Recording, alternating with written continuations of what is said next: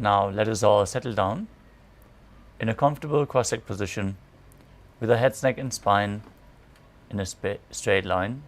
Bring your hands in Namaskara Mudra in front of your heart center. Close your eyes, take a deep breath, visualize Swamiji in your inner space as we chant the Satguru Vandanam.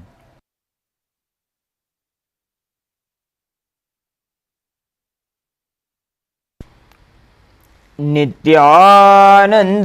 Paramasukhadam Kevalam Jnanamurtim Dvandvatitam Gaganasadrusham Tattvamasya Ekam Nityam Vimalamachalam Sarvadhi Sakshibhutam Bhavatitam Trigunarahitam Sadgurum Tam Namami. Next we will chant the Shiva Mula mantra Om Ham Haum Shivaya Namaha 11 times internally. Om Ham Haum Shivaya Namaha. Om Ham Haum Shivaya Namaha. Om Ham Haum Shivaya Namaha. Om Ham Haum Shivaya Namaha. Om Ham Haum Shivaya Namaha. Om Ham Haum Shivaya Namaha.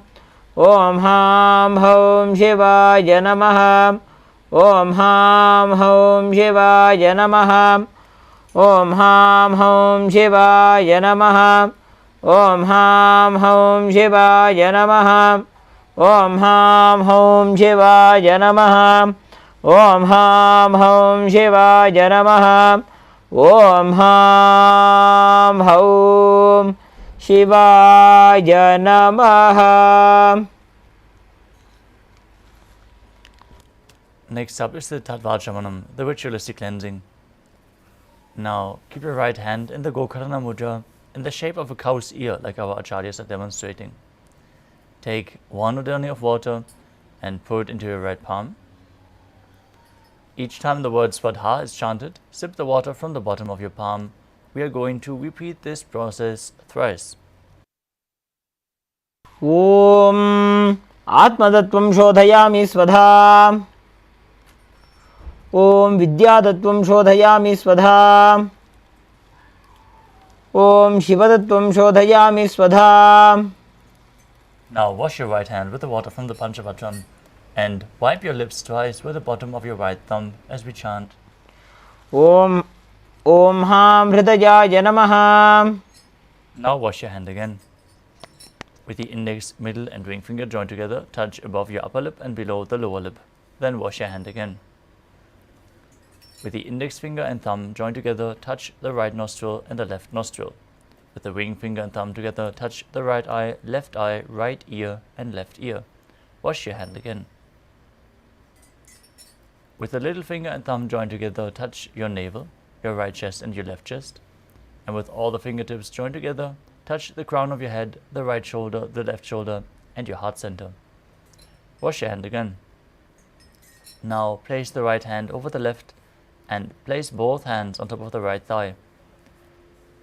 Close your eyes and set the sankalpa, your declaration, the conscious resolution, what you want to manifest through today's Nithyananda Yoga session.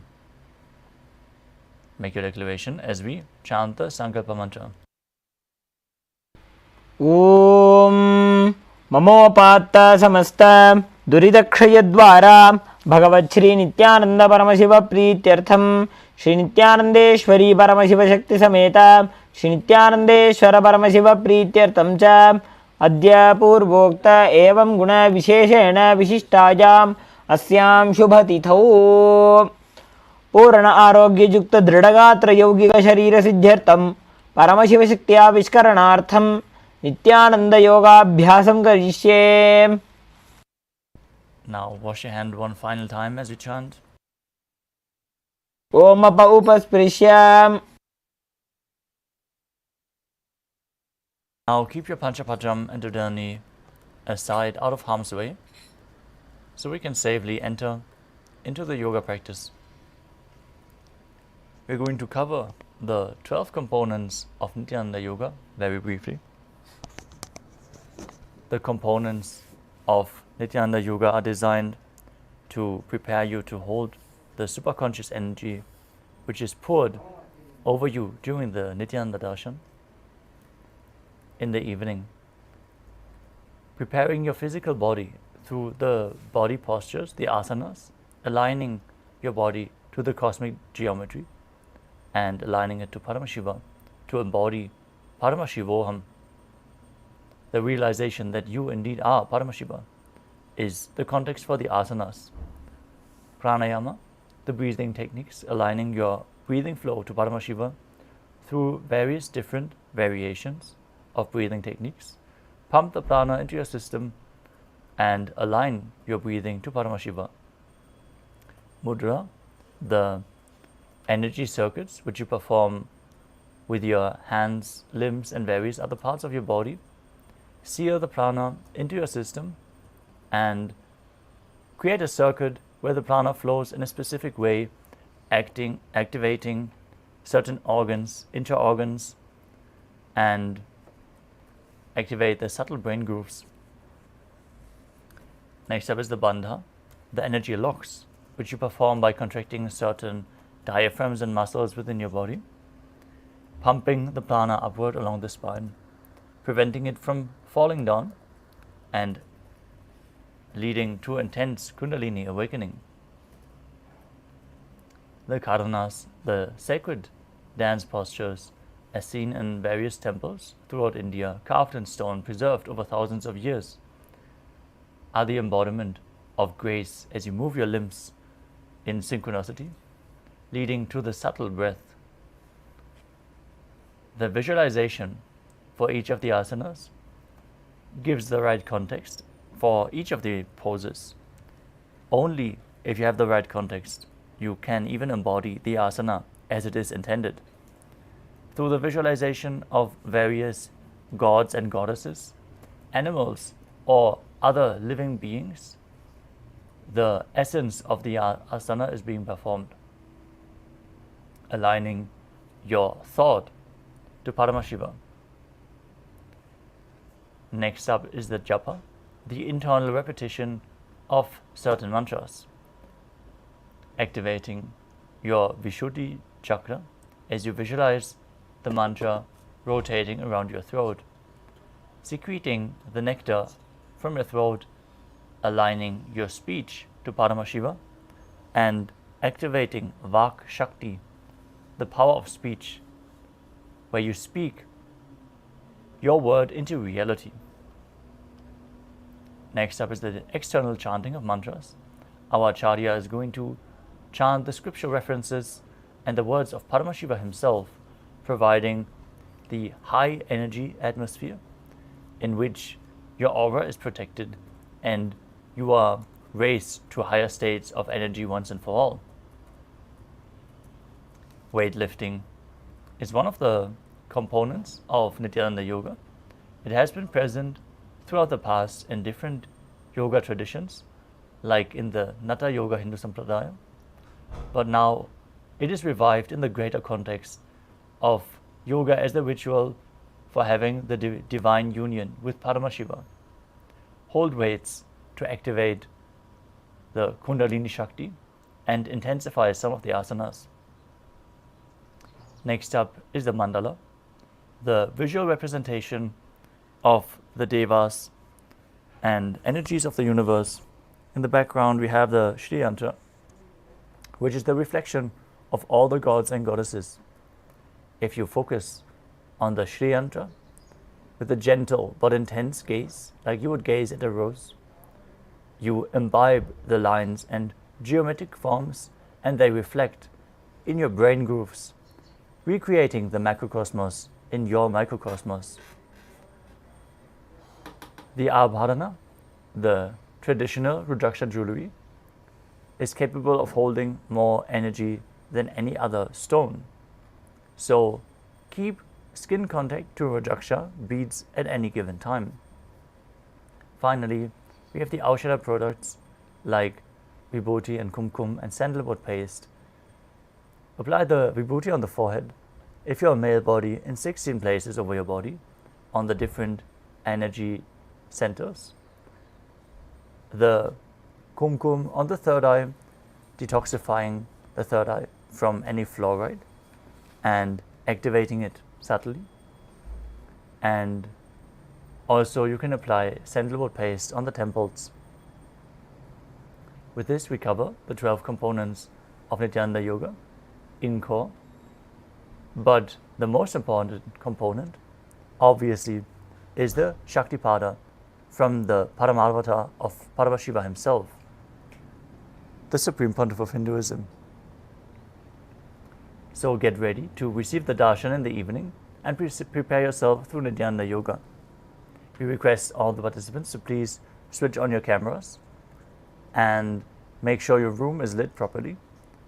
This is a safety measure, so please follow along with the guidelines and perform the asanas to the best of your capability, taking any precautions when you have physical injuries or ailments which can be intensified through the asana practice. Practice the asana with full awareness, but to the best of your capability. With all the disclaimers ahead, let us now move on to performing Nithyananda Yoga, Dvitiya Vinyasa Krama. Now sit in a comfortable cross-legged position with your head, neck and spine in a straight line. Bring your hands on top of the knees in Bindu Mudra with index and thumb touching. As you engage all three bandhas, the Mula Bandha, the root lock, contracting your perineal region and pulling it in and up. The Uddiyana Bandha, the stomach lock, contracting your stomach muscles above and your stomach in and up towards your spine. And the Jalandhara Bandha, the throat lock, tucking your chin to the chest and internally contracting your throat muscles. Together performed, they make up Mahamudra Bandha, which is pumping the Kundalini Shakti up along your spine, ultimately leading to the final realization.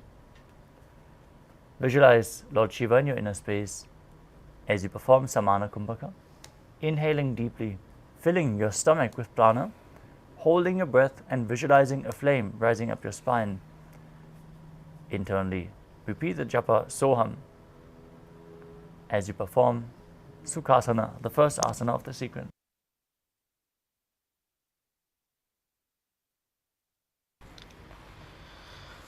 तत्सुखासनमित्युक्तम् अशक्तस्तत्समाचरेत्. Next up is Parvatasana. Now bring your legs into Padmasana and then join your palms together and raise them up above your head, keeping the elbows straight. Engage all three bandhas as you visualize yourself as Mount Akshay Mahadev पर्वत. Pavasana. Now bring the soles of the feet together in front. Hold the left hand by the right behind your back and place your forehead on the ground behind the heels. Gaze to your nose, engage all three bandhas and visualize Swamiji in your inner space. पूर्व विधि आहु में जानो उभय पगतली संपुट ठानो. Next up is Nagi Pavasana. Now keep the soles of the feet together in front and cup your palms, extending the hands out. Bring them flat on the ground in front of the feet as you bring your forehead on the ground behind the heels. Engage all three bandhas, gaze to your nose and visualize yourself as a snake. पूर्व विधि पर्यागाने नीचो हो विकहु निफनास्यो लगाई. Next up is Kokilasana. Now hold on to the big toes in Prana Mudra with index and middle fingers. Stretch your legs straight upwards and forward. As you lean forward, cross your legs into Padmasana. Place the elbows on the ground. Engage all three bandhas as you visualize yourself as a bird. अथान्यदासनं वक्ष्ये येन सिद्धो भवे नरः. Next asana is Nitya. Now stack your ankles and knees as you hold on to opposite elbows and start rotating your arms in a circle. Engage all three bandhas, gaze to your nose, visualize Swamiji, and after some time change the direction of the movement.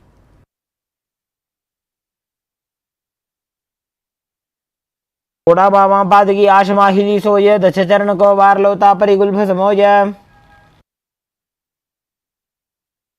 The next asana is Garjasana, the elephant posture. Now press your hands into the ground shoulder width apart as you lift your hips up high. Scoop your body forward and down again and again, visualizing yourself as an elephant as you perform Uddiyana Bandha and Mula Bandha. Nibjam padagre bhumo krutva lambibhuya mastakagre nidhaya. Next up is Rikshasana. From the same position, alternate bringing one heel to the ground while lifting the other heel up again and again. Visualize yourself as a bear as you perform Uddiyana Bandha and Mula Bandha. एकैकं पादमाकुञ्च गजासनं कुर्यात् वृक्षासनं भवति. Next up is Vaishyasana. Now stand tall on the tips of the big toes with all other toes raised off the ground if you can. Keep your head, neck and spine in a straight line as you bring the middle index and ring fingers to the heart center in Hridaya Mudra. Visualize Swamiji in your inner space as you perform Uddiyana Bandha and Mula Bandha. केशेन पादयुगलं बद्ध्वा तिष्ठेत अधोमुखः. Next up is Urdhva Now stand in Arimandi position with the heels together, toes pointing outwards and the knees bent. Then bring your hands to the chest and raise one knee up in a circular motion around the body. Follow along with the respective hand. Repeat the movement on both sides again and again.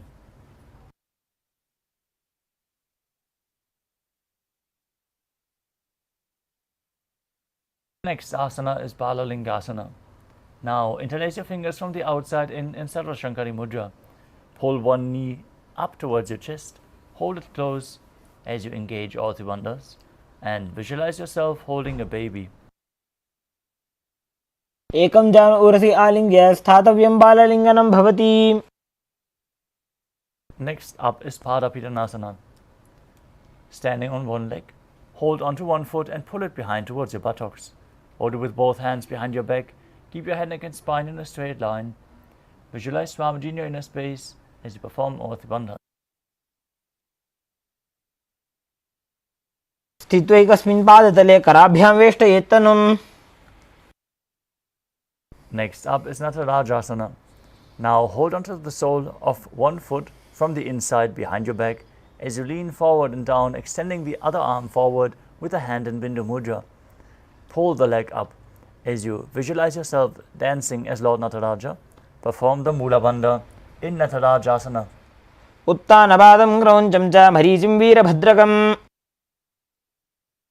Now stand on the other leg and repeat Balalingasana on the other side as you visualize yourself holding a baby. एकं जानु उरसि आलिङ्ग्य स्थातव्यं बाललिङ्गनं भवति. Now repeat Padapidanasana on the other side. Pull the other foot towards your buttocks. Be straight. Visualize Swamiji in your inner space. स्थित्वैकस्मिन् पादतले कराभ्यां वेष्टयेत्तनुम्. Now repeat Natarajasana on the other side as you hold onto the sole of the other foot and lean forward, extending the arm, visualizing yourself as Lord Nataraja. उत्तानपादं क्रौञ्चं च मरीचिं वीरभद्रकम्.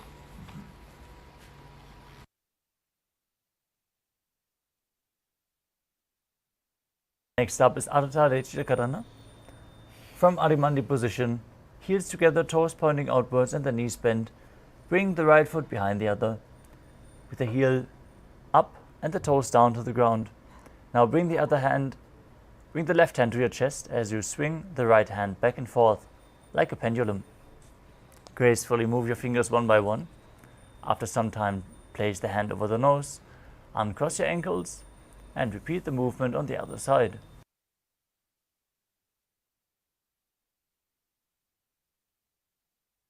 Next up is the skeleton dance. Now hold the visualization of your skeleton structure as you dance wildly. Shake your body intensely. Hold the visualization.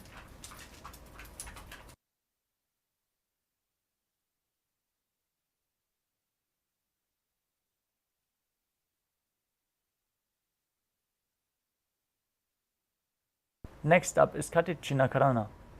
From Arimandi position. Heels together, toes pointing outwards and knees bent. Cross your arms above your head with the palms facing backwards. Now open up your hips and arms to one side. Return to the center, cross your arms and repeat the movement on both sides again and again.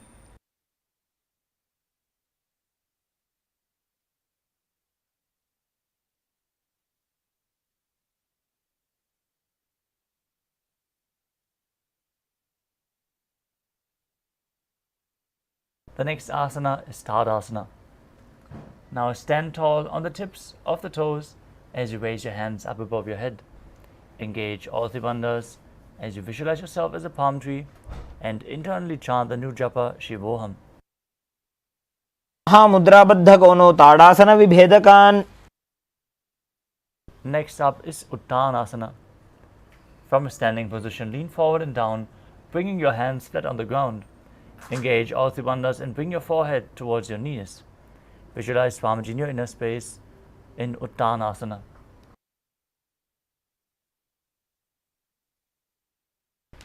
महामुद्राबद्ध कोनो ताड़ासन विभेदकान.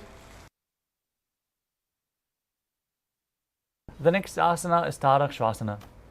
As you keep your hands flat on the ground, shoulder width apart, step your feet back, keep the toes on the ground as you tuck your chin to the chest in Jalandhara Bandha and start rotating your head from side to side.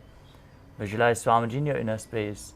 Perform Samana Kumbhaka. Fill your stomach with prana. Kindle the digestive fire. गजासनवस्थित्वा मस्तकं वारं वारं दक्षिणकुक्षिं सव्यकुक्षिं नजेत तरक्ष्वासनं भवति.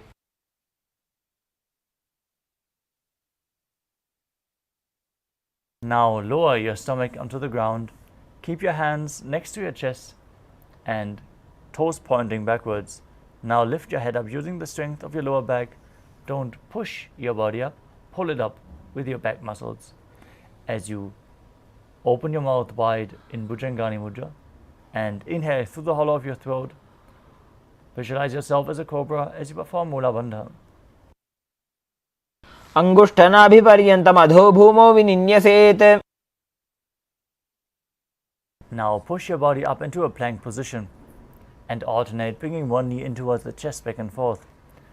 Visualize Swamiji in your inner space. Breathe calmly through your nose in Sahajra Kumbhaka, leading the prana along your spine, holding the breath in the various chakras along the spine as per your control. Perform the Mula Bandha. Internally chant Shivoham in Shasasana. गजासन संस्थितो जानुद्वयमाकुञ्च वारं वारं कर्तव्यं शशासनं भवति. Next up is Rathasana. From the tall plank position, step one foot in between the hands, jump it back and bring the other foot in between the hands again and again. Visualize yourself as a chariot and perform Mula Bandha.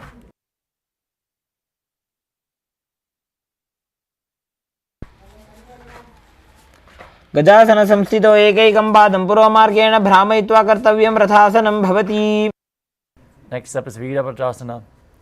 Now keep one foot flat on the ground with the knee bent at a 90-degree angle, toes pointing forward, back leg straight, toes pointing sideways.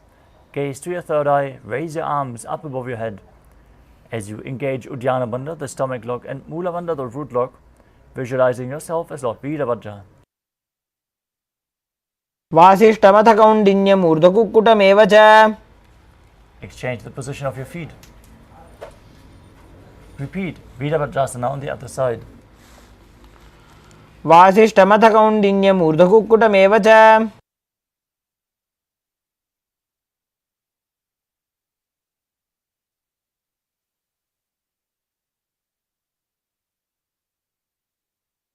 Next up is Vrikshasana.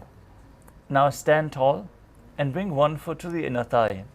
Bring your palms together and raise them up above your head in Anjali Mudra. Keep your elbows straight, gaze ahead, engage Uddiyana Bandha and Mula Bandha as you visualize yourself as a tree, Vriksha. वामोरुमूलदेशे च याम्यं पादं निधायतु.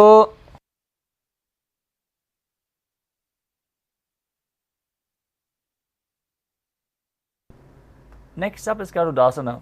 Now bring the raised foot to the opposite hip. Join your hands together in Namaskara Mudra. As you keep the standing leg straight as a rod, visualize yourself as Lord Garuda in Garudasana. गरुडासनमावक्षे येन ध्यानं स्थिरं भवेत्.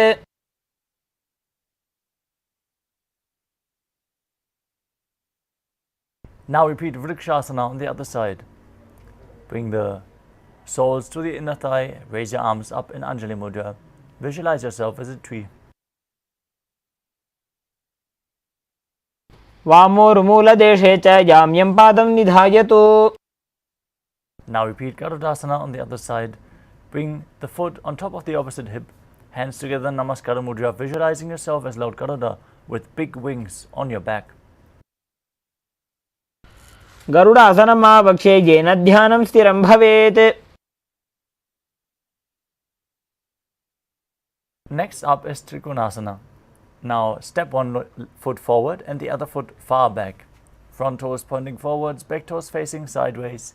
Keep your arms extended parallel to the ground as you lean forward and down to the foot, and have the other hand pointing up. Gaze up. Visualize yourself as a triangle as you perform Trikonasana. उत्तानपादं क्रौञ्चं च मरीचिं वीरभद्रकम्. Now exchange the position of your feet. Keep the arms extended. Lean forward and down. Repeat Trikonasana on the other side. उत्तानपादं क्रौञ्चं च मरीचिं वीरभद्रकम्. Next up is the Nikuttaka Karana. From Arimandi, with the heels together, toes pointing outwards and the knees bent. Raise one heel off the ground. Place your hands in front of the heart center with the palms facing each other. Now stomp the raised heel to the ground, lift the other heel up, and exchange the position of your hands again and again.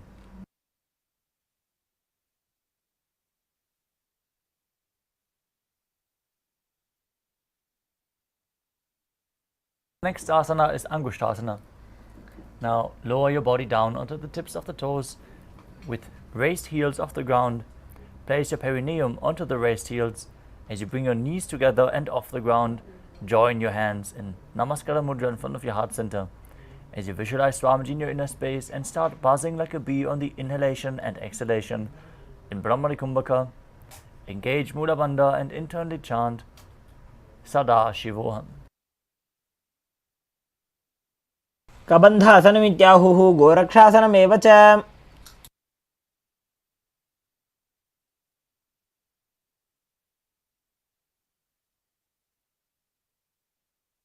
The next asana is Saudasana. From Angushtasana, extend one leg forward with the heel down, toes pointing up. Keep your hands at the side, palms facing forward in Vara Mudra with the tips of the fingers just touching the ground.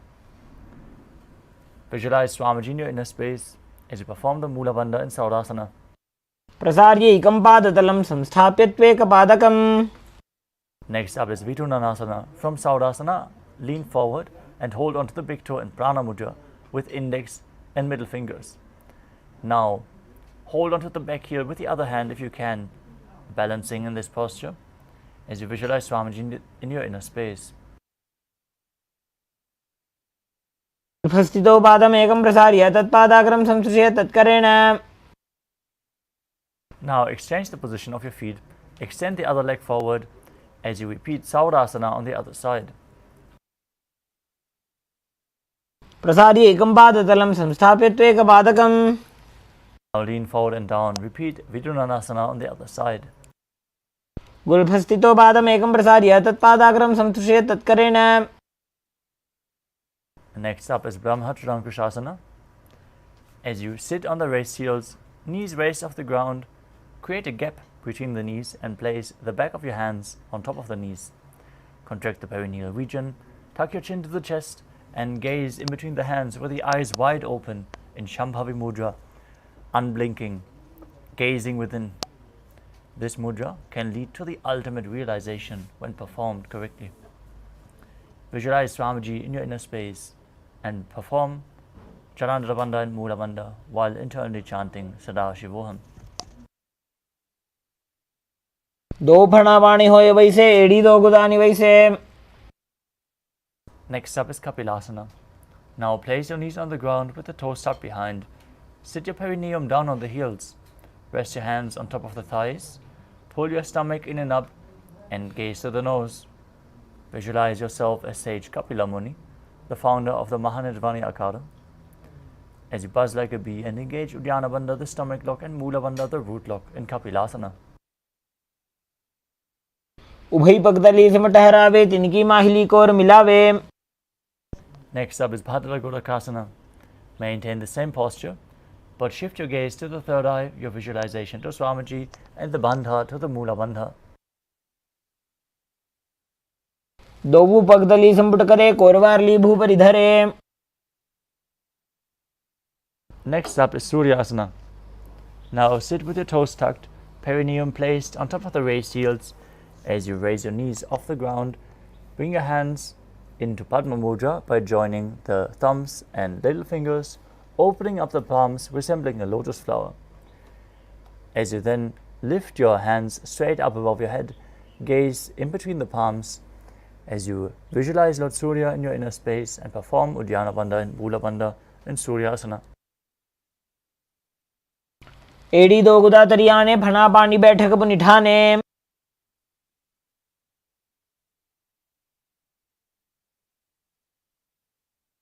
Next up is Mandukasana.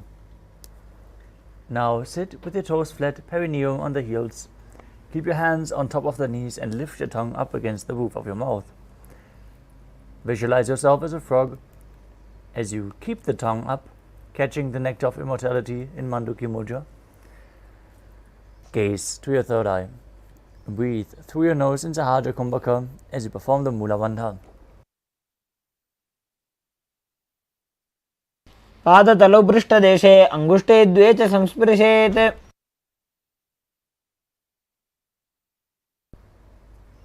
Next up is Uttana Mandukasana. From the same position, bring your hands behind your back and hold on to the opposite shoulders. As you gaze to your third eye, visualize yourself as a frog. Perform Manduki Mudra with your tongue. Engage Uddiyana Bandha and Mula Bandha. मंडुकासन मध्यस्थं कूर्पराभ्यां धृतं शिरः.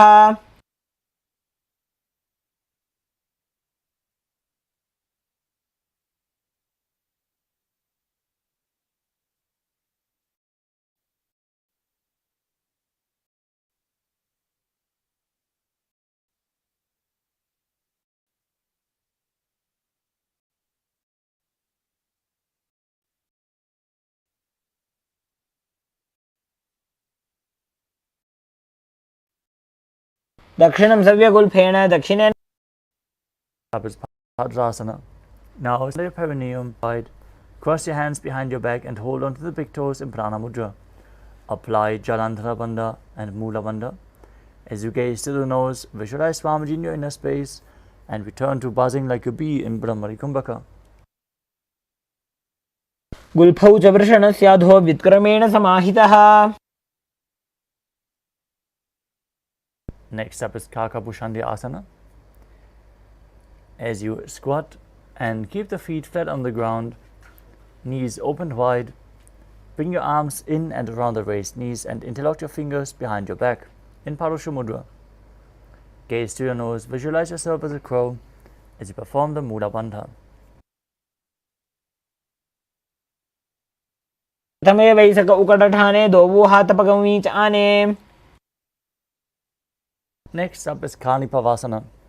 Now place your hands on the ground, shoulder width apart, and then bring your knees onto your arms towards your armpits. Lean forward and down and lift your feet off the mat. As you balance on your arms, visualize Swamiji in your inner space. Perform the Mula Bandha in Kanipavasana. आसन को गुण आशी दुष्टा होई तो आछी होई. Next up is Kapali Asana. This is going to be the first inverted posture of the sequence. So if you have any neck or upper back injuries or high blood pressure, take it slow with this asana. Be mindful, and if you need the support of a wall, align yourself to the wall. If you have a partner by your side, they can aid you.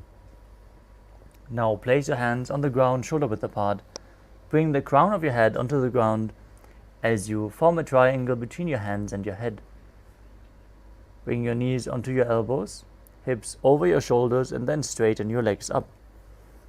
Gaze to your nose. Visualize Swamiji in your inner space. Keep buzzing like a bee and perform the Mula Bandha in Kapali asana. शीशी शीशा धरती टेकी पगदो वो मिलिबा ऊंचा कुकरे.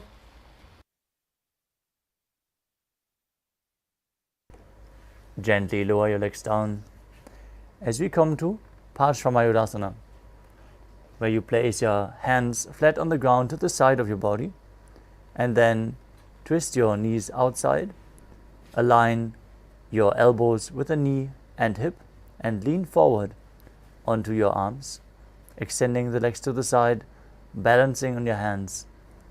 As you gaze to your third eye, visualize yourself as a peacock. Exhale fully and hold your breath in Rechaka Kumbhaka and perform the Mula Bandha in Paramashivoham. मयूरम दंडवत कुर्यान मायूरम दंड नामकम. Now twist your body in the opposite direction. Lean forward, extend your legs out, balance as you visualize yourself as a peacock in Paramashivoham on the other side. मयूरम दंडवत कुर्यान मायूरम दंड नामकम. Next up is asana.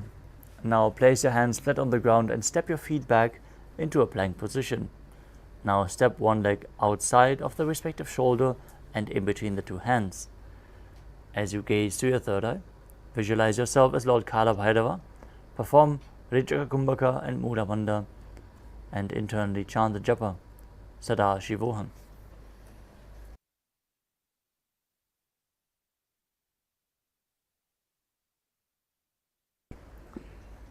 Now bring the front foot back and bring the other foot outside the shoulder in between the hands. Visualize yourself as Lord Kala Bhairava as you repeat asana on the other side. आसन को गुण पीती जाई. Now return to Tadakshvasana with both legs back as you bring your forearms to the mat and walk your feet forward slightly, raising your hips up high. Gaze to your third eye as you visualize Swamiji in your inner space and perform the Mula Bandha in Unmukha Pitasana.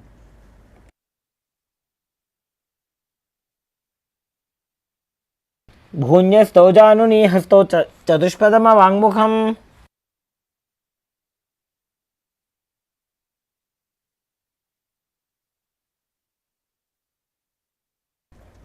The next asana is Vasishthasana. From Tadakshvasana, rotate your body onto one arm as you extend the other arm up towards the sky. Gaze up and visualize yourself as Sage Vasishta.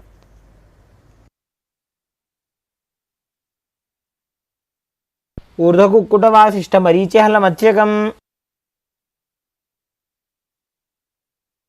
Now rotate your body to the other side and repeat Vasishthasana with the opposite arm extended upwards. ऊर्ध्वकुक्कुटवासिष्ठ मरीचे हलमत्स्यकम.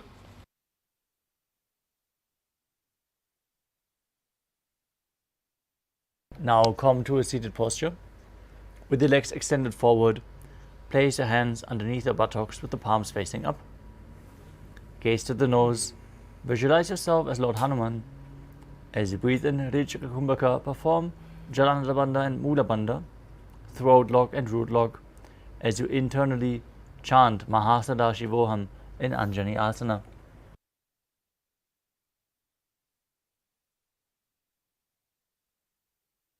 दोबूगर की उभय हथेली कोरवारली मैले भेली. Next up is Paschimottanasana. Now, with the legs extended forward, bend from the waist and lean forward, holding onto the big toes in Prana Mudra. Bring your chest to the thighs, head to the knees, engage all three bandhas and visualize Swamiji in your inner space.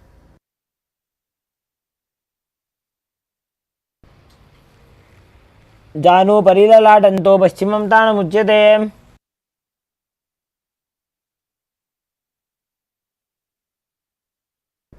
Next up is Ugrasana. From the same position, interlock your fingers behind your head in Parusha Mudra. As you bring the elbows down outside of the knees, bring your head as close to the knees as possible, or in between. as you visualize Kali in your inner space, performing Mahamudra Bandha.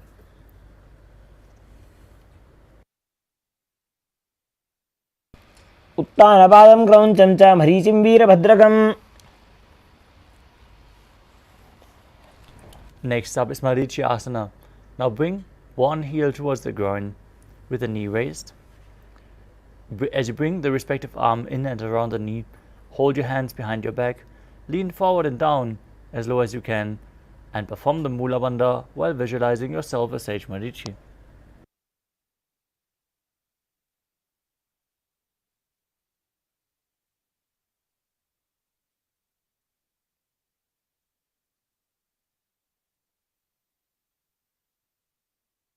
उत्तानपादं क्रौञ्चं च मरीचिं वीरभद्रकम्. Now drop the raised knee to the mat. Keep the heel at the perineum.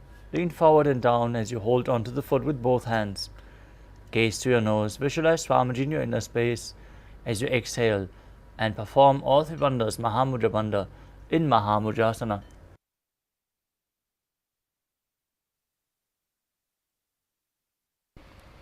महामुद्रां प्रवक्ष्यामि तन्त्रेऽस्मिन् मम वल्लभे.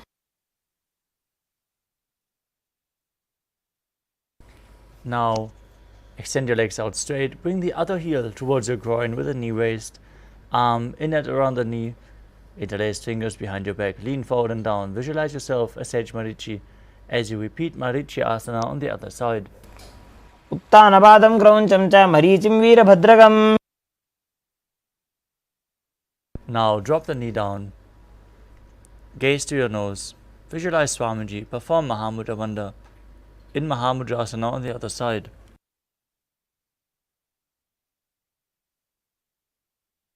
महामुद्रां प्रवक्ष्यामि तन्त्रेऽस्मिन् मम वल्लभे. Next up is Bhadrasana 2. As you bring the soles of the feet together in front of your body, hold them with both hands. Push your knees down to the ground. As you perform the Mula Bandha, gaze to your third eye and visualize Swamiji in your inner space.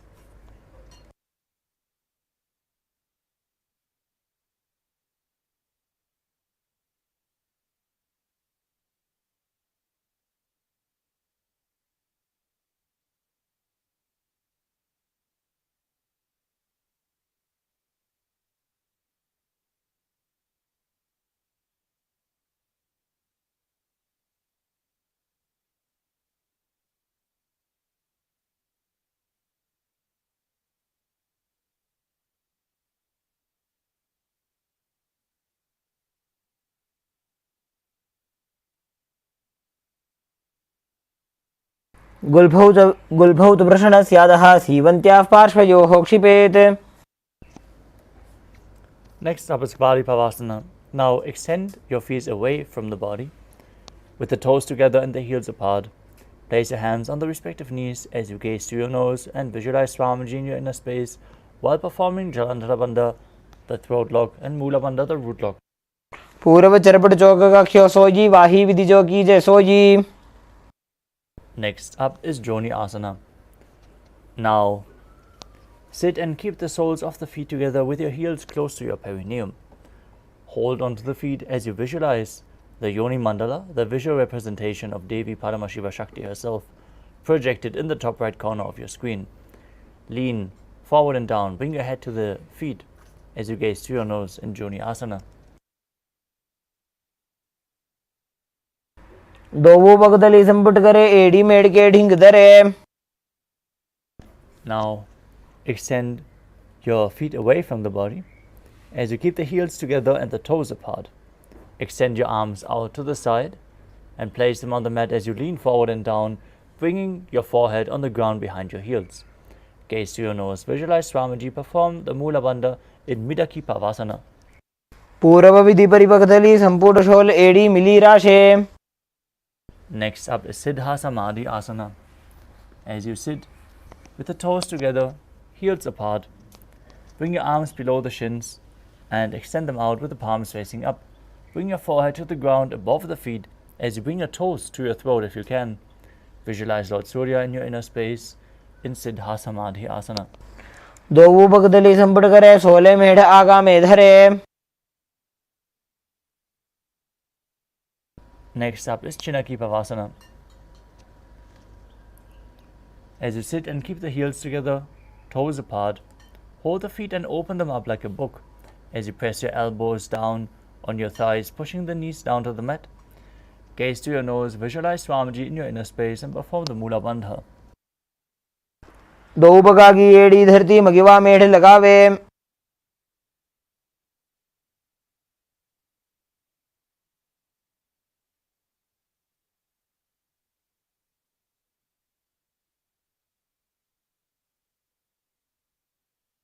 Next asana is Chatupada Trikonasana. As you sit and bring the soles of the feet together with the heels at your perineum, place your hands on your knees and gently push them down to the mat. Gaze to your Swamiji in your inner space. Perform Uddiyana Bandha and Mula Bandha. बगदली संपट धारे, आगा ने कर जा रे पसारे. The next asana is Bhairavasana. With the soles of your feet together, and if you can use the support of your hands if needed. Keep the knees on the mat. Knees. Visualize yourself as Lord Uddiyana Bandha and Mula Bandha. गुल्फो संपीड्य चान्योन्यं व्युत्क्रमेणोत्थितं शनैः. Next up is Samanasana. Now sit with one heel. Lift and hold the other foot, pulling the sole of the foot to your chest. Gaze to your third eye. Hold your breath in the Muladhara chakra as you exhale fully and contract the perineal region. Gaze to your third eye and visualize Swamiji in your inner space. समानासनमावक्षे सिद्धमन्त्रादि साधनात्. Next up is Apanasana. As you sit and place one leg over top of the respective shoulder, extend the other leg straight upwards. As you gaze to your third eye, visualize Swamiji in your inner space. केवलं पादमेकं च स्कन्धे चारोप्य यत्नतः.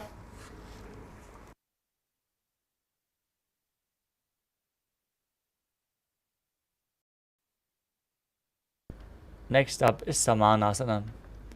As you sit with one heel against the groin, the opposite foot towards your chest, pull it close with both hands as you gaze to your third eye and visualize Swamiji in your inner space in Samanasana on the other side. समानासनमावक्षे सिद्धमन्त्रादि साधनात्. Now bring the other foot over top of the respective shoulder, extending the opposite leg straight up, repeating Apanasana on the other side. केवलं पादमेकं च स्कन्धे चारोप्य यत्नतः. Next up is Gomukhasana. Now stack your knees in front as you place your heels against your hips at the outside. Join your hands together and place them on the knee. As you gaze to the tip of your nose, visualize the face of a cow in your inner space. Perform Siddhkari Kumbhaka as you press your tongue against the palate of your mouth without touching the teeth, hissing through your teeth while inhaling. Perform the Mula Bandha and internally chant the new japa Om Nithyanandoham. सव्ये दक्षिणगुल्फं तु पृष्ठपार्श्वे नियोजयेत्. Next up is Anasuyasana. Now hold onto the feet with the hands in Prana Mudra with index and middle fingers. As you gaze to your nose, visualize yourself as Rishika Anasuya and perform Uddiyana Bandha and Mula Bandha. दक्षिण गोड़ों नीचे उठाने, बाहों तागे ऊपर आने.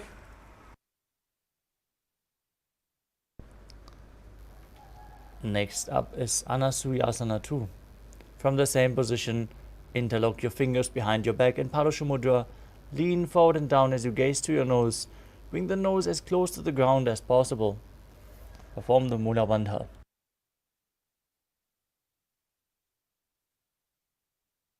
जीमणा गोदा की संधि, उपरीड़ा व गोड़ा की संधि.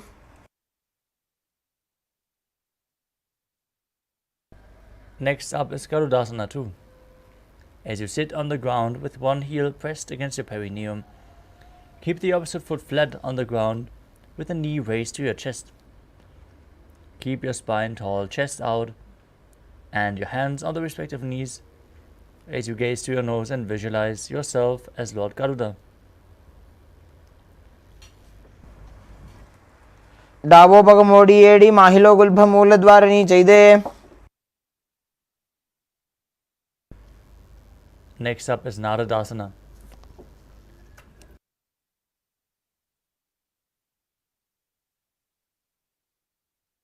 From Garudasana 2, raise your perineum onto the heel, interlace your fingers behind your neck, and twist your elbows outside of the raised knee. Gaze to your third eye, visualize yourself as SPH Narada as you perform the Mula Bandha. पिष्टिजुवाम पगदली केरी भूपरिता ही लगावे फेरी.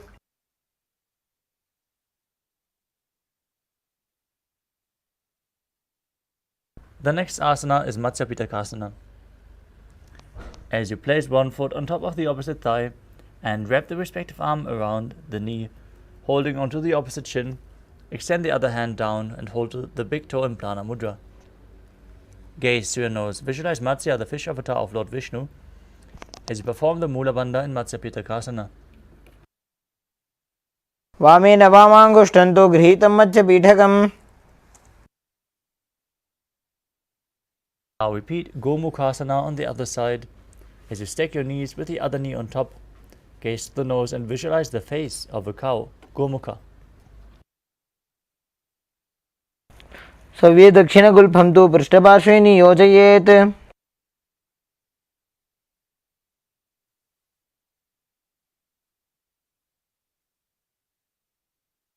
Now hold on to the big toes in Prana Mudra and engage Uddiyana Bandha and Mula Bandha while visualizing yourself as Rishika Anasuya in Anasuyasana on the other side.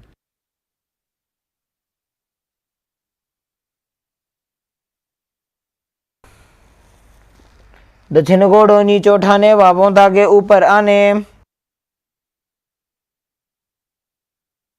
Now interlock your fingers behind your back in Parusha Mudra as you lean forward and down. Bring your nose to the ground in Anasuyasana 2 on the other side. जीवना गोदा की संधि उपरीड़ा व गोड़ा की संधि.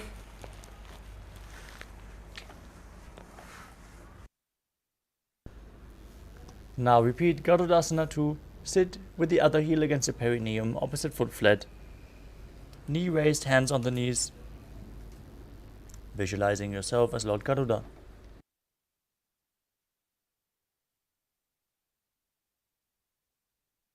Davos पग मोड़ी एड़ी माहिलो गुल्भ मूल द्वार नी चाहिए. Now repeat Naradasana on the other side as you raise your perineum onto the heel, interlock your fingers behind your back, and twist your elbows outside of the knee. Visualize yourself as SPH Narada. पिष्टिजुवाम पगदली केरी भूपरिता ही लगावे फेरी.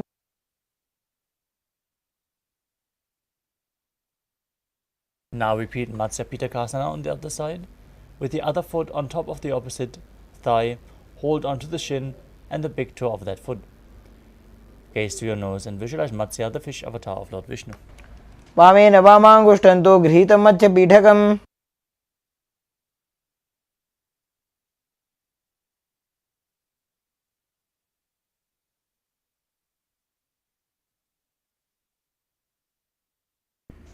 The next asana is Matsyendrasana. Now place one foot on top of the opposite thigh as you place the opposite foot flat on the ground. If you can, stack it over top of the knee. Now twist your elbow outside of the raised knee, hold your neck with the respective hand as you place the other hand on the ground behind you. Visualize Sage Matsyendranath as you gaze to your third eye and perform the Mula Bandha. उदरं पश्चिमाभासं कृत्वा तिष्ठति यत्नतः. From Matsyendrasana, extend your front arm down to the foot. Hold onto the big toe in Prana Mudra if you can, as you bring the other hand towards your ear and gaze back and up towards your third eye, visualizing yourself as a camel in Kubasana. आसन को गुण झोलो जाए।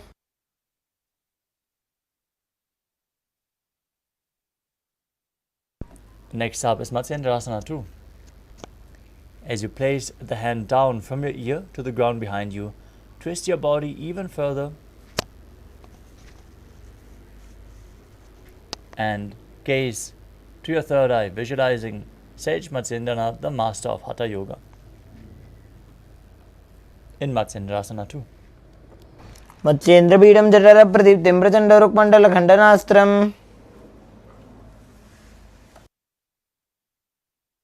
Now untwist your legs, place the other foot on top of the opposite thigh. As you raise the knee and twist your elbow outside the knee, repeat Matsyendrasana on the other side. पश्चिमाभासं कृत्वा तिष्ठति यत्नतः। Now place the front arm down to the foot, the back hand holding your ear, visualizing yourself as a camel in Kubasana on the other side. आसन को गुण झोलो जाए।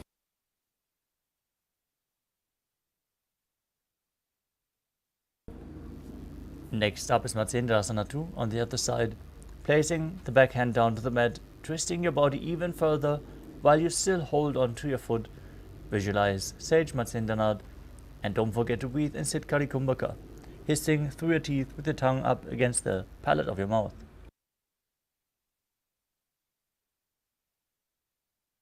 मत्स्येन्द्रपीडं जठर प्रदीप्तिं प्रचंड रुक्मंडल खंडनास्त्रम्।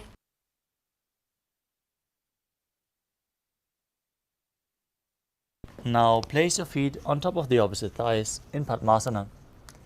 Gaze to the nose, visualize yourself as Lord Shiva as you perform all three wonders and breathe in Sitali Kumbhaka, where you press your tongue against the back of the teeth and hiss through your teeth while inhaling. Internally chant the new japa Om Nithyananda Paramashivoham. आसनं द्विधं प्रोक्तं पद्मं वज्रासनं तथा। Next up is Padmasana 2. Maintain Padmasana. Cross your arms in front of the body as you hold onto the big toes in Prana Mudra with index and middle fingers. Gaze to your nose.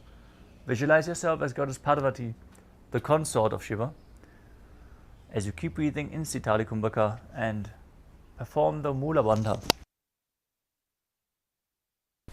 उत्तानौ चरणौ कृत्वा ऊरु संस्थो प्रयत्नतः।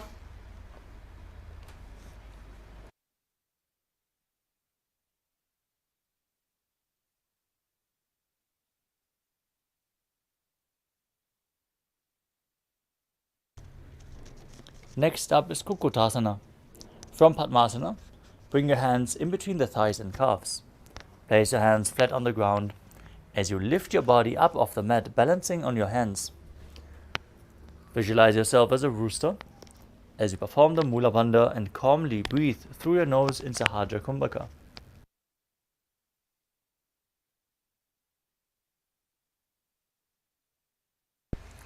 पद्मासनं सुसंस्थाप्य नान्वोरोरन्तरे करौ।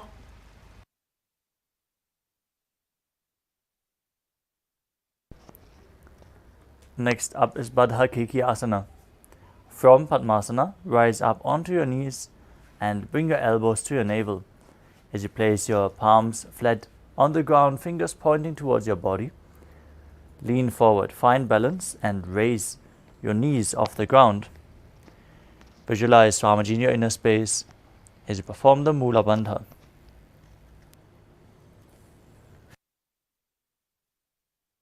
धरामोष्टभ्यकरद्वयेन तत्कोर्परिस्थापितानाभिपार्श्वः।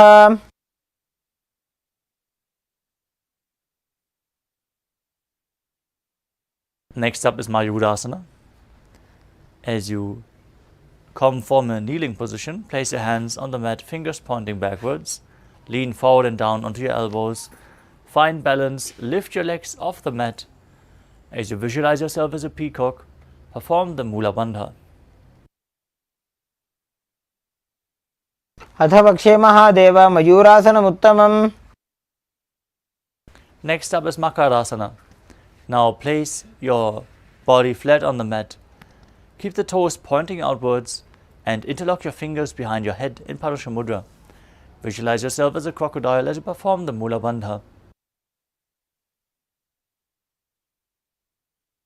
अध्यासशेते हृदयं निधाय भूमौ च पादौ च प्रसार्यमानौ. Next up is Shalabhasana.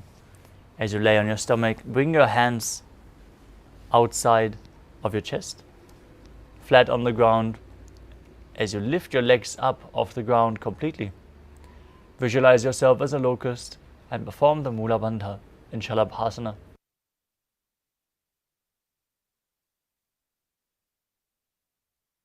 अध्यासशेते करयुग्मवक्षौ भूमिमौष्टभ्यकरयोस्तलाभ्याम्.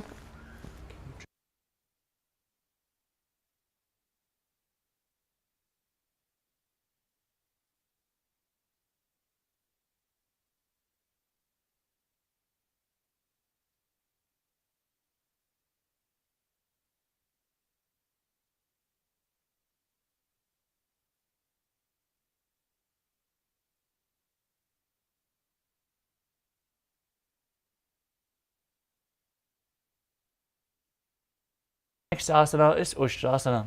As you lay down on your stomach, holding onto the feet, pull the feet down towards the body, outside of the hips. As you visualize yourself as a camel, perform the Mula Bandha.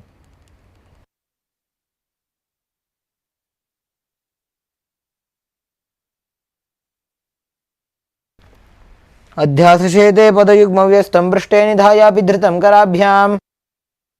Next up is Dhanurasana. From Ushtrasana, tighten the grip on your feet. Kick the legs back and up as you simultaneously lift your chest up off the ground, gazing to your third eye, visualizing yourself as Pinaka, Lord Shiva's bow, as you perform the Mula Bandha in Dhanurasana. प्रसार्यपादौ भुजदण्डरूपौ करौ च पृष्ठे धृतपादयुग्मम्. Next up is Bhagasana. As you sit in a kneeling posture, with the feet flat on the ground, bring your heels outside of the hip and sit on the ground in between the feet. Touch your toes behind your back. As you place your hands on top of the thighs, gaze to your third eye, visualize Swamiji in your inner space, and perform the Mula Bandha as you internally chant the new japa, Om Nithyananda Paramashivoham. उल्टा मोड़ी पाव दो वैसे बहुरो जुगद करे एक ऐसे. The next asana is Gohi Asana. We are setting up for another inverted posture. So position yourself in front of a wall if you need the support. Now from the knees, place your forearms on the ground with the elbows shoulder width apart, fingers interlocked. As you place the crown of your head onto the mat, supporting it with your hands, gaze through your nose and visualize Swamiji in your inner space in Gohi Asana.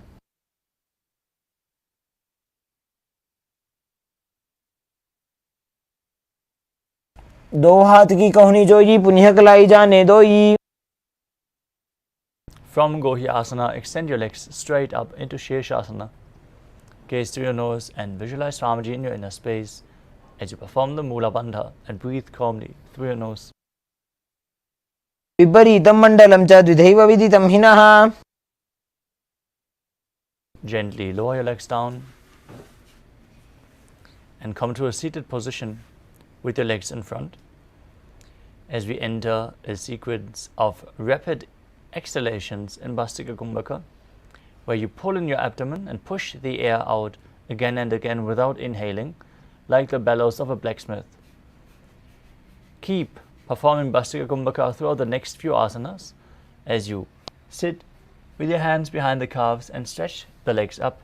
Bring your forehead to the knees as you come to a vertical position with your legs. Visualize Swamiji in your inner space in Puriyasana.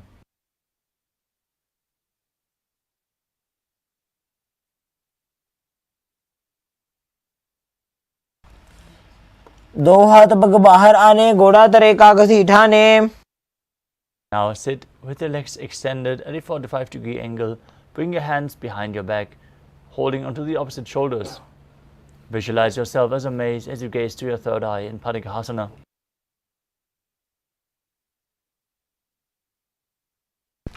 उत्तानशयनं कृत्वा पादौ मिलित्वा प्रसार्य. Next up is Naukasana.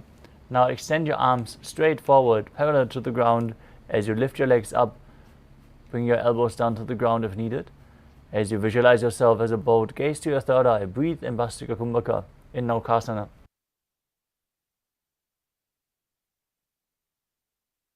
उत्तानशयनं गुरुपराभ्यां भूमिम् अष्टभ्याम्. Next up is Rudrasana, where you sit and bring the feet up towards your chest. Pull them in as you scoop the hands below. Gaze to the nose, visualize yourself as Lord Rudra as you exhale rapidly in Bhastika Kumbhaka. पगतली संपुटकरी हाथस्य पग ऊंचाई. Now breathe calmly through your nose as you lay down on your back and place the feet flat on the mat with the knees raised. Bring your palms down on the mat with the fingers just touching the heels. As you push your hips up, perform Jalandhara Bandha, the throat lock, and Mula Bandha, the root lock, as you perform the Murcha Kumbhaka, which is exhaling through the throat lock. As you keep Jalandhara Bandha engaged, force the air out in a controlled manner. This will bring about a state of swooning. Visualize Swamiji in your inner space and gaze to your nose in Unmukha Pitasana too.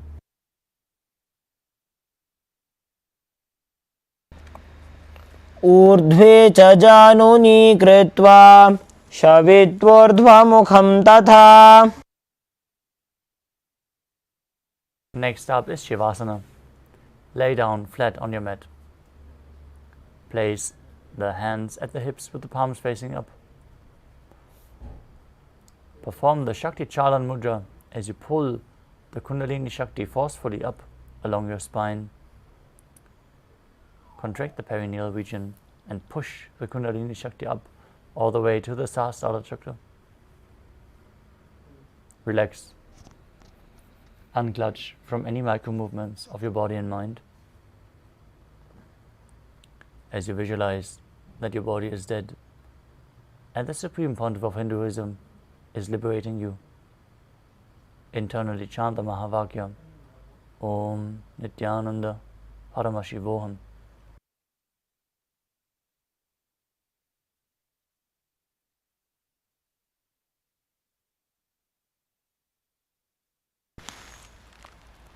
उत्तानं शववद्भूमौ शयनं तो शवासनं. शवासनं श्रान्तिहरं चित्तविश्रान्तिकारकम्.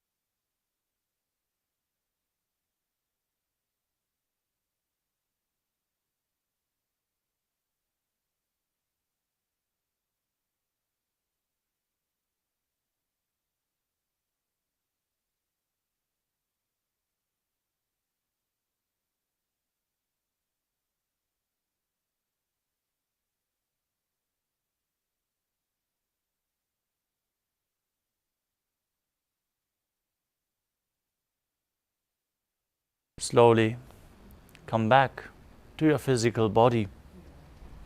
Start to wiggle your fingers and toes, your wrists and your ankles, your elbows and your knees. Pull your knees in towards your chest. Rock your body from side to side as you slowly return to a comfortable seated position.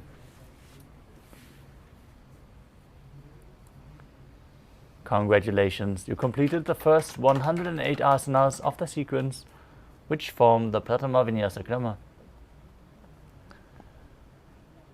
Let us now move on to the next asana of the sequence.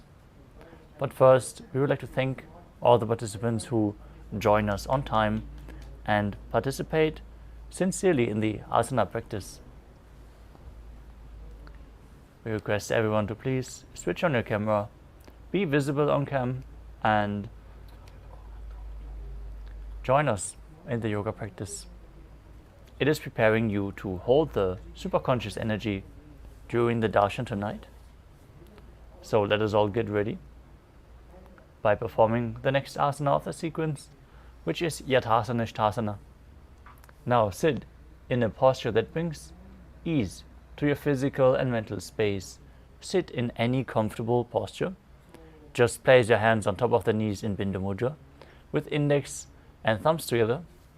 As you visualize Swamiji in your inner space, perform the Mula Bandha and the Samana Kumbhaka, filling your stomach with prana and visualizing a flame rising up your spine. Internally chant the Mahavakya Om Nithyananda Paramashivoham in Yathasana Sthasana.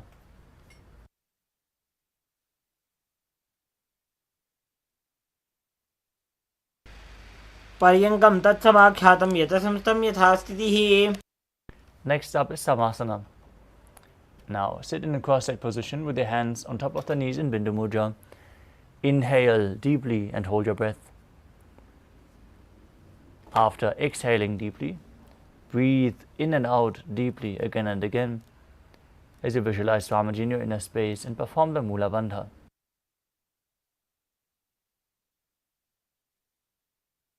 इदानीं गर्भिणीनां योगाभ्यासो यथा लघु.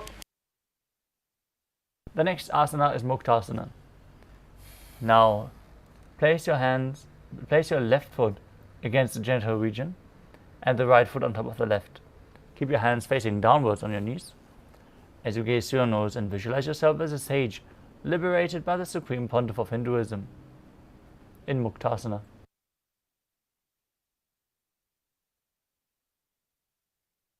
निपीड्य सीविनीं सूक्ष्मां दक्षिणेतरगुल्पतः.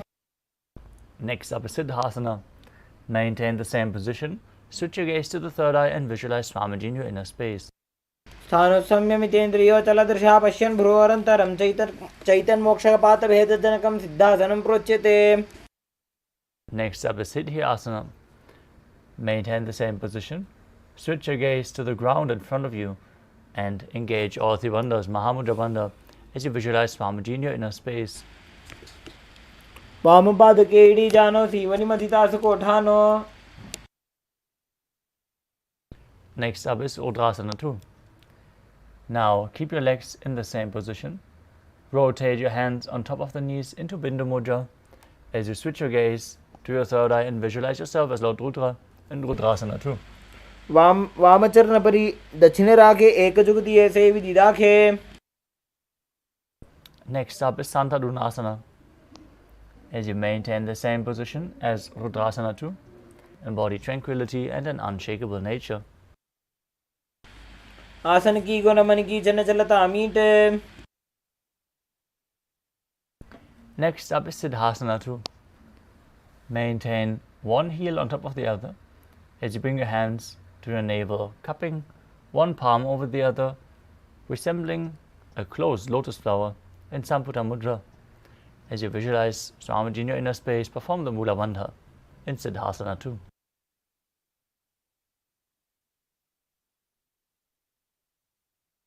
ऋजुकाय समासीन सिद्धासनमुदीरितम्.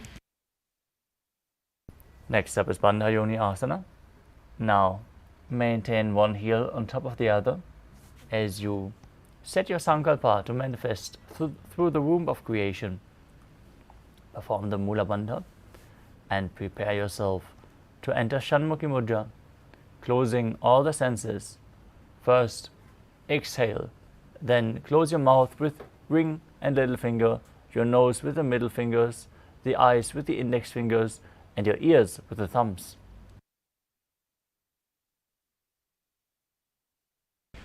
Yatra madhye mahadeva bandhayonyasane shruno. Next up is Virasana. As you place one foot on top of the thigh with the other foot under the opposite thigh, place your hands on top of the knees in Bindu Mudra. Embody the state and space of bravery.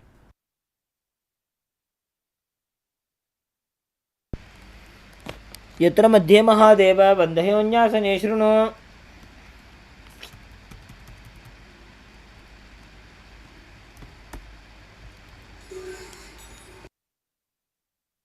The next asana is Valmikasana. As you keep the left heel on the right side of the regenerative organ, with the toes under your thigh, place the right foot on top of the left leg with the toes by the knees. Place your hands on top of the knees in Bindu Mudra as you gaze to your third eye and visualize sage Valmiki, the great poet and author of Ramayana. डावा पग की पगदली पुनिएड़ी है जो ये.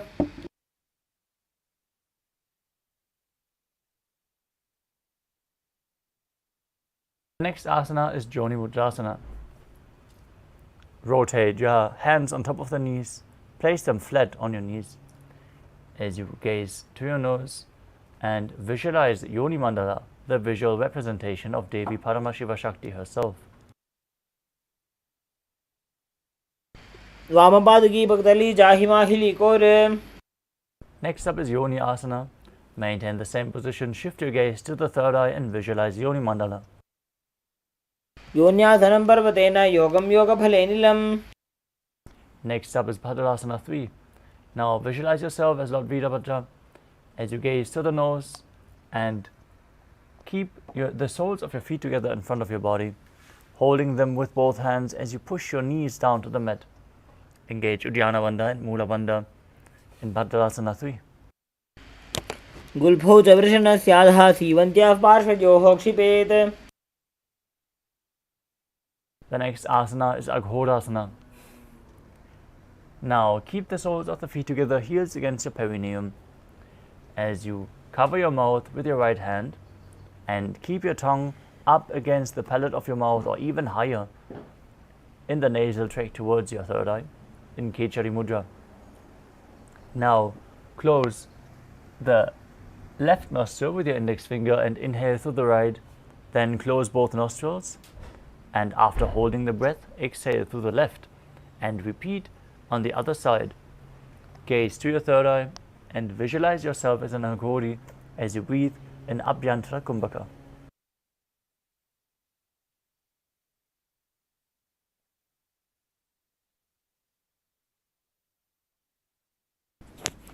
पूर्व कहो भिश्रिका जो जी वाही विधि जो कीजे सो जी.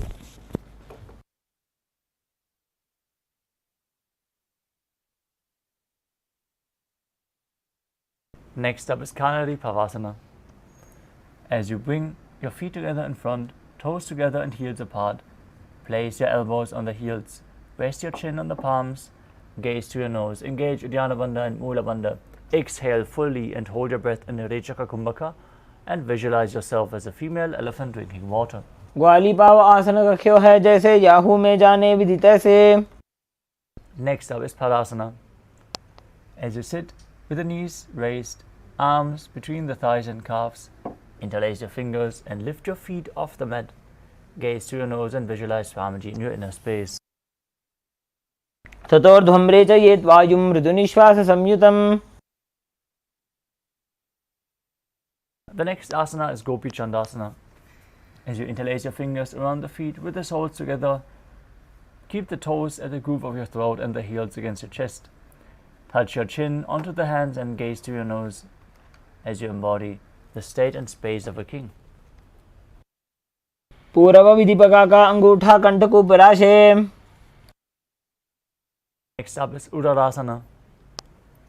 As you sit with the soles of the feet together, insert your hands underneath the legs and hold onto your feet with interlocked fingers. As you bring the feet up to your chest, the head down on the soles of the feet, gaze to your nose and visualize your body free from any defects. दोवु पगदली संपुट ठाने उभय हस्त करी उरद हिताने. Next up is Vishisthasana. Lift your feet even higher from the same position. Bring them in front of your face as you bring the interlocked fingers above your forehead. Visualize yourself excelling in everything as you perform the Mula Bandha. दोवु पगदली जोड़ी संपुट करे. Next up is Bhujasana. As you sit with your legs raised, bring both legs over top of the respective shoulders.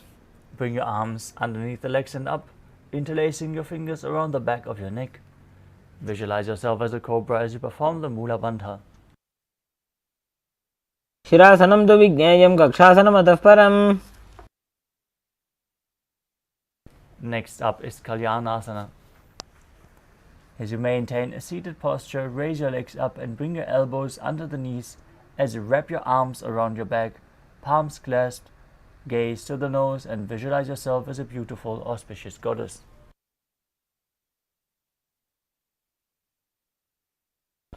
दो हाथ पगों नीचे आने, तिनको घोड़ा नीचे ठाने.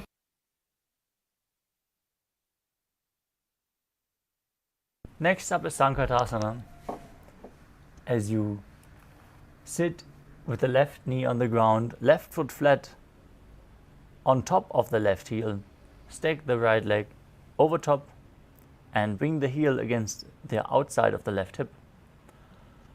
Place your hands on top of the opposite knees as you visualize yourself as an elegant swan. Breathe in Ujjayi Pranayama, making an ocean-like sound with your mouth, and perform the Mula Bandha.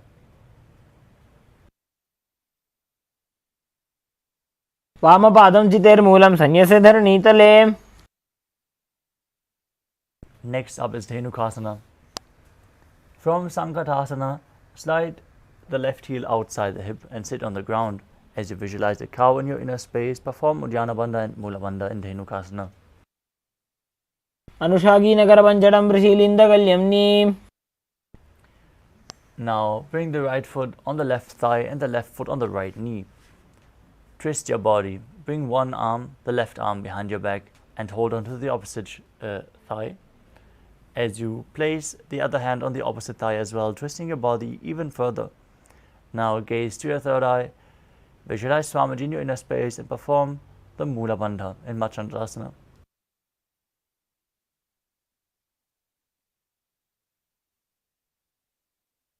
वामजङ्घपर्दचिन्ताने वामहस्तपिष्ठीदिशाने. Now keep your feet in the same position, untwist your body, hold onto the feet and lean forward and down, placing your forehead on the mat. Visualize Swamiji in Machandrasana too. प्रथम जी मनो चरण जोई वामजंग परिराखे सोई. Next up is Guru Asana. As you maintain your feet in the same position, interlace your fingers and place them on the top knee. Perform all three bandhas as you visualize Swamiji, your Guru, in your inner space in Guru Asana.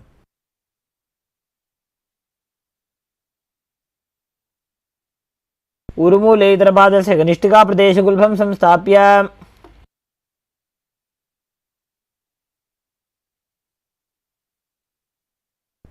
Next up is Sankatasana on the other side.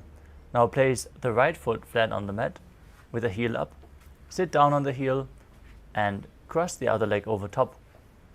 As you place your hands on opposite knees, visualize yourself as an elegant swan in Sankatasana on the other side.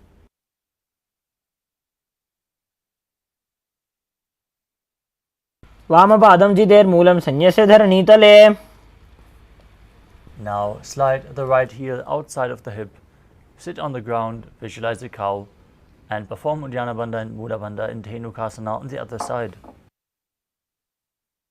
अनुषागी Nagar पंचडम ऋषिलिंदगल्यम्नी.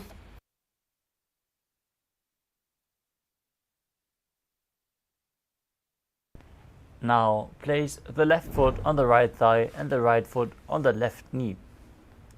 Bring the right hand behind. Twist your body and hold on opposite thighs as you gaze through your third eye and visualize Swamiji in your inner space and Machandasana on the other side. वामजंग प्रदक्षिणटाने वामहस्तविष्टिसाने. Now untwist your body. Hold onto the feet and lean forward and down, forehead on the mat, visualizing Swamiji in Machandasana too. तमजी मनोचरण जोई वामजंग परिराखे सोई. Now interlace your fingers, place them on the top knee as you engage all three bandhas and visualize your Guru in Guru Asana. मूले इतर पादस्य कनिष्ठिका प्रदेश गुल्फं संस्थाप्य. Next up is Pashasana. As you sit with your feet flat, pull your knees in, holding on to opposite knees with your hands. Bring your tongue up in Kechari Mudra as you gaze to your third eye and visualize Swamiji in your inner space. पादतले भूमौ निधाय जानुनिवृसि निधाय. Next up is Bodha Shokasana. From Pashasana, hold onto the opposite wrists. Bring your chin down to the knee as you gaze to your nose and visualize being in an abode of bliss. Perform the Mula Bandha. दो वगदली भूपरिधरे कोरमाहिलिये सेगरे. Next up is Kudakatasana. From the same position, bring your arms underneath the knees and hold on to opposite elbows. Keep your tongue up, gaze to the nose and visualize Swamiji in your inner space. दो हाथ पग बाहर ले आवे, गोड़ा नीचे ले टहरावे. Next up is Sumati Asana. As you maintain the same hold beneath the knees, cross your ankles with the toes pointing up. As you gaze to the nose and visualize the great sage and Maharishi Sumati in Sumati Asana. मूलद्वारी धरती परिठाने डावा पग परिदश पदाने. The next asana is Dandasana. Now extend your feet out straight and raise your arms up straight, interlacing the fingers with the wrists outside. Perform Kechari Mudra with your tongue, gaze to the nose as you engage all three bandhas and visualize Swamiji in your inner space. Tanzeem गर्भिणी नाम योगाभ्यासो यथा लघु. The next asana is Arambhasana. As you sit with your legs straight, hold the big toes in Prana Mudra, lean your chest forward and down, and bring your head to the knees. As you perform Nadi Shodhana, inhaling through one nostril, exhaling through the other alternatingly, without using the support of your hands. Control the prana flow with your will as you visualize Swamiji in your inner space.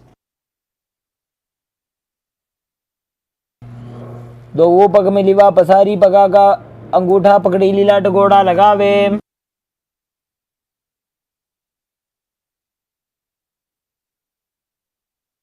Next up is Bhidokasana. As you sit with your legs straight, extend your knees slightly up as you keep one hand distance between the heels. Bring your shoulders down, wrap your hands in and around the legs, holding onto the soles of the feet from the outside. Gaze to your third eye. Visualize Swamiji in your inner space and perform the Mula Bandha. प्रथम बैसी दो पाव पसारी कछुक ऊर्ध को कुर्डो डारे. Next up is Jalandhari Pavasana. As you extend both legs out with the heels together, place your chin on the heels. Insert your hands below the shins as you keep the palms facing up. Gaze to the nose, visualize Swamiji in your inner space and perform the Mula Bandha. दो वेड़ी में लिखे दीजिए हाथ पसारी.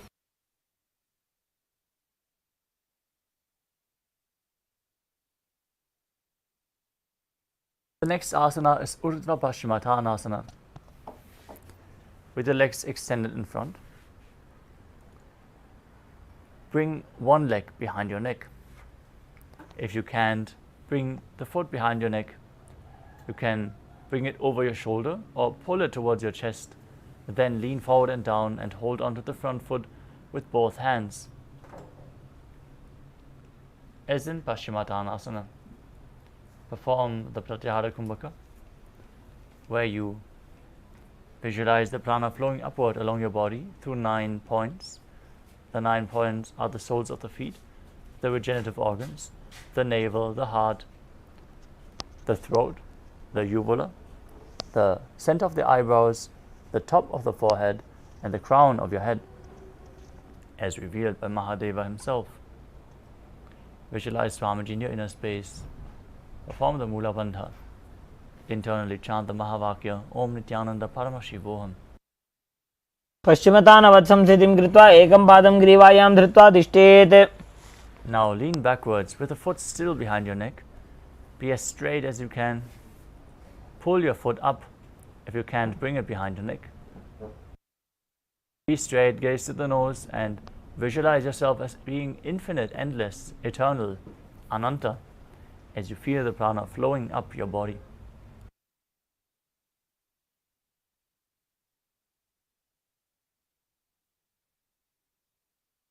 उत्तानशयनी एकैकं Pai ग्रीवायां विन्यस्य. Next up is Ankushasana.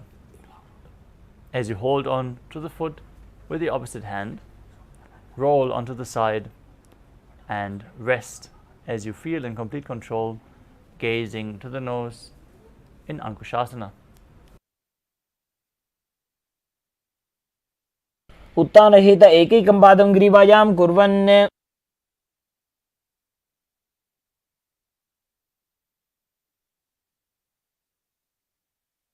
The next asana is Drushasana. Now lay on your back and pull your knees in towards your chest, holding onto the opposite wrists and rocking your body from side to side. Visualize Swamiji in your inner space as you perform the Mula Bandha, still feeling the prana flow up in Pratyahara Pranayama.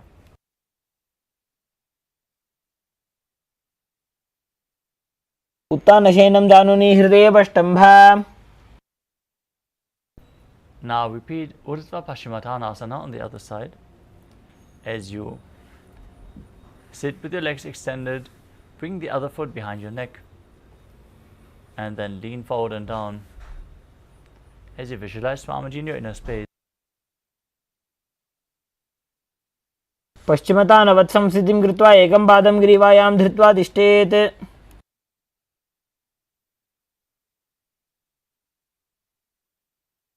Now repeat Anantasana on the other side as you lay back with your leg behind your neck, holding on to the foot with your hand, visualizing yourself as being unending, Ananta. उत्तानशयनी एकैकं Pai ग्रीवायां विन्यस्य. Now repeat Ankushasana on the other side. As you roll onto the side, feel in complete control. उत्तानशयित एकैकं पादं ग्रीवायां कुर्वन्. Next up is Yoga Nidrasana. As you lay on your back, lift your legs one by one up behind your head. Hold your hands behind your back and gaze to your nose as you visualize Swamiji in your inner space. If you can't bring the feet behind your back, pull both your feet close as you cross them and pull them with your hands.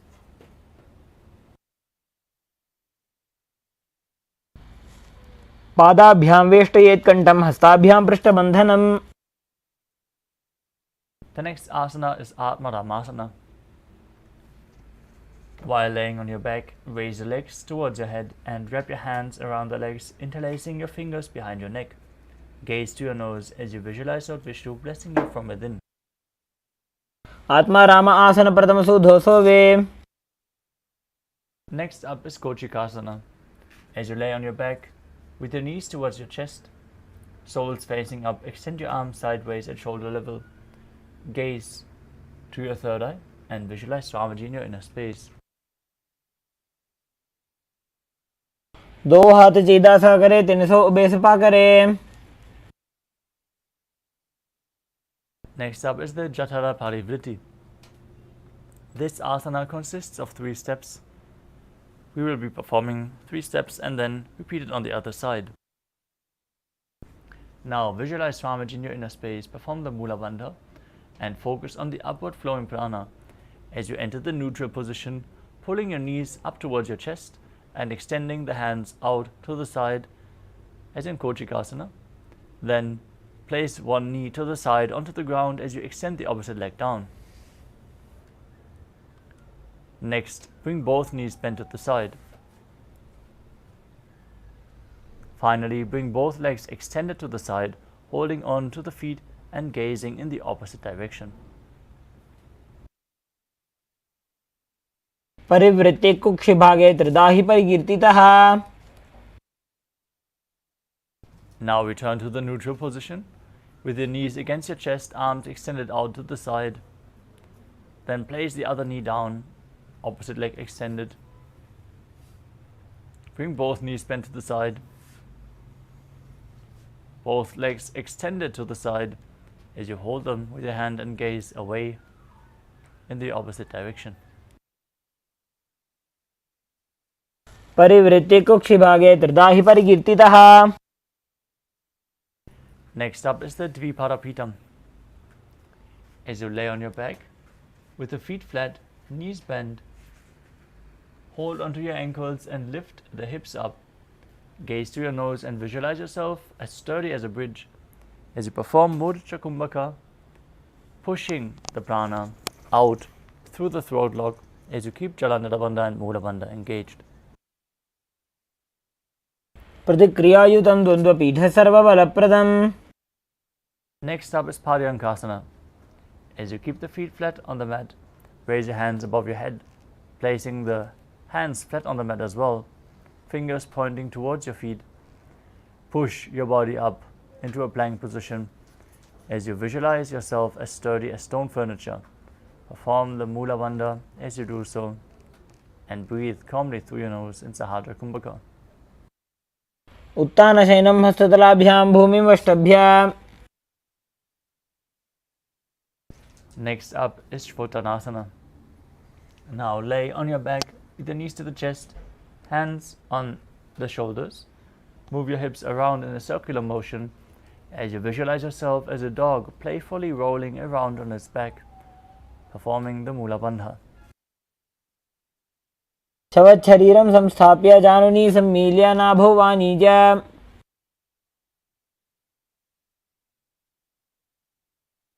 Next up is the Viparita Karani. Now lie supine and raise your legs and hips up. Place your hands on the mat to balance and support yourself. Then start moving your legs in a circular motion as you visualize Swamiji in your inner space and perform the Mudra Kumbhaka with Jalandhara Bandha and Mula Bandha engaged. भूतले सशिरो दत्त्वा खेनये चरणद्वयम्. Maintain the same position, but stop the movement of your legs. Be straight and stable.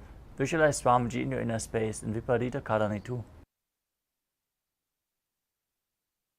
Karni विपरीताख्या सर्वाधिव्याधिनाशिनी. Inverted postures like Viparita Karani intensify the Jataragni, the digestive fire, enabling you to digest anything, externally and internally. Now lay on your back as you lift your hips and take them over your head, toes on the floor. Place your hands stretched on the ground behind your back with the palms clasped as you rest on your neck and shoulders. Visualize yourself as a plow and perform Jalandhara Bandha and Mula Bandha in Kailasa. ग्रीवाकण्ठेन भूमिं विष्टम्भ पादाग्रद्वयम् ऊर्ध्वमुन्नयेत्. Next up is Shahita Paschimottanasana. As you lay on your back with the legs over your head, hold onto the feet with your hands, keeping your arms and legs straight, as in Paschimottanasana on your back. This is one of the 84 asanas revealed directly by Lord Paramashiva himself. Perform Mudra Kumbhaka with Jalandhara Bandha and Mula Bandha and internally chant Om Nithyananda Paramashivoham. आनं शयित्वात् कुर्वीत शयितपश्चिमतानकम्. Next up is Suprakonasana. From the same position, bring your hips above the shoulder level and open your legs wide. Now visualize Swamiji in your inner space. Perform Mocha Kumbhaka. परिवृत्ते कुक्षिभागे त्रिदाहि परिकीर्तितः. Next up is Chakrasana. From the same position, hold onto your ankles and roll onto your back. As you keep the legs straight, visualize yourself as a chakra, a wheel. शवासनस्तद्वौ पादौ कुर्यान्मस्तकतः परौ. The next asana is Supta Prasarita Vrangushtasana. As you lay on your back, straighten your legs up straight above your body. Hold onto the big toes in Prana Mudra. As you then open your legs wide to the side, visualize Swamiji in your inner space and perform the Mula Bandha. तानपादं क्रौञ्चं च मरीचिं वीरभद्रकम्. Now join your feet back together above your body, arms and legs straight in Supta Parangushtasana. Now visualize Swamiji in your inner space, make an ocean-like sound with your mouth and perform the Mula Bandha. उत्तानपादं क्रौञ्चं च मरीचिं वीरभद्रकम्. Next up is Matsyasana. From Supta Parangushtasana, cross your legs into Padmasana and lay your body flat on the mat. Hold onto your elbows above your head and visualize Matsya, the fish avatar of Lord Vishnu, as you gaze to your nose. मुक्तपद्मासनं कृत्वा उत्तानशयनं चरेत्. Next up is Parasharamasana. As you lay on your back with the legs in Padmasana, place the back side of your right hand onto your left palm. Gaze to your nose and visualize Lord Rama in your inner space. प्रथमकरे पद्मासन आचे सूधो सोवे भूपरिपाछे. Laying on your back with your legs in Padmasana, lift your legs and hips up, supporting your hips with your hands, elbows on the ground. As you gaze to the nose, visualize Swamiji in your inner space and perform Mocha Kumbhaka in Sarvangasana. क्षेत्र संक्षेपात् सर्वांगासनम् उत्तमम्. Next up is Vrishchikasana. Laying on your back, place one foot on top of the opposite thigh. Pull the other knee up towards your chest as you raise your hands above your head with the hands hooked forward. As you visualize yourself as a scorpion, gaze to your third eye and perform Mocha Kumbhaka. प्रथमशेन सूधो शीशिकेशिकी सन्धि सुदाखे. Now bend the other foot on top of the opposite thigh as you repeat Vrishchikasana on the other side. प्रथमशेन सूधो शीशिकेशिकी सन्धि सुदाखे. Next up is Vrishaparakshipasana. As you lay on your back, interlace your fingers behind your neck and alternate bringing one knee in towards your chest back and forth. As you visualize Swamiji in your inner space, calmly breathe through your nose in Sahaja Kumbhaka. उत्तानशयनं कृत्वा अङ्गुलिभ्यः कन्दरां बद्ध्वा.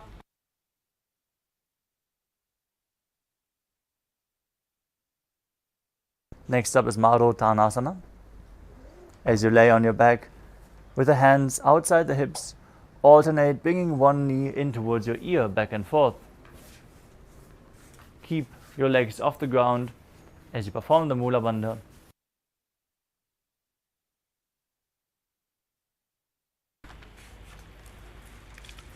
श्रोतानवत् संसिद्धि कृत्वा जानद्वयं पर्यायेन कर्णयोः संस्पृशेत्.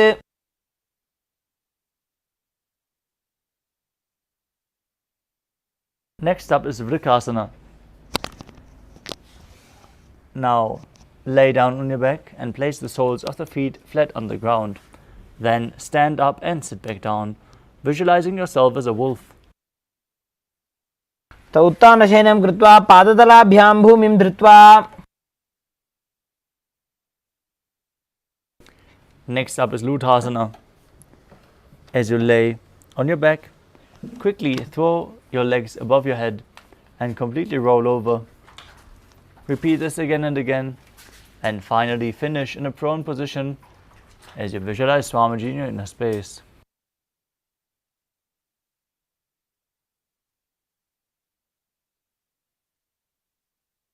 उत्तानशयनं पादौ शिरौ उल्लङ्घ्य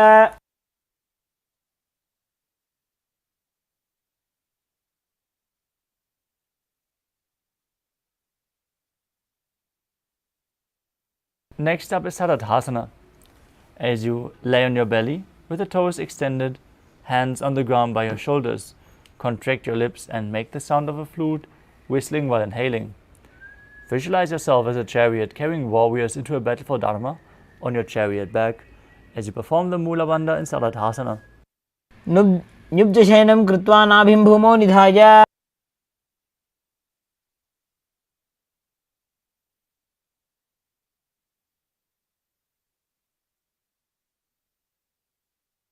Next up is Dehalyulanganasana. Now push your body up into a plank position and jump your feet back and forth in between your hands, visualizing yourself transcend body and mind. नुब्जशयनं कृत्वा नाभिं भूमौ निधाय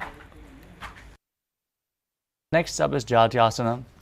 As you stand, place your hands on the ground and start walking back and forth as you visualize yourself as a wise 60-year-old elephant. जात्यासनं वक्ष्ये येन जाति स्मरो भवेत्. Next up is Lolitika Karana. Now stand with the knees bent and the feet pointing outwards as you move your arms in a circular motion around your body and lean back, open up your chest and move your head in all directions.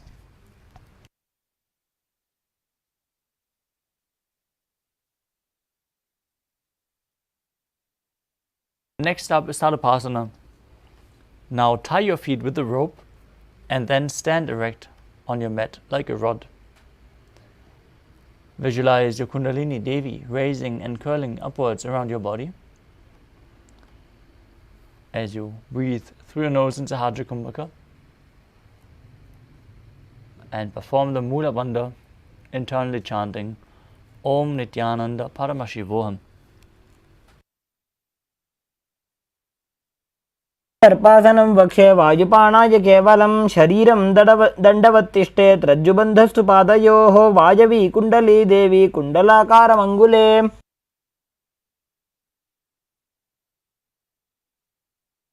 Now, in case you tied your legs, untie them as you move on to the next asana, which is Ushtra Sadhanasana.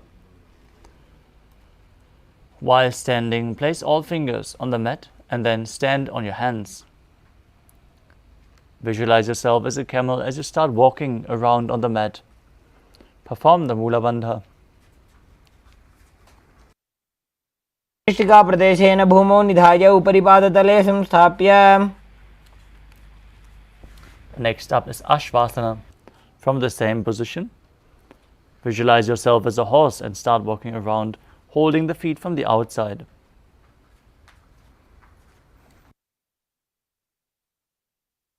कनिष्ठिका प्रदेशेन भूमौ निधाय उपरि पादतले संस्थाप्य.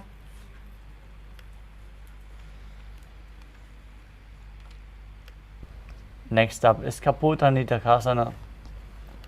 Now stand straight with your feet together and interlace your hands behind your back in Padusha Mudra. Pull them down towards your calf as you open up your chest widely, visualizing yourself as a soaring bird diving.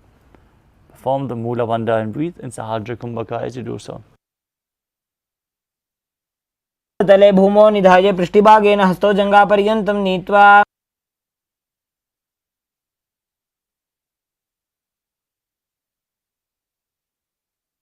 Next up is the Tala Pushpa Putam Karana. Now stand with the palms together in Namaskara Mudra. As you gently bend your knees, keep the toes pointing outwards. As you bow down to the side, raise the heel and lower your shoulder, opening up the palms. Visualize you're holding a bouquet of flowers and offering it to Paramashiva. In Tala Pushpa Putam Karana.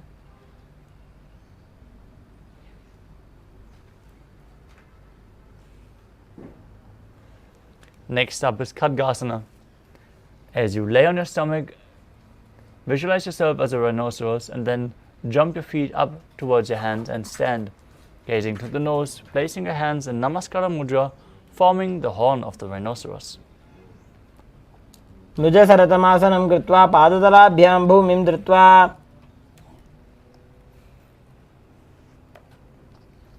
Next up is the Uttanottanam.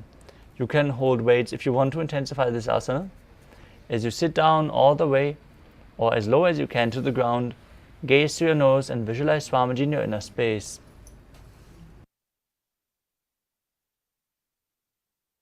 पुनः उत्थातव्यमसितव्यम् इति उत्थानोत्थानं भवति.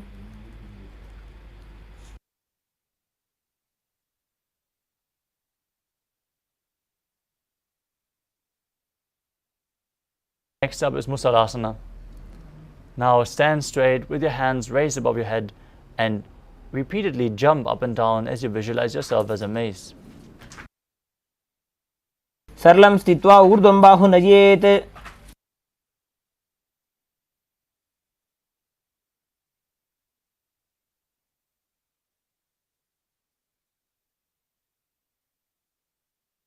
Next up is Ujjayi Shakasana. Now, from a standing position, pull one foot in towards your chest and then sit down and stand back up with the other leg, repeating the movement on both sides again and again as you gaze to the nose and visualize Swamiji in your inner space. एकैकं पादतलं कुक्षौ निधाय तिष्ठेत् उच्छीर्षकं भवति. Next up is the Parshva Janukarana. Now stand with the toes of one foot pointing outwards. Pull the knee of the other leg up towards your chest as you keep the standing leg slightly bent. The hand holding onto the foot in a fist. The opposite hand on the thigh with the fingers pointing inwards.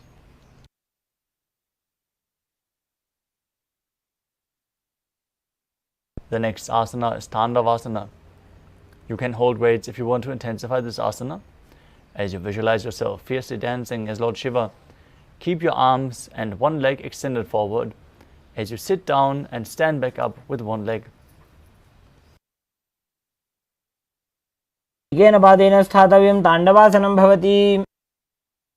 Next up is Brahmanasana. As you place the left foot on the opposite thigh, stand erect on the mat like a rod. Keep your hands by the sides. Visualize yourself being blessed by Lord Brahma. ब्राह्मणासनमावक्ष्ये यत्कृत्वा ब्राह्मणो भवेत्. Next up is Garudasana 3. Now stand tall and wrap the left leg over and around the right knee. Tuck the left toes under the other side of the right calf.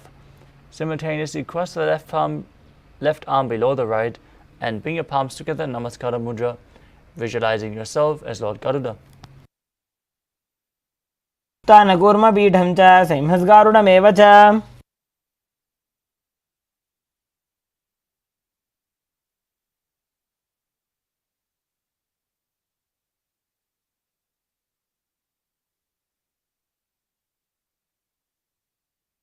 The next asana is Ekapadasana. As you stand straight on the right leg, lift the left foot onto the opposite thigh. Keep your hands relaxed by the knees and visualize Swamiji in your inner space as you breathe calmly through your nose in Sahadra Kumbhaka. दक्षाङ्घ्रिं वामपादस्य जङ्घोपरि निधाय च. The next asana is Dhruvasana, the pole star posture. Now stand on one leg, hold the big toe of the other foot as you extend the leg out to the side and rotate on the standing leg, visualizing yourself as the North Pole Star. एकेन हस्तेन दण्डरूपस्य एकस्य पादस्याग्रं धृत्वा. The next asana is Trivikramasana.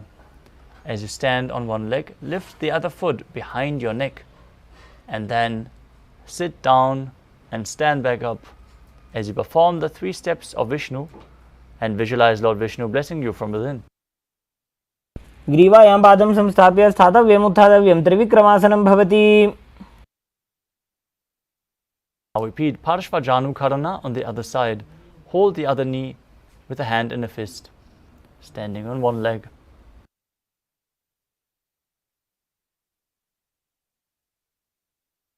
Now repeat Tandavasana on the other side as you visualize yourself fiercely dancing as Lord Shiva. एकेन पादेन स्थातव्यं ताण्डवासनं भवति. Now repeat Brahmanasana on the other side as you visualize Lord Brahma blessing you from within. ब्राह्मणासनमावक्षे यत्कृत्वा ब्राह्मणो भवेत्. Now perform Garudasana 3 on the other side, intertwining your legs and arms, hands in Namaskara Mudra, visualizing yourself as Lord Garuda. नकूर्मपीठं च सिंहस्गारुडमेव च. Now repeat Ekapadasana on the other side as you visualize Swamiji in your inner space. दक्षाङ्घ्रिं वामपादस्य जङ्घोपरि निधाय च. Asana, the pole star posture, rotating on the other leg, visualizing yourself as the North Pole Star. एकेन हस्तेन दण्डरूपस्य एकस्य पादस्य अग्रं धृत्वा. Now repeat Trivikramasana on the other side, pull the leg behind your neck. If you can't bring it behind your neck, try to bring the leg over your shoulder or towards your chest.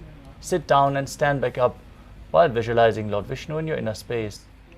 ग्रीवायां पादं संस्थाप्य स्थातव्यम् उत्थातव्यं त्रिविक्रमासनं भवति.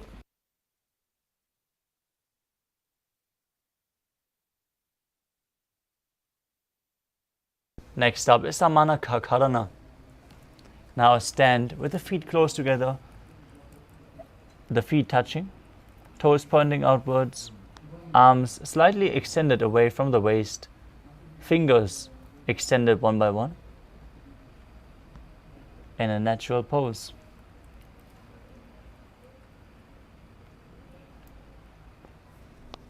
As we move on to the final 100 asanas of this sequence, starting with Godak Anjali Asana. As you stand erect and then bend forward, bring both hands underneath the knees and interlock them in Parashu Mudra as you squat down and bring the finger lock to your navel. Visualize the great sage Goraknath, founder of the Natha Yoga Hindu Sampradaya. As before mentioned, प्रथमे उभो होवे बाहुरी नीचो पुनि होवे.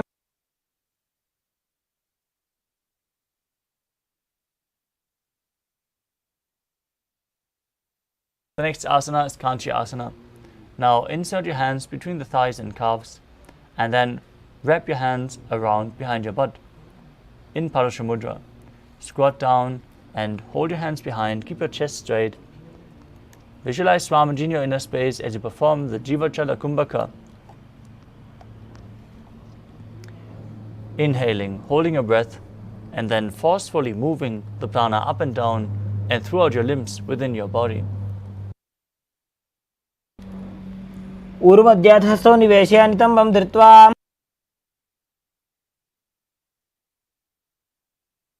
Next up is Bhairu Asana. As you bring the feet together and sit in a squatting posture with your heels touching the perineum, hold the hands behind your back in Parashu Mudra as you gaze to your navel and sit straight, visualizing Bhagavan Kala Bhairava, the Lord of Time. दो बगा की धैल्या की माहिली को मिलाई. From Bhairu Asana, we move on to Varahasana. Now squat all the way down to the ground. Keep your feet together, toes apart. Bring your elbows up to your head, close as you join your palms together, fingers pointing down in Anjali Mudra behind your back. Visualize yourself as Varaha, the boar avatar of Lord Vishnu. पागदली की माहिली core मिलाई भणा पानी उगड़बई से.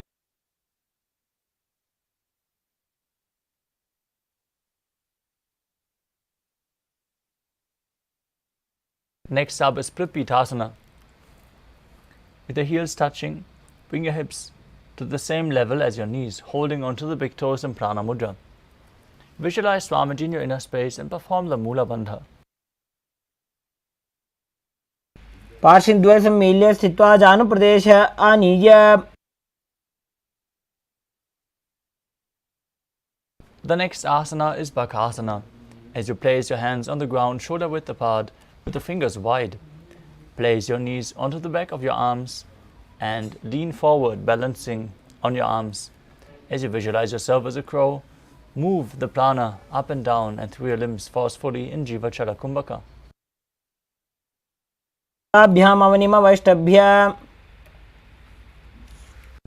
Next up is Sushtanga Kapali Asana.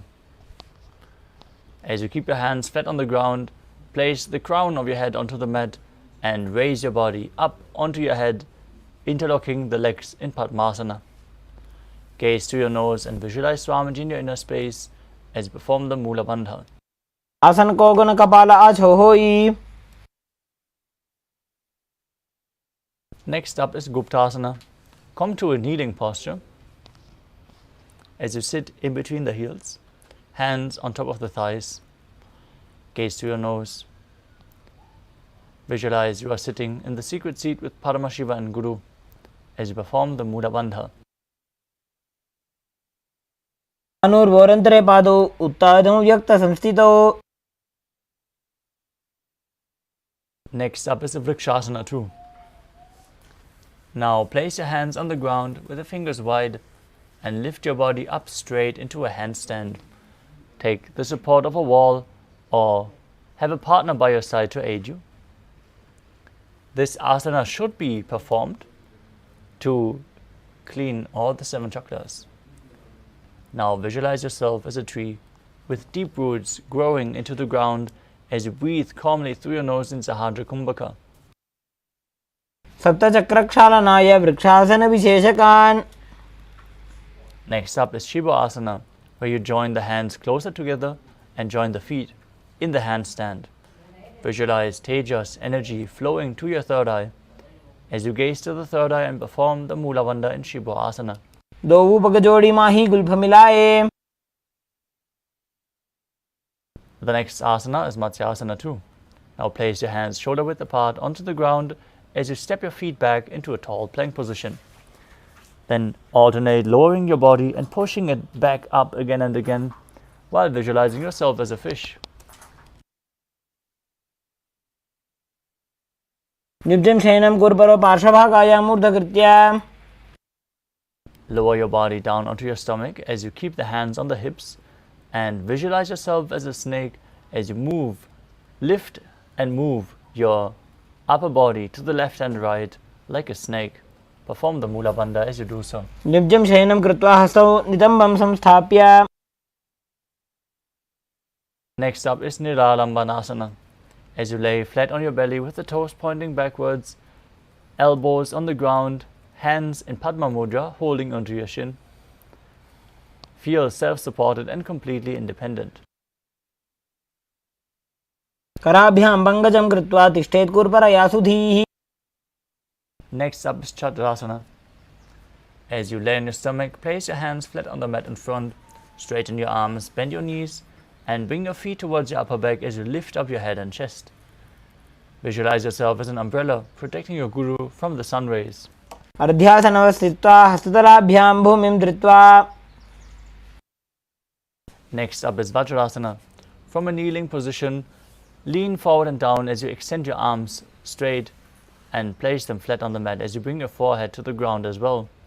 Gaze to your nose and visualize yourself as Vajra, the weapon of Indra, symbolizing your indestructibility in Vajrasana. इदानीं गर्भिणीनां योगाभ्यासो यथा लघु.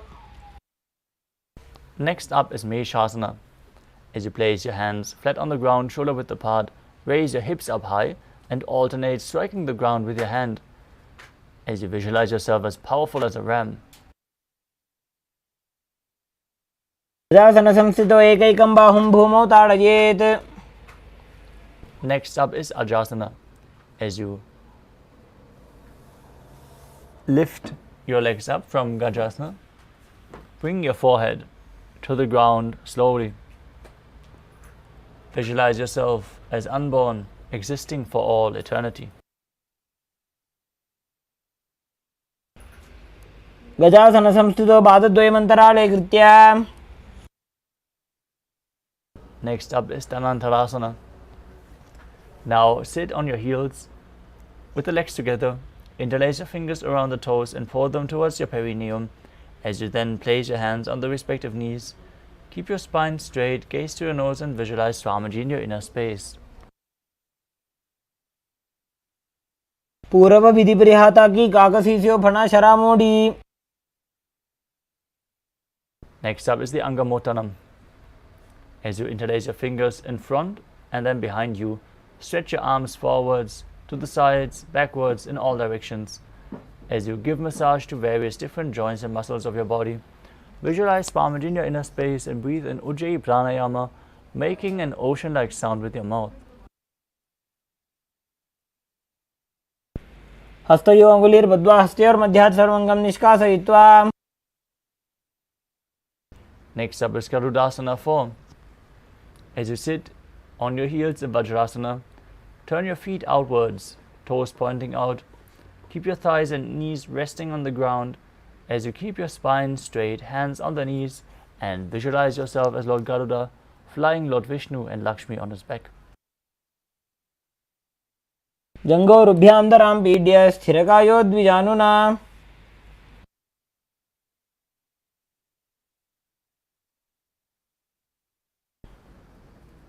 The next asana is Ananda Mandirasana. As you sit with your legs folded back, toes pointing backwards, knees wide, holding onto your ankles, place the front of your buttocks on the ground and gaze to your third eye, visualizing yourself residing in the blissful space of a temple in Ananda Mandirasana. वक्षे वीरनाथ आनंदमंदिरासनम.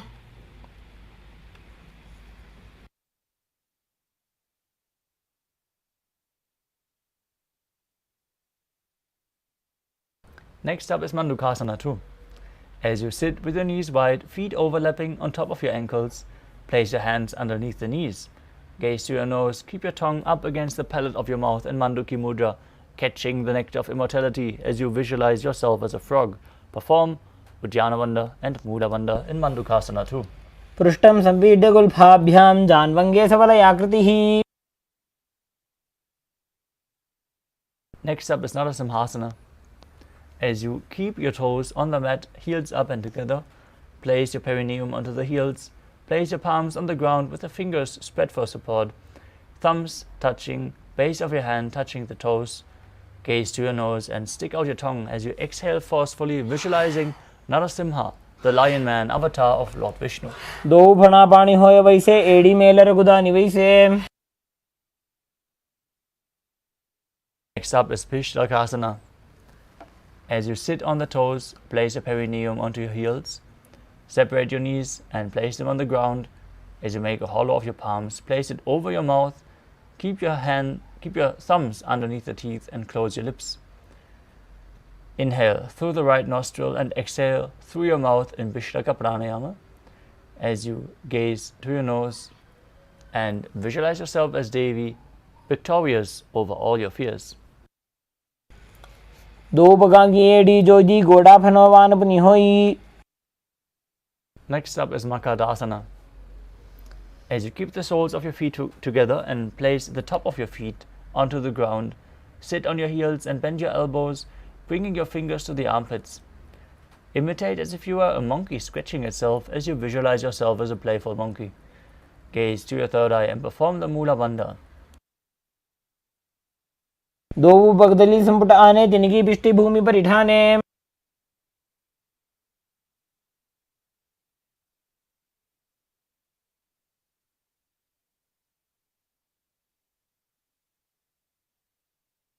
The next asana is Vajrasangarasana.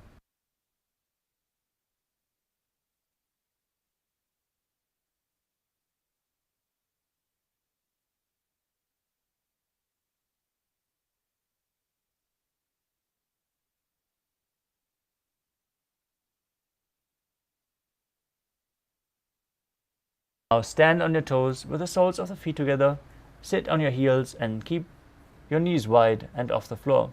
Hold your elbows behind your back as you gaze to your nose and embody a diamond-like strength for yourself and your Sangha, your spiritual community. Breathe in the Ujjayi Pranayama, make an ocean-like sound with your mouth, perform the Mula Bandha and internally chant the Mahavakya, Om Nithyananda Paramashivoham in Vajrasangarasana.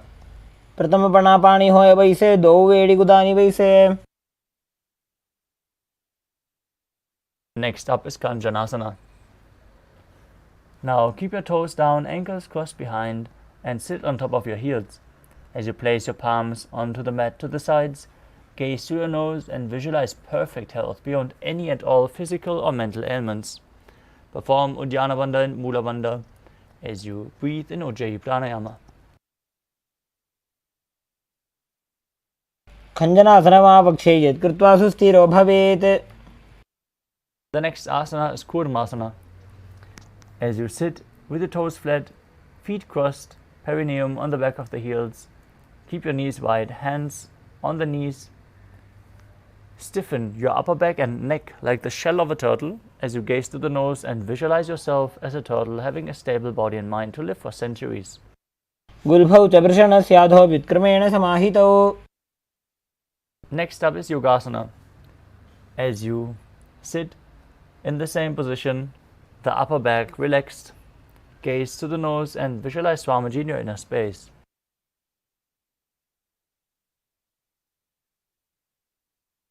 गुदं नियम्य गुल्फाभ्यां व्युत्क्रमेण समाहितः. Next up is Vijogasana. Now stand on your knees, cross your ankles behind, keep the feet near the opposite knees as you hold your calves with the fingers inside and the thumbs outside.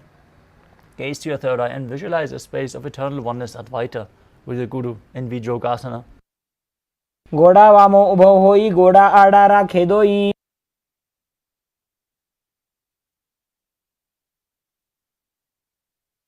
Next asana is Ushtrasana too. In a kneeling position, bend backwards and hold your ankles with your hands. Keep your arms straight, push your hips forward and tilt your head back as you visualize yourself as a camel. मेरुदण्डग्रन्थिदाढ्य संविपादयिषुः पुमान्. Next up is Jatyasana too. With the heels together and the hands on the soles of the feet, slowly lean back. Bring your elbows and then the back of your head onto the mat. Gaze to your nose and visualize yourself as a lotus blooming. दो एड़ी संपुट करे सोले मूलद्वारि तरिधरे. Next up is Viratasana. As you sit on the knees with the thighs and calves together, lean back and place your back onto the ground. Then rise back up again and again. Use the support of your hands if needed as you gaze to your nose and visualize the healing and liberation of all causal, subtle forms of your body. जङ्घापृष्ठभूमौ निधाय जङ्घोदरयोः ऊरुनी संस्थाप्य.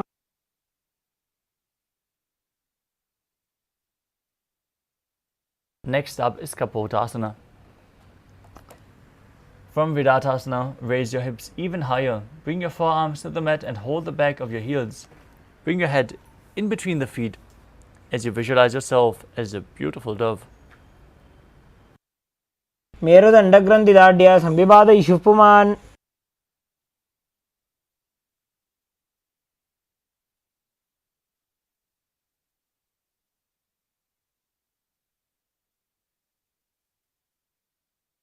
The next asana is Varasana.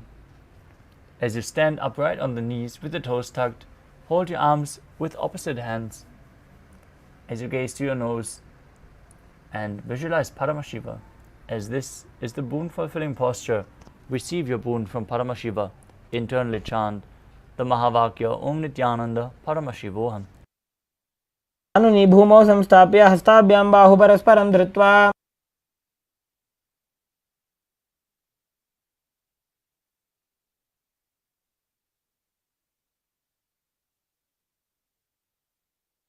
The next asana is Varahasana too. As you keep your knees together, toes tucked, lean forward and bring your elbows to the mat with your hands holding your head. Rest your head on your hands and your butt on the heels as you visualize yourself as Varaha, the boar avatar of Lord Vishnu. सूर्यं चन्द्रं भेदनानि आसनानि निकथ्यते.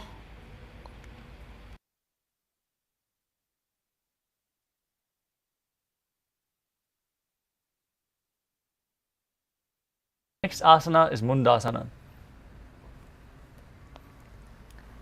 As you kneel down, place your elbows on the mat, shoulder width apart. Interlace your fingers and place your head onto the mat, supporting it with your hands. As you walk your feet forward until your hips align with the shoulders and then raise your legs up straight. Visualize yourself as a lob tree as you gaze to your nose. Breathe calmly through your nose in Sahaja Kumbhaka and contract your perineal region in Mula Bandha. मुण्डासनं वक्षे सर्वेषां प्राणिनां सुखम्.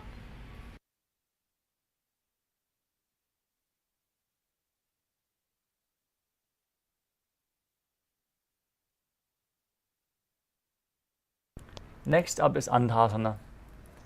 Now kneel down and place your head in between the knees as you keep your elbows adjacent to the knees, hands holding onto your head. Exhale through your mouth and inhale through your nose as you gaze to the nose and visualize Swamiji in your inner space.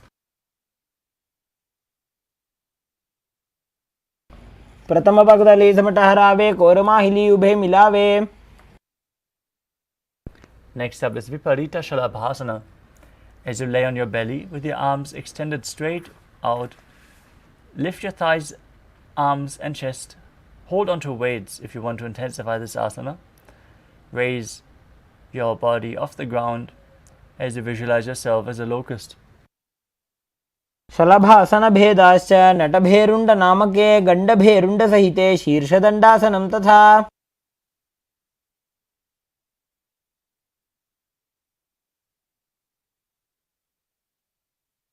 Now lay on your belly with the arms at the side, palms facing down. Keep your forehead on the ground. Keep your chest on the mat as you lift your legs up together. Visualize a skull representing the mind with purified thoughts and the strong will to attain enlightenment in Kapalasana. कपालं भूमौ निधाय ऊर्ध्वं पादौ नजेत्. The next asana is Akasha Kapotasana.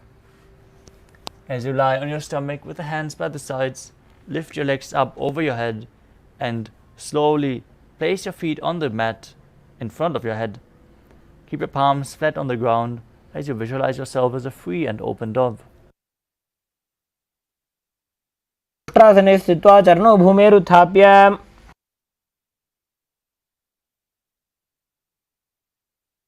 Next up is Chatakasana. As you sit on your knees, bring your chest down so your navel touches the knees. Keep your hands flat on the mat and the forearms on the ground. Be sturdy as you visualize yourself as a sparrow. कूर्परपर्यन्तौ हस्तौ धरामष्टभ्य. Next up is Vrishchikasana too.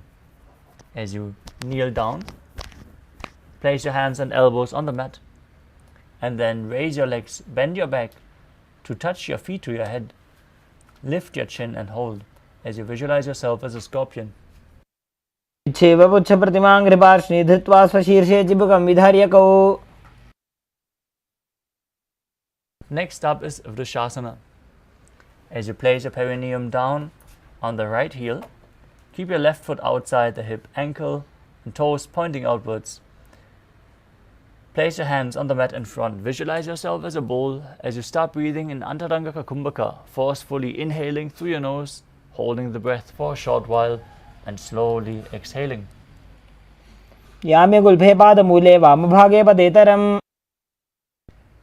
From Vrishasana, place your hands in front of the mat, in front of you on the mat and lift your body off the ground as you cross the toes of the left foot over the right.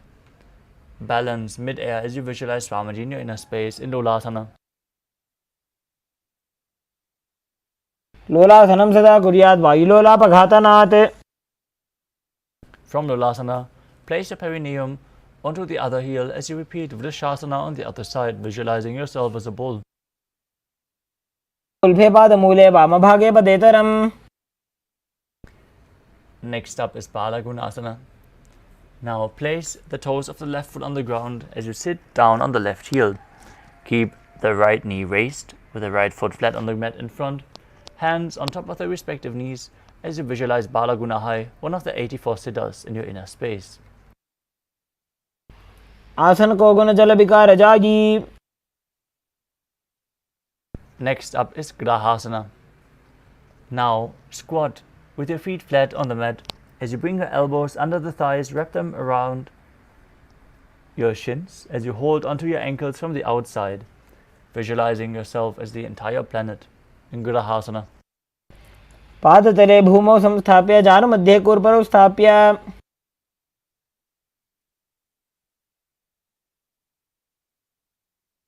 Now repeat Balagunasana on the other side.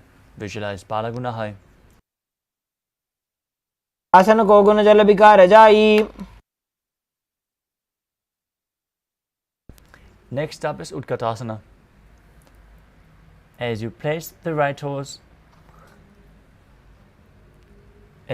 your toes on the ground with the heels raised, perineum down on the heels, knees off the mat.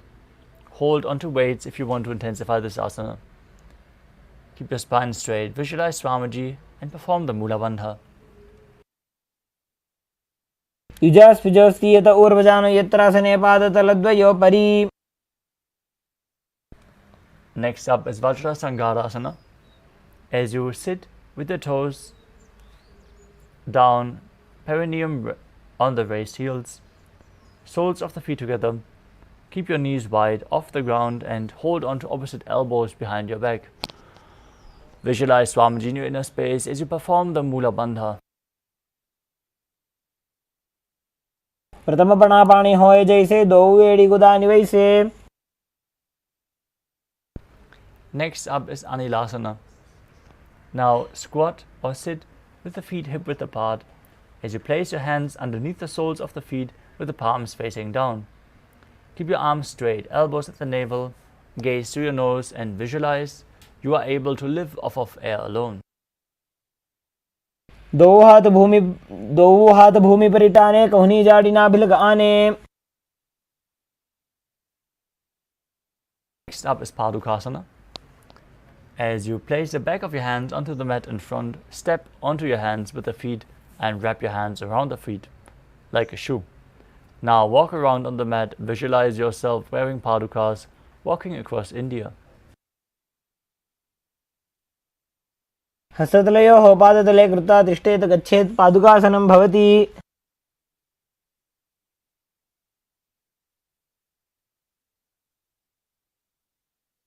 Next up is Kukuturanasana. As you place your palms on the mat, raise both feet upwards into the air and let them fall back down again and again, visualizing yourself as a rooster. हस्ततले भूमौ कृत्वा पादतले च ऊर्ध्वमुड्डानं कृत्वा. Next up is Viparita Nrityasana. Now place your hands onto the mat and raise your legs upwards into a handstand posture as you move around on your two hands dancing, feeling yourself become free of all inhibitions. हस्ततलाभ्यां भूमिं वष्टभ्य ऊर्ध्वं पादाग्रे कुर्वन्.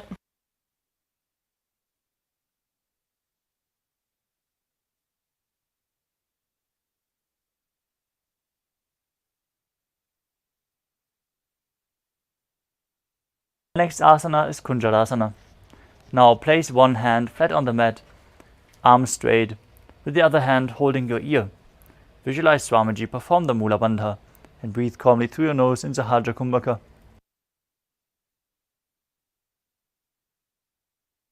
अथ वक्षे Mahadev कुञ्जरासनमुत्तमम्. Now place the other hand down. Repeat Kunjarasana on the other side. अथ वक्षे Mahadev कुञ्जरासनमुत्तमम्. Next up is Karambasana. Now sit on the ground with the feet flat, heels close to your body. Hold the respective ankles as you lift your feet off the ground and visualize yourself as a Kadamba tree, a pious tree that promotes a long life. पार्श्वभ्यां भूमिं वष्टभ्य. Next up is Pavana Muktasana. As you sit with the heels at the perineum, knees up, hold the knees with opposite hands and pull them close to your chest. Visualize any excess vata being released from or balanced within your body. द्वयोस्तु पादयोः पाणिं लात्वा स्वस्वनितम्बके.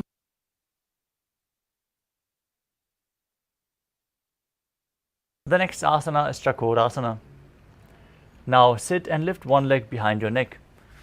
Lift it over your shoulder if you can't bring it behind your neck, or pull it close. Then place both hands on the mat beside you and lift your body up as you extend the opposite leg straight. Gaze to your third eye and visualize yourself as a powerful source of energy. पूर्वदानं चतुष्पादपीठं वज्रासनं तथा. Next up is Dhanurasana 2.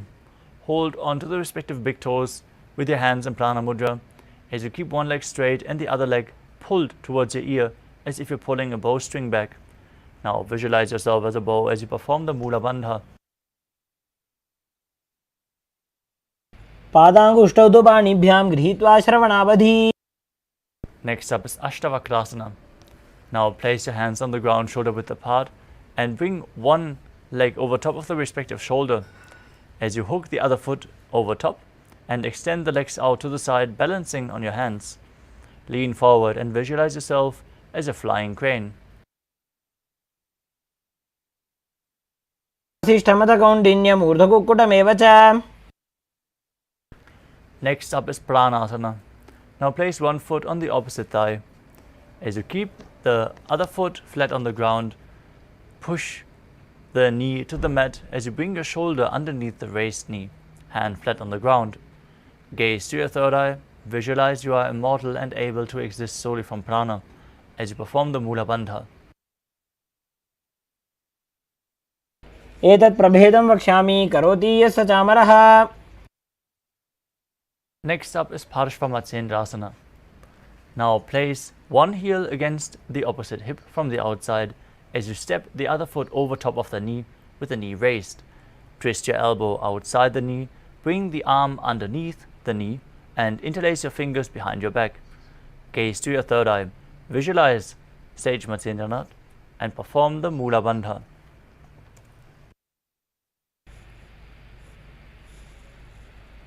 वामोरुमूलार्पितदक्षपादो जान्वो बहिर्वेष्टितदक्षदोष्णा.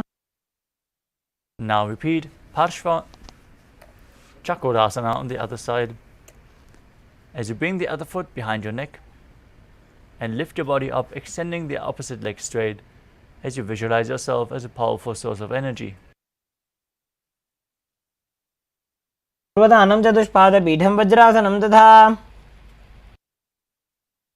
Now repeat Dhanurasana 2 on the other side. Pull the other foot towards your ear, holding onto the big toes in prana mudra.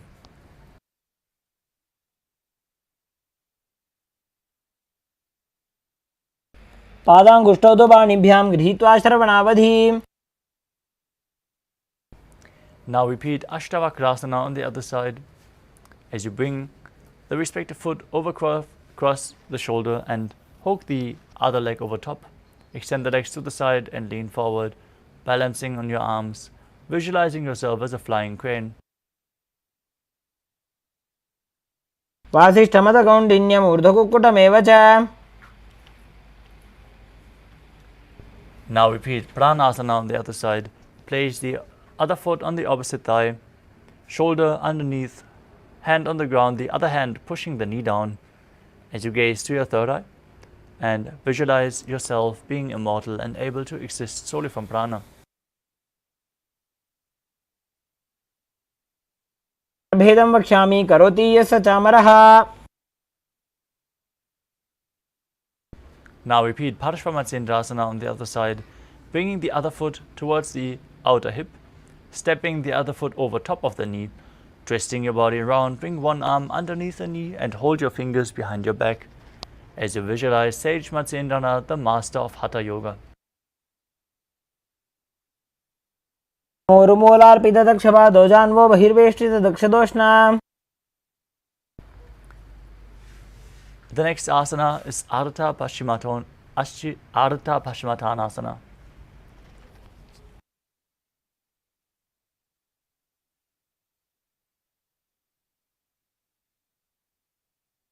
Now, extend one leg forward. Keep the other heel against the groin as you lean forward and down, holding onto the front foot with both hands. Visualize Swamiji in your inner space as you perform the Mula Bandha and move the retained prana up and down within your system in Jiva Chala Kumbhaka.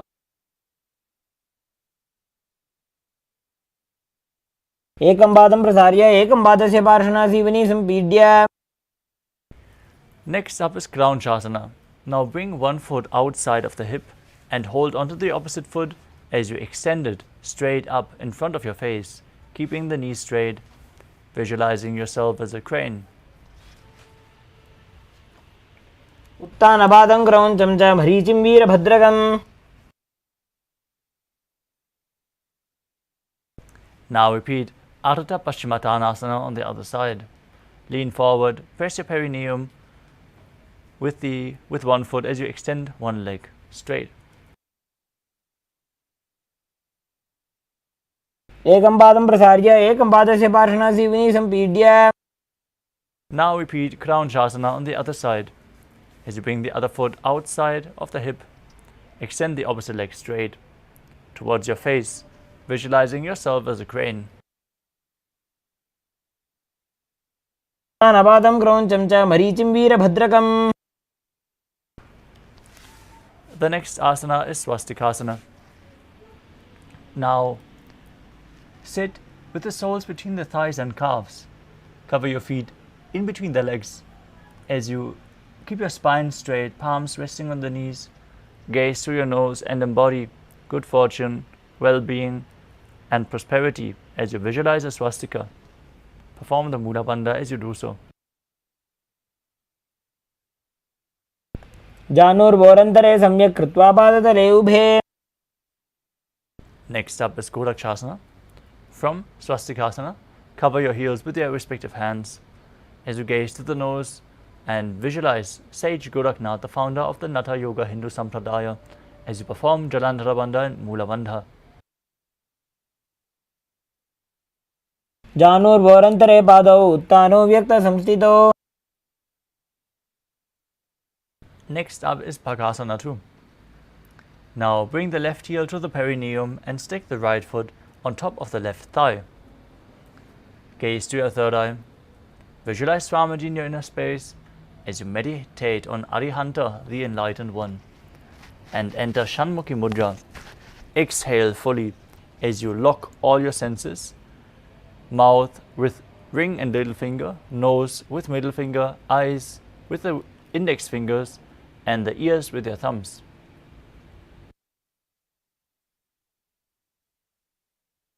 वामपार्श्वमुदं संस्थाप्य.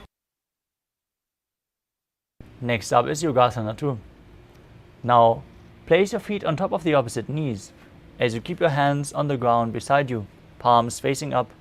Keep your spine straight, gaze to your nose, visualize Swamiji in your inner space as you start breathing in Kakachandra Kumbhaka, rolling up your tongue and inhaling through the rolled up tongue as you keep your mouth in the shape of the beak of a crow, exhaling through your nose. Perform the Mula Bandha, internally chant the Mahavakya, Om Nithyananda Paramashivoham.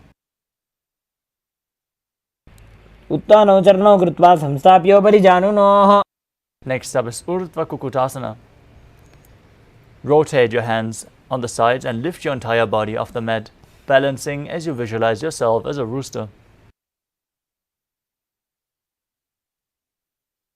वासिष्ठमतकौण्डिन्यम् ऊर्ध्वकुक्कुटमेव च. Next up is Siddha Haratali Asana. Now place your hands in between the thighs and calves, hands flat on the mat. Don't lift your body up, stay seated, gaze to your nose, and visualize Swamiji in your inner space.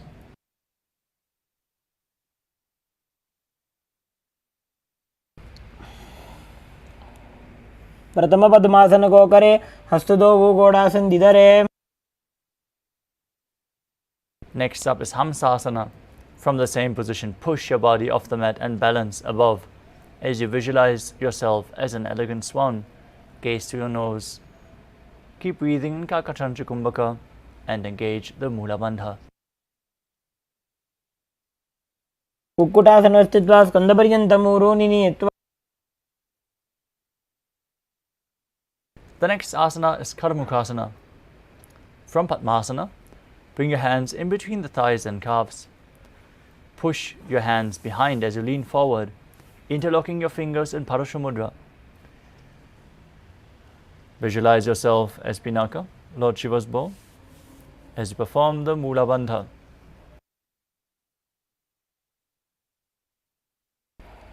प्रथम पद्मासन को करे, घोड़ासन धीमाई करी धरे. The next asana is Kurmasana 2. From Padmasana, insert both hands through the thighs and calves. Bring your hands up and hold on to hold on to the respective shoulders as you visualize yourself as a turtle, having a stable body and mind to live for centuries. Perform the Mula Bandha in Kurmasana 2. By जंग पर दक्षिण पावा, दाई जंग पर by ल्यावा. Now maintain the same posture as you tuck your chin to the chest and gaze through your nose as you rejoice, knowing you're sitting in Shiva's secret knot posture in Grandhi Bhedasana. पक्षे नीलकंठा ग्रंथि भेदासनम Shubham. Next up is Uttana Kurmasana. Maintaining the same position with the hands through the thighs and calves, roll onto your back and embody a turtle laying on its back as you gaze to your nose. Perform the Mula Bandha. Kukkutasana बंधस्थम कराभ्याम धृत गंधरम.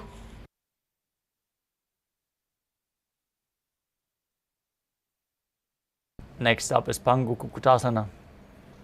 From Padmasana, place both hands in between the thighs and calves. Keep one hand flat on the mat and hold its wrist as you raise your body off the mat and visualize yourself as a rooster. Kukkutasana स्थित्वा एकेन हस्तेन अन्यस्य परिबन्धं धृत्वा.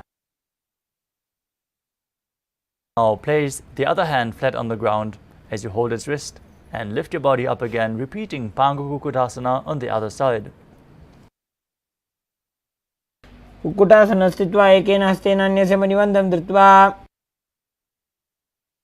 The next asana is Gridrasana. From Padmasana, place your elbows on the toes and interlace your fingers in Parusha Mudra as you rest your chin on the knuckles, press your thumbs to the throat, and visualize you have gone beyond all greed and covetous. जानोर्भोरन्तरे पादौ उत्थानो व्यक्त संस्थितौ.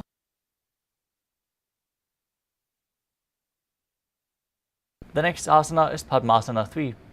As you sit in Padmasana, place your hands on top of each other with the palms facing up.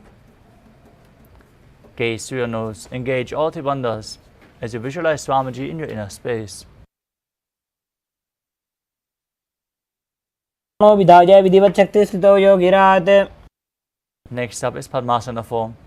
Sitting in Padmasana, place your hands on the knees. Gaze through your nose, visualize Paramashiva in your inner space as you perform the Mula Bandha. एतत् पद्मासनं कुर्यात् प्राणवायु प्रसिद्धये. Next up is Karmukasana 2. From Padmasana, keep one hand on top of the knee and hook the other hand around the big toe in Prana Mudra as you rotate the toe round and round, visualizing yourself as Pinaka, Lord Shiva's bow. Repeat the movement on the other side. अथान्यासनमावक्षे योगपूरकरक्षणात्. Next up is Karmukasana 3. From Padmasana, cross your hands behind your back and hold on to the big toes in Prana Mudra. As you gaze to the nose, visualize yourself as Pinaka, Lord Shiva's bow, and engage all three bandhas, still breathing in Kakachantra Kumbhaka. Internally chant the Mahavakya, Om Nithyananda Paramashivoham.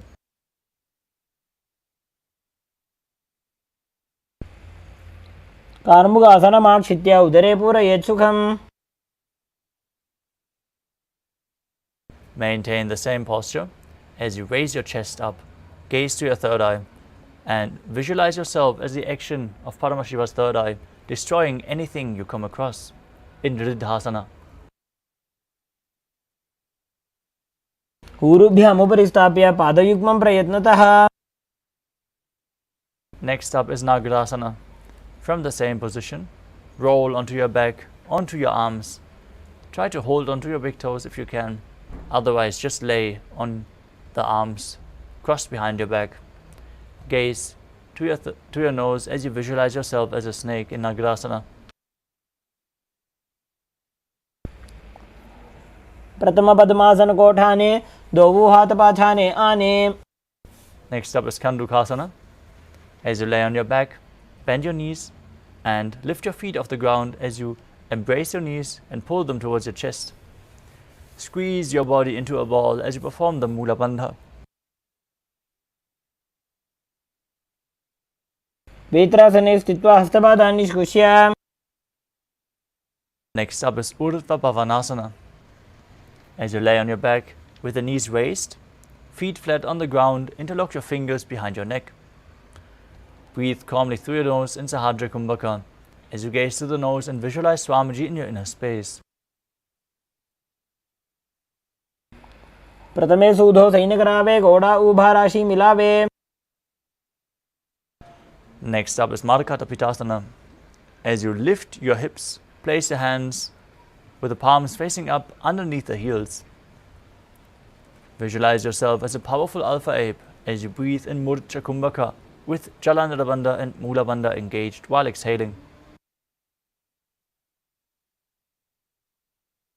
उत्तानशयनं पादतले उत्तानहस्तयोः स्थापयेत्. Keep breathing in Murcha Kumbhaka as you place your hands to the hips and lift your hips up high, extending your legs straight, toes pointing. Gaze to your nose and visualize Swamiji in your inner space as your elbows bear the weight of your body in Uttana Shikhipitakasana. जङ्घोरुबलहीनश्चेत् उत्तानशिखिपीठकम्. Next up is Narakasana. As you lie supine, raise your legs up straight. Place your hands flat on the mat, helping you balance in this position.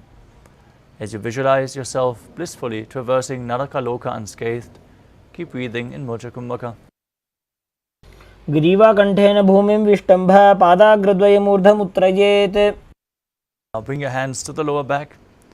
Keep your legs straight and then lower them down and anchor them, keeping your core engaged as you visualize yourself as a boat crossing the ocean of samsara in Tiryan Naukasana.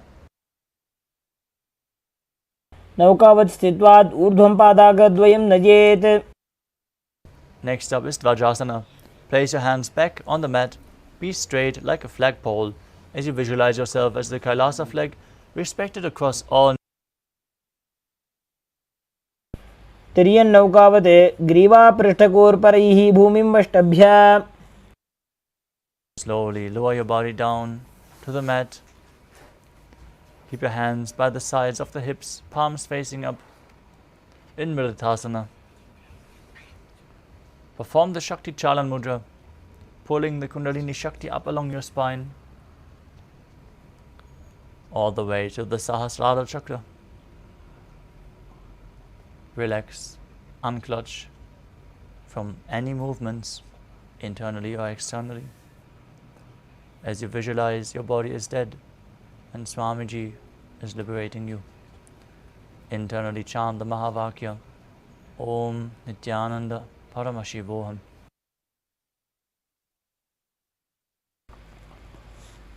उत्तानं शववद्भूमौ शयनं तु शवासनं.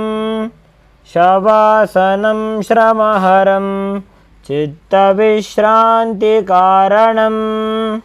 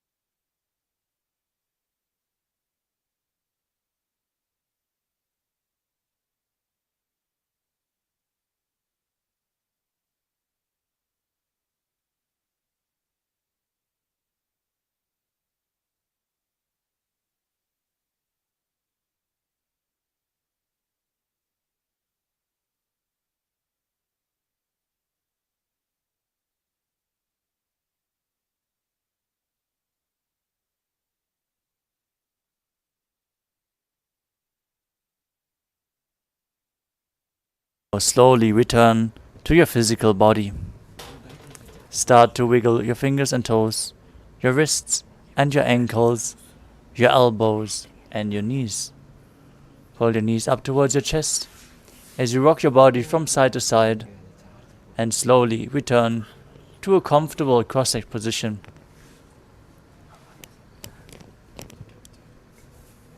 Congratulations for completing the Dvitiya Vinyasa Krama, all 308 asanas of this sequence.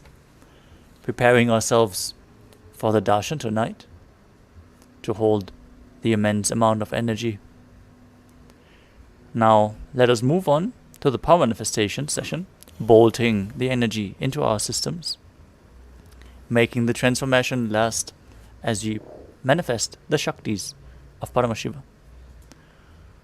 Let us now close this Nithyananda Yoga session with the Purna Mantra.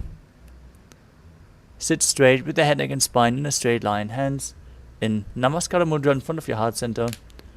Close your eyes, take a deep breath, visualize Swamiji as we chant the Purna Mantra. Om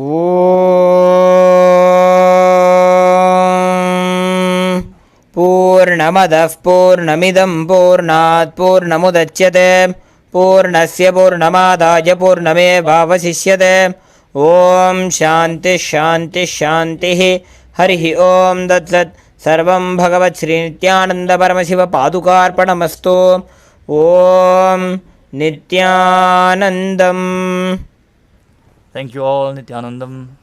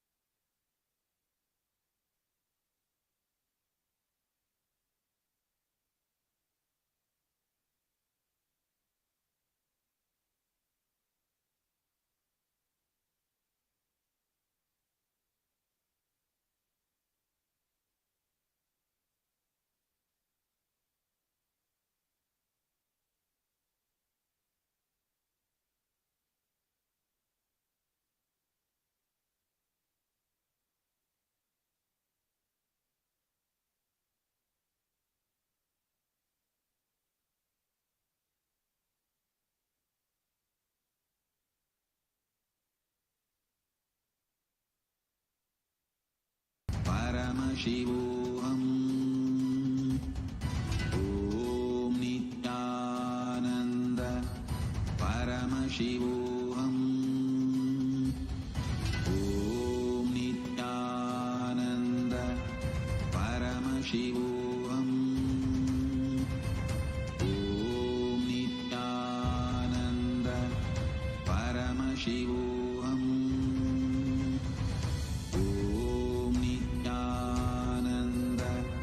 Paramashivoham. Om Nithyananda Paramashivoham. Om Nithyananda Paramashivoham.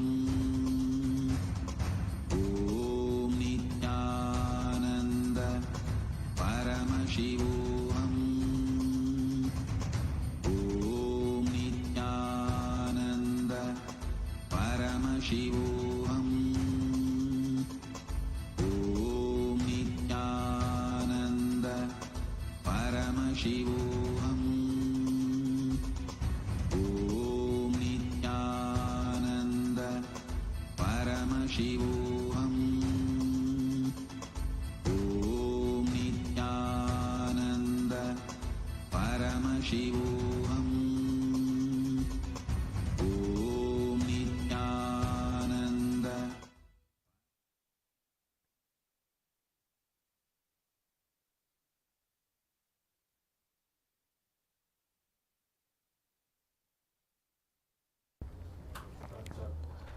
नित्यानन्दं परमसुगदं केवलं ज्ञानमूर्तिं द्वन्द्वातीतं गहनसदृशं तत्त्वमस्याधिलक्ष्यम् एकं नित्यं विमलमचलं सर्वदी साक्षिभूतं भावातीतं त्रिगुणरहितं सद्गुरुं तं Namami.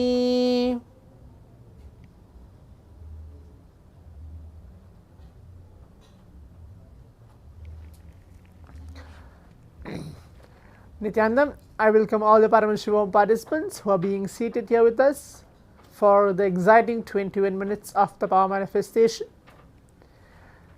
Now we'll be entering with the power manifestation. Please be ready and please be seated.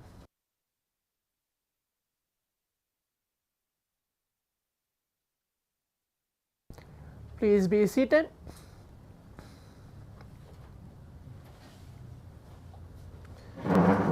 Make sure you're turning on your cameras. Today we are going to be manifesting the power of third eye.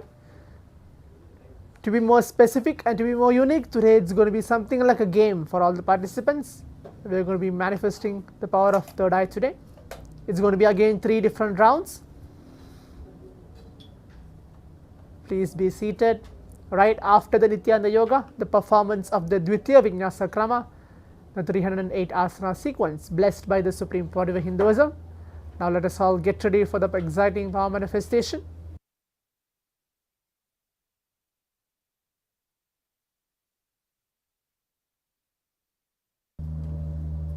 Let's give a few minutes for all the participants to please be seated.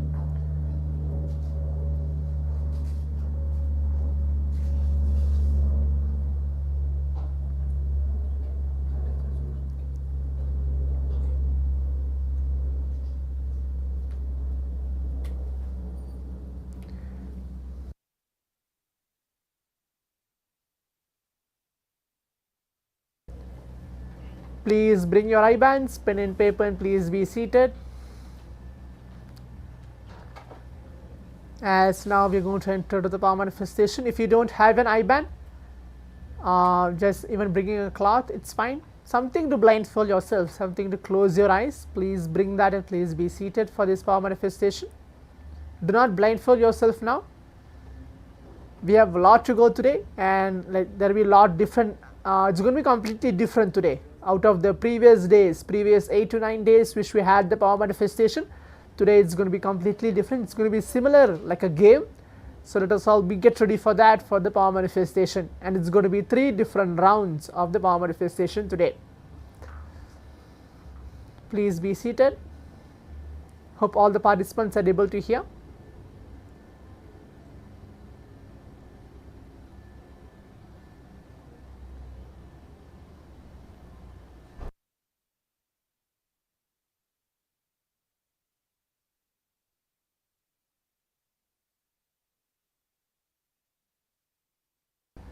Again, as a gentle reminder, before we enter, please turn on your cameras and please keep your eye bands ready, and please give your intense participation for the next 21 minutes of the exciting power manifestation today.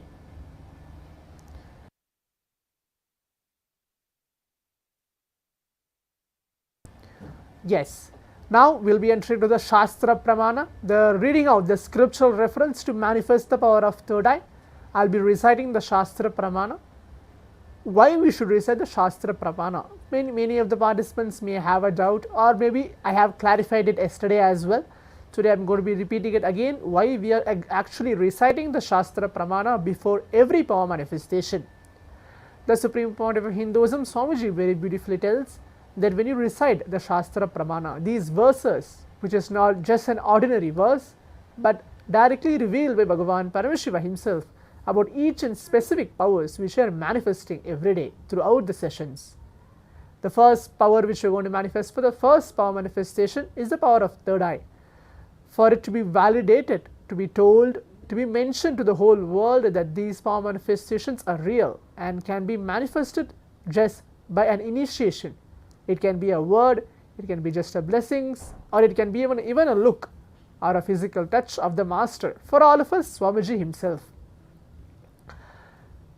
In a very beautiful one quote, I can tell the Supreme Pontiff of Hinduism tells that I am not here to prove I am God, I am here to prove that all of you are God. So that is why this power manifestation science is being taught, for us to take us from the conscious breakthrough to super conscious breakthrough. This Shastra Pramana is shown to validate all whatever actions we are doing, including we are eating, sitting, now listening to this class, waiting for the next session, taking our eye bands, keeping it ready. Every single thing has a Shastra Pramana revealed in the Vedas and Agamas. Now in this such power manifestation, the power of third eye today, we have the Shastra Pramana from the Vijnana Bhairava Tantra. I will be reciting the verse and the translation for it, and then we can enter to the power manifestation. Kapalantarmanonyasya tishtanmilitalochanaha kramena manaso dhadyad lakshayed lakshamuttamam.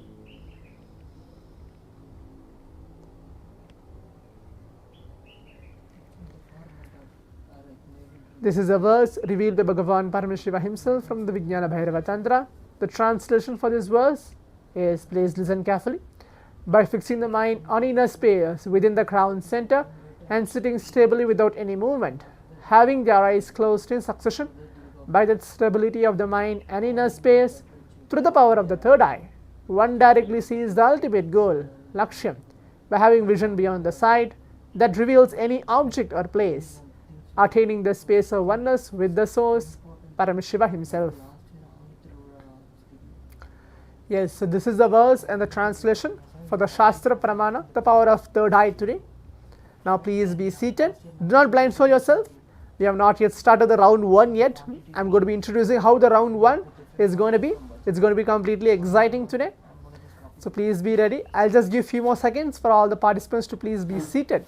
Fix your camera properly and keep your eye bands ready as well.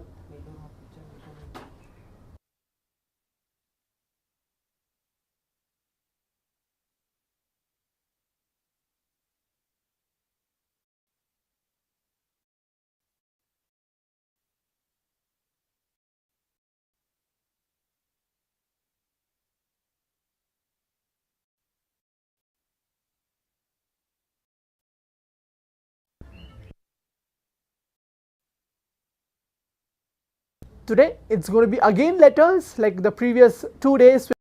We're going to be manifesting completely different. It's not as you think. It's going to be today. We're going to manifest again letters. So please be ready. Please be seated.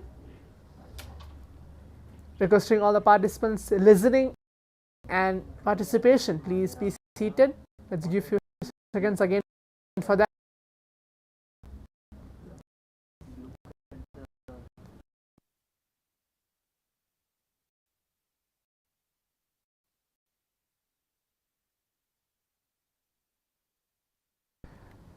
As I mentioned earlier, today we are going to be playing a game similar like a type of a game. It's going to be completely fun. Please be ready for the round 1 of the power manifestation. I hope all the participants are waiting for that. Let's see how it's going to be.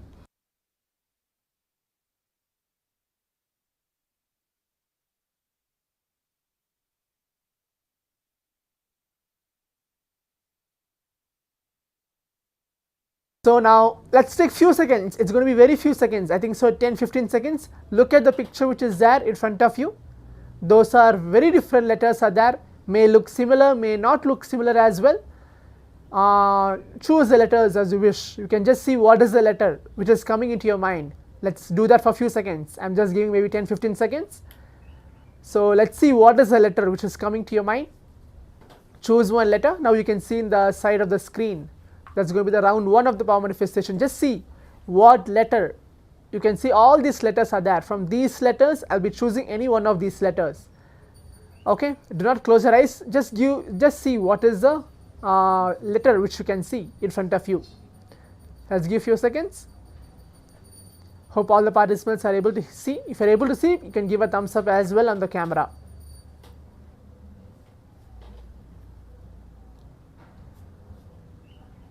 From these letters, I'll be choosing any one of the letters and projecting it to all of you. Okay, good. So all the participants are able to see. Okay, the time is up. Now we'll move on to the next slide.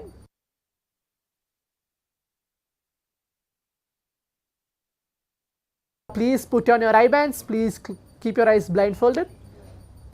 Now you can put on your eye bands.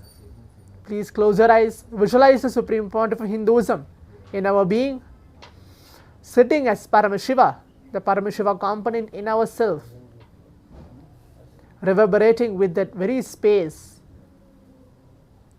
Now whatever letter which you have seen, I will be choosing any one of those letters.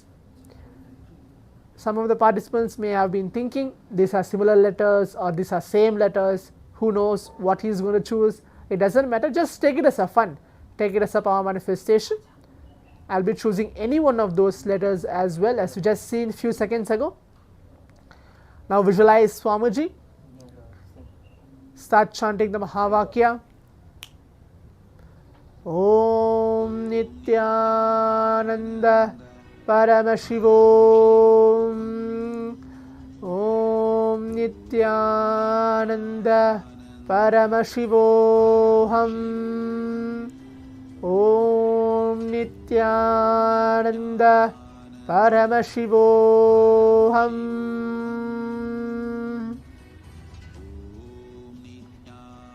The round 1 of the power manifestation has started. Just keep your eyes closed. Do not concentrate, do not be serious, do not focus ourselves. Just see whatever is appearing. Or even though you have any doubts, after this round 1, you can leave those doubts as well in the Zoom chat, but not now. The round 1 of the power manifestation has been started. Just be an observer, what is appearing to you through your third eye, and start manifesting it.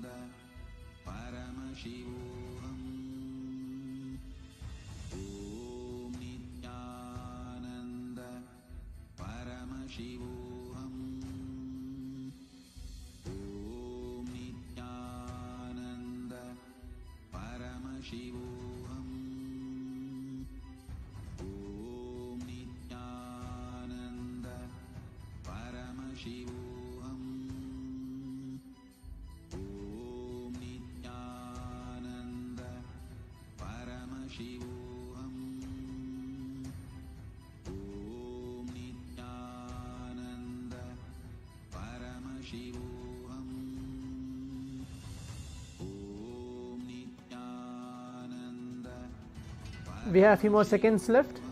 Please keep your eyes closed.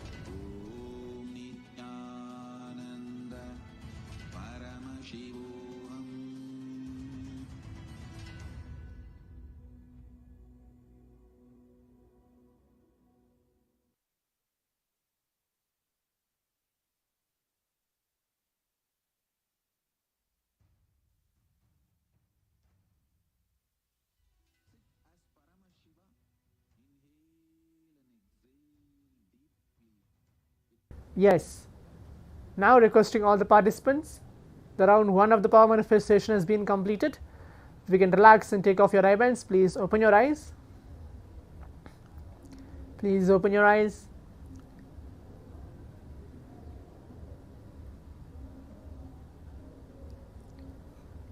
Please take off your eye bands.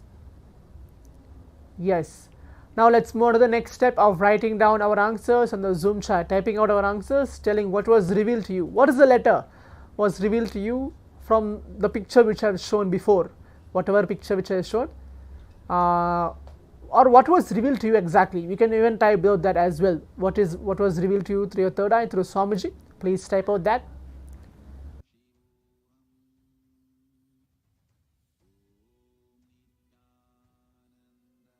Zach mode O, okay.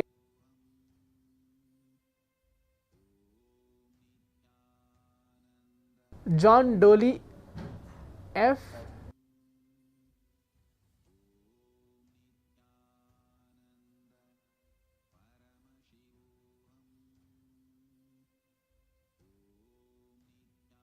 Okay, Bigyan Champion I, Raghunathan Ya O, Bigyan Champion again L, Pavan K V. Okay, you can see all the participants are leaving the message. Jalan Dolly E. Okay.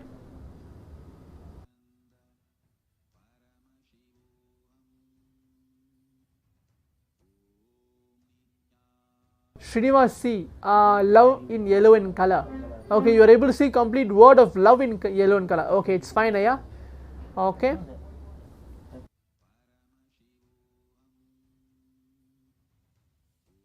The participants can see the letter chosen for all of us was the letter V in this round of power manifestation. I think so. Pavan K, yeah, Pavan, yeah, you got it correct.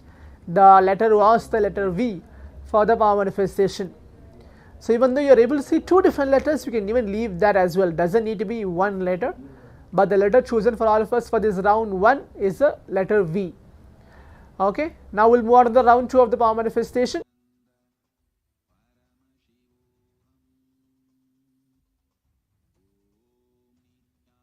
Yes, do not blindfold yourself now. Now you can see the round 2 of the power manifestation. This is the picture. You can see from these pictures, I'll be choosing any one of the letters. Okay, from these letters I'll be choosing. You can see for a few seconds before we move on to the next step of blindfolding ourselves.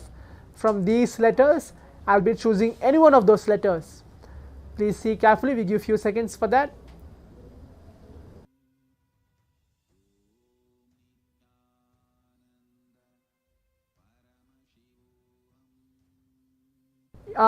Yes, Bigyan jumping here, you put a message, L is also close enough. Yes, it's okay. Try to get as much accurate as possible. Okay, now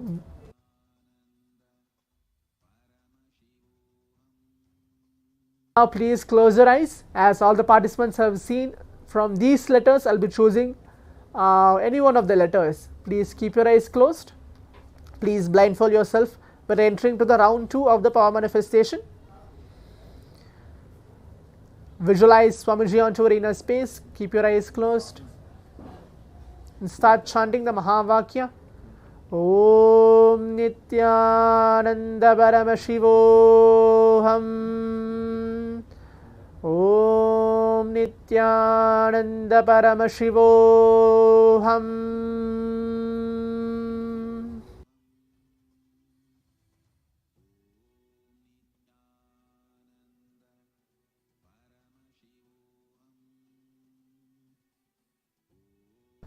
The round 2 of the power manifestation has started. Please keep your eyes closed.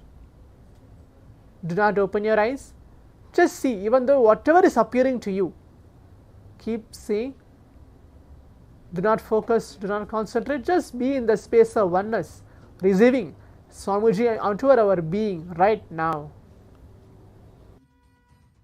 Om Nithyananda Paramashivam.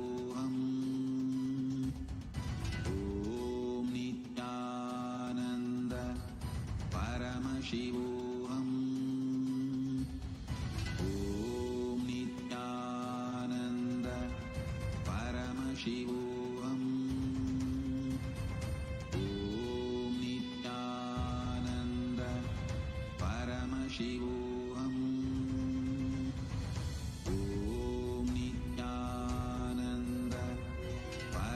Paramashivoham. Om Nithyananda Paramashivoham. Om Nithyananda Paramashivoham. Om Nithyananda Paramashivoham. Om Nithyananda Paramashivoham. Om Nithyananda Paramashivoham. Om Nithyananda Paramashivoham. Om Nithyananda Paramashivoham. Om Nithyananda Paramashivoham. We have few more seconds left. Keep your eyes closed. Nityananda Paramashivoham. Om Nityananda Paramashivoham.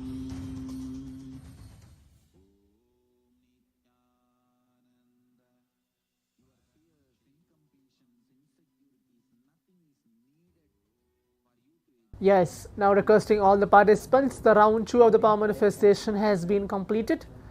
You can relax and take off your eye bands. Please open your eyes. Please open your eyes.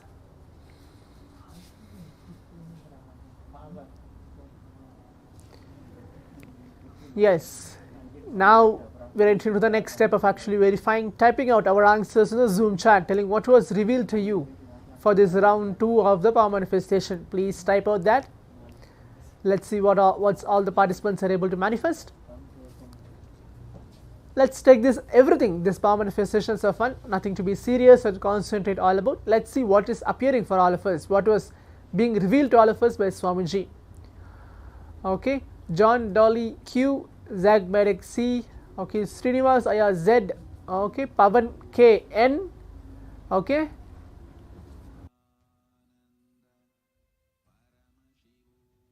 Okay, please continue to leave a message. Raghunathanaya, you can leave the message as well.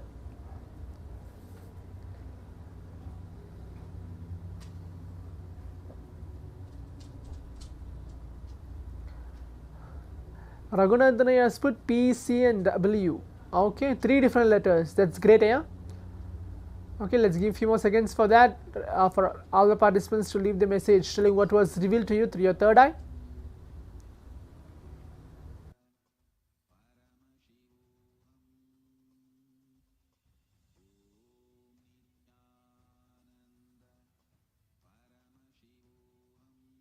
Big Year Champion, you put a message as X, okay. Yes, now the answer revealed for all of us for this round 2 of the power manifestation, as all the participants can see, the letter chosen was the letter N for the round 2 of the power manifestation. I think Pavanaya, you got both rounds correct, the first round and the second round as well. So that's great, Aya. Let's look forward for the third round. Whether you're able to manifest this for the third round as well. So for the second round is the letter N for this round of power manifestation. The first round, the second round, both rounds you have manifested. That's good. So do not blindfold yourself now. Now we're entering to the round 3.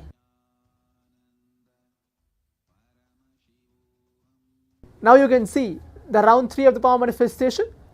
This is a picture. Please see the picture for the few seconds of yourself. From these letters, I'll be choosing any one of the letters. Okay? Requesting all the participants, I'm giving a few more seconds. Please see. From these letters, I'll be choosing any one of the letters for all of you.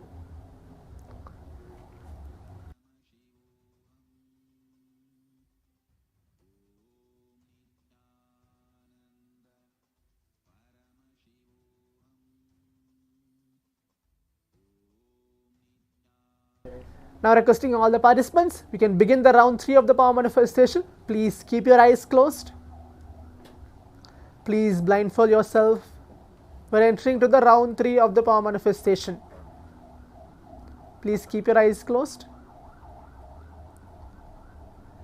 visualize Swamiji onto our inner space. Just be normal, just be casual. Do not concentrate, do not focus, just receive Swamiji. Feel that Swamiji is part of you. The Paramashiva component is inside you.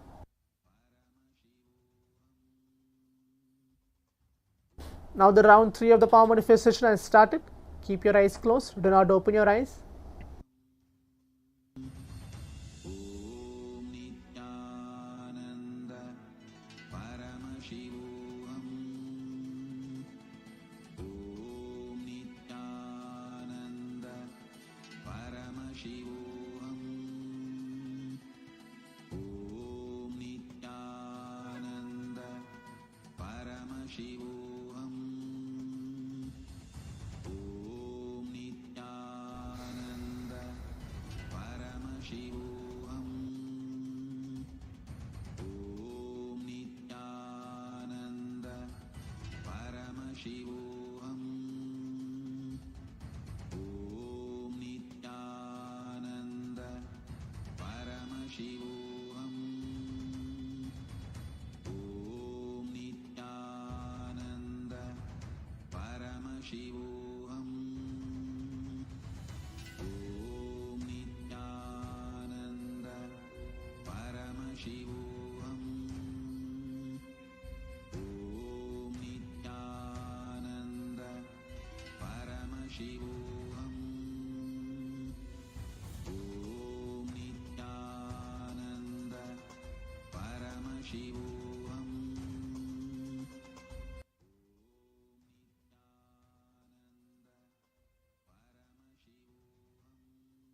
Yes, now the round 3 of the power manifestation has been completed. Requesting all the participants, we can take off our eye bands. Please open your eyes.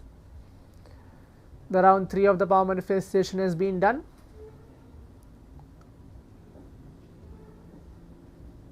Please open your eyes. Good.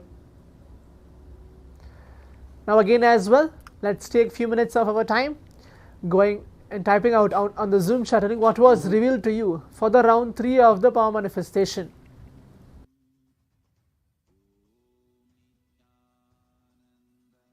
Please type out your answers in the Zoom chat. Okay, John Daly T, Pavan K T, okay, Ramesh Munisami T.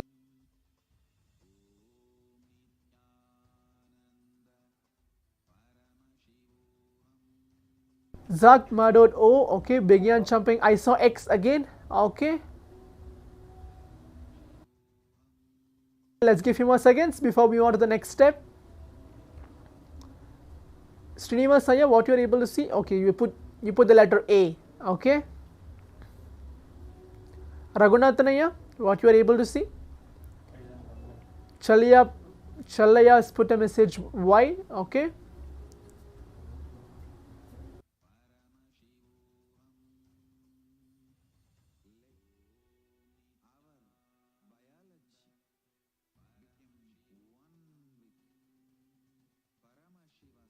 Yes, now as all the participants can see, the round 3 of the power manifestation was exactly letter T. Most of the participants have manifested this round. Raghunathanaya, not clear at all. It's never mind, Ayya. Congratulations, I think you Pavan, you got all 3 rounds correct.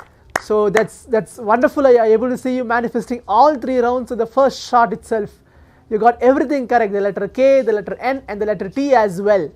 So that's actually very wonderful for you to manifest these powers. That's good. Good to you are receiving Paramashiva directly onto your very being. John Dolly, yes, you have manifested T as it is. Ramesh Munisami, you put even T as well. Yes, good. Good Aya, Pavan K, that's good Aya, you are receiving Swamiji. More and more we manifest these powers, we are receiving the space of Paramashiva, the Paramashiva component in ourself will manifest. Hope all the participants enjoyed this power manifestation, the intense 21 minutes of the power manifestation. We'll be having many of these interesting sessions throughout the next sessions which we will be having. We'll be having many multiple sessions as well, that not only the power of third eye but body scan. Nanda Paramashivoham. Om Nithyananda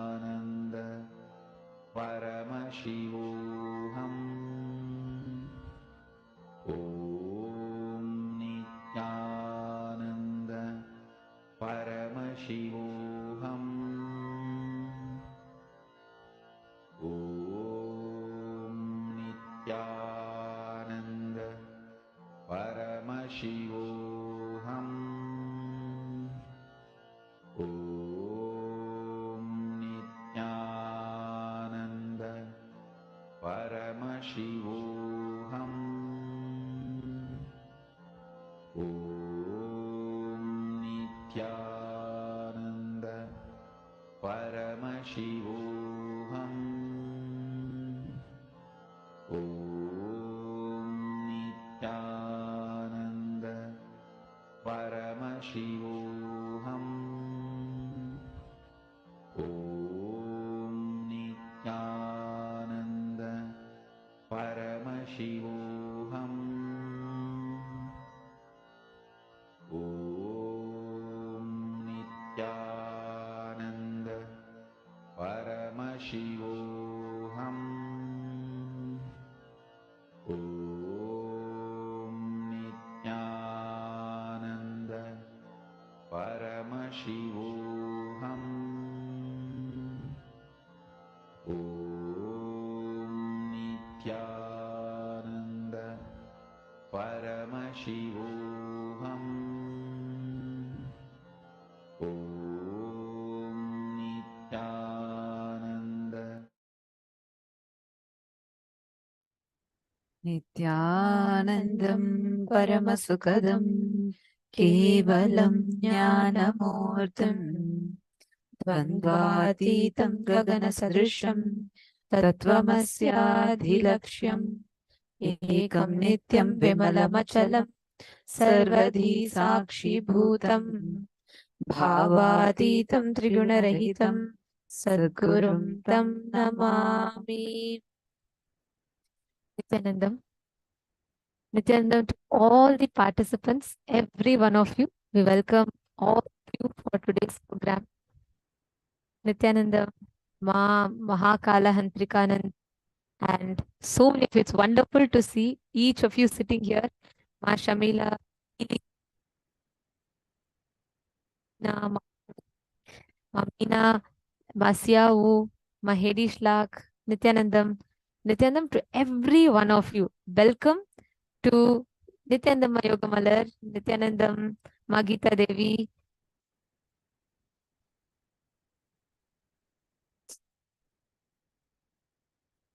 Nithyanandam, every one of you. Thank you for joining with us today. Today is a very, very important day. In the last 9 days, we learned so much about what are we, our individual identity, the genesis of our identity. We learned about time, we learned about consciousness, we learned about the vertical time zones, parallel universes, all of that. Yet what we are here to learn today is something very, very unique. All of us, everyone, each human being seeks to know about this throughout his or her life. Every one of us live every moment of our life somewhat influenced by this one concept. There's a very beautiful story in the Mahabharata. Mahabharata is an Purana of Hinduism, an epic of Hinduism.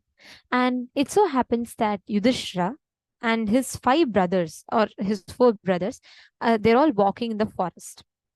And as they walk, they're extremely thirsty, and the heat is scorching, and they're extremely thirsty, and they are looking for water. And Yudhishthira, the eldest amongst all, asks, they see furthest place from where they're standing, and further away, there's a place where there's a lot of lush green. And there's a lot of, birds around, and they're sure that there must be some kind of a water source there, water body there.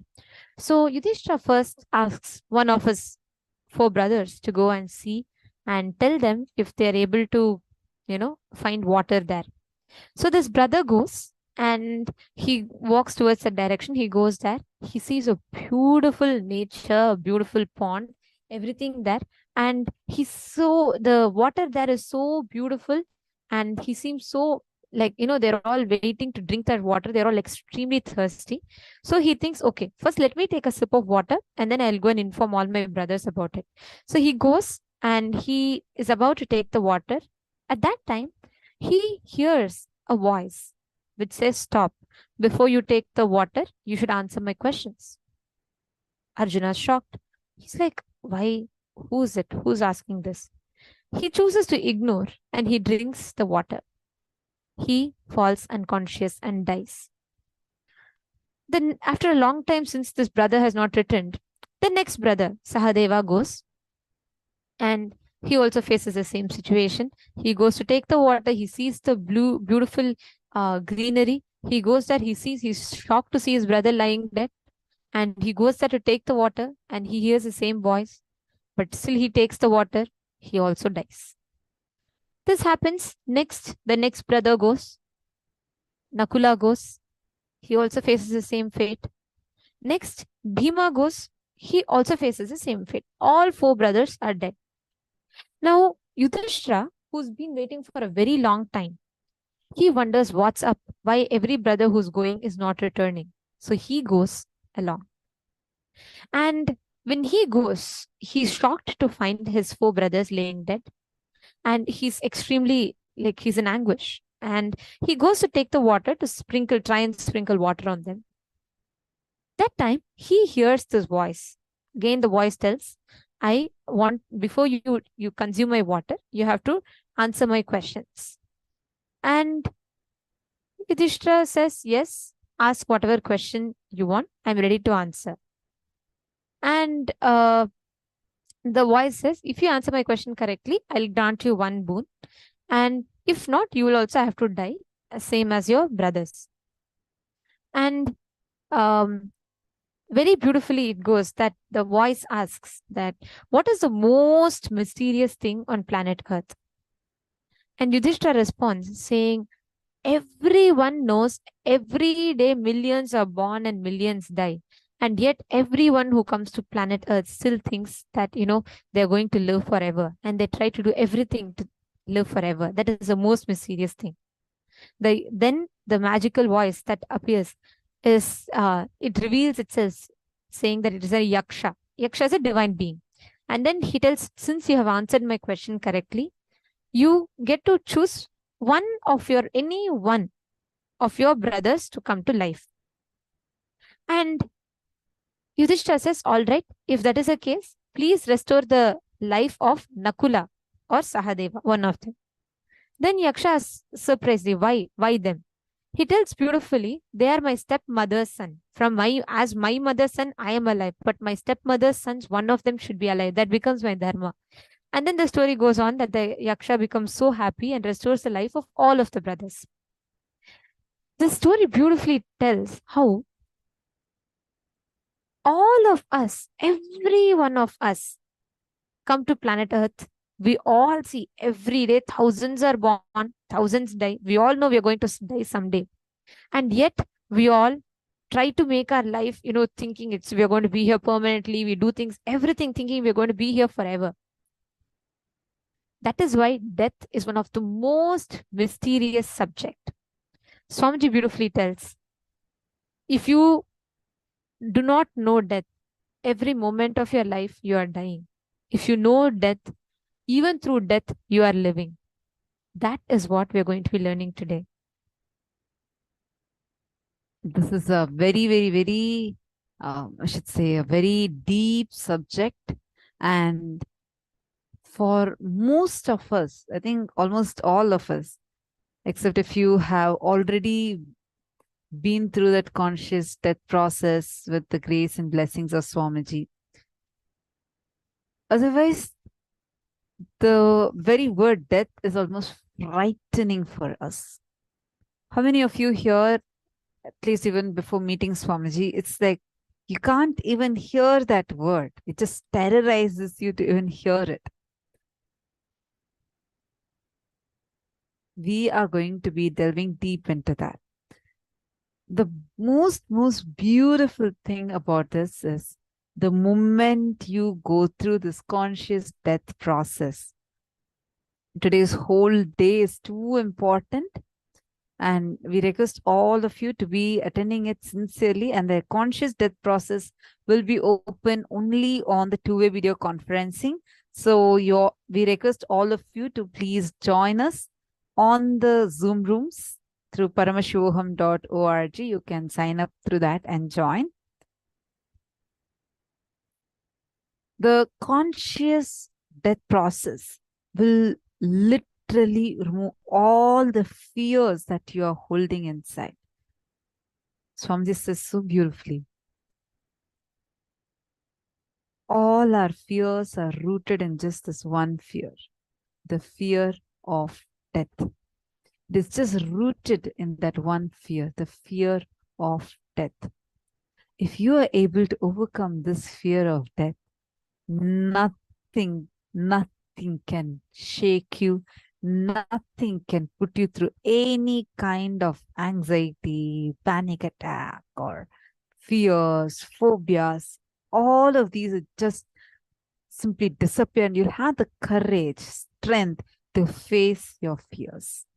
So today, we are going to be learning about this. The first and the foremost thing we are going to be learning as a very first session is the session on the science of Jiva Samadhi. How to live even through death, going beyond death and eternally living, the science of Jiva Samadhi. Let's listen about this powerful Samadhi directly from Swamiji.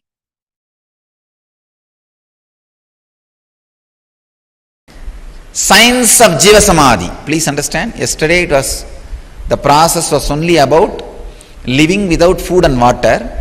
Now one step further, living without food, water, air or fire and space energy. Just living without all five energies, all five Panchabhutas, living purely on the inner space, producing all energies from inner space and keeping yourself alive. When I say not taking energy from the space means desires. Desires are the energy from the space. Prana is the energy from air. Fire is the energy from sun, the heat you feel in your stomach, Jadaragni. The digestion fire is the energy from the sun. And blood flow is the energy from water. And the mass, bone marrow, muscles, these are the energy from the earth element. Let me give you the process for Jiva Samadhi. Jiva Samadhi means all the 9 fluids which are running your body. See, there are 9 fluids as per the Siddha tradition, yogic tradition. There are 9 fluids, body fluids, responsible for running your body. They are called Navapashana, 9 poisons. Please understand, in Siddha tradition, the word Pashana not just means poison which kills you. It's like a certain high quality, alive chemicals are called Pashana. But the Pashana word is unfortunately translated as poison. In English, we don't have any other word. So I am just allowing that word. Maybe I can use the word catalyst agent. Instead of the word poison, I can translate catalyst agent. The word for Pashana means these 9 body fluids, if it is properly handled, will keep you alive. If they are imbalanced, will kill you. Blood and the water in the eyes, saliva and the kaba in the nose, the 9 body fluids, the seminal fluid, these 9 body fluids are called Navapashana, 9 poisons. if you are able to, instead of the word poison, let us use the word catalyst agents. The 9 catalysts, if you are able to produce all these 9 catalysts without any input from the outer world, like desire, please understand, desire is an input that immediately produces the semen, body fluid, and water immediately produces blood flow. Each input from the outer world immediately produces certain catalyst agent in your system. Without any input from outer world, if you can produce all these 9 catalyst agents in your body, you are a siddha who can sit in jiva samadhi. Means your body can be buried, but you will be alive forever. Even without your body, you will be alive forever. Understand this science? Now let me continue on this samyama. So any catalyst agent of your body, if you are able to produce without any input from the outer world, please understand, then you are liberated from that sense. For example, a man whose seminal production or the egg production, in the woman's body the egg production, or in the men's body seminal production, is independent of the desire, fantasy. He is liberated from the urge to reproduce, and his love becomes such pure, his love is not controlled by the hormones. If your love is controlled by the hormones, it will always be related to blood relationship. Understand? All blood relationships are hormone relationships, not blood relationships. We are using a polite word, blood relationship. It's hormonal relationship, which came from hormone. Whether you are your wife or the son or the daughter, or all the relationships happened because of the hormones. Then his love is beyond the hormonal relationships. Only he can radiate universal love. Understand? When your body seminal production activity is liberated from the outside desires and fantasies, you are free from the urge to reproduce, and you are now free to install energy into anything. You can give life to anything. You don't need another womb to create a life. You don't need another human body to give life. You can just make a statue and touch that, and that will become alive. That is the science of prana pratishtha. Normal human life, he is not only free from the urge to reproduce, he is liberated from the normal body physical actions which is necessary to infuse life into something. He can infuse life into anything just by look. Just a look is enough. He infuses life. Just if he touches, that's enough. A stone will be filled with prana, life. This is the science how the deities are installed by enlightened masters. Just their sparsha deeksha, when they touch, the energy is infused into it. They don't even actually need to touch. Touch is like one more act to satisfy the people that it has been energized. Otherwise, just a look is enough. Look is enough to infuse energy into the body or a stone or a metal or anything.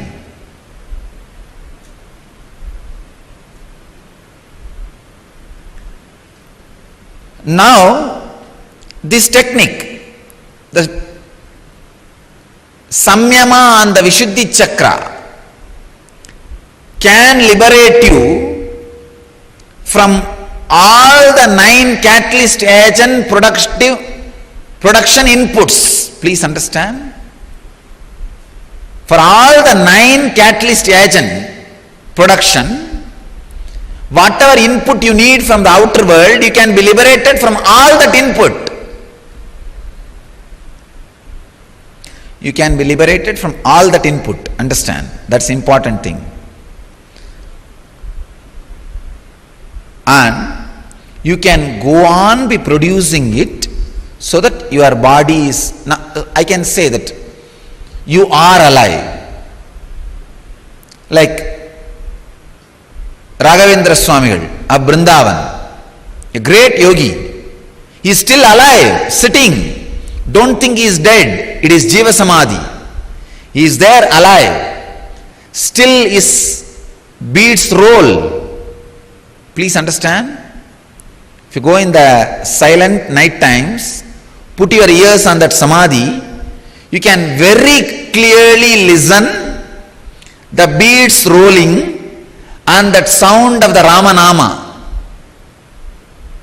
that mantra, that some murmuring. You will not be able to hear exact Rama sound, but that somebody is sitting there and humming or uttering some words in rhythmic way, that can be heard very clearly.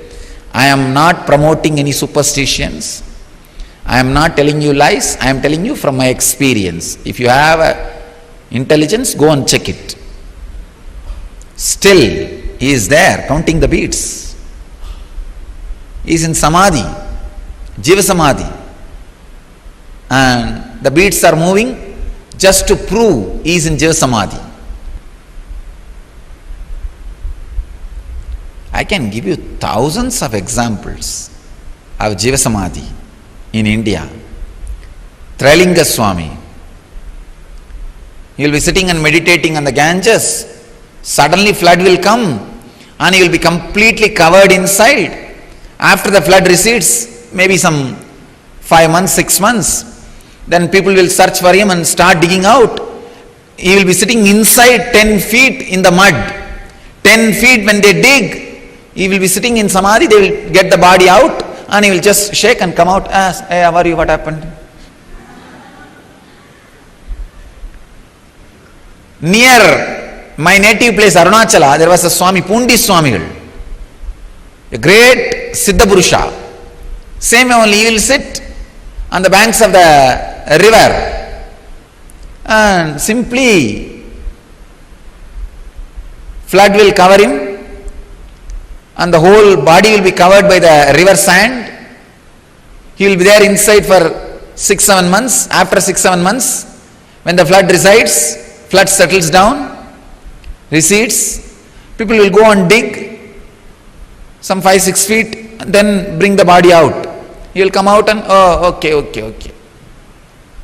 He will talk to them and start living. These are not stories. Pundi Swami lived just 30 years before. Only 30 or 40 years before he took Jiva Samadhi.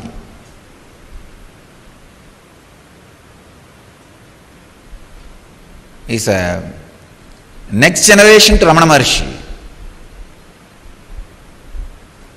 Must be 30 to 50 years only. He would have had Jiva Samadhi. And Trailinga Swami, he also lived. He was seen by Ramakrishna had darshan of Trailinga Swami. Vivekananda had darshan of Trailinga Swami. Means 100 years before.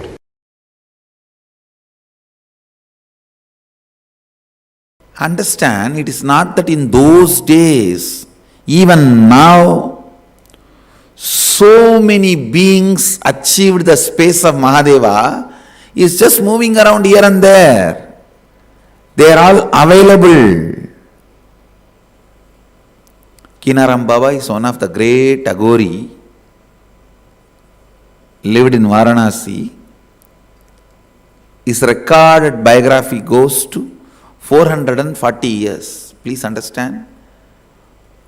And another one, Trailinga Swami. his recorded biography goes to 370 years.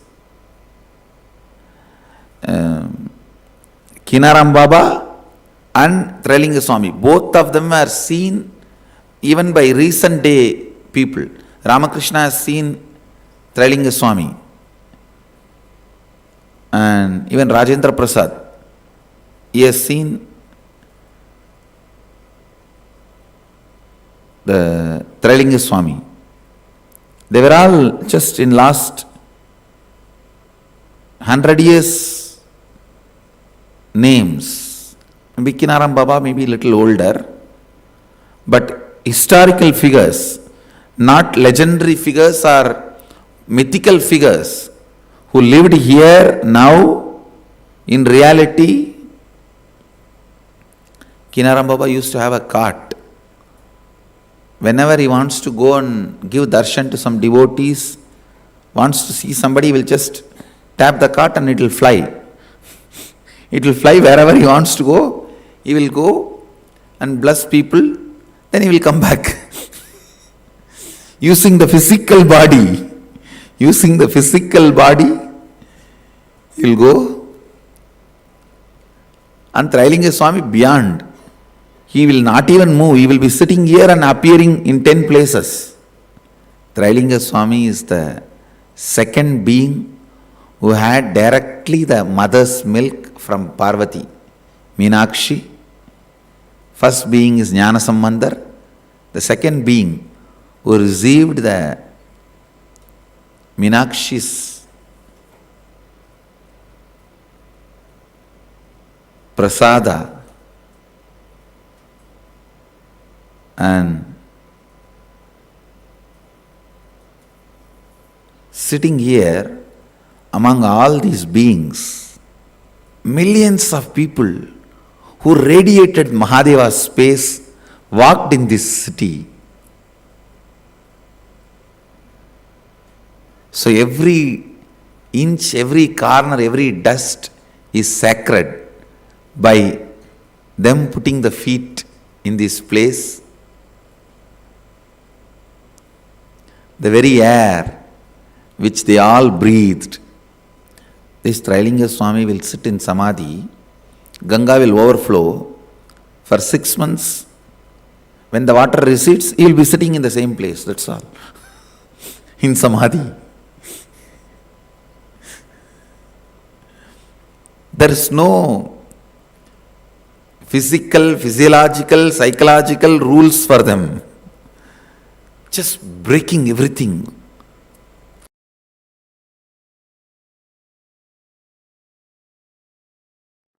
The Jagannath temple is the place where Krishna, Balarama, Subhadra's bodies physically is in Jiva Samadhi.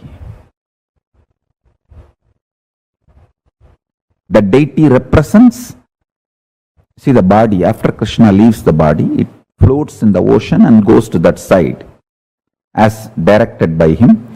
That body filled with the salt water. Natural mummification. Then all the 3 bodies were recovered by the Suryavamsa Rajas and they built the temple and they are maintaining it. And it's a living deity. I tell you, Krishna is alive in Jagannath. Subhadra is alive in Jagannath. Balabhadra is alive in Jagannath. If you want to see Krishna directly, face to face, go to Jagannath. Go to Puri. He is alive, living, Sakshat, Pratyakshamurti.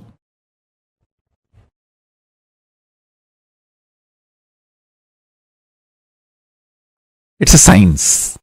Just like mummification in Egypt. That is a smaller level. It is a science which can take you up to Swargaloka. Only deification can take you to Kailasa. Because Hindus have mastered this science in a much grander and ultimate way. Deification is 1,000 times greater, powerful methodology than mummification. Mummification can lead you up to Swargaloka. Bhur, Bhuva, Suva. Not more than that. You can be at the most Indra. Maximum. Not even that. All that. It's not that everyone who goes to Swargaloka becomes Indra. No. Even among that, there is a lot of competition, politicking, and then fight. That's why Indra Padavi is not permanent. Every yuga, Indra changes and all that.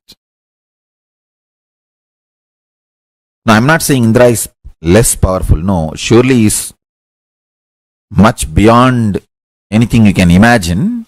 And he is worthy of worship and our reverence and everything.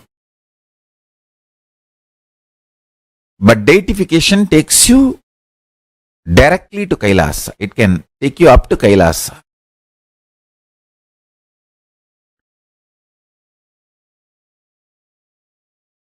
Human beings should not die. When the science is available from Kailasa, why should you die? No. No death. Blessed are those who achieve Swarupa Samadhi, but at least Jiva Samadhi.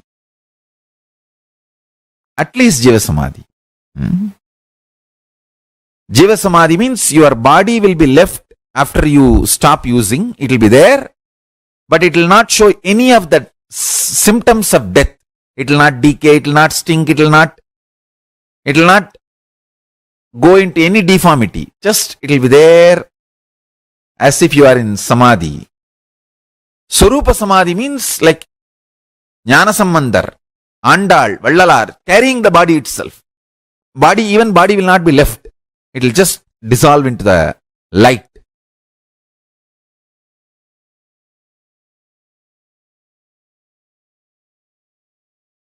That is Swarupa Samadhi. Whether you achieve the state of Swarupa Samadhi or not, at least Jiva Samadhi. Human beings should achieve at least Jiva Samadhi state.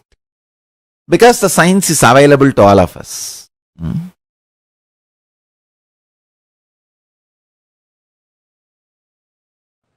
You may have mind, you may have body, you may have all the other things like a wealth, relationships, but you are consciousness.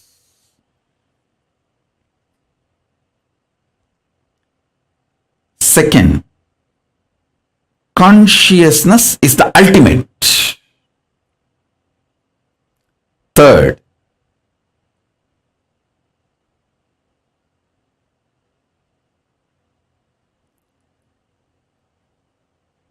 declaring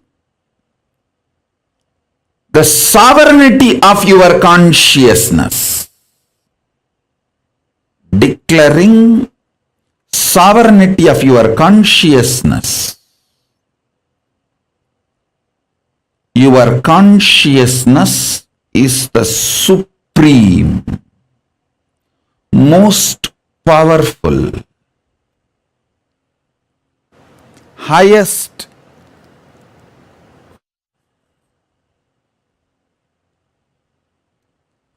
your consciousness is supreme,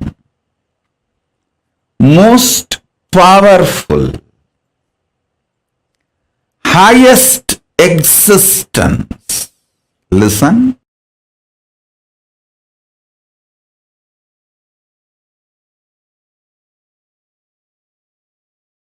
Whether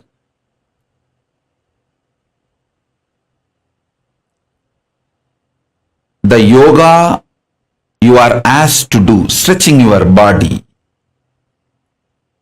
or pranayama you are asked to do, like a cohesive, coherent breathing pattern, or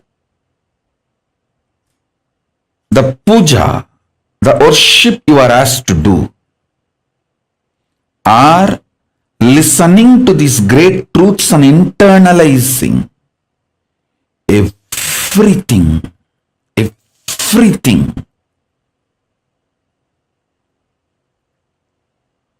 in Hinduism, everything is to make you express your conscious sovereignty.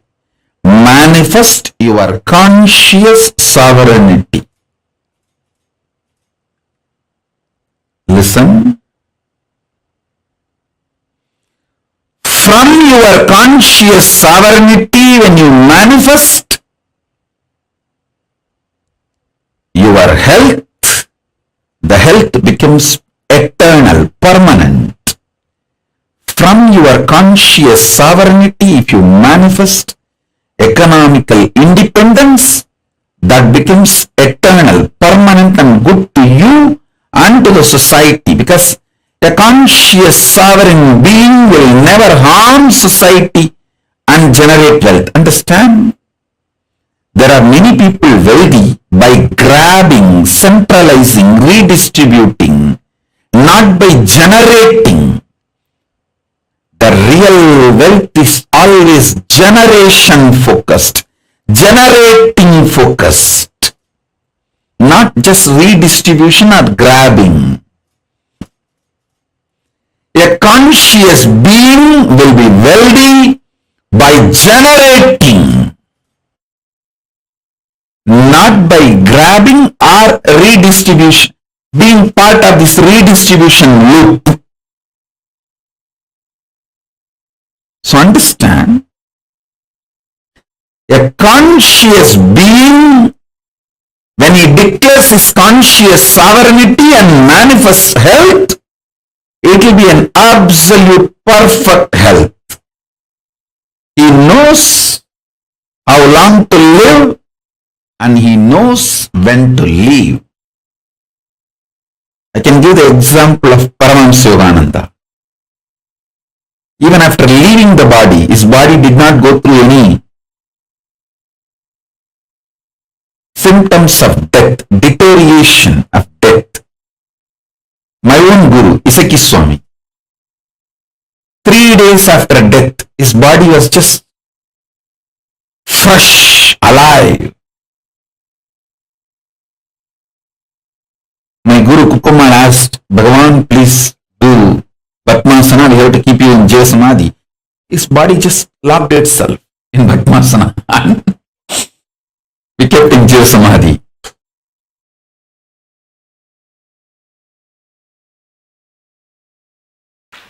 All you need to do is just only one thing. Complete with all the incompletions related to life. Any decision you took against the life, dig out that situation, complete it and drop. That's all. Always decide for life.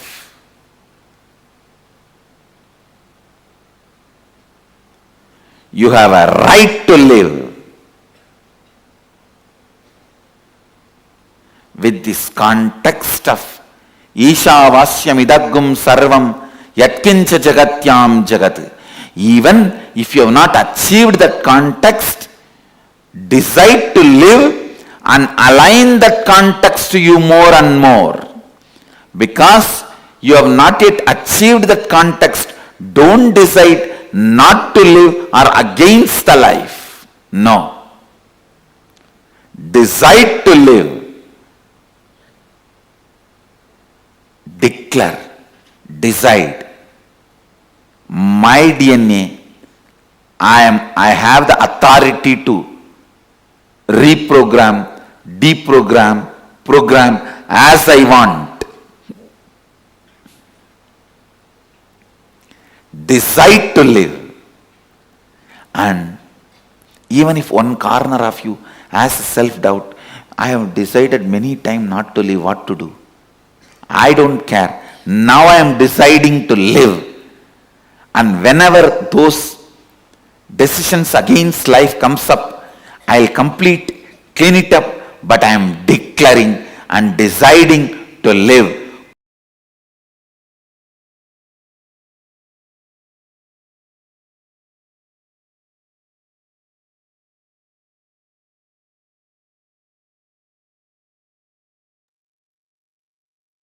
Completion is life. Saying no to life is death. Swamiji has so beautifully explained to us. In so many situations, we deny the possibility of life. We deny the very science of completion. We deny the possibility of life happening. Just look back into your life. Swamiji beautifully explained right now, right? Not willing to see what life is telling. Continuously denying life is death. This is such a powerful truth. Whenever you deny life, Swamiji gives a very beautiful example in Bhagavad Gita, which I always click with. Have you all seen these beautiful reeds in the river? That will be there, the small plants, right? If a reed is against the current, every time when the river is flowing, it has to keep hitting the reed. The reed will keep falling and coming back, falling and coming back, falling and coming back. If the reed bends towards the current, it is just so smooth and beautiful. It will just flow along with the current, constantly smooth. All of us, the same law applies. If you are a stone constantly against the current, then current has to keep hitting you. But if you are a reed that just bends and flows with the current, it will just be a beautiful flow for you.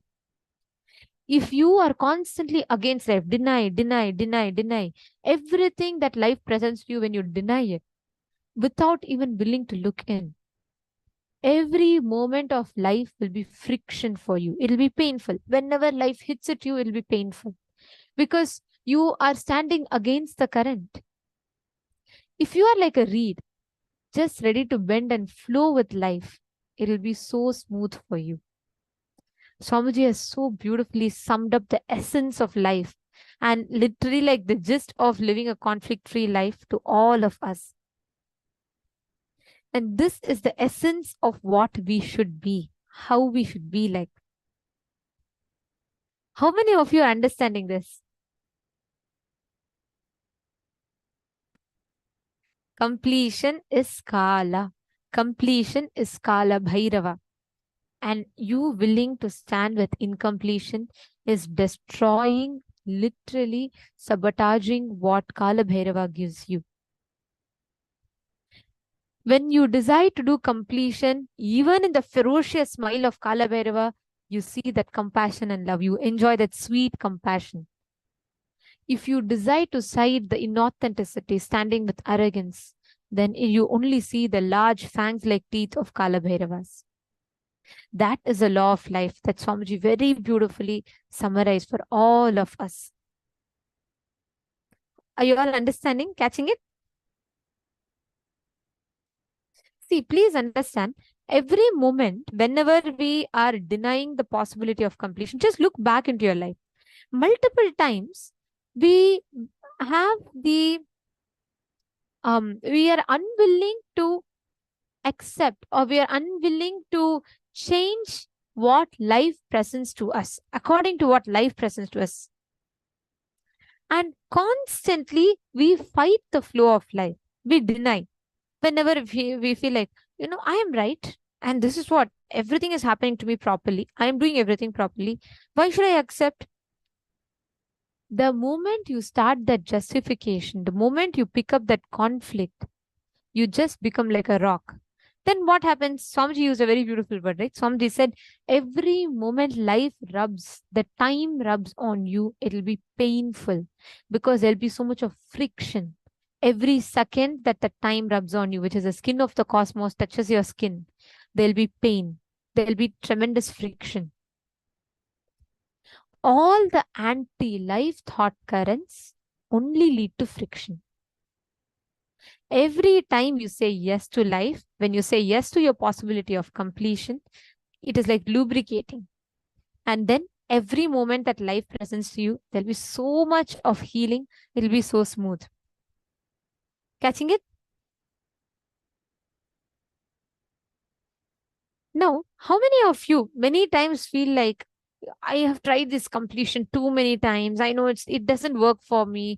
I think it's what somebody's saying working for everyone else, but I don't think it is made for me. I'm not kind of person who can sit and complete and all. How many of you entertain the thought currents which which deviate you from the path of completion. How many of you entertain these thought currents? Can I request everyone to post?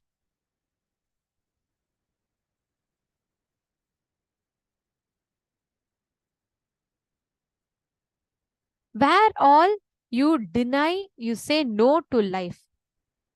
Can I request all of you to please post? Understand, saying no to life is saying no to Kala Bhairava. Saying no to life is saying no to the possibility of existence. Saying no to your highest possibility. And Swamiji said, this is the spiritual suicide. Constantly, when you deny life, you do the Atma Hatya. And Swamiji tells beautifully that the science of Jiva Samadhi is immense life positivity.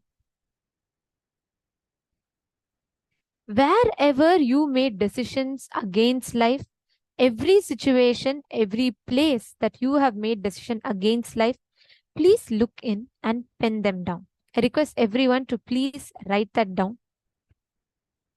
See, which are all the situations when you made decision against life? The thought currents you entertained, which is against life. The thought trends you entertained, which is against life.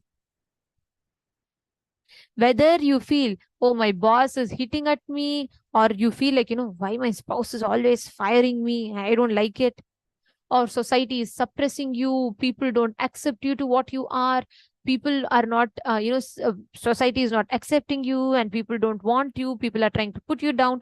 Wherever you felt anything against life, understand, every decision where you make a statement saying, okay, I don't want to listen, I don't want to do this, I don't want people all, I think people are all against me. All these thought currents that you create, all these decisions against life is like standing against the army of Kala Bhairava. Nobody can win. Like Swamiji said, even if you bring the whole 7 billion people on planet Earth and stand, nobody can stand that one glare of Kala Bhairava, just one look. And you siding by life negativity is what Kala Bhairava hates. Just look in, pen down. Pen down all the situations in life where you denied completion. You said no to life. I request every one of you to take a few minutes, write down. Every exercise today is directly going to be helping you to work, prepare yourself to receive the death process initiation. So we request all of you to pen down sincerely.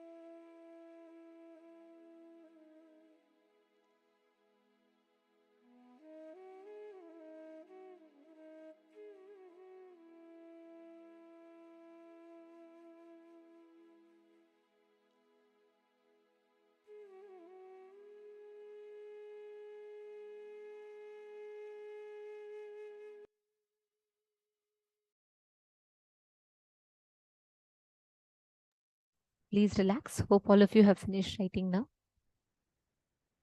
Alright. Now, understand, never deny the possibility of completion in life. Don't deny the possibility of completion in life.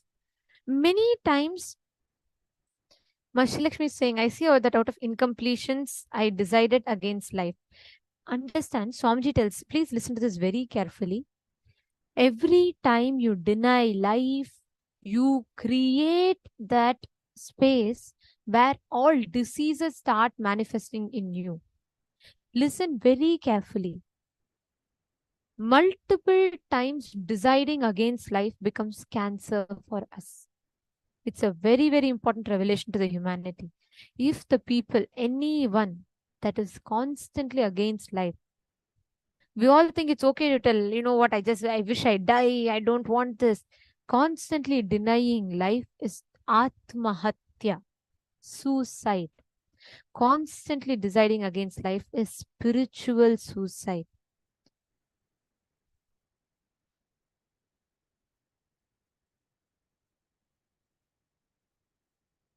Ma Lucy has posted, Nithyananda ma, just in from YouTube as okay. So ma Lucy has posted about your earlier question. Yes ma, I have been in life negative about my difficulties in fully doing completion, but I'm not giving up. So I guess I'm still life positive in that aspect. See ma, any time where you make a declaration that life is not going to support, for example, you declare, I can't handle this. I tried completing. It is not going to work for me. Why should I do? I'm not going to do. All these declarations that you make, ma, all of them are life negative. Anytime you decide, you try to convince yourself that the life cannot be. Have you seen many times we make statements, even if it is casually, we say, I don't think life will ever change. This is what is life. Life will never change. I'm just going to be stuck with this. All these type of statements that we utter to ourselves is life negative. Madonna is asking, I feel guilt after I realize that I made a mistake. Is guilt life negative response? How do I say yes to life when I make mistakes? Very beautiful question, Madonna. It's a very important understanding to have. Swamiji, actually, one of them had asked Swamiji. Swamiji precisely addressed this point. Seema, guilt is the original sin. Guilt is life negativity. Let me define what is guilt. Let's say you make a mistake. I'll give you all a proper example. You know smoking is wrong. Smoking is harmful to health. Smoking is going to be addictive. But something happens. You decide to go. You want to try it just for that kick. You go pick up the cigarette and you smoke. Okay? After you smoke the first time, you go through a guilt. You feel like, oh God, I should have not smoked. You know, I don't know, I should have not smoked. I feel so bad now. I should have not picked up the smoke. That was so uncontrollable for me. Guilt is a cunning way where your mind makes you feel, oh, I could have done nothing else. This is what I am. That this is what I am statement you make is what is guilt. And Swamiji tells, actually, guilt is the thing that will make you, if you feel guilty about something, then be clear you're going to repeat it again. Because the guilt, that cunning statement that we all will make, it is a cunningness to all of us. I'm not saying anyone in particular. Every one of us has this guilt, which is a very cunning way we put ourselves back. We start feeling, look, I can do nothing. It is not in my control. I keep doing this mistake. I feel very bad about it. Again, you'll go and pick up the cigarette and you will smoke. Guilt is the original sin. If you are guilty about something, be clear in your future, you are going to repeat that same mistake again. Then you may ask, okay, if I do a mistake and I realize, what should I do about it? Realizing your mistake means you own up and you take responsibility for it. Guilt is not you taking responsibility. When you're guilty, you do not take responsibility. Just revisit all the situations you feel guilty about. Let's say you fight with someone. In anger, you just beat up someone and you feel bad about it later, but you don't take responsibility for it. If you take responsibility, it is no more guilt because you're taking responsibility to repair it, to do the damage repair. There's a vast difference. Guilt, that is why Swamiji calls guilt is the original sin, the only sin. Because every time you feel guilty, every time you build guilt in you, you constantly put yourself back to a justification for yourself saying, you know what, I think I'm going to do. Let's say you gave a commitment to Swamiji, you withdrew. Okay. You did not follow the commitment. You feel guilty. But you know what that guilt will make you do? That same guilt. I have seen so many people who will come, who will commit, who will take up the lifestyle, and then they'll just drop and go away in between. They'll give a commitment and they'll just drop and go away in between. But if they really feel bad, if they really feel like I have done a big, it is a big this thing from my side to have just left and come like that, and I dumped my commitment, I did not keep up my commitment to Swamiji. If you really felt bad about it, if you feel that what you did is not right, it is a non-integrity to the Guru, then what will you do? You will take responsibility. You will come back and do the prayaschitta. That is why in Hinduism, that is why in Kailasa, we have no punishments. We only have prayaschitta, where each person, when we realize we have done a mess, we have done a non-integrity, we go back and see how we can rebuild the destruction that has happened. Even that way, Hinduism is extremely life positive. We do not say, oh, I feel bad, and you know what, I have done this. So what many times what we do, we cunningly start telling, oh, I gave a commitment to Swamiji, I didn't follow it. So what to do? See, that's all I am. I should never go in front of Swamiji. What do you think you are doing? You are only justifying your violence in that situation. So many times, everyone who feels, society makes us think like, if you're not feeling guilty, you're doing something wrong. No, if you're feeling guilty, you're doing wrong to yourself. Never put yourself into guilt. Always take responsibility and do the prayaschitta. Swamiji will always tell that. Take responsibility and do the prayaschitta. Your guilt is of no use to you or to life. Guilt is a very cunning way we all justify saying, I have done, I don't know what can be done about it. It is like you go, you destroy something, you damage someone, and then you come back and say, oh, sorry, what can I do? I feel very guilty about it. That attitude is what is guilt. Understand, guilt is the way we all justify cunningly, we all justify our violence. So never think guilt is the right thing to have. Guilt will never make you transform in life. Swamiji will tell, if anyone feels guilty about what they did, be sure they're going to repeat it again in the future. If anyone feels really for you to repent what you did, you taking responsibility is the solution. Madonna, does this answer your question? It is for all of us. Actually, anytime, whenever we feel guilty, right? Swamiji will tell that. Be sure you're going to repeat it again. Don't think guilt is something right, because society instills so much of hypocrisy in us. Oh, I feel very bad for you. I'm so sorry. I feel very guilty. That guilt is extremely superficial. Even inside us, what we're all trained to think that way. See, it's not that all of us consciously decide, but that is a cunningness of the mind. The real way is every time you feel, let's say, Ma, you did something wrong. Okay. Next time onwards, do a prayaschitta. Means take responsibility to go and rebuild the commitment which you dropped. Take responsibility to go back and rebuild. That is really repenting for what you did and coming back. That is the right approach. Okay? Great. Hope this answered your question. Now, everything that you decide against life, where you decide it is not possible, and all the decisions that you make from anger, which is all anti-life, all of them will only instill violence in you. And as long as you do not complete that violence, we will go on be repeating it in the future. That is a law of life. So let us all drop denying life, and let us not show that violence in the name of guilt. The real way is to rebuild through prayasthita. It's the most life positive decision you can make. In Hinduism, we don't have this concept of, oh, if someone is doing something wrong, go and punish them. No, because punishment only instills more violence in people. We only have the concept of prayasthita, where if they really repent for what they did, they go back, they build the destruction that they caused, they rebuild the destruction that they caused. Okay. Now, with this understanding and with this decision to consciously be life positive, in every situation saying yes to life, saying yes to life, constantly saying yes to life as living, saying no to life as death. The first principle we all need to start with is to say yes to life. We will see even through death we will live.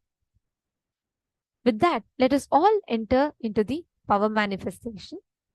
I request all the participants here today, we are all going to be learning a very, very beautiful power. We are all going to be manifesting the power of Akashic readings today. How many of you are curious? You want to know about your past, present, and future? How many of you are very curious? Like, is it possible for us to know? Is time travel possible? Or, is it real that we all can access past, present, and future? Okay. A lot of you seem to be curious.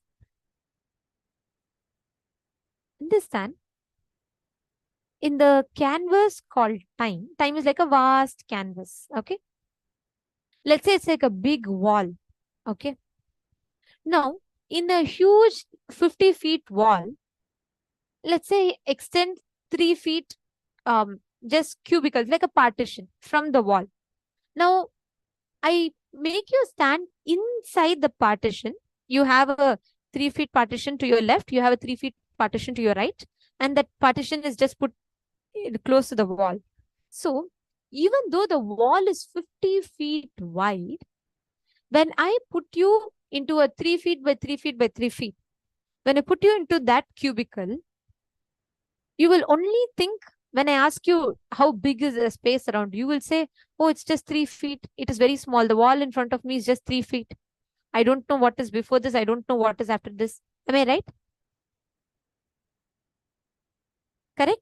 You will, if I put you, even if there's a big hall and it's a huge wall, like 50 feet long wall, but I build a 3 feet by 3 feet cubicle in that, and I make you stand inside that, you will only see the periphery, within the peripheries of that cubicle. That is what is the time which human beings know currently. We are all limited to our idea of the past, our idea as the future. So we say anything beyond this barrier is the past, anything beyond this barrier is the future. And we think we have only access to what we call as present. But this is your perception. Factually and actually, if you just step out of the cubicle, you will realize that there is no such thing as this wall, that wall, and this wall. All are one same wall. There is nothing. So the past, present, and future collapses into one canvas. That is time in reality. How many of you are catching it? How many of you are understanding?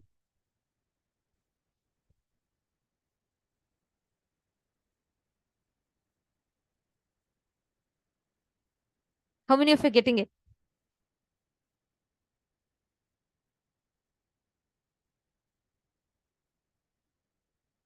Great. Now, understand all of us are inside that cubicle. We're all saying, okay, I only know this much. I can only see my present. I don't know the past. I don't know the future. We're all stuck in that cubicle.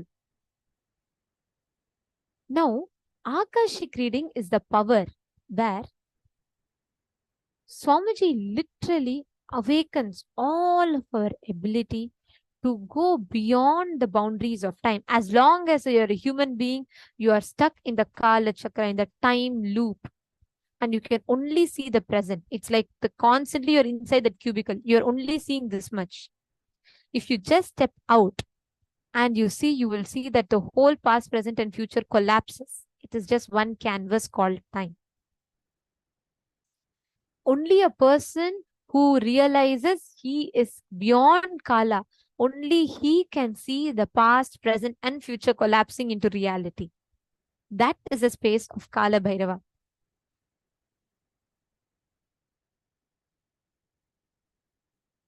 Are you all getting it?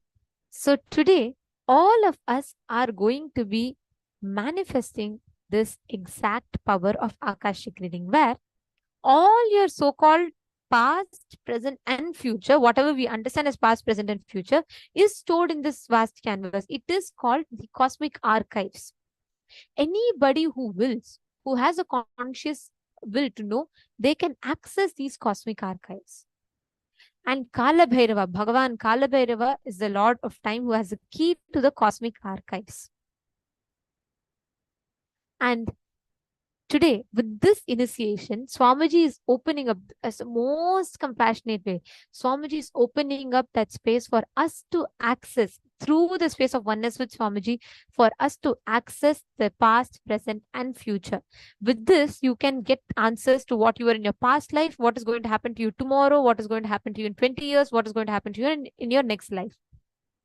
Now, this power, ultimately, like when you manifest this, you will be able to see what happened exactly in your past, what happened in your present, and what happened in your future. All of that very clearly.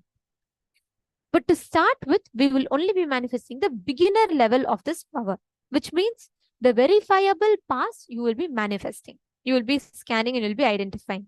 Okay, ready for it? Shall we all start?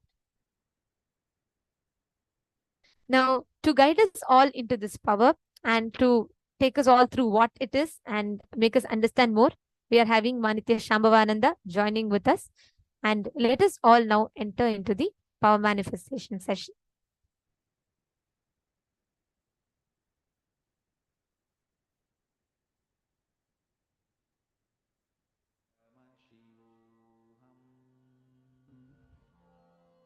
I didn't see. Nityananda Paramashivoham. Om Nityananda Paramashivoham. Om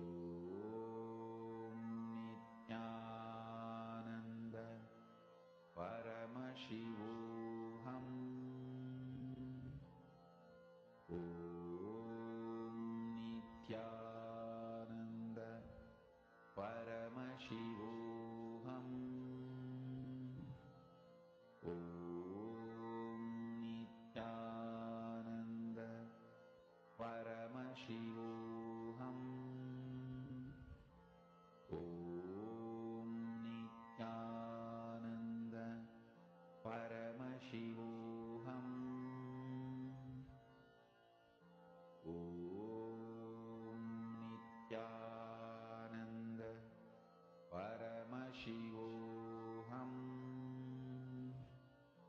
Om Nityananda Paramashivoham. Om Nityananda Paramashivoham. Om Nityananda Paramashivoham. Om Nityananda Paramashivoham. Om Nityananda Paramashivoham. Om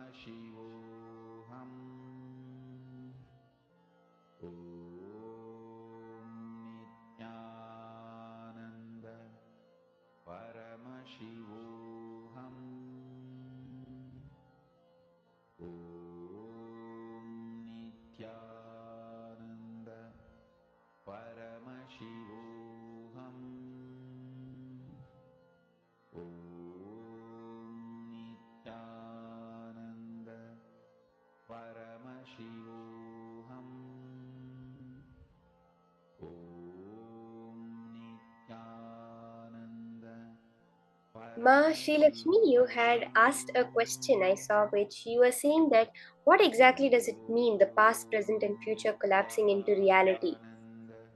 What that means is, Ma, when you understand that past, present, and future do not actually exist, that's literally what it means. The whole time dimension that we understand is another spatial dimension at one level when you see it. You're seeing a slice of time. That is why you think it's moving constantly, it's running constantly.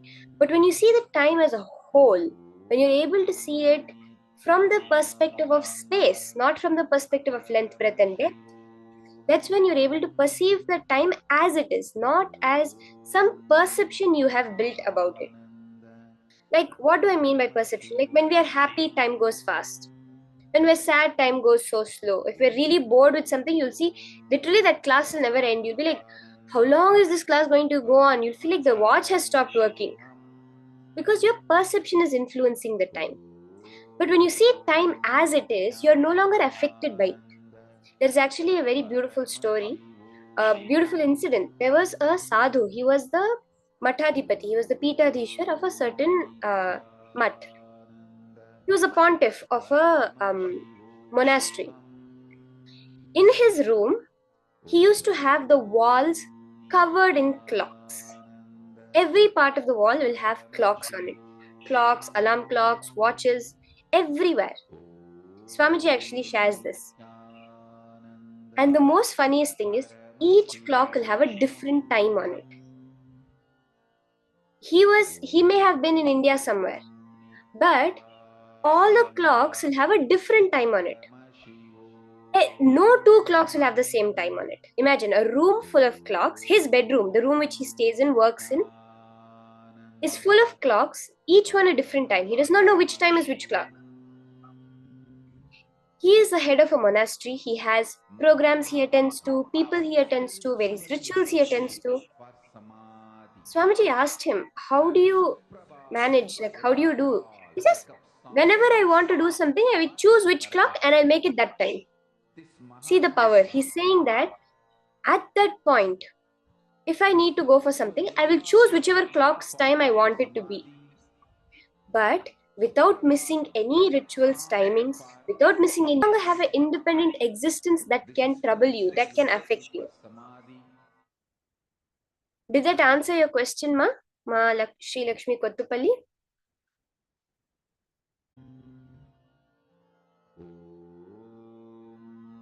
Sorry for the technical glitch.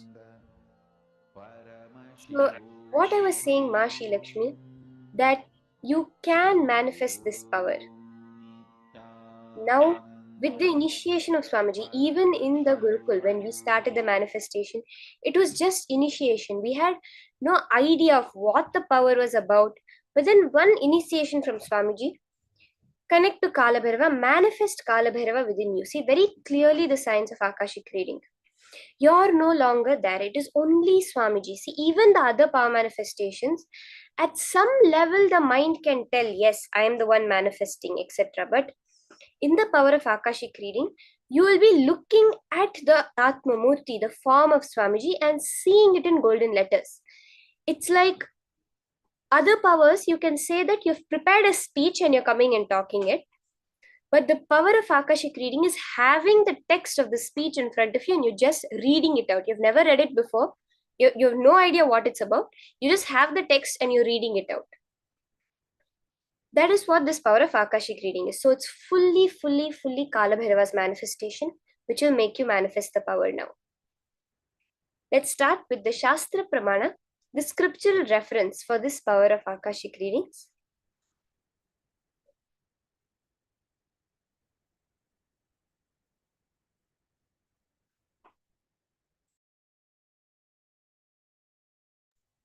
The Shastra Pramana for the power of Akashic readings is from the Vijnana Bhairava Tantra, Dharana 61, Sutra 84. Akasham vimalam pashyan kritva drishtim nirantaram stabdhatma tatkshanad devi bhairavam vapurapnuyat. Bhagavan Paramashivam says, looking at the spotless infinite etheric space, the Akasha, beyond the sky and clouds, one should fix one's gaze without blinking continuously and make the body and inner space steady and motionless. In that very moment, O Devi, one attains the nature and powers of the infinite space, Bhairava. When you've made your inner space, your mind, your body completely motionless, means what? You're not moving towards anything. See, in life, we're always seeing the past or we're seeing the future. When we're not moving towards anything, when we're not either catching on to the past or catching on to the future, then you fall into the present moment and you see the whole past and future as it is. Then you manifest the power of Akashic readings. In the Purana, in the Itihasa of Mahabharata, the incident of the meeting between Vidura and Rishi Maitreya is revealed, where the great Rishi Maitreya reveals the secret to Vidura of his past life. Why he took a birth in a human form and why is he suffering so much? Sage Rishi Maitreya accessed the Akashic records, the Maharloka, and told Vidura that he was not an ordinary man, but was in fact an incarnation of Yamaraja, the Lord of Death. He was to play the part of a so-called Shudra for hundreds of years, being cursed by Manduka Muni. So this is from the Srimad Bhagavatam, Canto 1, Chapter 13, Text 15, which it's very clearly revealed how Rishi Maitreya was able to access the Akashic records and narrate incidents from the past of the life of Vidura.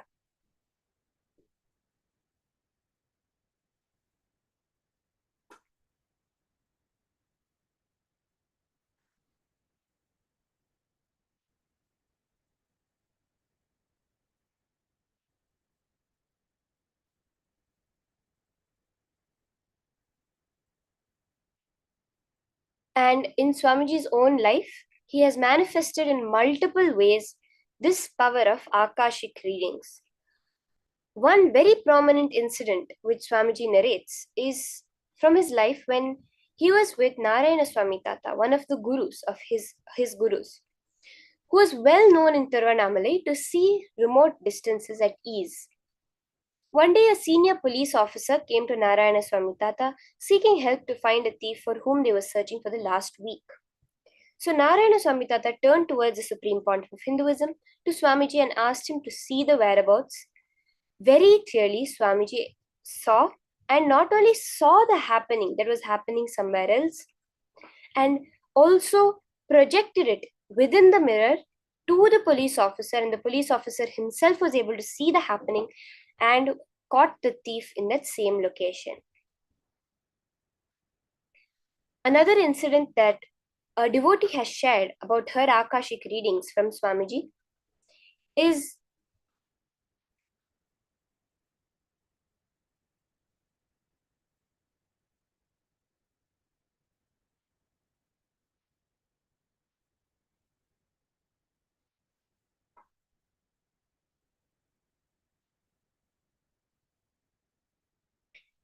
when she shares that in the IA, in the Inner Awakening program in August 2013, when Kalabhairava did, when she asked in the Akashic readings, and the exact answer Kalabhairava said about the future manifested. She shares, at a time when I did not know what to do with my life, Swamiji took the time to help me in many ways. Swamiji looked at my horoscope and told me I will always have lots of money. I wondered how this would be since I wasn't working and did not have much money. In August 2013, when my mother and I did the 10-day Inner Awakening program, I asked Swamiji if I can ask Kala Bhairava about the Kotishwara Yogam, a millionaire possibility in my horoscope. Swamiji told me to ask Kala Bhairava. With so much compassion, Swamiji brought Kala Bhairava to us, and I asked Kala Bhairava the question. And Kala Bhairava told within 2 years money will happen, and blessed that he would protect me and not to worry. As predicted by Kala Bhairava, as revealed the future by Kala Bhairava, within 2 years my family won the lotto lottery, where the chances of winning are 1 in 14 million people. This is a very beautiful incident shared by the devotee, where she was physically, when Kala Bhairava, when Swamiji revealed the details of what would happen in the future, she was able to see it happen exactly like that.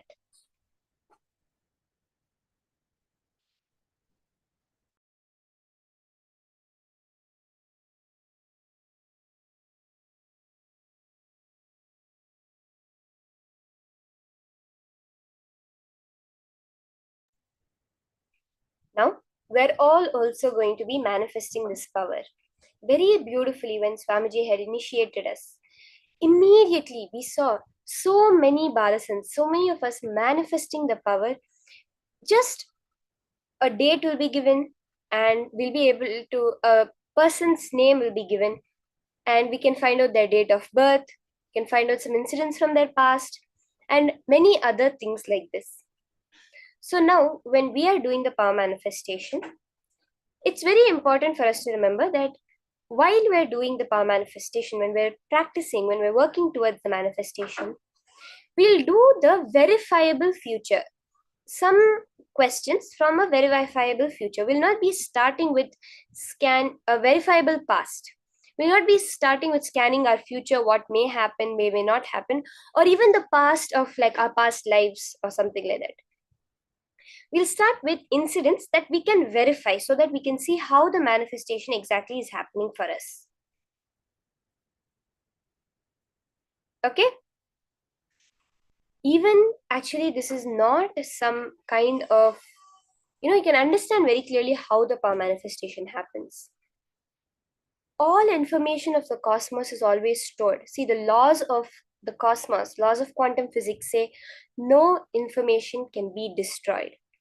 Even if you have a hard drive which has a certain amount of information on it and you break it, if you're able to collect back every particle of it and put it back together in this exact same way, you will still have that information, because information can never be destroyed. So then there was an issue that had come up, which is when something falls into a black hole, what happens to it? Is it not information being lost? It can never be retrieved from a black hole. That's when modern science discovered the holographic principle. which is the very fundamental understanding that we have of oneness, which what modern science sees as a holographic principle.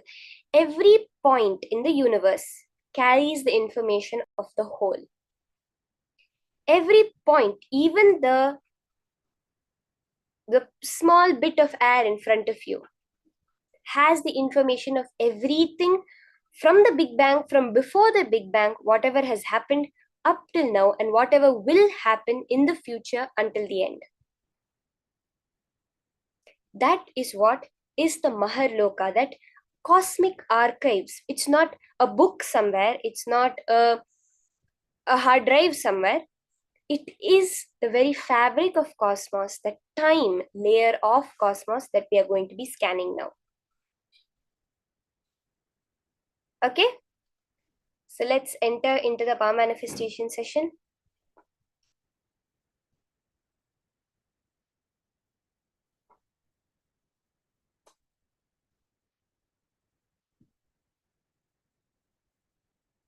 In the first round of this power manifestation, we're going to be starting with identifying the details about an object.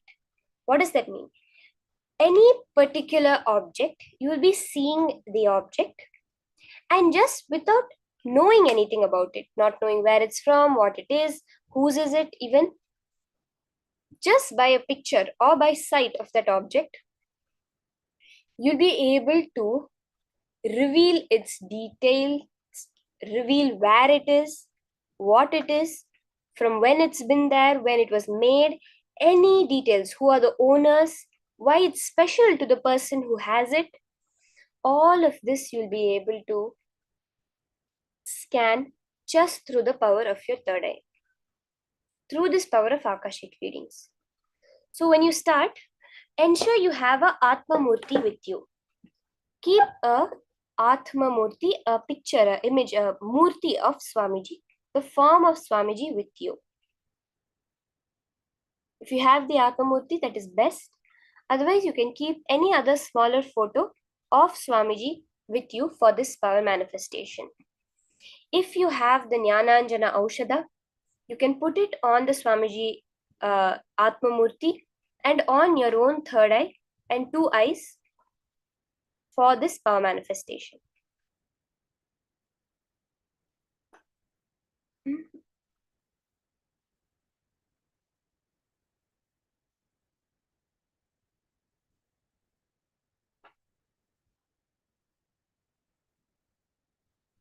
Now, you can start the power manifestation, connect to a partner,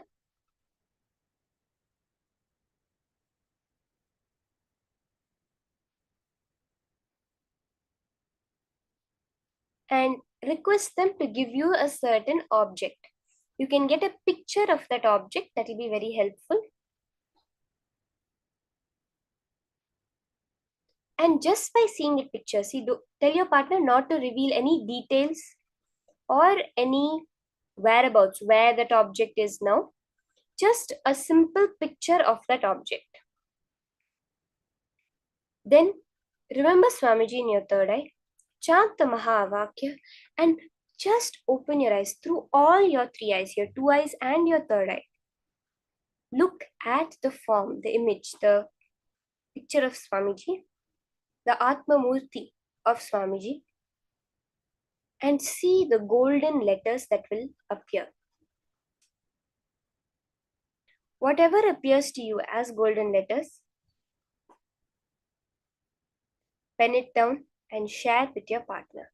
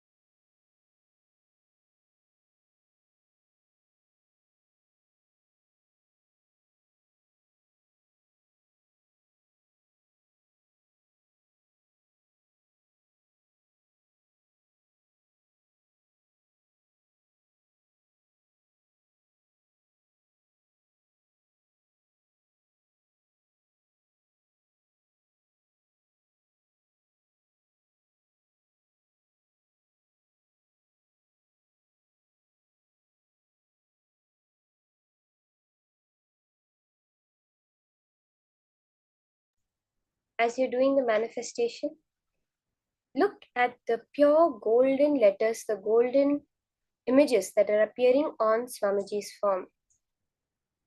As you're doing the palm manifestation, look at the form of Swamiji with all your three eyes, chant the Mahavakya, and whatever appears on in golden letters, just reveal that to your partner.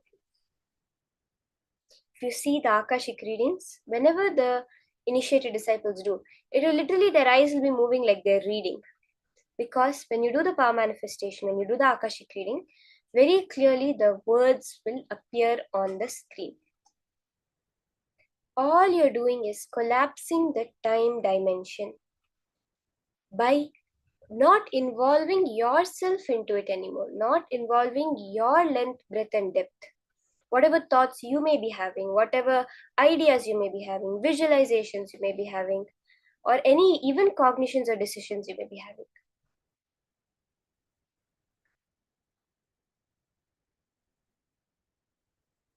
You're just pulling that away from the space dimension where then time becomes very clear for you to see as it is.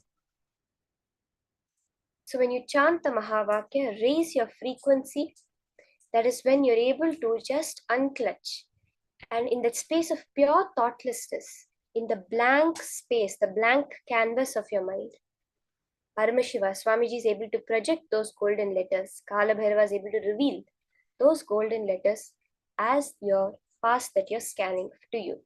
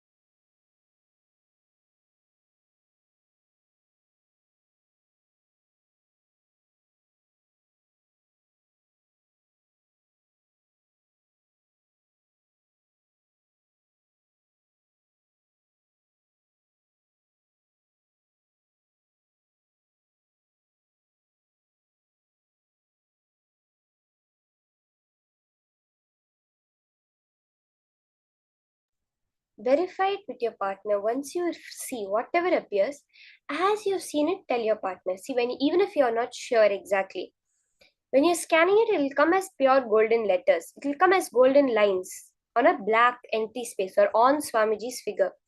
At that point, if you're having some kind of feeling like you're not understanding it or it's not making sense to you, don't add anything to it. Just as it is, you can tell it to your partner. When Swamiji did the various Akashic readings, he revealed deeper truths on birth, on death, on life, on various topics like this. That time, Swamiji said, these videos, these revelations cannot be edited, cannot be modified, cannot even be interpreted, and just have to be given as they are. So now, even when you are doing the Akashic readings, bring that integrity. Do not interpret it. Do not try to even understand what is appearing. As it comes in your third eye, without any fear or greed related to it. You should not feel the fear. Oh, is it the right manifestation? Maybe it's not exactly right. It doesn't make sense at all to the question she asked. Or the greed which comes in. That if it's correct, how nice it would be. I would really have manifested powers. Don't let any of these come in, and as it appears, just share with your partner. Now, we're going to be entering into a very, very fun session. We started with the power of Akashic readings. That power of time, that Akashic records, is held by Kala Bhairava, Bhagavan Kala Bhairava, who is beyond time, who runs the whole Kala Chakra, that wheel of time. In this session, we're going to understand Who exactly is Kala Bhairava and what Swamiji has revealed about the greater truths about Kala Bhairava? Let's now listen to this from Swamiji.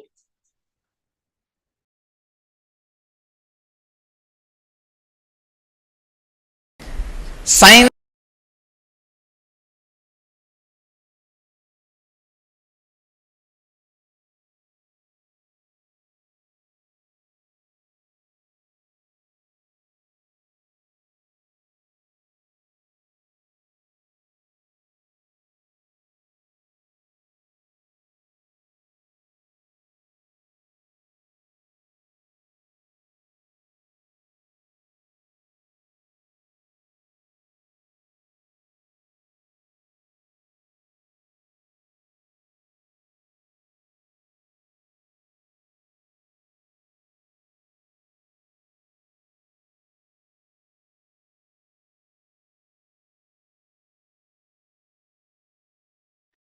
listen,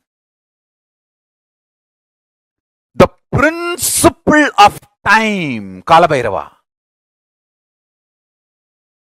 not just Kala or time, principle of Kala is Kala Bhairava. It means, listen, how Kala is experienced in our plane is different.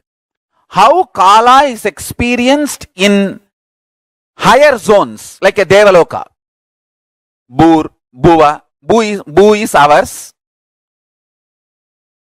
Suva, Tapa, Satya, the higher vertical time zones, the higher planes.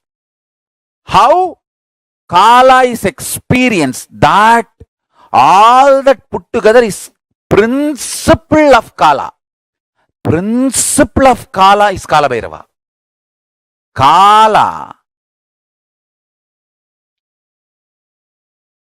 is part of Kala Bhairava. Understand this. So Kala Bhairava is principle of Kala.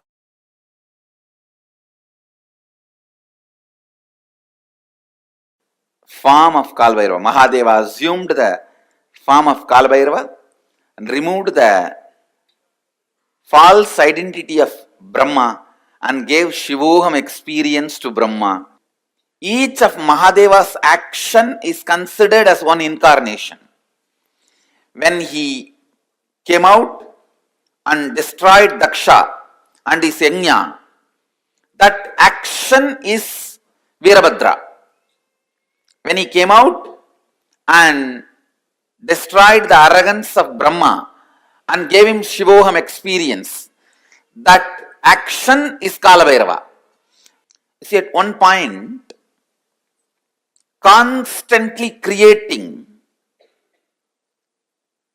Brahma forgot he is doing it because of the blessings of Mahadeva, with the energy of Mahadeva. See, the Brahma's Kamandalu, which is the sacred water, out of which he creates whatever he wants, that water is the Abhisheka Tirtha of Mahadeva. The water washed the Mahadeva's body. That is why in all Shiva temple, where the sacred water, the sacred bathing, sacred bath water, what you call Abhisheka Tirtham, where it flows out, there Brahma will be standing with his Kamandalu to constantly refill his Kamandalu. Go to any Shiva temple, you will see where the sacred water flows from the Garbhamandir, the Abhishekam water flows, there Brahma will be standing with his Kamandalu, because that is where he refills and creates the whole cosmos. Unfortunately, by constantly creating, he forgot from where he is refilling his Kamandalu. He was also given the 5 head by Mahadeva, but suddenly he became a little egoistic and arrogant and started thinking that see, The Shivoham has to happen from inside out. It should become experience and then start coming out. And this guy, out of his hypocrisy and arrogance, started declaring, I am everything. So now Mahadeva has to make him understand and give him that real Shivoham experience.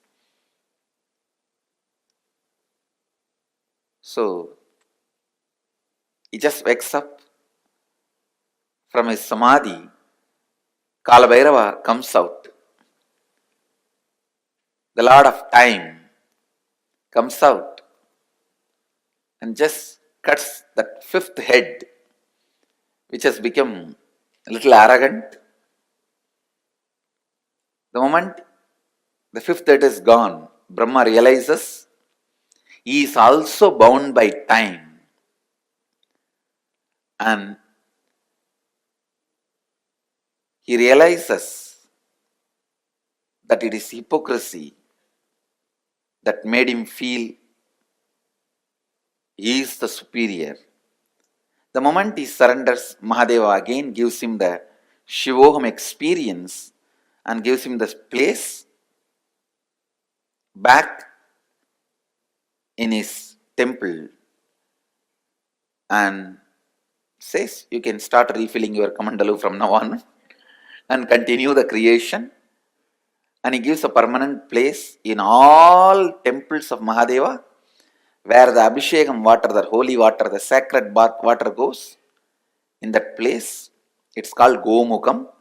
In that Gomukam, always the Brahma will be there to fulfill his kamandalu and do the creation. Kalabhairava is one of the most powerful expression of Mahadeva. Most powerful expression of Mahadeva.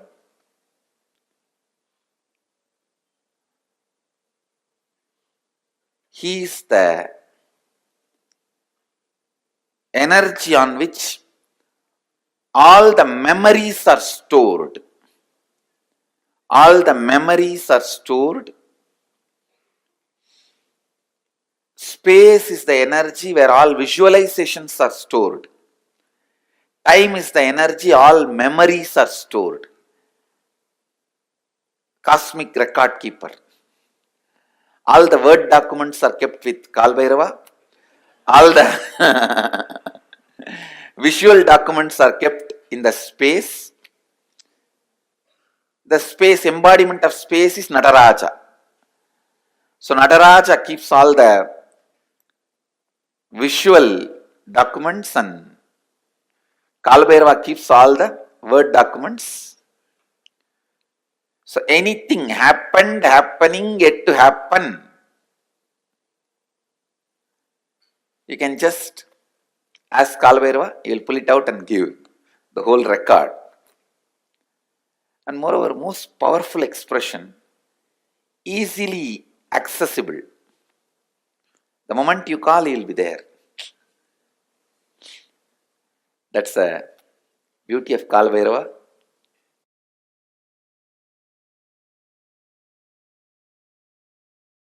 A lady devotee with a mentally little challenged child goes to Ramakrishna and asks, what wrong I did that I have got a child like this? Ramakrishna says, remember that child is God and take care, you will become enlightened. Because the simple act of giving love strengthens your kala dimension, and if you remember, cognize to whom you are giving love is God, it becomes devotion. I tell you, every time you share love, every time you use love as the strategy for your existence, the joy oozes out in your being is the strength of Kalabhairava. strength of Kala Bhairava. Kala Bhairava is eternally loving, caring, blissful, ferocious, ecstatic, blissful, ferocious.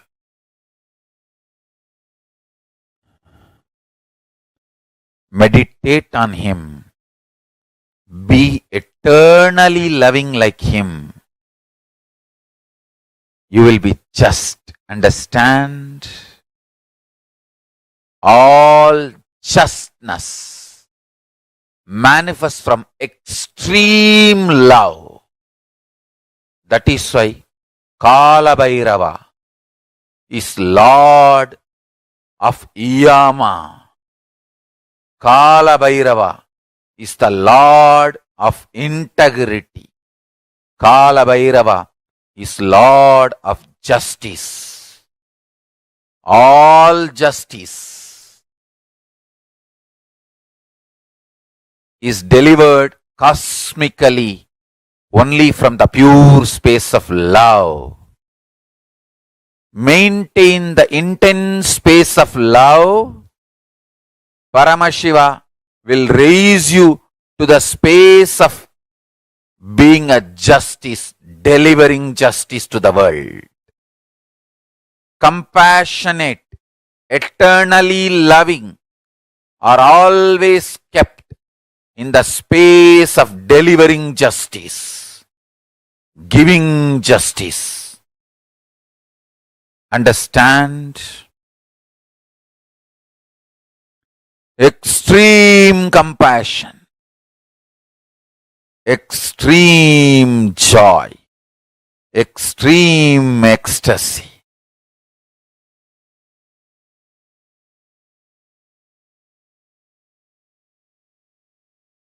Brings intense powerfulness and strength in you.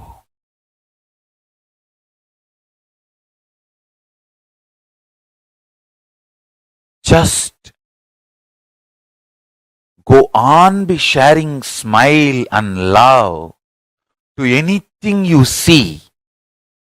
Hug anything you see. If you don't have any object in front, hug the air.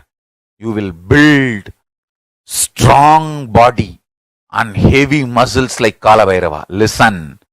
Listen to this Deva Rahasya.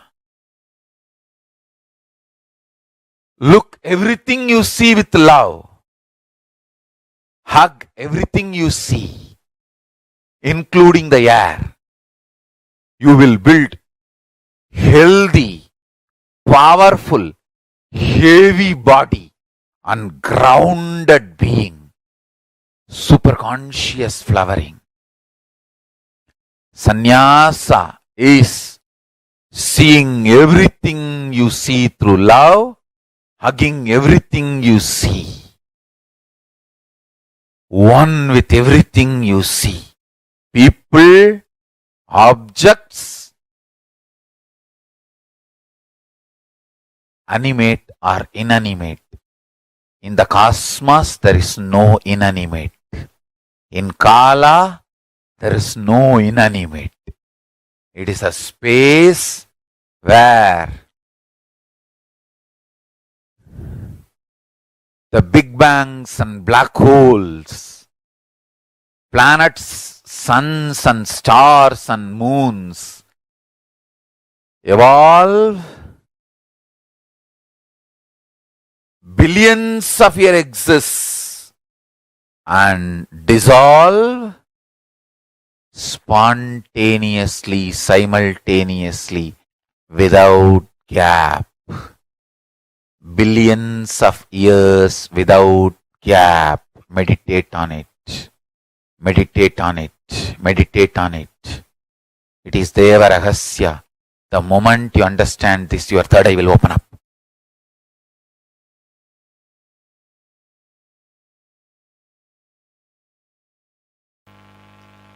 Life is not for the people who claim innocence for their ignorance who try to claim any special thing because they are victims, powerless, ignorant. No. Be very clear.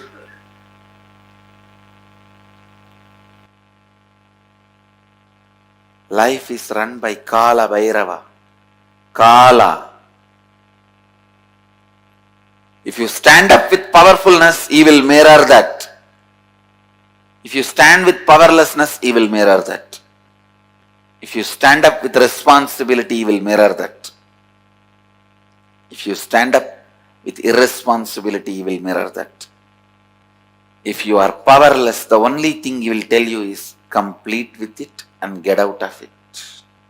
Complete with it and get out of it.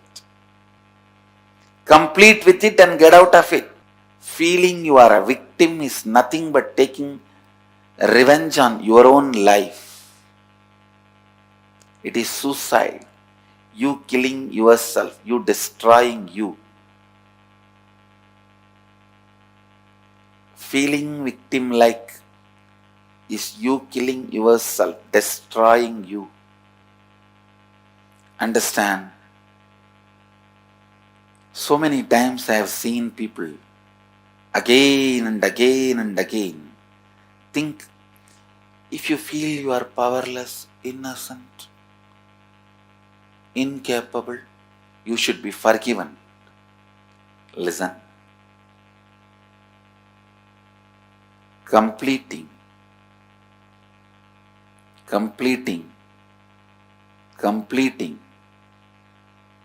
all the incompletions, getting out of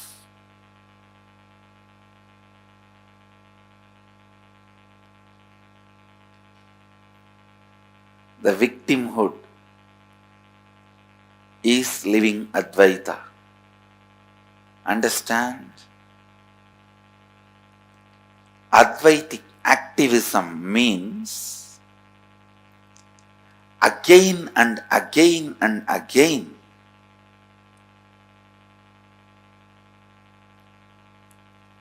bringing yourself to perpetual completion. Perpetual completion is life.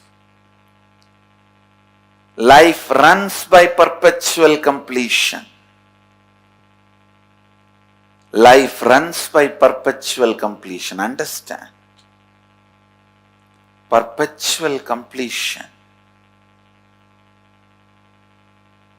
is Advaitic activism.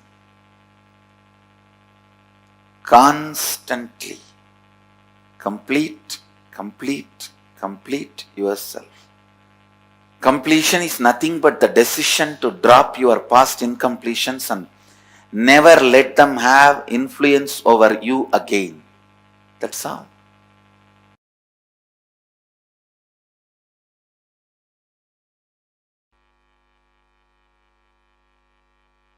Go and tell Kalabhairava, all the known incompletions I commit with you, I will complete. All the unknown incompletions is your responsibility. I am surrendering to you. And I tell you, he really responds and completes.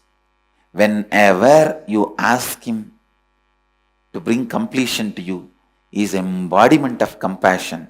Whenever you associate you with incompletions, he is the terror.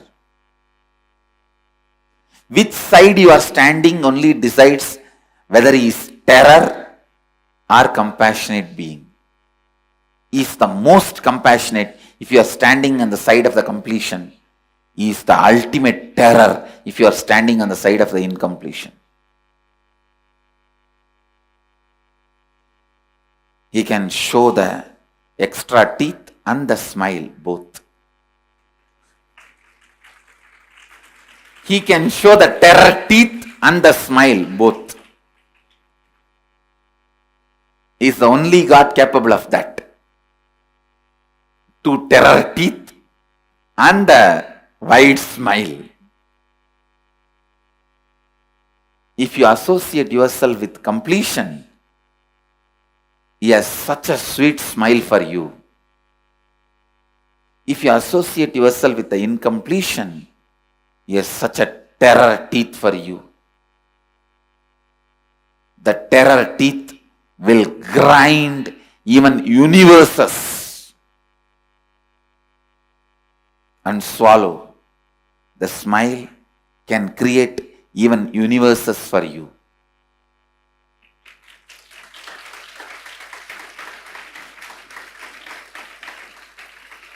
Always have this agreement with Kalbhairava. All the incompletions you make me known, I commit with you, I will complete them. I am responsible for it. All the incompletions unknown to me, you are responsible for it. And I tell you, he always agrees for this agreement because he is teaching you this agreement.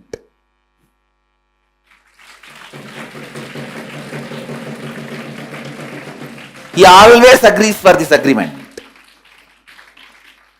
All the incompletions known to me, I am responsible. I will complete them. I will drop them. I will complete and drop them. I will never allow them into my cognition. But there are many unknown to me. I cannot do anything about it. That you are responsible. I tell you, he is the most sweetest God.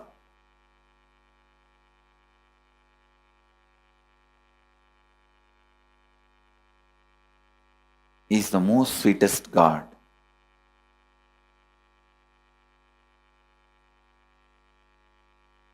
He is the Lord of completion. He can heal any incompletion. Not only heal, he can just make any incompletion irrelevant. He can just make them irrelevant to your life and you. Means you will even forget you had incompletion in that area at one time. Is time, Kala, Lord of time.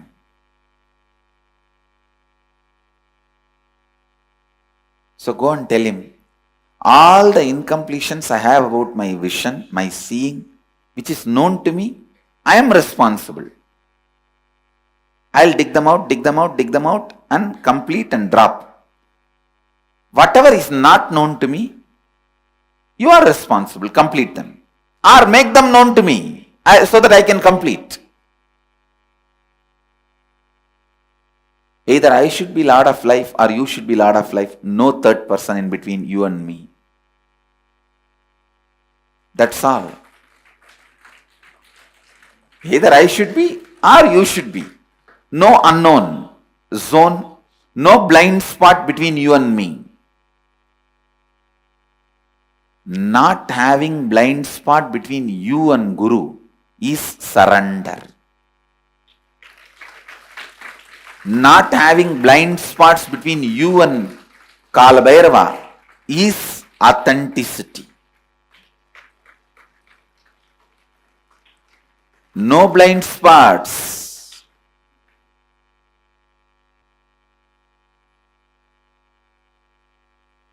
Either for all this I am responsible and I am completing it, and whatever is not known within my framework, you are responsible. You are completing it.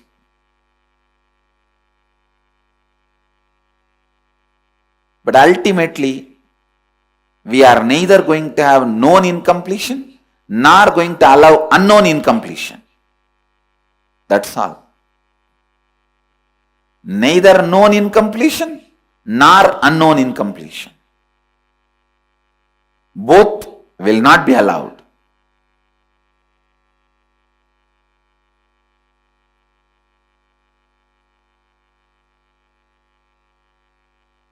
Everyone who has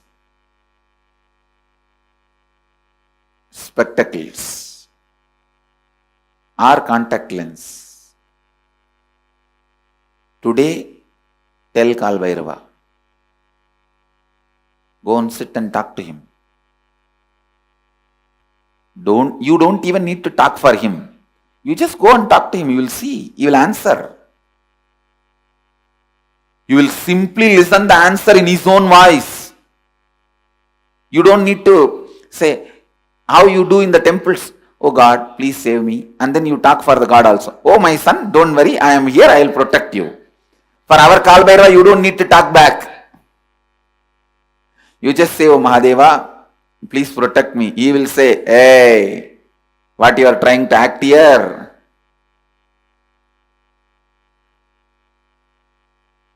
Complete with all this incompletion. Others I will take care. He will talk to you in his voice. He is Swayam Prakasa. And alive.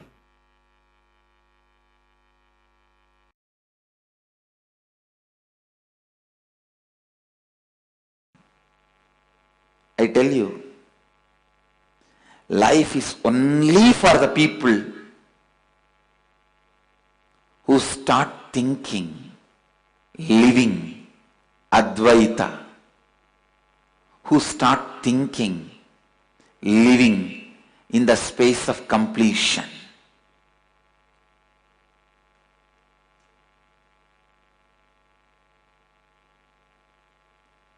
I tell you, I am revealing the logic of Kalabhairava to you.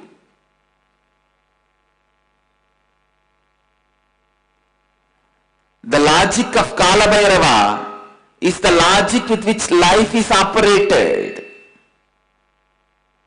Understand? None of your questions life cares about. You go on asking questions. Why good people suffer, bad people flourish?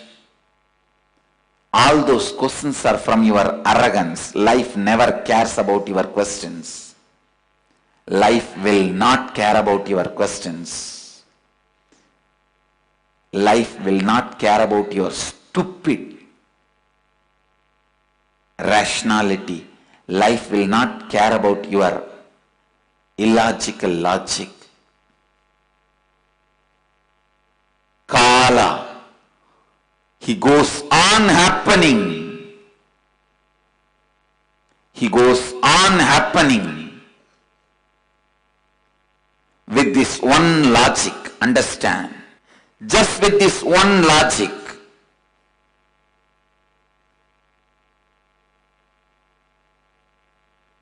The decisions made out of completion fulfills you, and whatever decisions you make out of completion becomes reality in you.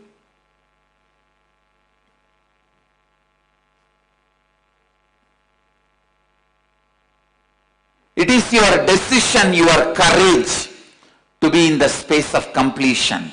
Only that is rewarded. The more you try to cheat life with your hypocrisy, life does not just cheats you back, it beats you back. Understand?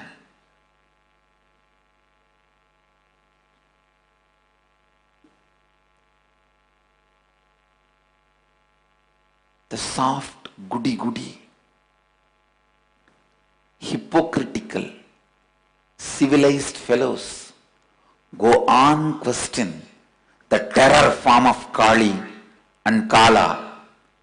Whether you question or don't question, the logic of the Kala is life. He runs the life. His logic wins. His will prevails.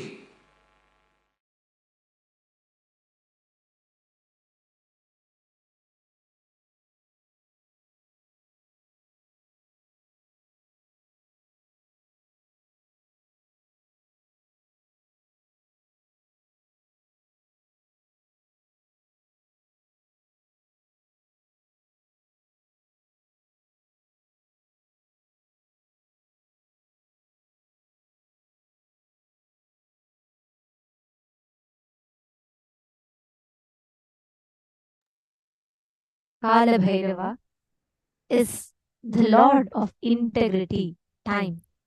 When you commit to Kala Bhairava, when you connect and when you declare to Kala Bhairava, telling no, denying to Kala Bhairava, denying to life is directly denying to Kala Bhairava. So, like Swamiji said, if you stand by the truth, if you stand by completion, even in his ferocious smile, you'll see that sweet, compassionate smile. But if you be inauthentic, you will only see the terror tooth of Kala Bhairava. Very powerful cognition for us because you know that when you stand for your completion, your life, when you say yes to life, when you say yes to completion, remember Kala Bhairava was there with you. So nothing can shake you. Are, the most powerful Kala Bhairava is with you. That is why even when he has two ferocious fangs, you'll still see that sweet smile behind his teeth. Behind his vile teeth, you'll see that sweet smile. Understand? You will feel so powerful, so empowered that Kala Bhairava, Mahakala is there with you.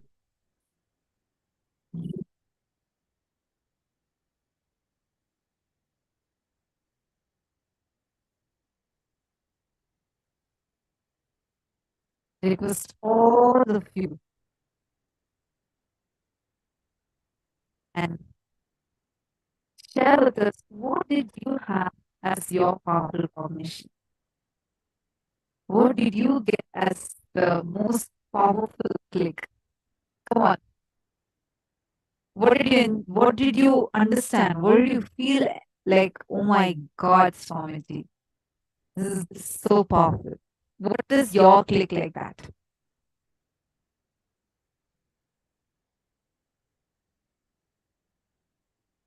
I request all of you to post.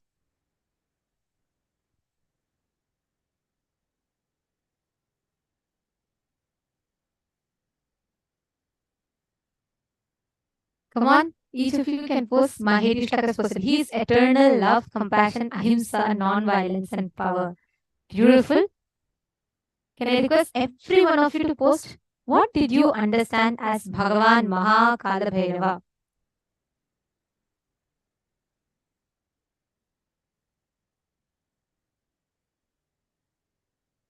Kalaveer is always protecting us, Ma Sonia Rao, and completion is life, and in completion you can feel the compassion of Kalabhairava. Sorry, and in the space of completion you can feel the compassion of Kalabhairava. He likes us to be integrated. That's right. And Swami beautifully explained it. It's like a huge army that Kalabhairava has. If you stand by completion, Kalabhairava protects you. Kalabhairava takes care of you. It is like you're standing by the army of Kalabhairava. You may feel like when you look, actually, when you see Kalabhairava's form, right, you will see large fangs like teeth and, wide smile, big eyes, and like fire behind him. That is Kalabhairava. But when you are integrated, when you are standing by authenticity and integrity, you will see even in that wide eyes of Kalavera, you will see that shining compassion. Even in that big smile of Kalavera, with his huge fangs like teeth, you will see the sweet smile behind. Every one of us have, whenever we stand by integrity and authenticity, that is what we all will get. That's what we all will manifest. Actually, it reminds me, there's a very beautiful scene described in our Puranas. It happens in the life of Prahalada. Basically, Prahalada is it's a long story, something. So, basically, Bhagavan Vishnu comes in a form of half man and half lion, Narasimha. They say that, basically, Prahalada is constantly trying to be killed by his own father, Hiranyakashipu, because Prahalada refuses to worship the demon king, Hiranyakashipu. So, Mahavishnu comes as Narasimha, half man and half lion, he comes as Ugra Narasimha, means he's so fuming in that ferociousness. To after he destroys Hiranyakashipu, he still does not settle. So it says that the three worlds started trembling in fear, and it was everyone were scared. Even Lakshmi got scared seeing that form of Mahavishnu, and nobody could handle it. Okay, this is a scene. So the boy faints even before he could see Narasimha. This young child, he faints. So the Purana very beautifully describes that all the gods are trembling. Even Narada, who's Vishnu's great devotee, he wants to go, but he is thinking twice about going to Mahavishnu to settle him. Then Prahalada wakes up because the moment his father, the scene happens that the demon king Hiranyakashipu asks his son Prahalada that will your Vishnu come from anywhere? Then Prahalada tells, yes, he will come from anywhere. Then Hiranyakashipu asks, will he come from even this pillar? Then Prahalada will point out, yes, even in this his pillar he is there and he will come out. So when Hiranyakashipu takes the mace and hits the pillar to break it, Prahalada shakes and he just faints. And so beautifully the story tells, from the pillar Narasimha, Vishnu as half man and half lion, comes and kills Hiranyakashipu. So this whole scene is going on and three worlds are shaking. Gods are also afraid, terrorized of this form of Mahavishnu. They're not able to handle it. It's so intense, right? And everything is burning. Very beautifully the scene. This is one of my most favorite part of the story. When Prahalada wakes up, he immediately runs to Mahavishnu and he starts singing the praise of Narayana, saying, how beautiful are you in this form, even as a lion and as a man, how so graceful, how so compassionate you look. All the gods are shocked. They're like saying, they're all afraid to go to Narasimha, seeing this half lion and half man form. But this young kid, right, who's barely 5 or 6 years old, the moment he sees Vishnu in Narasimha form, he runs to Vishnu and he hugs Vishnu and he says, oh God, you came for me. What compassion, what form, how beautiful is your form. Even in this ferociousness, look at the compassion in your eyes, the smile on your face. The story so beautifully tells, Vishnu picks him up as Narasimha and keeps him on the lap. That is why the form of Narasimha is worshipped with a child on his lap, which is Prahalada. He just picks him up, keeps him on his lap, and hugs the child and settles. That is how Narasimha settles back in the form of Mahavishnu. That is very, very beautifully the story goes. He just settles from this. Later Sarabeshwara comes, but this incident is a very beautiful one. When this, every time when Swamiji tells this, right, I am always reminded of that incident. Only when you are authentic and integrated, even in that, in that most ferocious form, you will see that sweet, compassionate smile, that loving, compassionate smile of Maha Kalabhairava. That is what is siding by Kalabhairava's army, who will then destroy all your patterns and restore you to integrity. Did you all understand? Are you all clicking with it?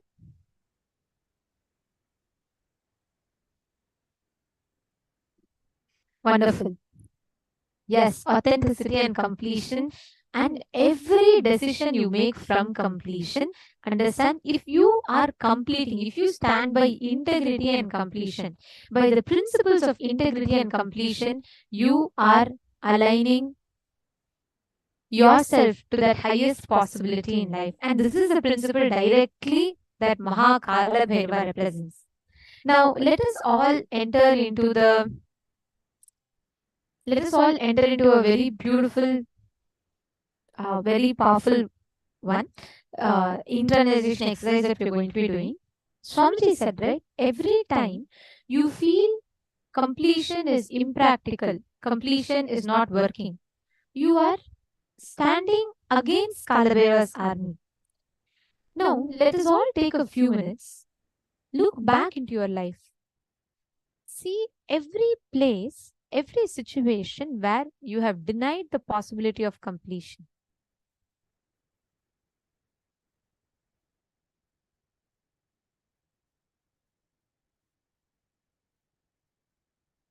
Pen down at least 5 patterns, 5 situations where you felt I can't do completion. Completion is not possible.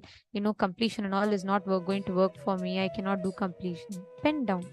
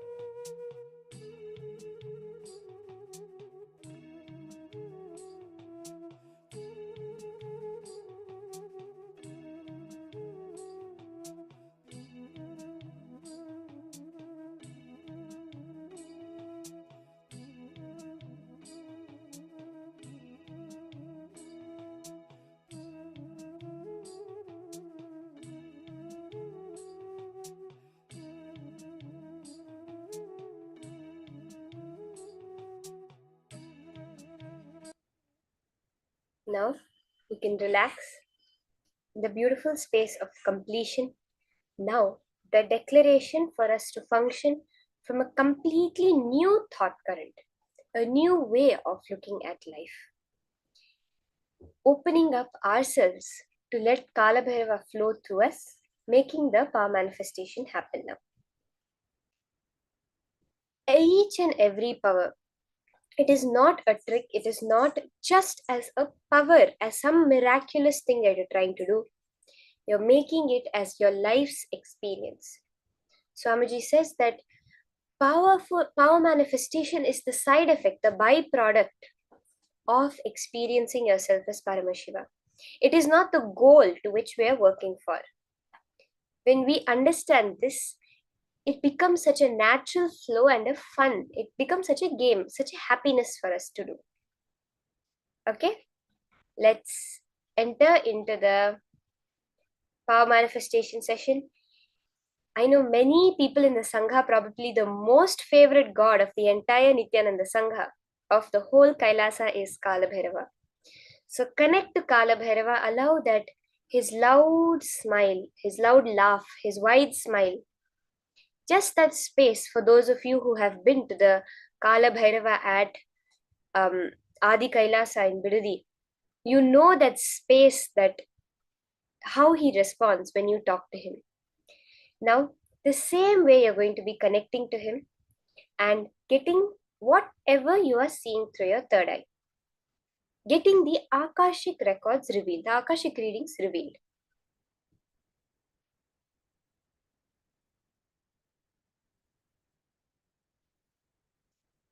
So let's start. We'll continue with the same round as we were doing last time. Scanning any object, the details about an object.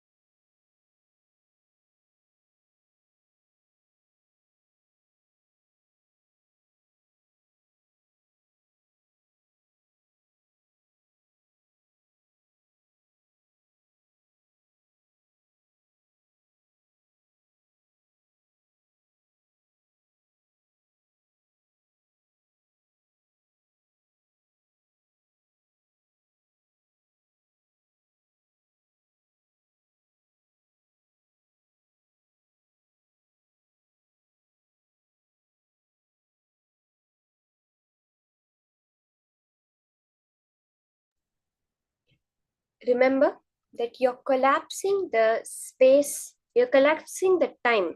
Whatever cognitions you've been carrying, see, all the incompletions within you are just past memories, past cognitions you have been holding, something that you have taken and projected, created that as this is my reality. Now, when you're doing the power manifestation session, when you complete, when you say that Bhagavan Kala Bhairava, I am dropping, I am completing with any incompletions that I know I have, the rest you take care of. When you're doing that, you're opening up the time dimension to receive the space, to receive that cosmic archives, the real information of the world, beyond limited matter, beyond what you think you know or you have learned, beyond that, beyond whatever you think is possible for you. When you manifest, that is directly from the space dimension. You're seeing the cosmic archives as another physical dimension. You're seeing time as a physical dimension. It's no longer something immaterial, something which you cannot understand, grasp, or define. It becomes very clear, like how you have length, breadth, and depth. You have another dimension of time where you can just play with it. You can go to any point in it exactly as you want. Are you ready? So you can start the power manifestation process. Connect to a partner. You can call up any of your friends, family. Call up someone who you think will be interested, you will like to manifest with them. You can choose any object. Let's have a quick moment and post what's the object that you are scanning for. You can either connect with your partner and do it, or you yourself can pick up a random object.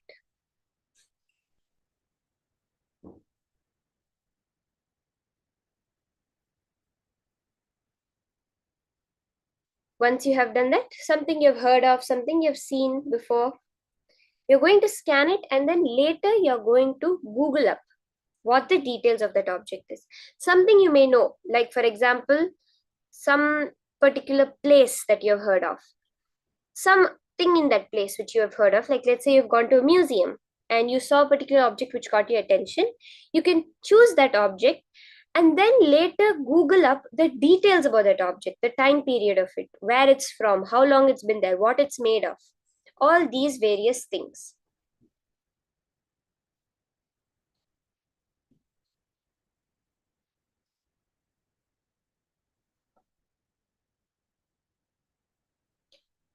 When you're doing it again and again, remember, you will see the golden letters clearly appearing on Swamiji's form. That is the Akashic records. See, the cosmic archives, we say. The whole record of the past, present, and future that can be verified, which is there present in the space dimension, but which you are not able to perceive because of your limited understanding about time. When you break that understanding, when you go beyond that time, you will be able to see the whole space as it is in the golden letters on Swamiji's form. Now, how do we break the time? Always unclutching is the answer. When you have no more thoughts, no more limiting cognitions, when you dissolve all the thoughts, which are the space, the time dimension, when they are under your control, they are no longer something that's happening beyond your control. When the mind is your slave, then you're able to perceive that true existence of the time dimension. Chant the Mahavakya and just share with your partner any details that are appearing in your third eye.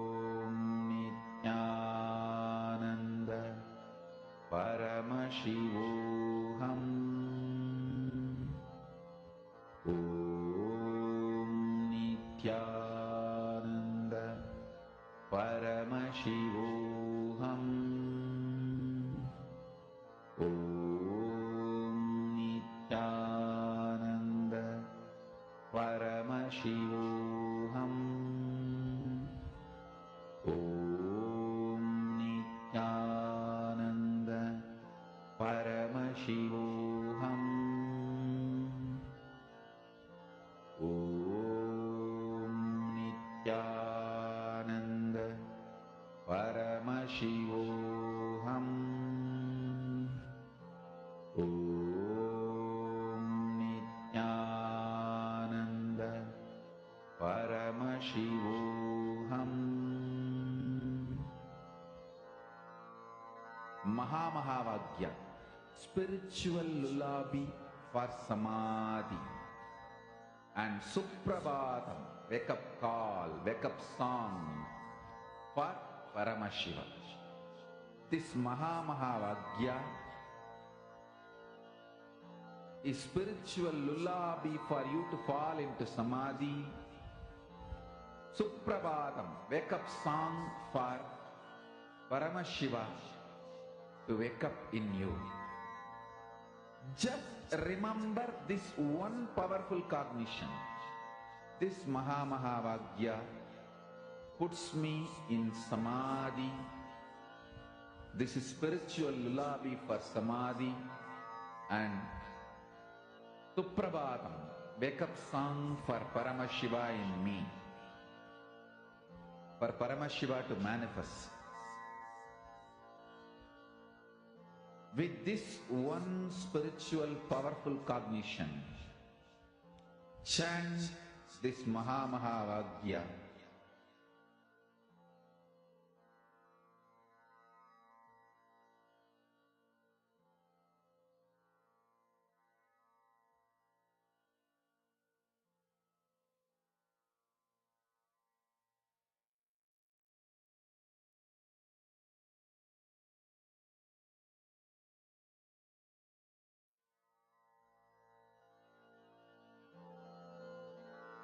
Mahamahavaagya, spiritual lullaby for samadhi. And Suprabhatam, wake up call, wake up song for Paramashiva. For Paramashiva to manifest. With this one spiritual powerful cognition, chant this Mahamahavaagya. Om Nithyananda Paramashivoham. Om Nithyananda Paramashivoham. Om Nithyananda Paramashivoham. Om Nithyananda Paramashivoham. Om Nithyananda Paramashivoham. Om Nithyananda Paramashivoham. Om Nithyananda Paramashivoham. Om Nithyananda Paramashivoham. Om Nithyananda Paramashivoham. Om Nithyananda Paramashivoham. Om Nithyananda Paramashivoham. Om Nithyananda Paramashivoham.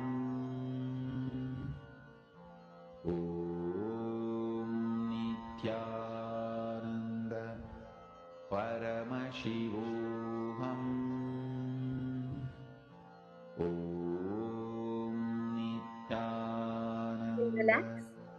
Paramashivoham. Share with your partner whatever you are able to see through your third eye, whatever appeared in pure golden letters on Swamiji's Atmamurti. You can share this to your partner. Tell them what revelations Kala Bhairava gave you just now.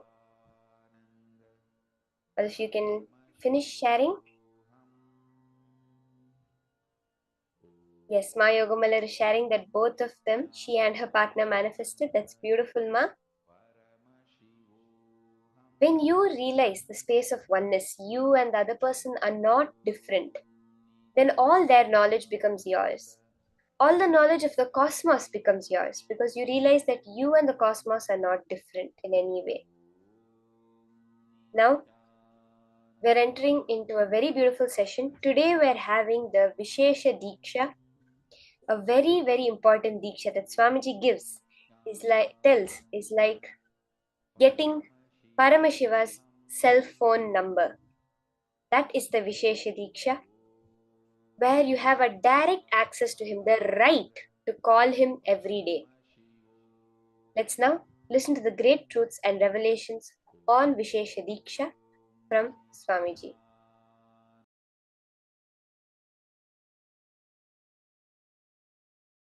Actually, the Vishesha Diksha is fundamentally initiating you into power manifestation and opening the doors of Kailasa for you. That's literally the Vishesha Diksha. Vishesha Diksha is 4 reasons why it is so important. First, it directly opens your personal connection with Paramashiva and Kailasa space. Second, you are initiated into all the power manifestation signs. Third, you have personal, intimate version of Paramashiva, Atma Linga, for yourself. Fourth, unimaginable benefits, health, spiritual, everything starts with this initiation.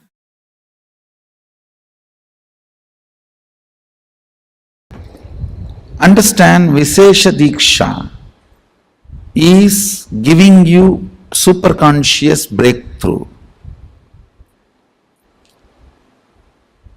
The action now I am supposed to perform. I do not know whether the Acharyas read out Somasambhu Paddhati to you. The action I am supposed to perform now on them is taking their old life out and dumping it and putting the Shivatma, means Shiva's consciousness, from my Anandagandha and putting it in them. Read out the whole thing, then they will understand why Vishesha Diksha. Unfortunately, people think Vishesha Diksha means vegetarianism, that's all. No. Shaivam is not just Shaiva meal, Shaiva life. It is initiations you receive and few minutes every day you spend to bring yourself to the oneness. Puja is nothing but bringing you to oneness. For example, I give you my personal cell phone number and tell you every day and one particular time if you call me, you can talk to me directly. Are you going to take that as a load work? Oh, every day I have to call. Or are you going to feel, wow, I have a direct access to him. Every day I can, few minutes, I have a direct access to him. What are you going to feel? Puja is giving you Sadashiva's personal cell phone number. He has committed to me, whoever I initiate. When you connect with him, he is committed to me, he will respond to you. I am authorized to give you his personal number. Puja is nothing but giving you the authorization to call him at particular time. And he has committed to me, he will respond to you. Vishesha Diksha is nothing but giving you his personal number, hotline connection. So every day during the puja, that few minutes you can connect with him in oneness, and he has committed to me, he will respond to you. Understand? I am authorized exchange for him. He has given me the authority. That is the reason I am sharing.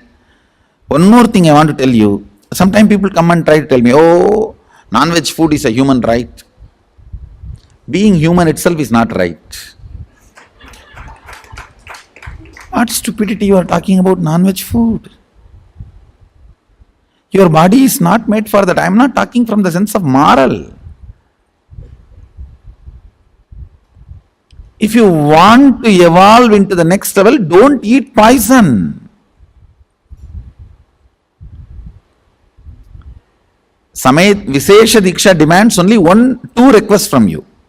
One, you need to be vegetarian. Another one, every day at least 10 minutes you need to bring yourself to the oneness with the puja. 10 minutes is too less time. It doesn't take more than 10 minutes, I know. It's too less time. Sadashiva is demanding to respond to you every day and keep yourself in oneness. Actually, I don't promote any other spiritual practice. People ask me, should I do this technique, that technique? Twisting the eye and looking here and blowing the nose, this corner, that corner. I don't give you any technique. I only ask, connect with him in oneness, 10 minutes a day. I think maximum it takes 11 minutes.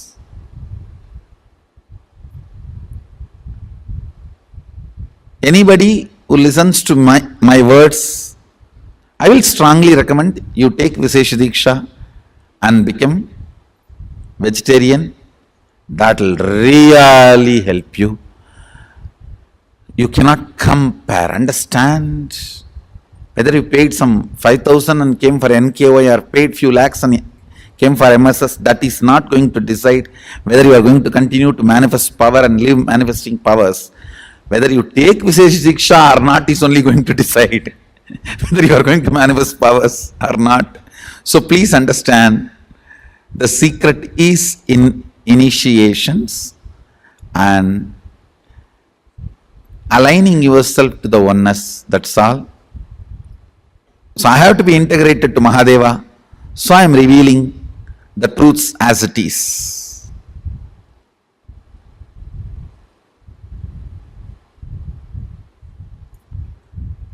Whatever is said and done, Vishesha Diksha is something extraordinary. Literally the whole system gets upgraded to the super consciousness.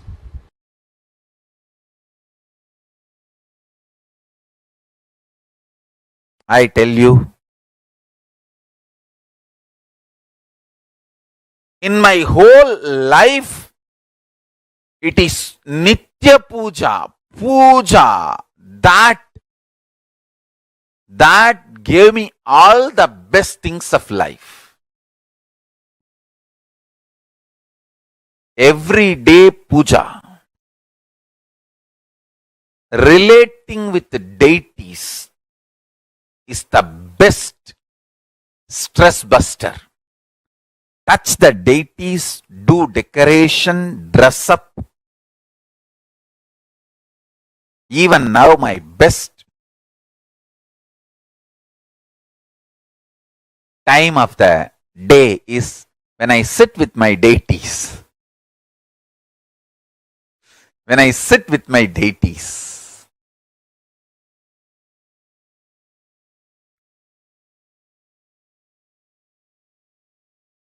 Dress up the deities, jewel them, spend time with them, talk to them, intensely pray, deeply connect and pray. Understand? You do not know the power of Archavatara. God landing in physical deity form. Never underestimate the power of Archavatara. The Archa Avatara is equivalent to living Avatara. What living avatar can do to you, an Archa Avatara can do. Atma Linga I am giving to all of you is literally living Archa Avatara. Is a piece of God. Literally. Receive Atma Linga. Do puja every day. That is your ultimate human right and divine right. Please understand. Receiving Atma Linga and doing puja every day is literally awakening your consciousness, connecting yourself with Paramashiva. I tell you, every day, connecting with Paramashiva is such ultimate.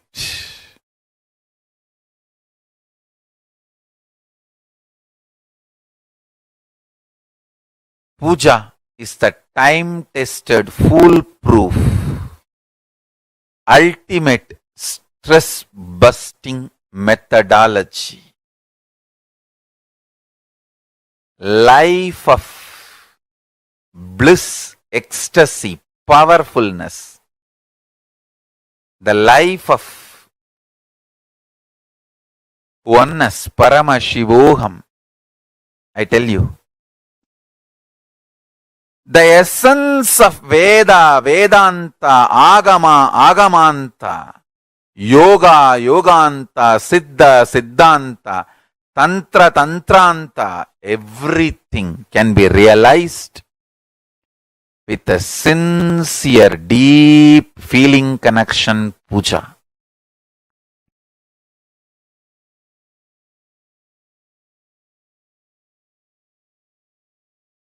Puja is the ultimate. Especially Nitya Puja. It is just unimaginable lifestyle.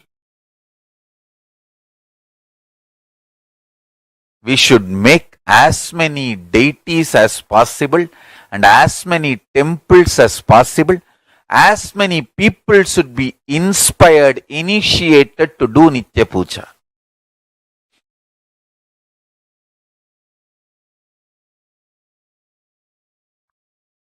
Nitya Puja makes you living Hindu. Nitya Puja makes you practicing Shaivite. Nitya Puja makes you as living my disciple. Because I myself do Nitya Puja every day. Even if I am in deep Samadhi, I get up, do my morning rituals and do the Nitya Puja and again rest in Samadhi. I may not eat for days, but I will never miss Nitya Puja.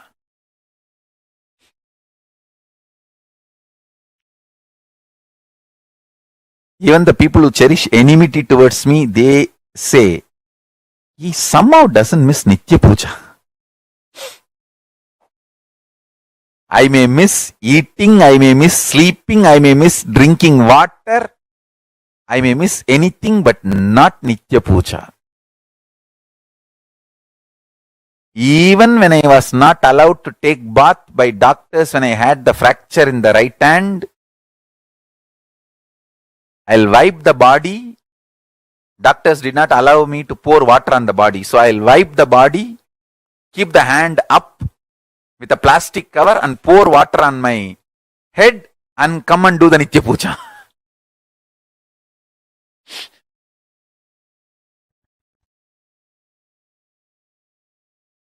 I may miss eating, I may miss sleeping, I may miss drinking water, I may miss anything but not Nitya Puja.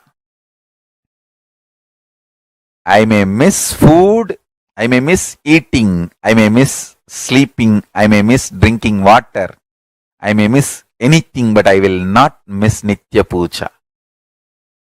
And I strongly recommend all my disciples to develop this as your lifestyle. Nitya Puja is the ultimate lifestyle. Puja is the time to connect with Paramashiva. Actually, puja is the personal, intimate time with Paramashiva.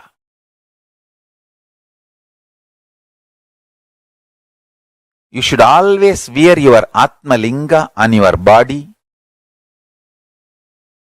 and every day do puja. Nothing like that. See, in the initial level, even if you are not able to do everyday puja, start wearing the Atma Linga in your body. Slowly you will pick up the habit. You will feel, wow, when I do puja, it is so nice. Every day you will start having inspiration and start doing the Anmartha Puja, the personal worship, personal connection with Paramashiva. I tell you, if at all we need to write in one line in my autobiography or biography, because there will be thousands of biographies. There will be one autobiography by me, but there will be thousands of biographies. If I had to reduce the whole thing to one line, what is the one thing Swamiji never missed in his life? You can't even say breathing, because many times in Samadhi I stopped breathing. The only thing I never missed in my life is Nitya Puja. Many times I have stopped eating. Many times I have stopped sleeping. Many times I have stopped drinking water. Many times I have even stopped breathing. The only thing I have not stopped in my life is Nitya Puja.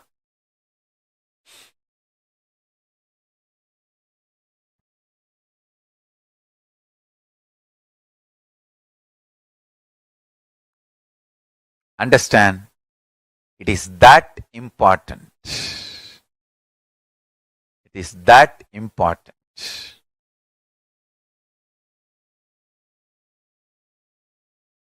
Nitya Puja cleans your whole system, detoxes.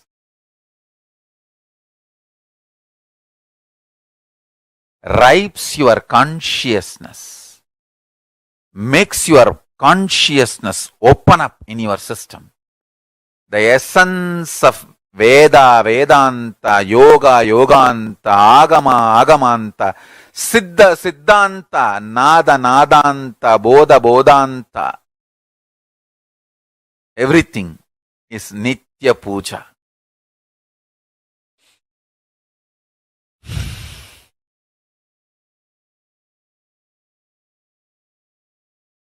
A deep feeling connection with Paramashiva.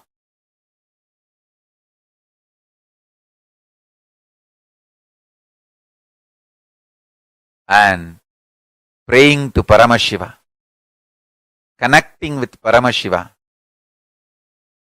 pouring yourself at the feet of Paramashiva is Nitya Puja.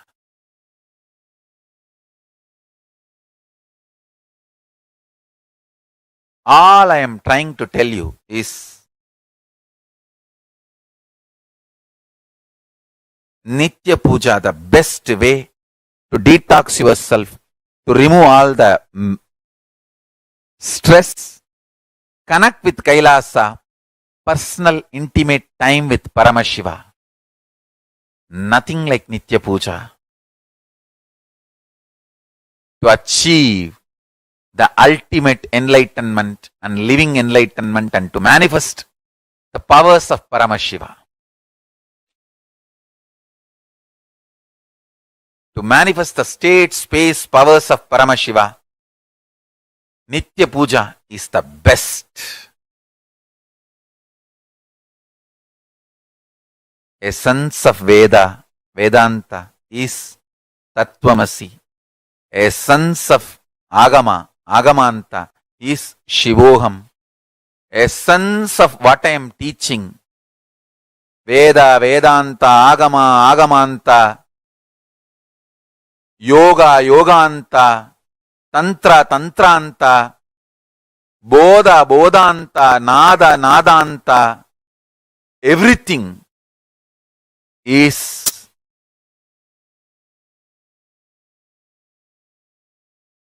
Om Nithyananda Paramashivoham, that can be experienced through Nitya Puja every day. So,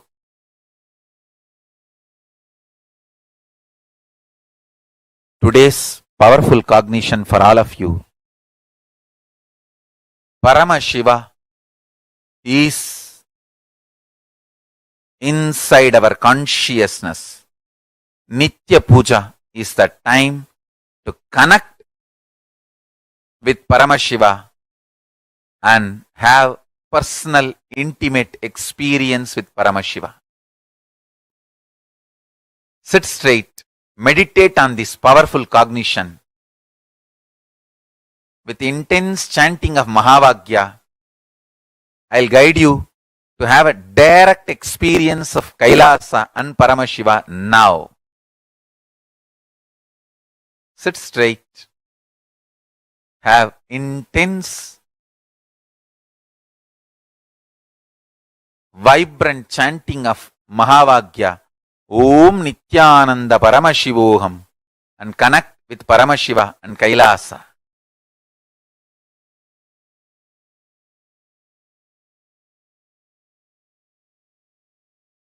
Upasana is literally Samipya Mukti and Sarupya Mukti merges into Sayujya Mukti.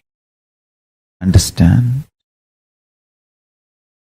Intense prayer may start as Visishtadvaita, will evolve as Dvaita and raise to Advaita and manifest as Shuddhadvaita. Whatever level it is, prayer is the most powerful, ultimate way of connecting with Paramashiva. Intense prayer, intense prayer, intense prayer, intense prayer.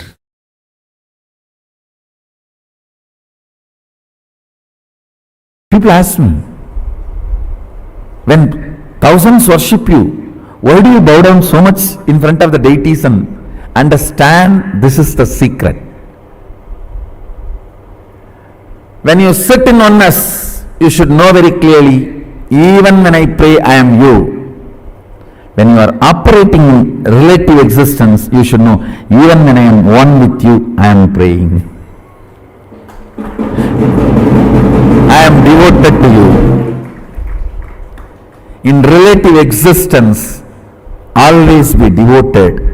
In reality, always be one. Understand, duality is not ultimate. I am repeating again. Oneness is the ultimate truth. That does not mean in relative existence you will be arrogant. No. You will be humble. In relative existence, you will be humble. That is why I say, the Advaita I am teaching is Sutta Shivadvaita. In oneness, even when we pray, we are one with you. In relative existence, even when we are one with you, we are devoted to you. Be humble, be devoted even to your own oneness. Sometimes when I go to devotees' houses, I directly go to puja room and do the puja. Some of the devotees will keep my photo also. When I do the arti, I have to show to all. I cannot move the hand. I have to show all only. They ask, what is this, Swamiji? You are showing Aarti to your own photograph. What can I do? It is a symbol of my oneness. I am devoted to that.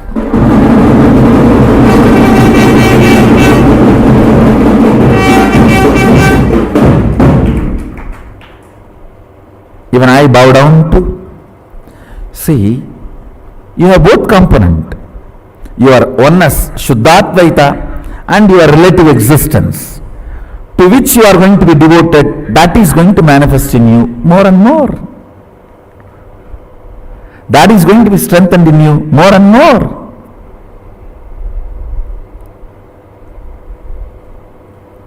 Kailasa is the space of ultimate oneness. Sachidananda, ultimate oneness. Understand? Kailasa is the space of ultimate oneness. And if you hear only the Shabda, you can read your mind. If you hear only the Nada of Kailasa, you can read others' mind.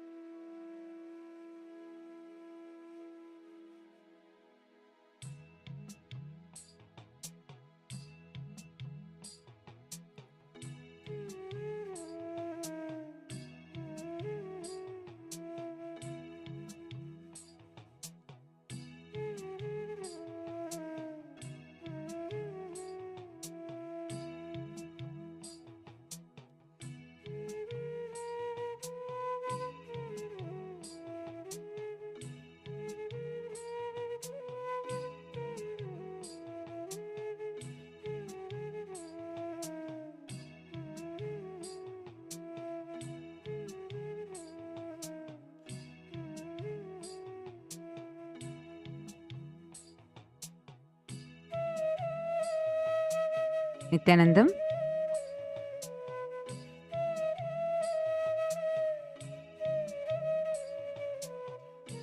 Nithyanandam. Now let's all enter into the session on Vishesha Diksha. Very powerfully, Swamiji revealed about what is Vishesha Diksha and why Vishesha Diksha and the power of Atmalinga. Now, in this session, we are going to be understanding more on what exactly is this Vishesha Diksha and why should one take this Vishesha Diksha and what exactly would be your lifestyle. So this is what we are going to be learning and understanding in this session. Now let's all enter into the session. Can I request all the participants to please turn on your cameras?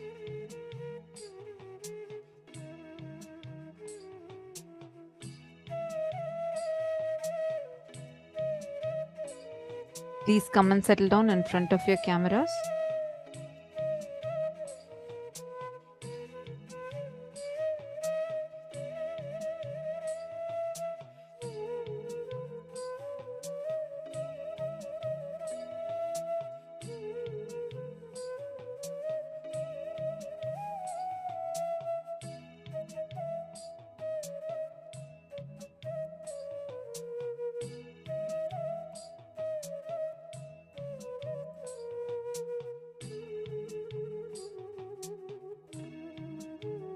Diksha is one of the most beautiful initiations where you are empowered to connect with Paramashiva and Guru. Actually, Swamiji will very beautifully tell that Vishesha Diksha is literally the space where you get authorized. Paramashiva authorizes you to be able to worship him. Literally, like actually only with Vishesha Diksha one can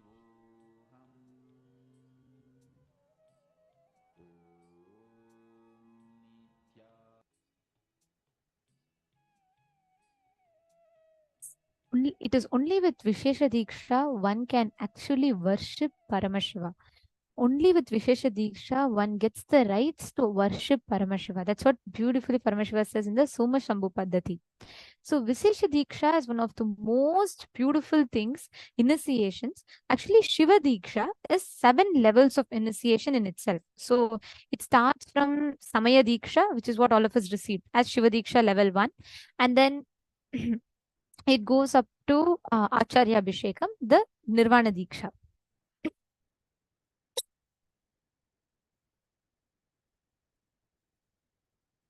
So it starts with Samaya Diksha and it goes up until the Acharya Abhishekam. So these 7 levels of initiation consist of the Shiva Diksha. Are all of you understanding? Getting it? So today we are all going to be receiving the level 2 of Shiva Diksha, which is Vishesha Diksha. And this Vishesha Diksha is really like a personal time that you are having with Paramashiva. Literally that whole time you are having like a direct line with Paramashiva. All have taken Vishesha Diksha before, and how many of you have been doing the puja? Is there anyone who has not been doing the Shiva puja here?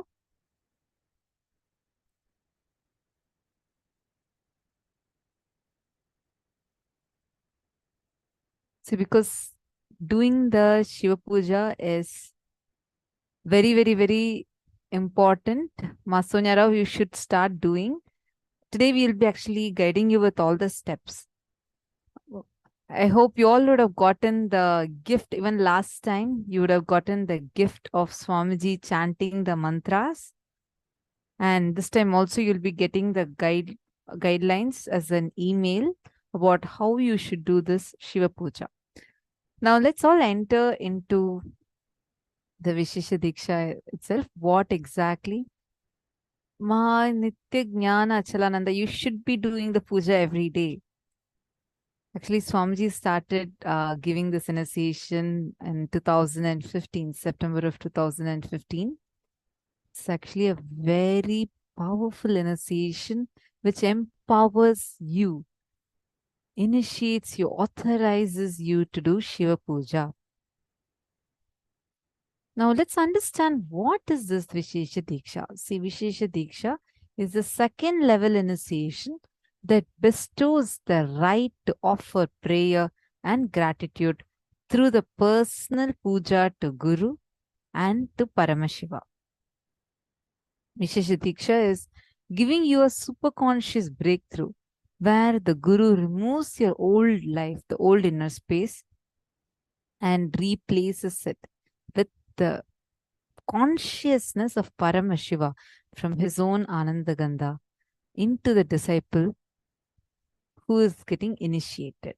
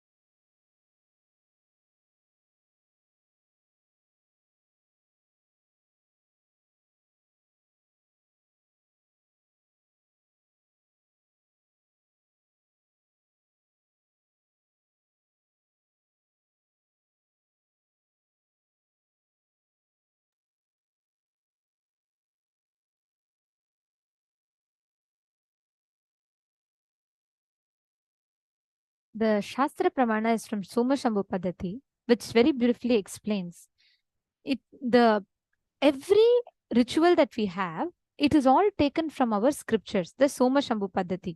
Okay. And each of these, Swamiji actually follows it to the dot, exactly as it is described in our Shastras. Like, for example, this one. It says beautifully how the Guru should throw the flowers invoked with the mantra Astraya Humfatu on the disciple's chest. And imagine in the heart of the disciple the glow of supreme spirit of extreme effulgence inhabiting the subtle body.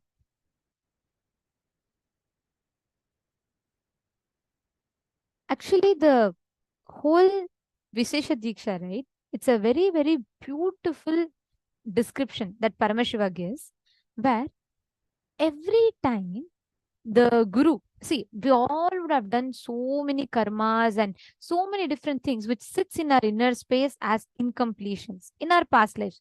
We all would have done the knowingly, unknowingly, or wantingly, unconsciously. We would have done different types of mistakes, karmas. Now, every one of us are having those sitting in our inner space. Through the Vishesha Diksha, Swamiji actually replaces our being, our individual space with his own being. That is what is the meaning of Vishesha Diksha. Vishesha Diksha actually stands for that, where the Guru burns all the karmas of the disciple and he replaces it with his own being. And that exactly is what is Vishesha Diksha. So when you Question from Nisha Ben. It's asking how to get energized Atmalinga. So today we'll be actually giving you a sign up form for you where you can apply for the Atmalinga. And once you apply for it, we will be shipping it to the nearest temple, Kailasa temple near you or the center near you, where you can go and collect it. So once you fill up the form today, you can go ahead and collect it. So all of you, whoever is getting Vishesha Diksha today, all of you can get your Atmalinga from your nearest Kailasas. We will also be emailing the contact information of your nearest Kailasas to all of you.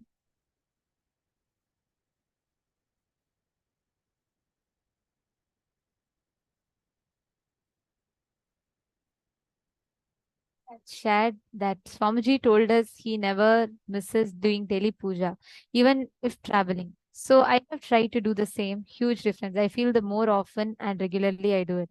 Very beautiful, ma. Actually, every one of us, whenever we do the puja is literally like the stress buster. And when you offer the puja to Paramashiva, it's only with Vishesha Diksha you become eligible to offer that puja to Paramashiva.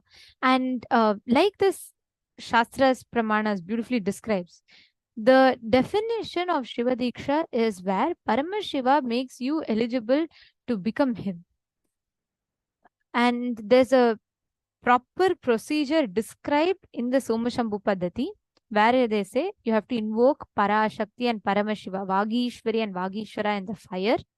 And the Guru knocks the heart of the disciple with the flower, visualizes the consciousness sparkling as a star in the heart of the disciple, enters the lotus of the heart of the disciple, put the consciousness of the heart of the disciple on the self, the Guru's lotus of the heart. Keep the consciousness of the disciple in the fire. Actually, the Vishesha Diksha process, right, the way it happens, if you see how the process of Vishesha Diksha happens, there will be a Homa Kunda. There will be like a Homa happening. Swamiji will be sitting and Swamiji will be doing the initiation. And it's a elaborate process that happens. When Swamiji does the initiation, right? Swamiji is initiating. He literally removes all the incompletions sitting in us. So actually, if you see for Vishesha Diksha, typically there's a Homa Kunda happening. There's a Homa happening and Swamiji sits right in front of that and each of us go in front of Swamiji. And for women, Swamiji will put flower on the third eye and for men, Swamiji will put flower on the heart center. Actually, this whole process, the Guru is supposed to take all our karmas into him and give his inner space into us. That is what is that ultimate compassion of Guru, which is what we all receive as Vishesha Diksha. And seeing the way how the fire burns when the disciple comes, right?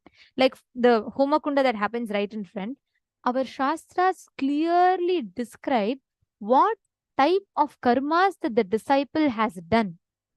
Just seeing the way when each person comes, actually the fire pattern will change. It's like literally like it'll reflect what the disciple's inner space is. Seeing when the disciple comes, how the fire responds, the Guru will know what type of karmas the disciple has done. And then he decides, even all of that, he will take it on himself and give that ultimate blessing to the disciple. Sri Lakshmi, you're asking if you can request the Atmalinga to be shipped to your location. You can directly talk to the center coordinators or your Mahants. We will be sending out the numbers in all of your emails. You'll be receiving it today. And you can directly get in touch with them and coordinate with them. They'll be able to help you better. And Ma Sonia Rao, I remember of you saying that you wanted another Atmalinga. You can give this current broken Atmalinga and exchange it for another Atmalinga. You can go to your nearest temple and you can ask that. Maharlin Gomez is asking, why does Swamiji put a flower on the female's third eye? and heart for male. See, originally it is from the Ananda Gandha, where it's Ananda Gandha is below the heart center and above the navel center. And it is from Guru's Ananda Gandha, literally he takes his very consciousness and replaces the disciple's consciousness.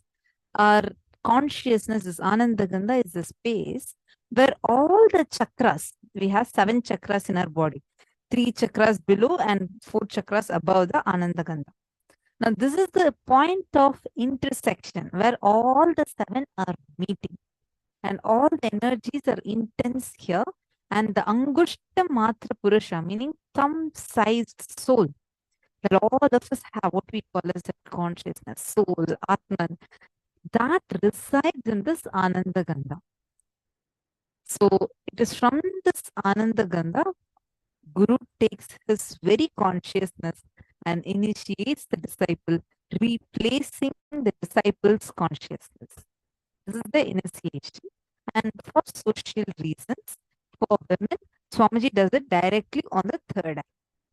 Then for men, Swamiji puts the darba grass on the, I think it's the kusha grass. Swamiji will put it on the disciples, if it's a male disciple, Swamiji will put it on the Ananda Gandha and directly transfer his very consciousness to the disciple. I hope that answered your question, Ma.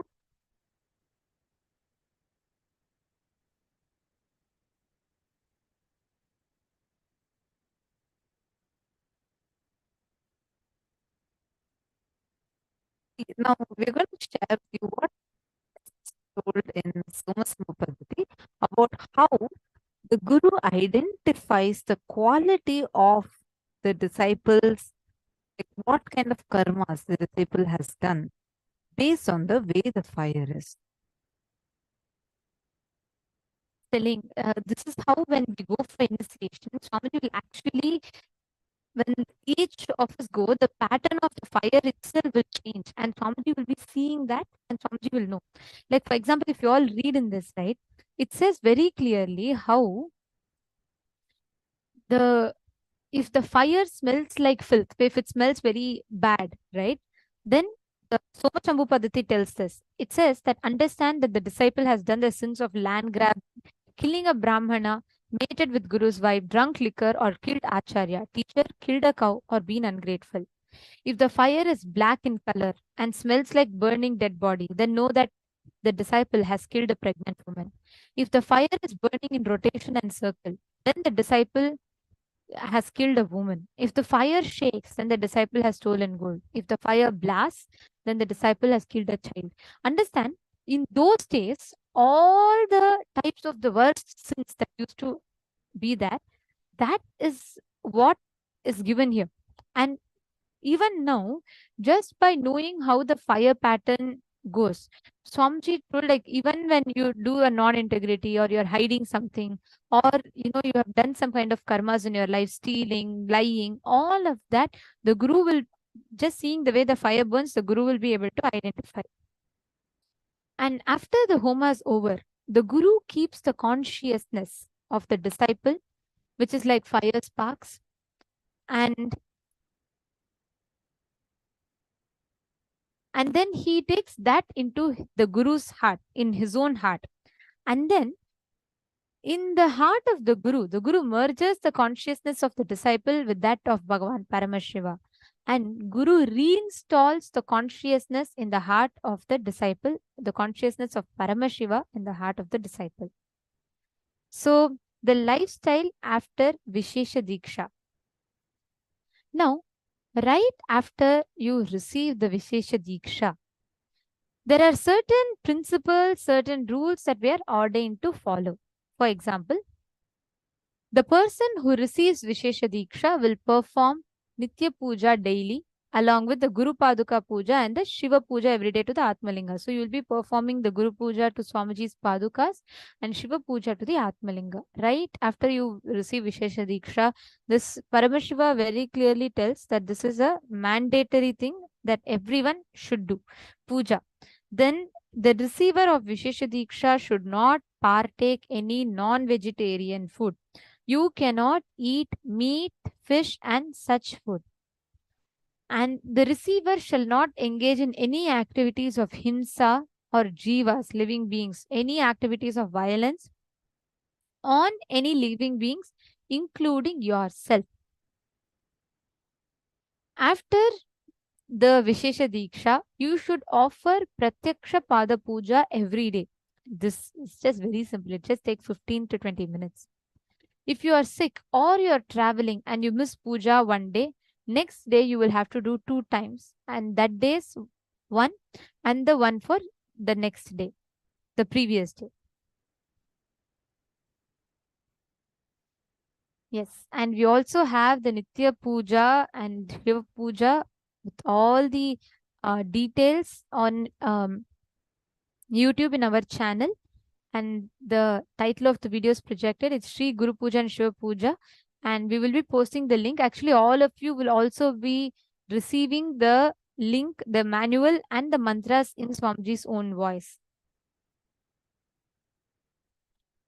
Now, after receiving Vishesha Diksha, there are certain do's and don'ts for us to follow. First thing, no animal meat, no fish, no egg, no mushrooms.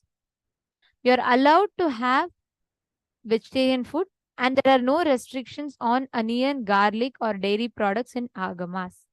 These are the lifestyle choices Swamiji recommends, but Swamiji is also told that it's not given in the agamas. There are no such restrictions. There is no specific mention of smoking or drinking with relation to Vishesha Diksha, but would like to make it clear that Swamiji does not endorse smoking or drinking. If you're a healer's initiate, you should not be smoking or drinking. But in pertaining to Vishesha Diksha, there is no mention of smoking or drinking. But does not mean smoking or drinking is Swamiji does not endorse smoking or drinking. And if by mistake you eat without realizing something which contains egg or mushroom is there, immediately please take haritaki powder and flush that substance out of your body as soon as possible and detoxify your body. The initiated disciple should not abuse Paramashiva, the source of the cosmos. He should not abuse the Shastras revealed by Paramashiva. He should not abuse the Guru, the Acharya.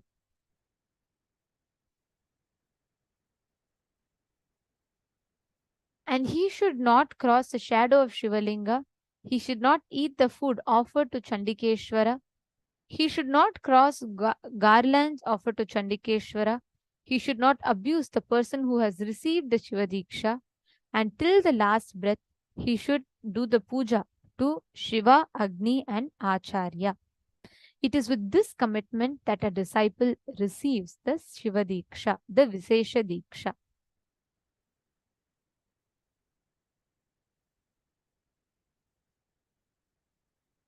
And the exemption given by Paramashiva is the children who are initiated into Yajnopavita and are below the age of 16, for ignorant, for old people, for women, for kings, and for sick.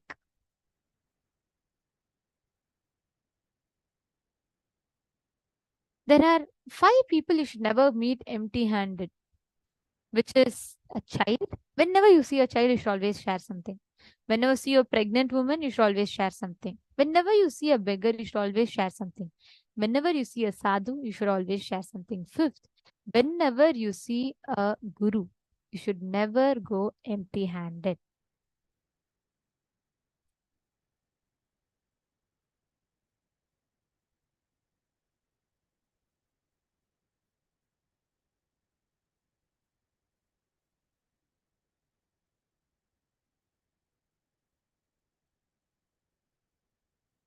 So these are the basic guidelines of Vishesha Diksha. Are all of you clear? All of you understood? Yes. If all of you are clear, could you all please post in the chat?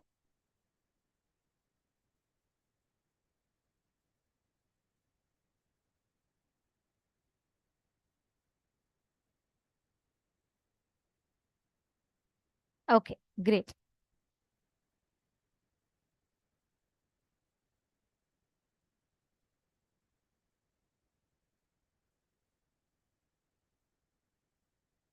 Is the puja to the acharya and two others same as Nitya puja? Yes, Ma Virupaksha, that's right. The Guru puja and Shiva puja, that is what it is. It is a Nitya puja and it's the same one. That's what Paramashiva himself is revealing in the Agamas.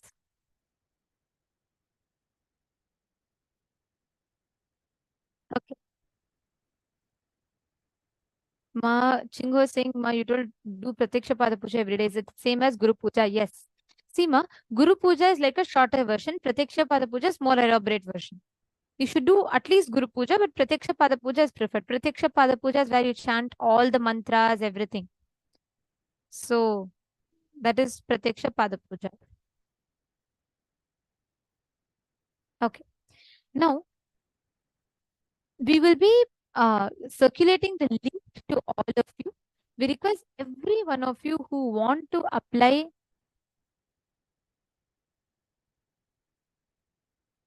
for the Vishesha Deeksha, you all can sign up. We'll be sending the link for all of you. Every one of you who would like to receive the Vishesha Deeksha and you would like to sign up for Vishesha Deeksha, you all can sign up. We'll be sending the links to all of you in the chat.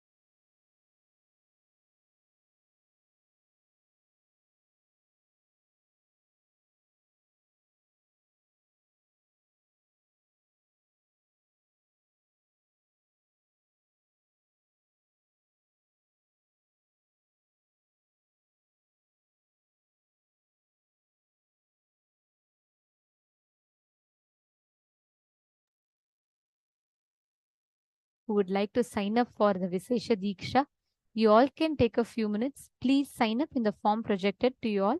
It's tinyurl.com/Shiva Deeksha.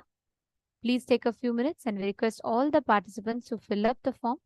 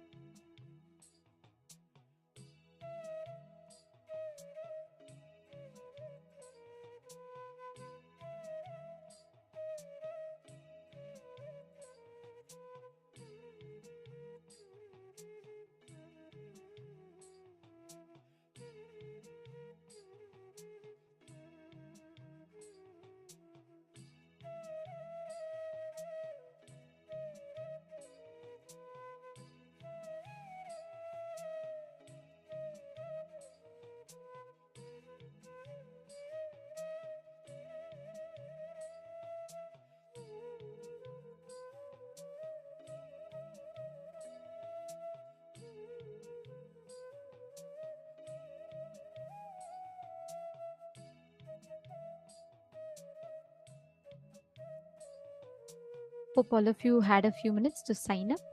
Whoever wanted to sign up and who would like to receive the Vishesha Deeksha, hope all of you have signed up. And if any of you have any further questions, please feel free to ask. Now, today we're all going to be having a very, very powerful process, the death process, where you're going to literally live through death itself. And to understand that process, it's very important that we understand about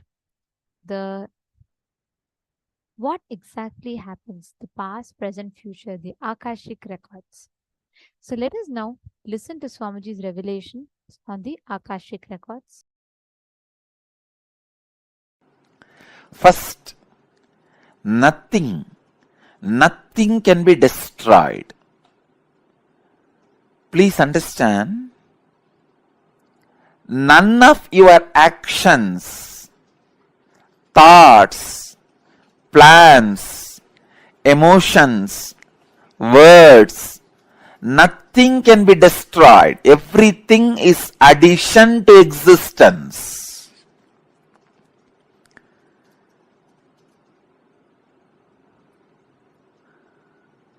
Every moment, every one of our thoughts, words, actions, everything just go on, gets added to existence.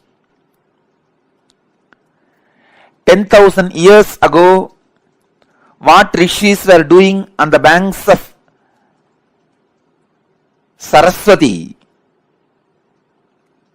is still available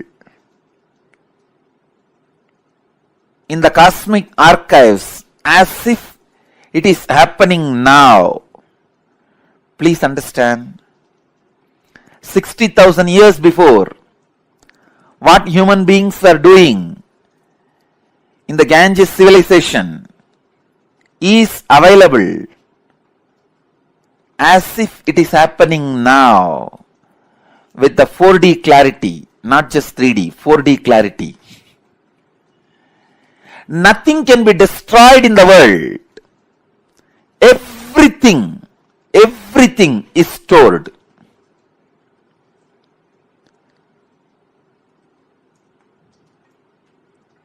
Akashic records are the cosmic archives of everything happened, happening, will happen. And one more important sacred secret you need to understand, time is not three as you think, past, present, future. It is a small mind which cannot see things as it is, which constantly needs to segregate.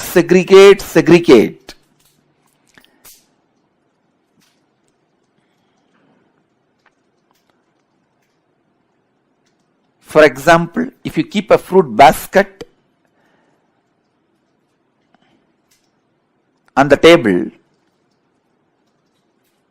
ordinarily if you look, you will look in one moment and you know it is a fruit basket and 5 different fruits are there. But for a child, it cannot grasp the whole thing immediately. It will say first, oh, banana, then mango, pineapple, apple. It can understand only one by one. Same way, the past, present, future. In Sanskrit we call it kala. Only a ignorant mind which cannot grasp perceives as past, present, future. But in truth, it is not 3 different things. An enlightened being sees kala as one entity, one experience, one reality. Continuously, wise men all over the world, again and again, in all religions, repeat this one truth. History repeats itself. Understand, The patterns are same. So it is not even repeating,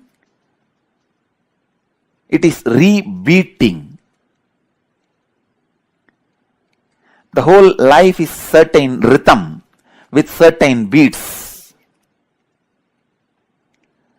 That rhythm is continuously moving. Even the word repeating is not right word. Rebeating is right word. History is constantly rebeating itself.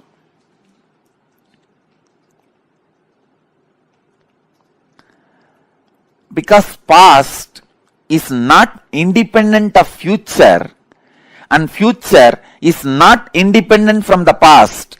They are just single unit.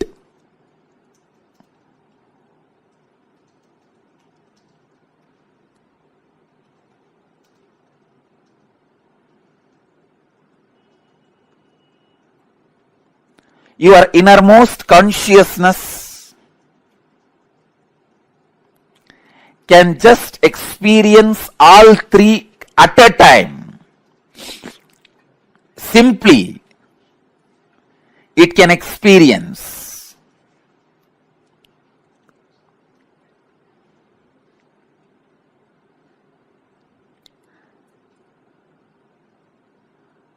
Past, present, future.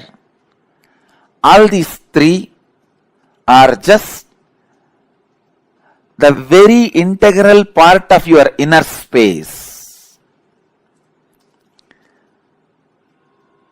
When your consciousness leans towards past, it is caught in greed. When it leans towards the future, it is caught in fear. When it is sitting with the present, it is inspired. Please understand, when it moves towards the future, it is caught in fear. That is why it jumps to greed. Fear is a wound, greed is a medicine. When greed is a wound, fear is a medicine. Fear heals greed, greed heals fear. Fear reduces greed, greed reduces fear. Greed reduces the fear and brings you back to the reality. And greed reduces the fear and brings you back to reality.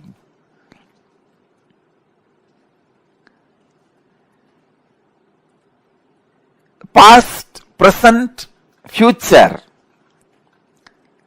All three are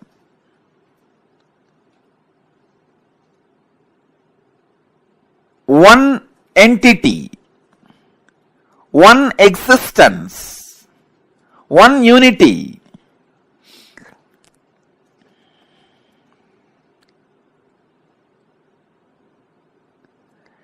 Just with the consciousness which does not get stuck in the fear or in the greed, you can see the whole. You can see the whole. Please understand. You can see the whole.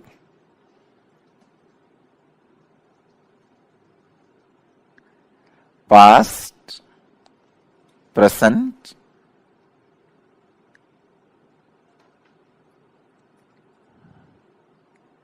and future.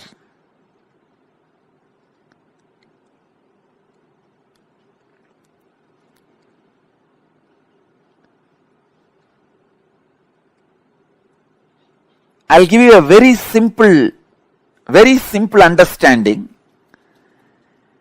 As on now, each one of you will be having some fears about the future, some desire about the future. Constantly your inner mind will be projecting your fears are going to be reality. But your desires are saying, no, your desires should become reality.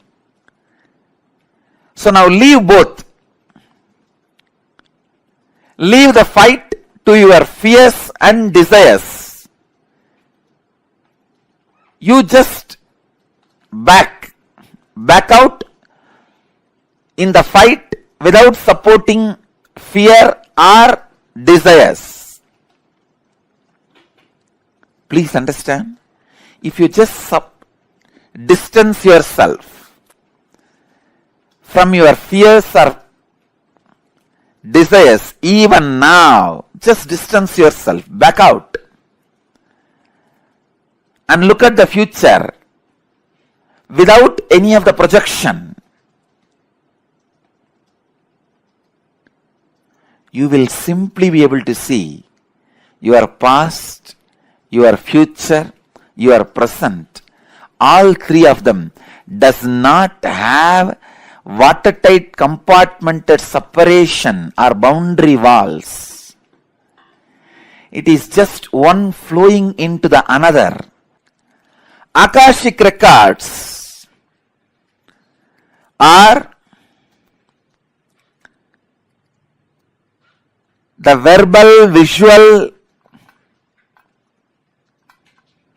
five-dimensional document. When I say five-dimensional, I mean any incident as it is happened, including the smell that was there at that moment.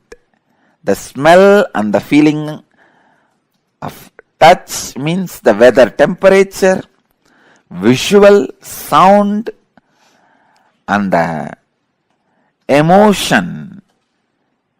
All five dimensions are packed and recorded in the Akashic records. Please understand, just like a film in the camera captures two dimensions of visualization and verbalization. In the video camera, visualization and verbalization both are captured. Same way, the film in the cosmos is space. In the space, all five dimensions, sound, visuals, smell, taste, and touch, all five dimensions of whatever is happening is continuously getting recorded.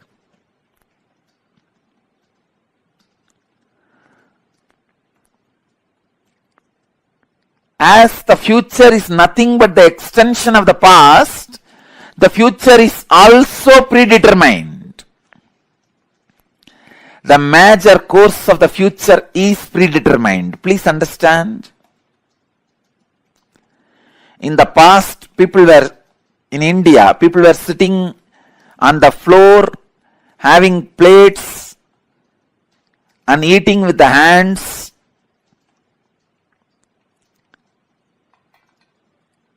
Idlis, the old breakfast. Then, now people sit on the dining table, use the spoons and forks, maybe eating pizza. In the future, they may be sitting somewhere, eating something, using something. That may change in future, but they were eating only through mouth in the past, now also only through mouth. In future also they will be eating only through mouth. That cannot be changed. So the major things in the past or in the present or in the future cannot be changed. Please understand, when I utter the word future is predetermined, realize the freedom in you. Don't be frustrated. All the frustrating parts of your past can be changed. Only the components and the parts which puts you in restful awareness are predetermined. Let me describe more clearly.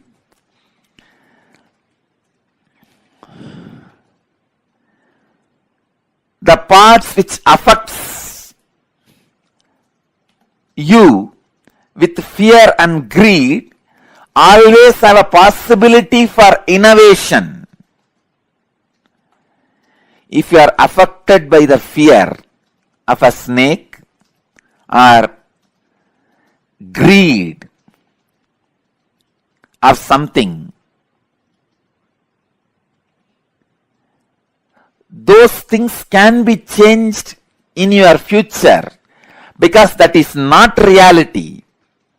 But there is something which is reality, which always puts you in restful awareness, that cannot be changed. Let me give you one example from Vedanta.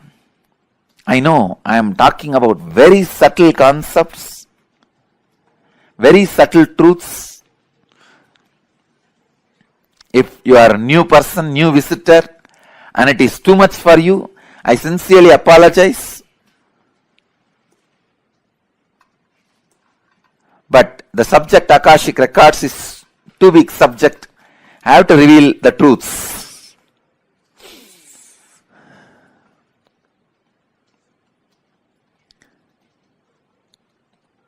Please understand. In the dark night, you are walking in a forest alone. A rope is lying on your way.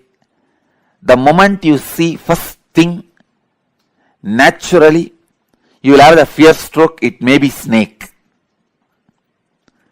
At least for a few seconds, you will be in that mood. It is a snake.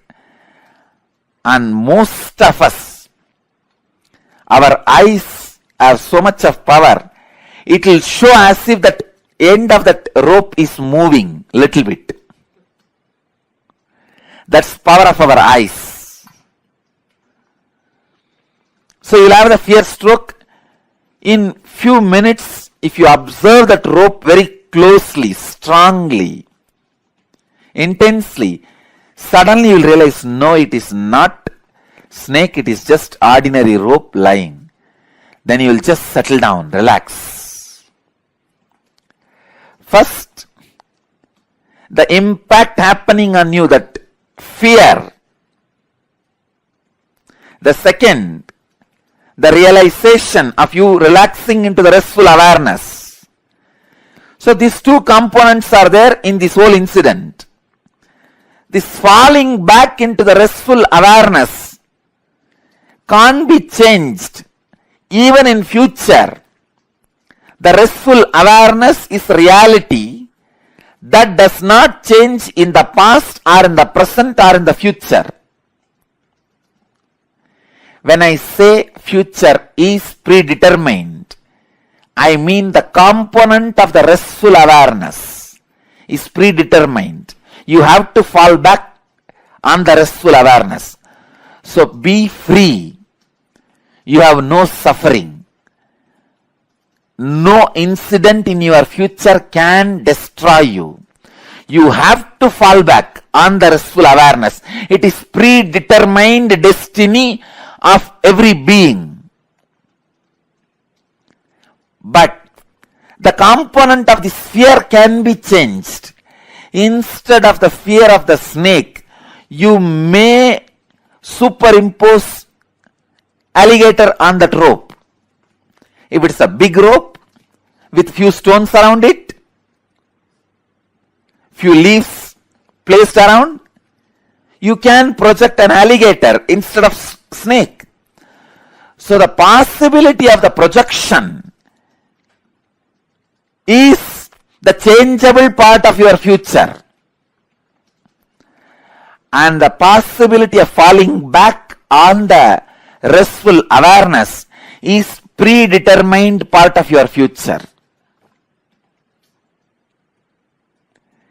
When enlightened masters say future is predetermined, they are saying the truth. When enlightened masters say future can be changed, can be altered, they are saying the truth.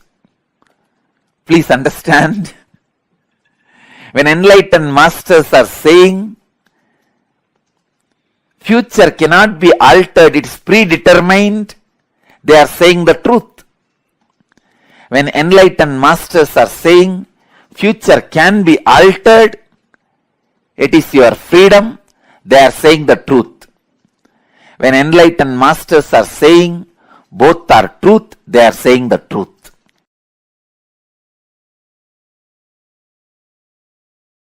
The Akashic records are, it's like a password being handed over to you. All the informations are there and this is the password, please see it, that's all. The Akashic records are like DNA of the universe. Each soul has its own Akashic records and there are collective records of all souls of all journeys. That's what I call, all souls of all journeys is what I call Hiranyagarbha. So now I'll add some of my insights. First thing, understand, all the information you collected through all your births is available in your DNA. Second, you can access some of them just to understand and not to waste the time doing the same actions again and again, thinking you will have the joy end of this action. So it's like if you have done certain action and you did not receive the joy which you wanted, and if you forget that you did that action and did not have the joy, you will be trying it again and again in various ways. But if you remember, you did this action, did not have the joy, you will not try it again. You will not waste your time on it again. So accessing DNA code, reading Akashic record will be useful in that way for you to become enlightened. Not to waste your time on the foolish things which you are trying to do again and again and again. For example, fighting with the master. You know, end of the day I am only going to win. And even if I let you win, means you are losing the whole game. That is why I am just letting you win, or feeling that you are winning. This is one of the major foolishness. But if you have the access to Akashic record, even once or twice, if you have access to the past once or twice, through your DNA, suddenly you will be awakened. Oh God, how many times I will be doing this same foolishness? It is time. Start living, doing, and no making decision. You will learn the art of surrender. You will learn the art of surrender in your practical life. That's why sometimes I encourage few people to go for this Nadi reading. Because this Nadi reading is Akashic records outside your DNA. Sometimes it will not be 100% perfect and you will not have a trust also. Even if they miss one information, did not read properly, because it is so subtle, not only the word, even the interpretation. So subtle, sometimes you will miss one information, that reader misses one interpretation and you lose trust over the whole thing. Try to read the Akashic records inside the DNA. That is why sometimes I read your DNA and tell you, then if you go and see the Akashic record and matches, then you will have the tremendous respect on my word, which I read as your Akashic record, and the Nadi, which is the outside Akashic record.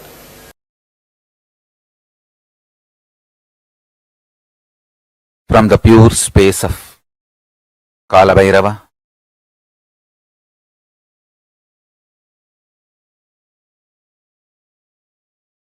Paramashiva is revealing all these great truths to the world. Please listen and internalize.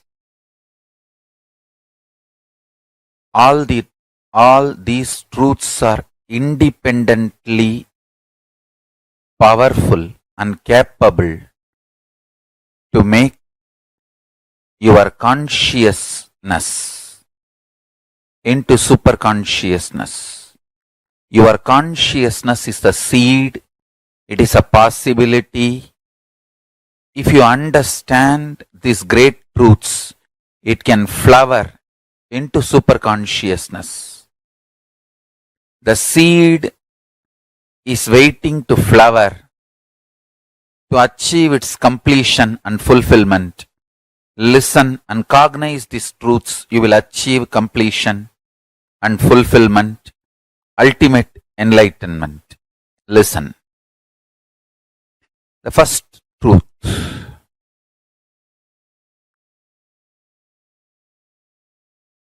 Kala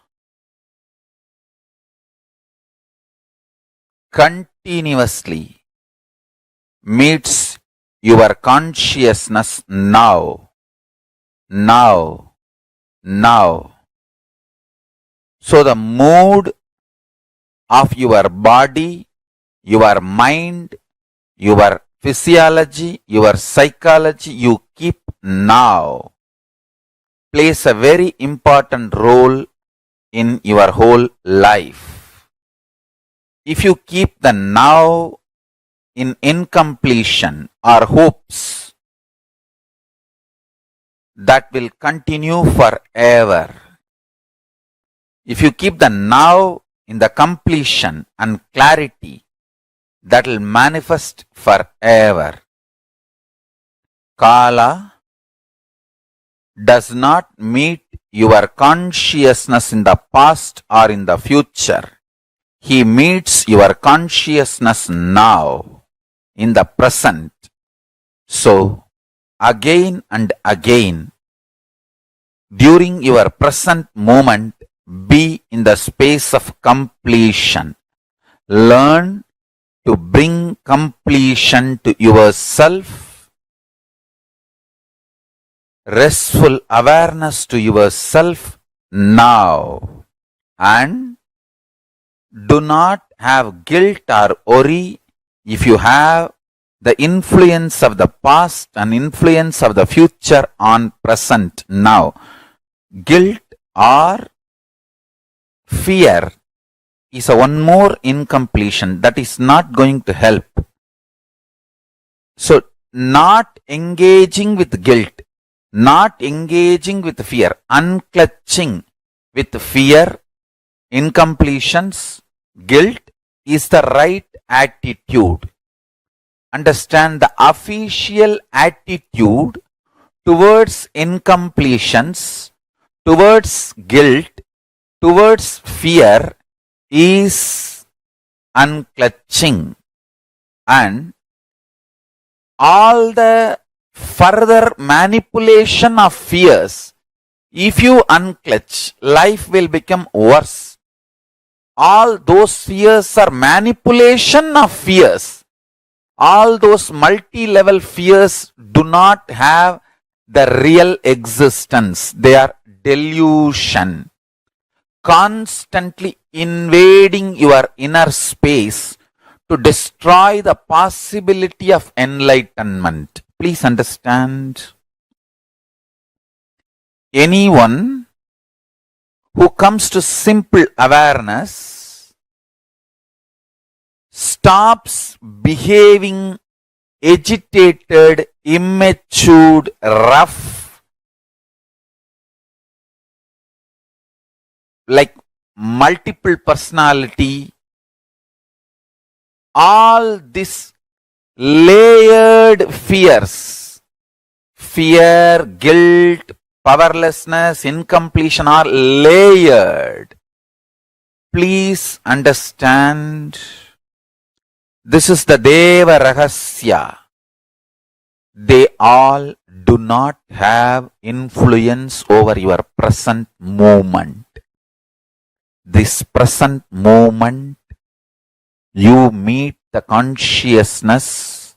Consciousness meets Kala directly. So, any practice you do in the present moment, for example, you declare completion.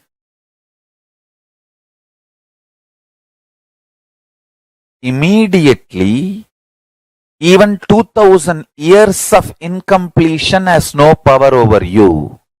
This is Deva Rahasya. Understand? This Deva Rahasya can empower the truth in you just like that. You can manifest Paramashivam now. Only thing, don't become arrogant. Don't become arrogant. When this truth was given to Brahma, he became Paramashiva. He became one with Paramashiva. But unfortunately, he could not maintain himself in that state. He started developing arrogance and started abusing Shiva and Guru. Paramashiva, who gave this truth to Brahma as Guru, he started abusing the Guru, thinking that he knows the whole business trick or trick of the trade or the whole thing. Then Kalabhairava manifests and removes his one head and makes him understand the truth ultimate, and again gives him back the Parabrahma space, and Brahma continues to do his responsibility of creation. Understand, Kalabhairava is eternal compassion, eternal love. Whenever you express love, even in simple acts, like giving a smile, giving a sweet hug, without calculating, even simple act you do, the strength you feel is Kalabhairava's strength. It is Kalabhairava's strength. Extreme compassion, extreme joy, extreme ecstasy.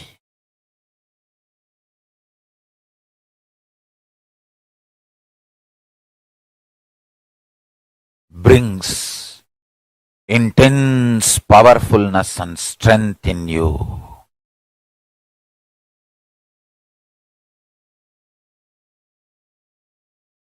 Just go on be sharing smile and love to anything you see. Hug anything you see. If you don't have any object in front, hug the air. You will build strong body and heavy muscles like Kalabhairava. Listen. Listen to this Deva Rahasya. Look everything you see with love. Hug everything you see, including the air. You will build healthy, powerful, heavy body and grounded being. Super conscious flowering. Sannyasa is seeing everything you see through love, hugging everything you see. One with everything you see. People, objects, animate or inanimate. In the cosmos, there is no inanimate. In Kala, there is no inanimate. It is a space where the big bangs and black holes, planets, suns and stars and moons evolve billions of years exist and dissolve spontaneously, simultaneously, without gap. Billions of years without gap. Meditate on it. Meditate on it. Meditate on it. It is Deva Rahasya. The moment you understand this, your third eye will open up.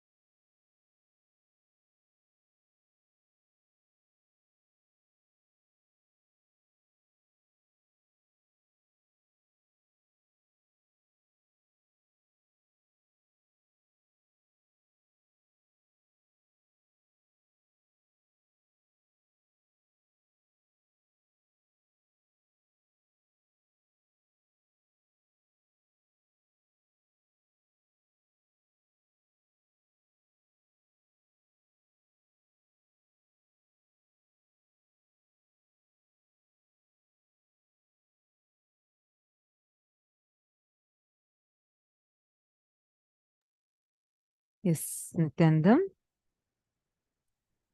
We all learned and understood about Vishesha Diksha, and now we understood about the Akashic readings. How many of you have had an Akashic reading done for you before? Who all here have had that before? Please, can you all post it in the chat?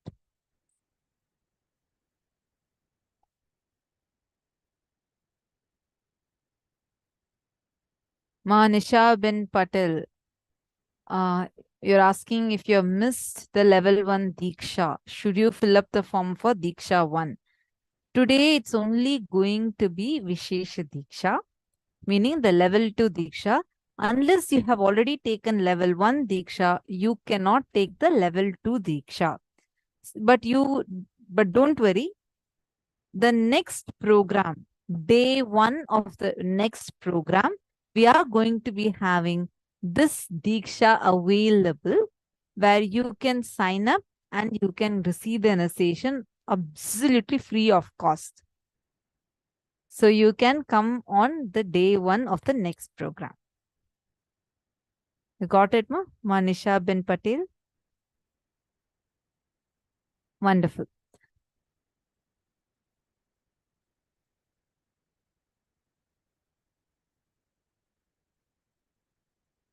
Now, what we all learned is called as Akashic readings, Akashic records. We're going to be getting the initiation to have access to this Akashic records. Not a joke, actually. Having access to Akashic record means like literally you will be able to access the dimension of Kala.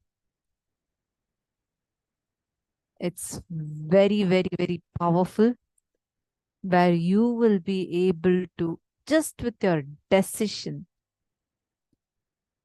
look into any past, present, or future.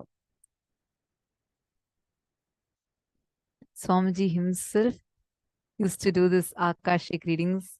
And how many of you have had this Kalavira darshan from Swamiji, where Swamiji himself has done this Akashic readings? Oh my God, it'll be just so powerful. One darshan, which is, I think, almost the whole of Sangha's favorite one, is the darshan when Swamiji gives the darshan as Kala Bhairava, where literally you will see physically Swamiji's body itself will become huge. I have witnessed this so many times. Once, I have earlier shared about how that armband broke. Also, there's one other situation where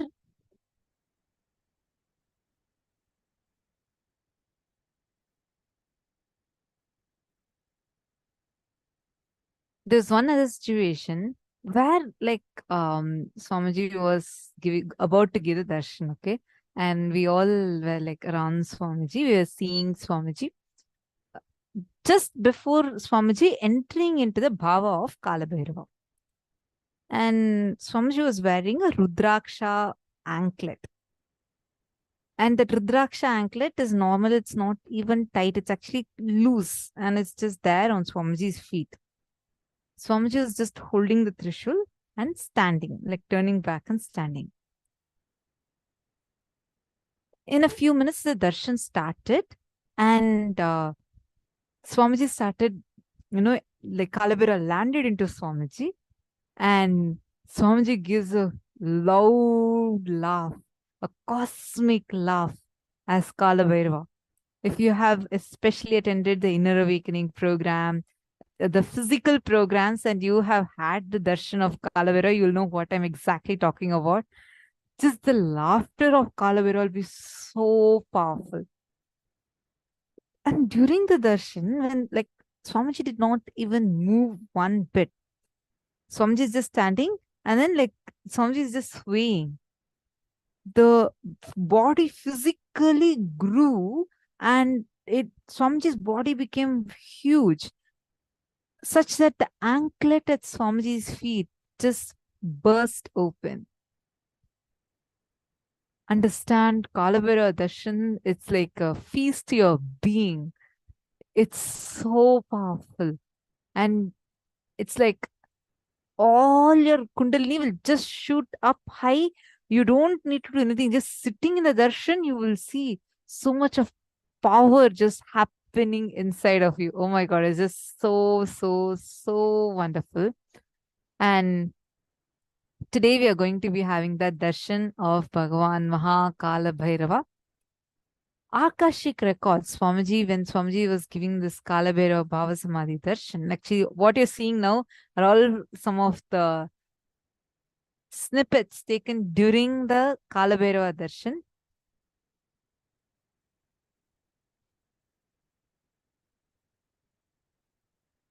Akashic reading is a record created in a space. See, Akashic records is a record created in space.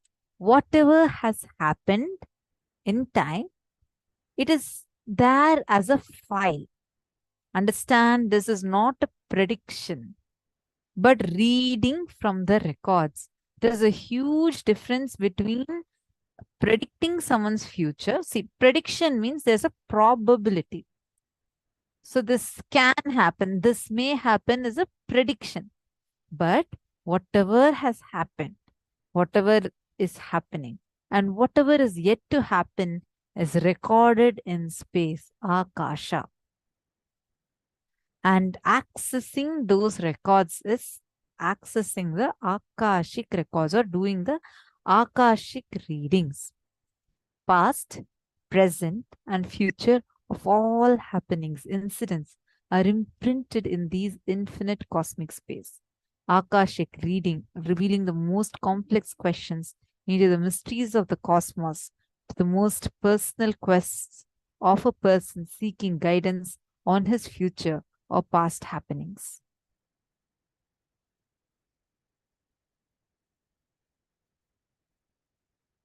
Nitye nirashaye shunye vyapake kalanojjite bahyakashe manakritva nirakasham samavishet. Bhagavan Paramashivam says, one should fix his mind on the external space, Bahyakasha, which is the eternal, Nitya, without support, all-inclusive oneness, omnipresent, unlimitable, and devoid of limitation. By this practice, he will be absorbed in the non-space or the space beyond the manifest, Nirakasha. Mahakala Bhairava is the expression of Paramashiva. When he lands in the human bodies and manifest powers, he is named as Karupasami. Mahakala Bhairava is eternal compassion, eternal love. Whenever you express love, even in simple acts, like giving a smile, giving a sweet hug, without calculating, even a simple act you do, the strength you feel is Kala Bhairava's strength. Kala Bhairava is eternally loving, caring, blissful, ferocious, ecstatic, blissful and ferocious form. Meditate on him. Be eternally loving like him. You'll just understand. All justness manifests from extreme love. That is why Mahakala Bhairava is the Lord of Yama and the Lord of integrity and Lord of justice.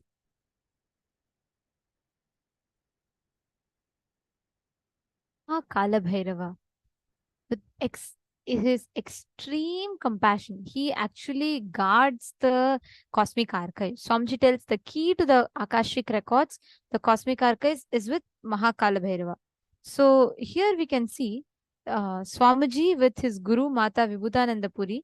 It was Shri Mata Vibhudananda Puri Devi who awakened the biomemory of Bhagavan Mahakala Bhairava in Swamiji. And Swamiji was at a very young age, Swamiji had been initiated, and Swamiji awakened his ability to see the past, present, and future. And please understand, only a being who transcends time has the ability to be able to access the cosmic archives, reveal what is there as it is, without any commission or omission, or without any editing, altering of the records that is there. Only an avatar, a being who's transcended the time, can do that.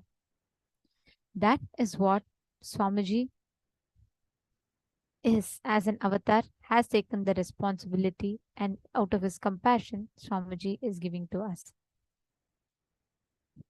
Understand, there are 4 things we need to understand, which Swamiji explained, and we are just repeating it. Swamiji revealed, right? Kala continuously meets your consciousness now, in the now, in now. So the mood of your body, your mind, your physiology, your psychology, you keep now, plays a very important role in your whole life. If you keep the now in completion or hopes, that will continue forever. If you keep now in the completions and clarity, that will manifest forever. Kala does not meet your consciousness in the past or in the future. He meets your consciousness in now, in the present. So again and again, during your present moment, be in the space of completion. Learn to bring completion to yourself, restful awareness to yourself. The third point, do not have guilt or worry if you have the influence of past and the influence of future on the present now. The guilt or fear is one more incompletion that is not going to help. So not engaging with the guilt, not engaging with the fear. Unclutching with fear, incompletions is guilt, and that is the right attitude. See, for you to experience now, it is like, the whole time is a vast canvas. For you to experience that, you just need to unclutch. Understand, when you unclutch, the time barriers completely collapse in you. Time, the concept of time as such is a lie. Please understand, time is a lie. There is no such thing as past, there's no such thing as present, and there's no such thing as future. Time, as you know it, is a lie. All the past, present, future merges into one point, and all of them dance in the space is reality. You may be like, what is all this? Actually, today, all of you are being initiated into that power, where you transcend the past, present, and future, and you experience that space. Ma Nitya Sadashiva has said, even Mahakala Bhairava Ashtami, I attended recently. Ma, there was whose offering also has that laugh. That was amazing. Actually, Ma, when an avatar does it, right, it's called Bhava Samadhi Darshan. It is completely different from a normal person doing it. Because Swamiji is that embodiment of Mahakala Bhairava. When Swamiji lands, he lands as Kala. And he just, like every time I remember that statement, I get goosebumps. Swamiji tells that all those why Kalabhairava laughs is because he knows the whole cosmos is a joke and he laughs.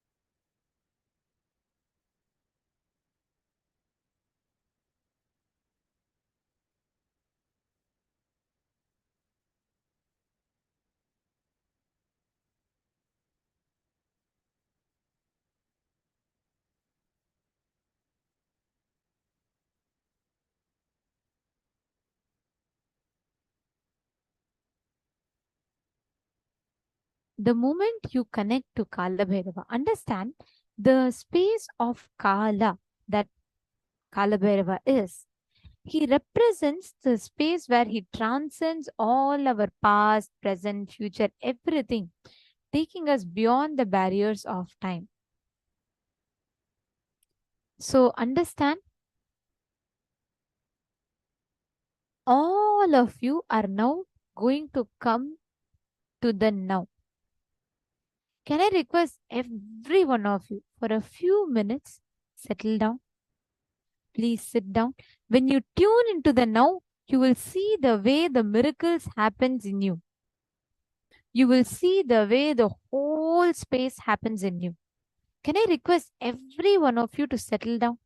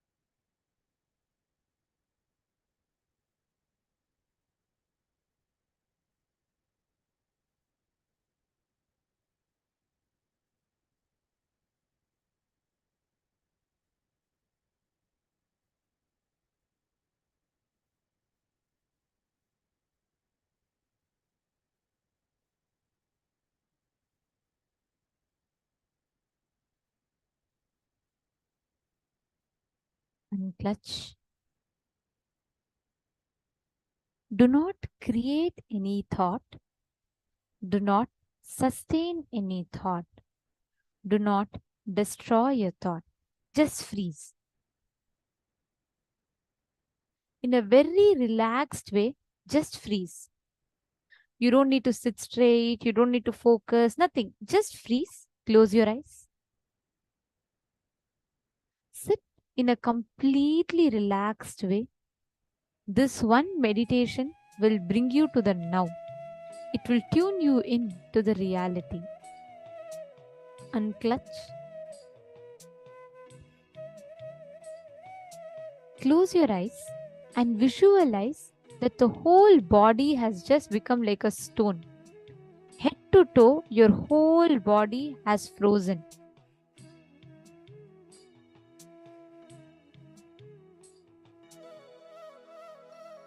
Visualize that your whole body is just frozen like a stone. Do not move. Please stop any movement. Visualize even your eyeballs have become stone. Absolutely no movement. Sit in a very relaxed way.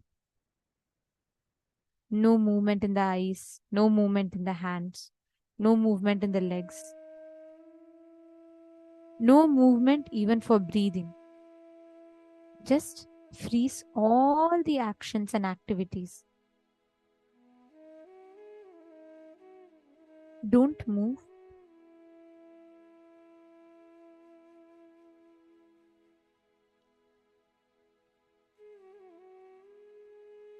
Only the idea that you're frozen should be there inside you. There should be no other idea. Just freeze. Please freeze. Do not move. Do not create any thoughts. Do not sustain any thoughts.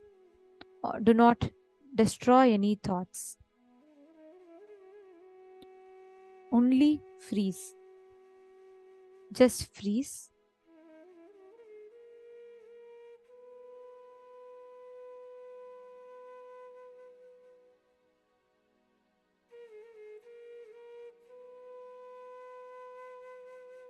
The only idea that should be there in you is that you're frozen. That should be the only idea. You should be like a stone. Literally no movement. Completely freeze. Keep your eyes closed. Please close your eyes. Please do this powerful process intensely.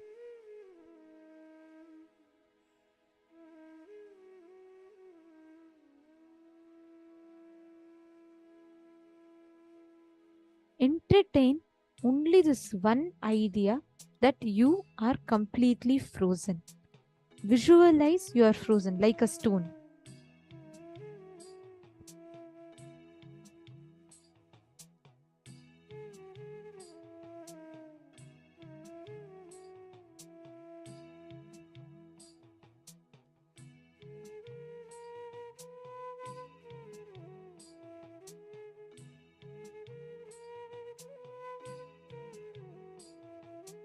Do not visualize any relaxation from it. Don't relax, don't change your visualization. Visualize you are a stone, completely frozen. With absolutely no movements.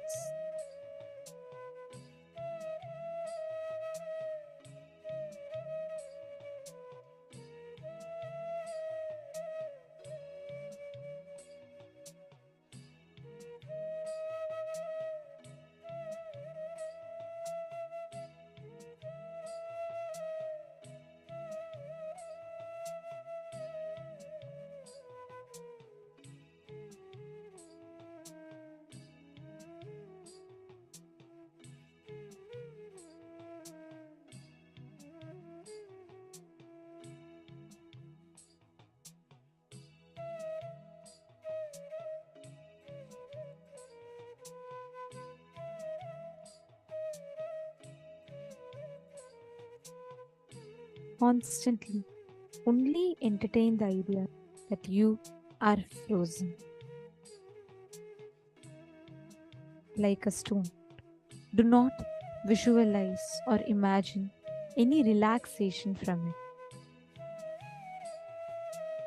You will see that you establish when your whole inner space is frozen.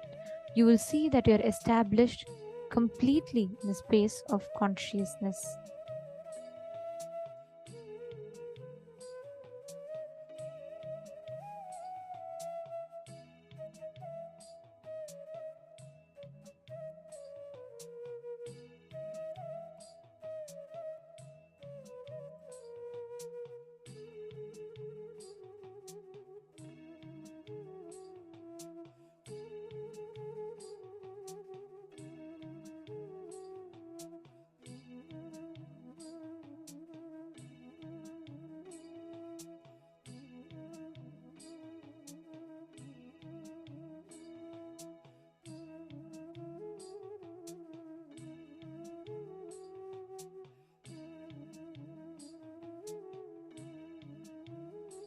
Just intensely unclutch. Do not open your eyes. Please do not open your eyes. Come to the now. Come to the present.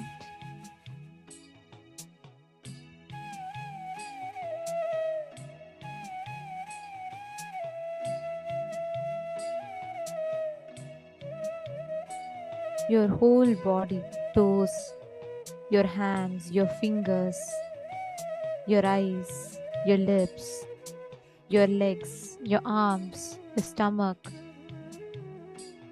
Everything is frozen.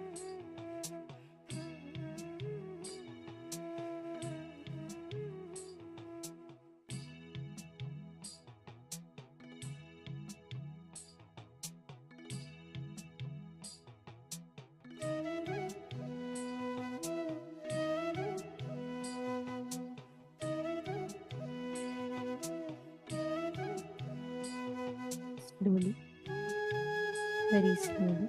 Please relax. Slowly relax. You can very slowly open your eyes.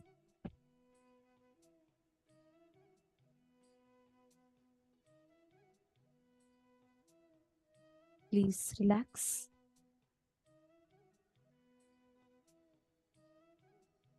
Yes, understand this one process completely tunes in your inner space and brings you to that space of oneness. And this process is so powerful. Literally, any incompletion that you carry, anywhere inside you, wherever you feel that, wherever you feel you're out of tune, this one process will very beautifully establish your inner space, the space of completion, and help you realign your inner space to that space of completion inside of you. So understand, Akashic reading happens from this space. Whenever you are in the now, you will be able to precisely see the reality as it is. You will be able to experience the reality as it is. And whenever you're in the now, you will transcend the parameters of time, the past, present, and future, and you will start experiencing, you will start tuning into the moment. Actually, Swamiji tells now is a very important moment, present. That is why being in the present is very important in all spiritual traditions, because only being in the present opens up the possibility for you to access past and future, because only in the present the past merges into future. So present is a moment where the past merges into future, and that is a moment when you are tuned into, you can access it. And that is why it is very important that you are always unclutching and bringing yourself to the present moment. It is only with that you can experience Akashic readings. Now, actually, you all can notice, how many of you noticed when you visualized you're a stone, you almost had zero thoughts in you? How many of you visualized? Can you all post in the chat? When you visualized yourself like a stone, you saw that there was almost zero thoughts in you.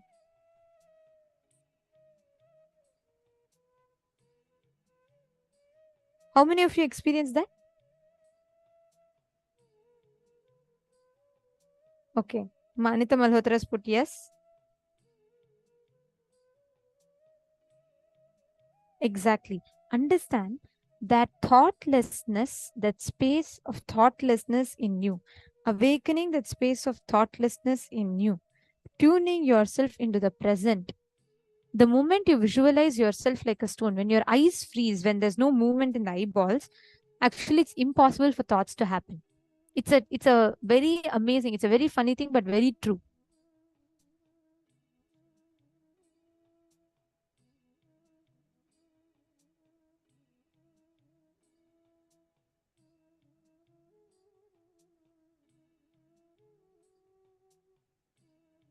Now, in this same space, understand, just sit like this. Now you all will be able to see, this is a technique.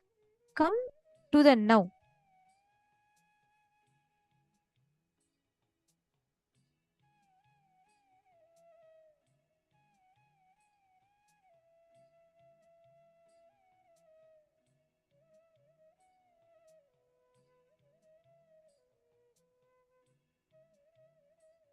Now understand, from this space, when you sit, all of you will successfully manifest Akashic readings.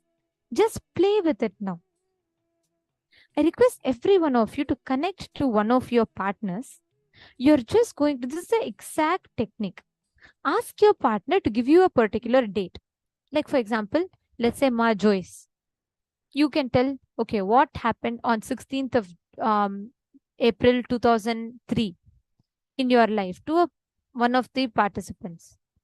And they can scan and they can tell you, okay, Ma Joyce, in 16th of April 2003, you were in this place and you had a party and you had a lot of friends coming in and all this is happening.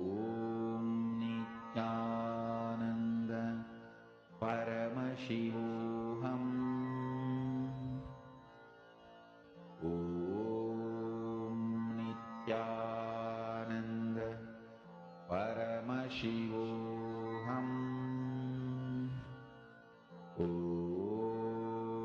Nithyananda Paramashivoham. Om Nithyananda Paramashivoham.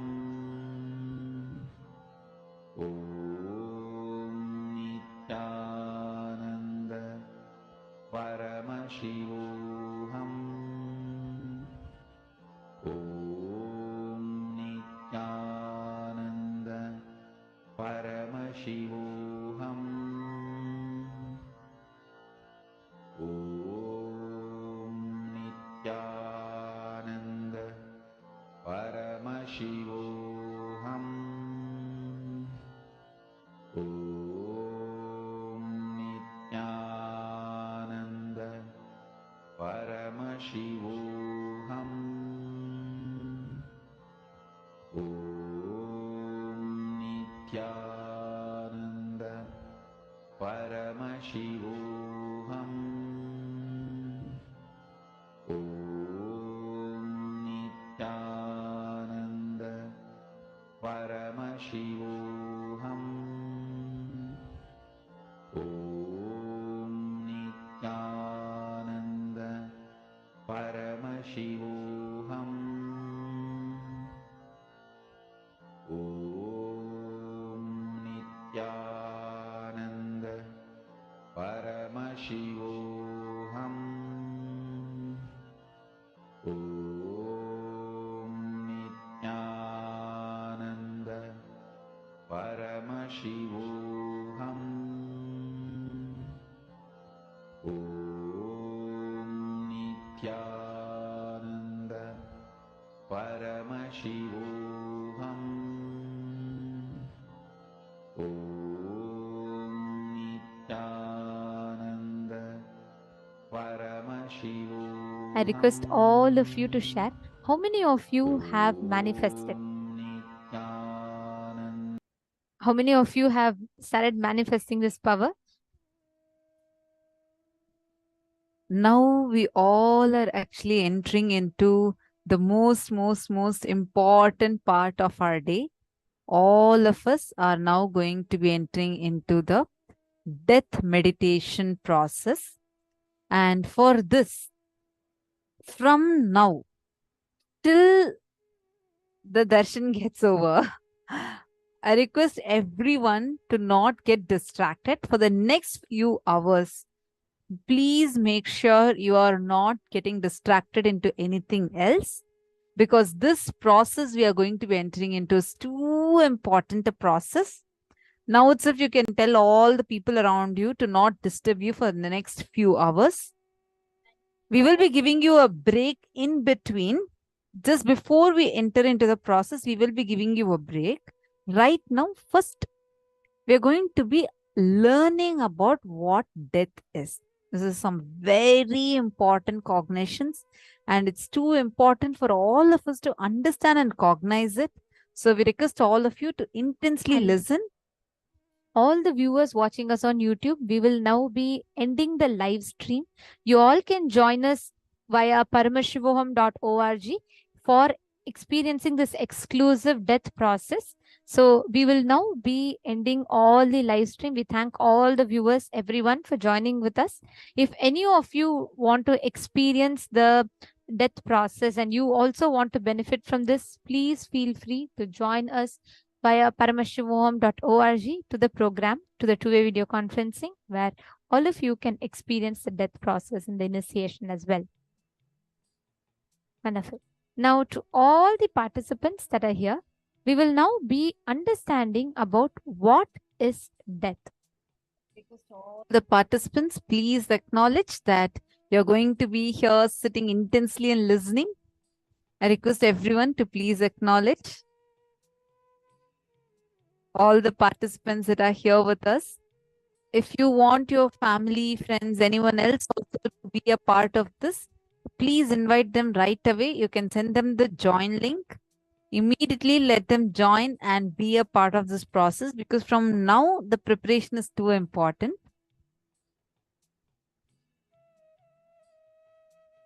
Ma Sonia Ishana. Yeah, don't worry, ma. We'll guide you the death meditation process. Swamiji himself will guide you. Don't worry about it right now. First, we are going to be entering into the preparation. Once the preparation is done, this preparation is too important. Even one cognition you should not be missing, because everything will directly impact your very consciousness. So I request all of you to come and quickly settle down. Maharlin is posting, death is a subject that I must overcome the fear of the thought of it. Don't worry, Maharlin. This process will definitely help you. We are going to work together during the completion process and during the whole process. I just have one request. All of you, please listen intensely. Do not sleep off. Do not doze off or get distracted into something else, because it's very, very, very, very important process.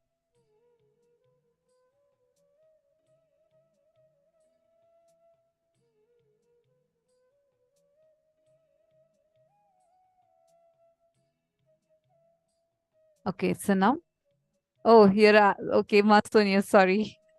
You were asking it for the previous exercise. Okay, I understood now. I think I got, I thought you were asking now. But anyways, let's all get ready now. And please, can all of you acknowledge that you are going to be here throughout the process?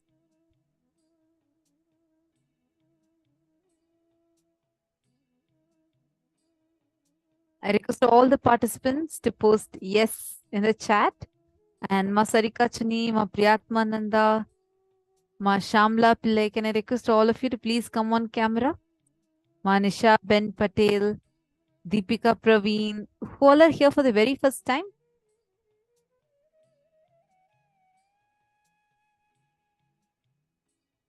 Please come and settle down in front of the camera.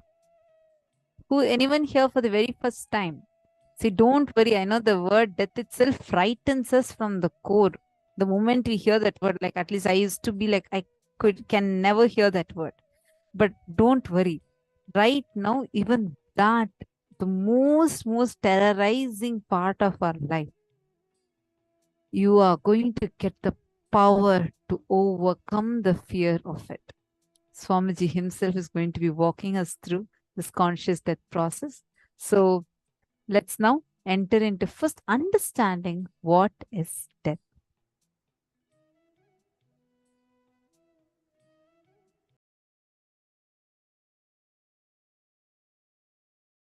Listen to this word. Marana smarana. What it kindles in you is your natural organic existence. Marana smarana. What it kindles in you is your natural organic existence.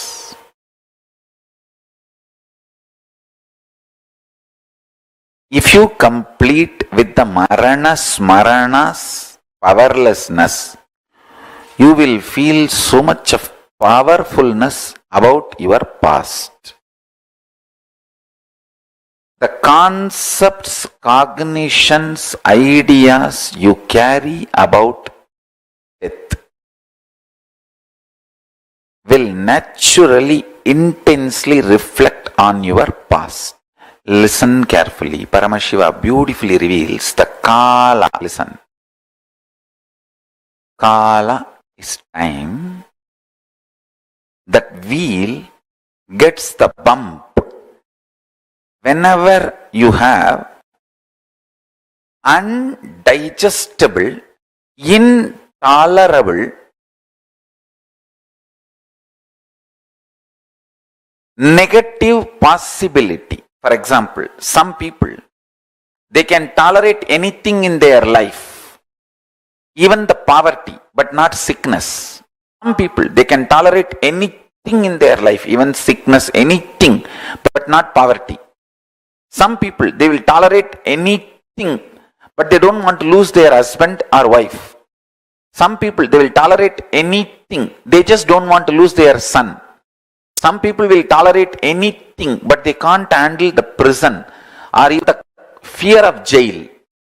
Some people can tolerate anything. No problem about, no fear of jail, no fear of disease, no fear of poverty, no fear of losing the house, no fear of losing the spouse, no fear of losing even the kids. They just can't handle a morning without a cup of coffee. Understand, something which triggers anxiety, panic, I can't deal it, which triggers you to lose your prajna, that your existence, which just imbalances your prajna. Listen carefully.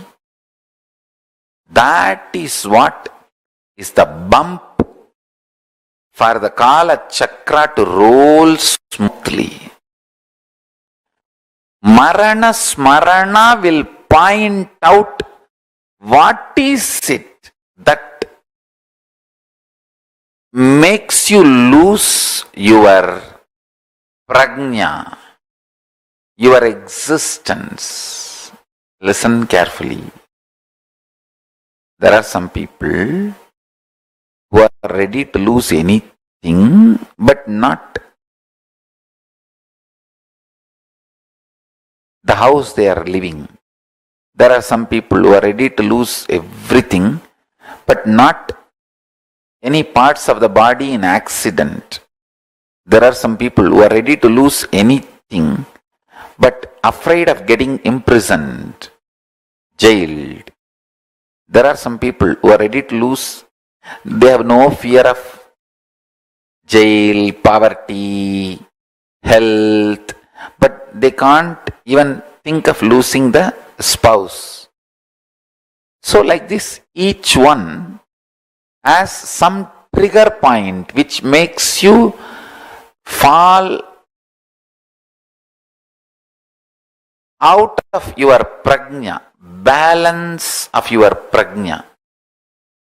Marana Smarana triggers that. Listen carefully. You all should do Marana Smarana and trigger that pain point and heal it once for all. You just have to poke that tumor and pus should come out. What can be done? Nothing can be done. When you do the Marana Smarana, Bhishmashtami is 2nd February. So, when you do the Marana Smarana,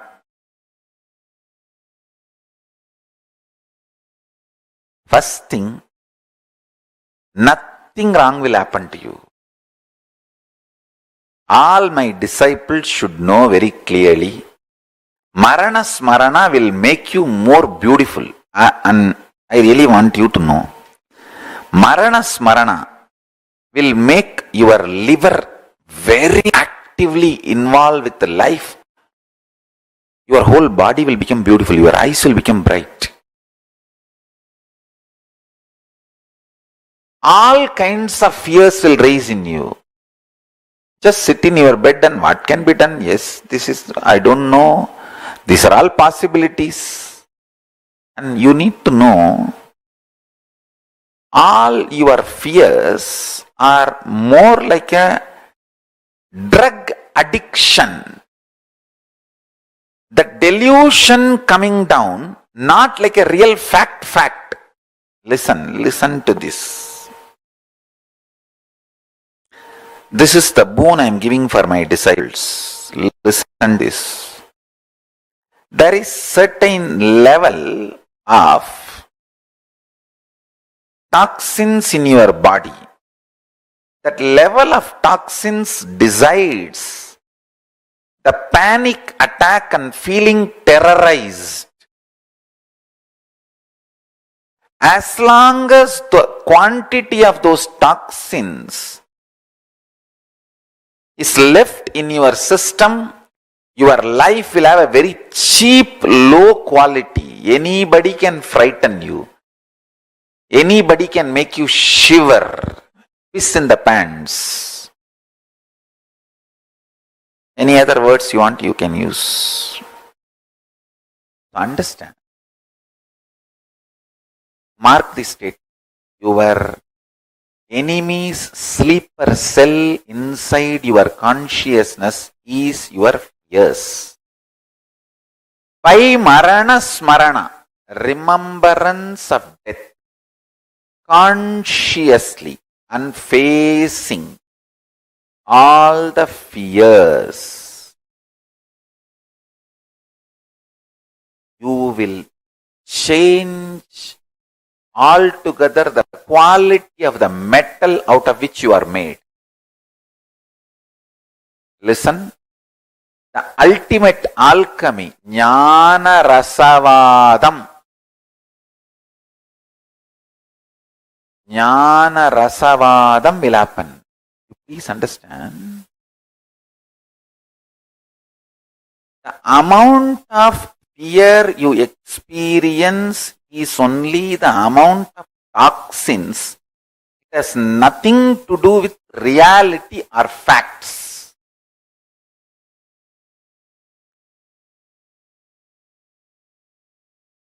You don't cry all the time to your friend. You know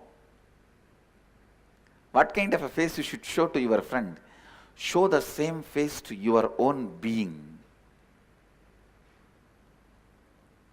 Even to yourself. Don't be a constant frightened child to yourself. Complete with it. Get rid of that identity. Build yourself authentically. The first step in living Advaita is to get rid of the... Please understand, your fear is not cute. It is nothing but your own violence which you don't want to accept as violence, because you thinking you have violence is too much. Fear is a coat, sugar coat done on violence. There is a beautiful verse by a great saint from Tamil Nadu, Manikavasagar. He sings, people who carry inside a deep violence but believe that they have fear, oh Mahadeva, let me be afraid of them and keep them away from me.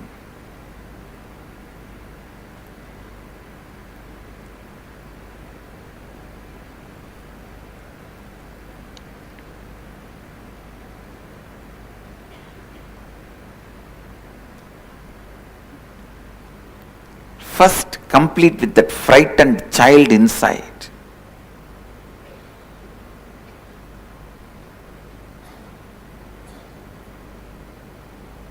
Show yourself as a friend to you.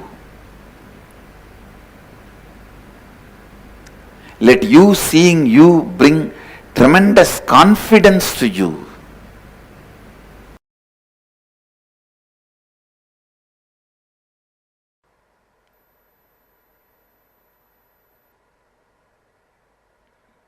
Love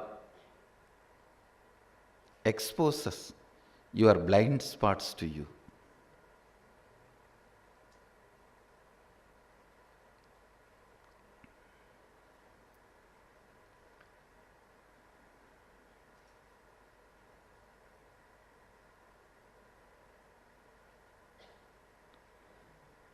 When the real tsunami of love happens in you, your whole gets integrated. When the tsunami of fear happens to you, your whole gets integrated. That is why when there is a survival threat, you express so much of energy, whether to fight or flight, for both. The speed with which you fight or the speed with which you run away, both will be extraordinary when there is a survival mode, because it integrates you completely. Same way when you are in love, it integrates you completely.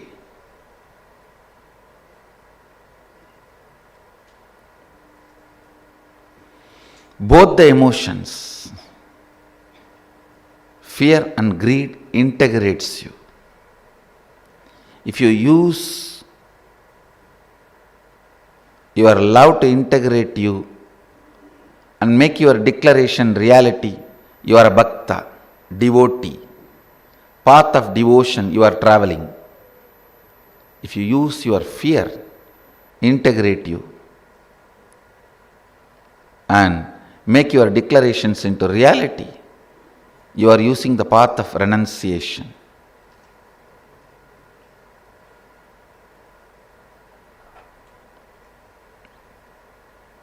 I tell you, always use your love to integrate you. That will be most sweet, safest path.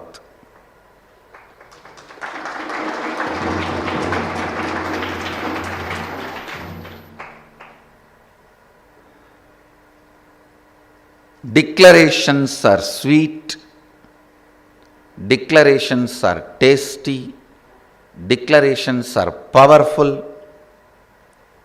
when love becomes base material. When the love is a lubricant, will is so powerful.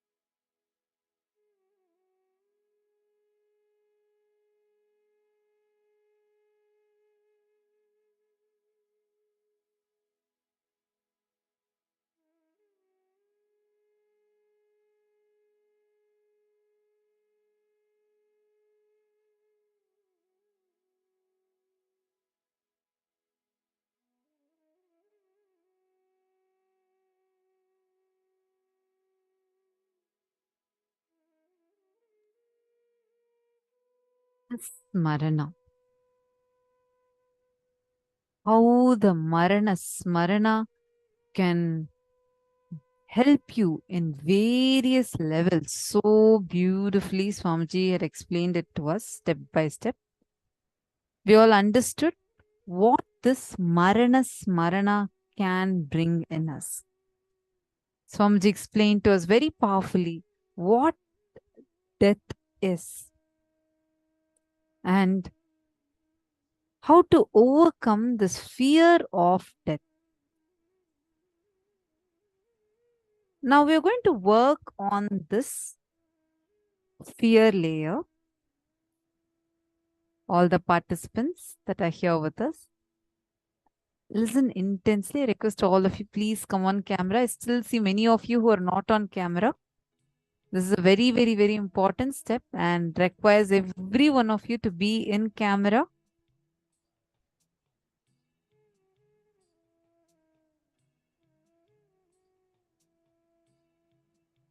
Please sit on camera now, meaning sit in front of the camera now.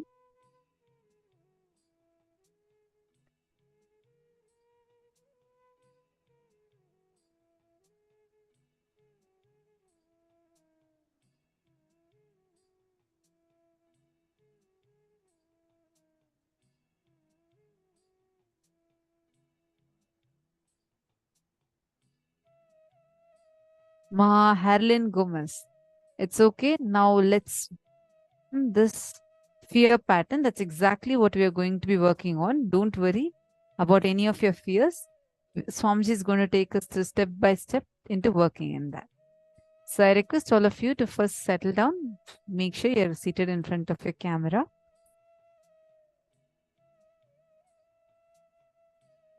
Listen. Listen carefully. Okay. I see some cameras on, but the cameras are only showing the ceiling. Can I request you all to also please come and settle down? Ma Stephanie, Ma Jing Wong, Ma Sharmaine, Ma Basde Nevaldas. Please can all of you come and settle down in front of the camera? Listen. Now we are going to enter into a very, very, very important step. We are going to first address all the fears that we have been holding on to. First, we are going to work on the layers of fears that we have been struggling with. We are going to write down, we are going to explain to you step by step. During this process, if any one of you may have any questions, feel free to ask us. We'll help you understand.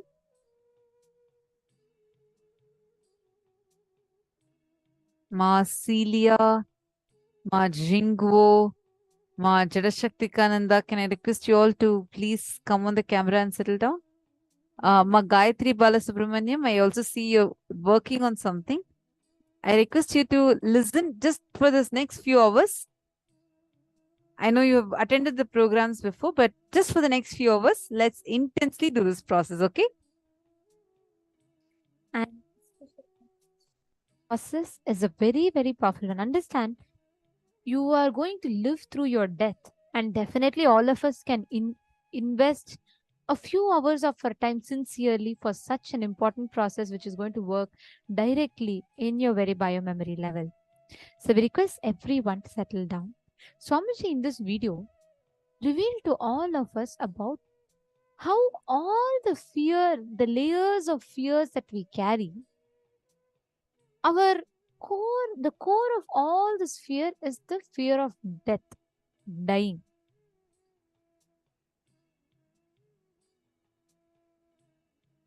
Process, we are going to attend to those fears.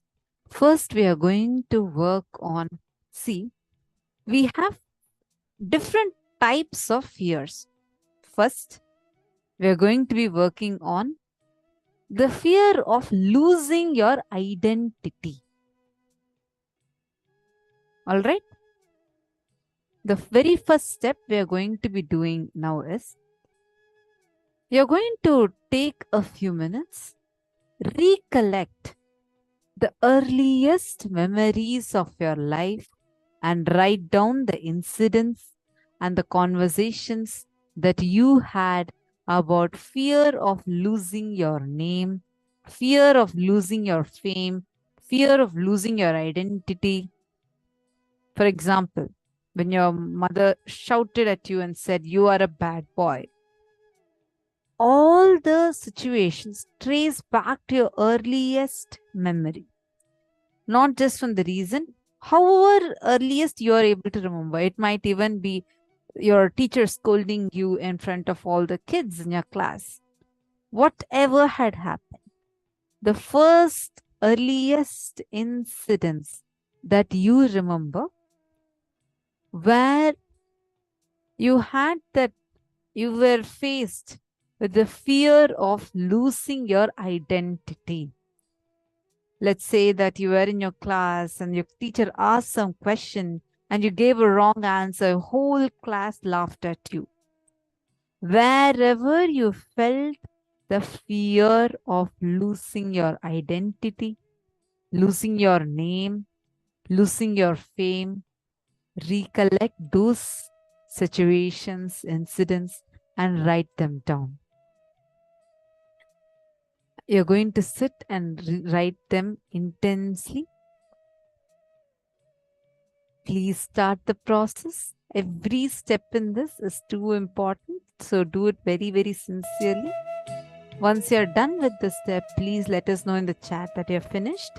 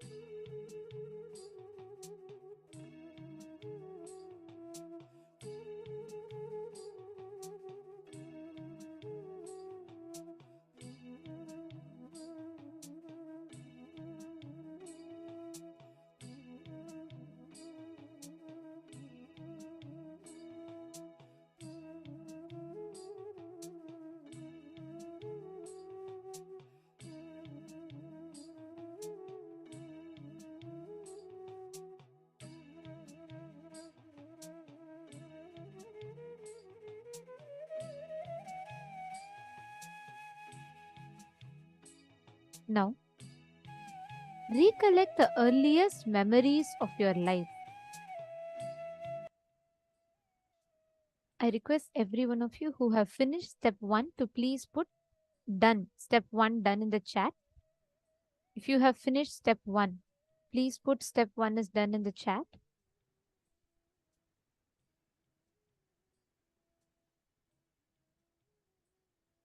You all can let me know in the chat. If you have finished step 1, please confirm. Okay, great. Wonderful.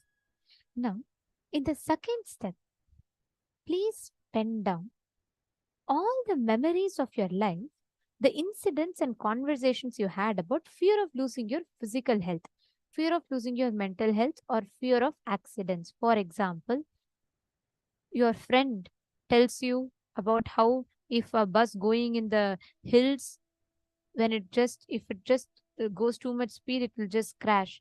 Or you see a picture in the newspaper and your mom tells that a bus was met with an accident in the hill, or in the night a car overturned, and you had the fear of losing the um, accidents and all of that because of your physical health or the mental health. Like, for example, when I was young, there was a movie where they would show that the hero gets an accident on his head and he loses his memory. After that, he gets cheated in his life, and it caused so much of fear in me. I was so afraid. Every time I would go alone, I'll be afraid that what happened to the hero would happen to me. Like that, all the conversations you have had about fear of losing your health, please pen them down. Even it can be multiple. Write down all of them.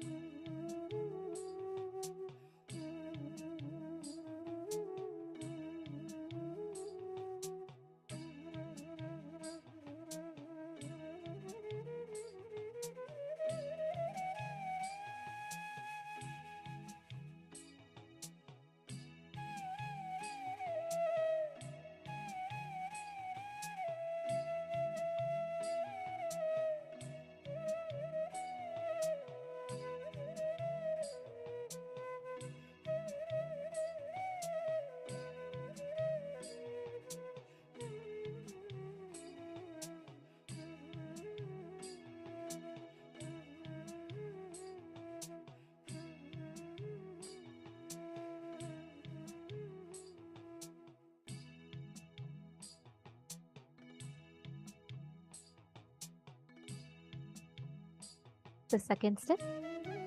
I request, if you have finished the second step, please confirm that you finished the second step in the chat. All of you could post. If the second step is completed, please put you finished second step in the chat. Okay. Whoever has finished the second step, I request all the participants to please post that the second step is done.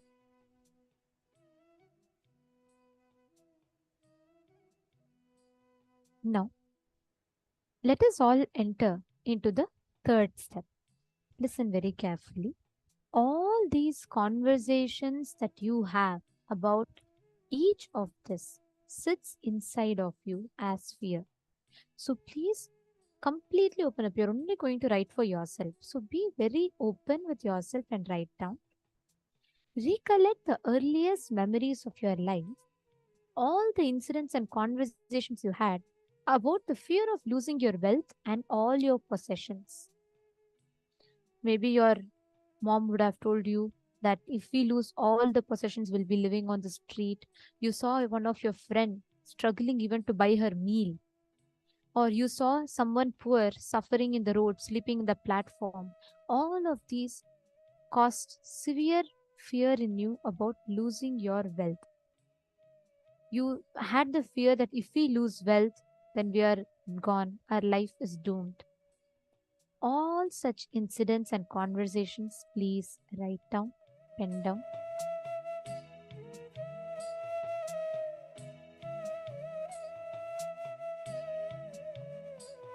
the fourth step. Listen very carefully.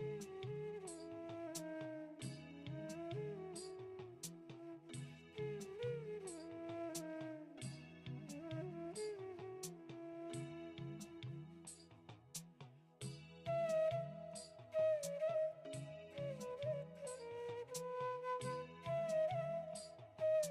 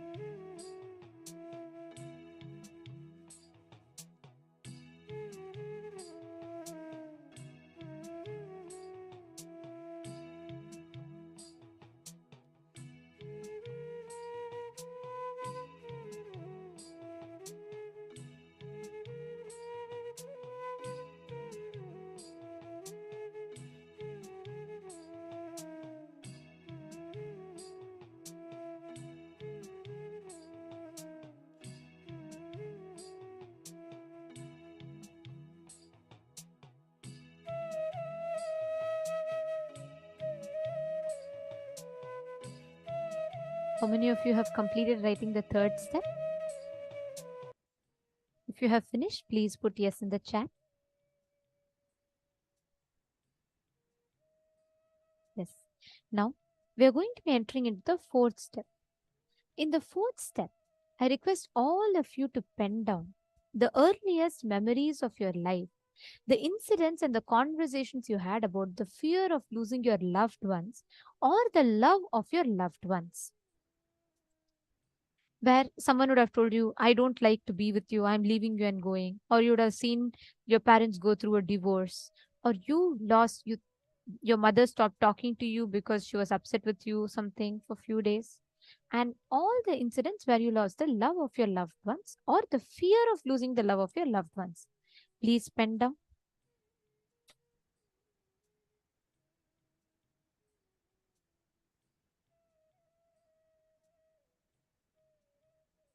As soon as you all finish, I request each of you to keep posting so that we can move ahead. We just want to make sure every one of you have enough time. So once you all finish, please post that you're finished so that we can move to the next step. Please continue pinning down.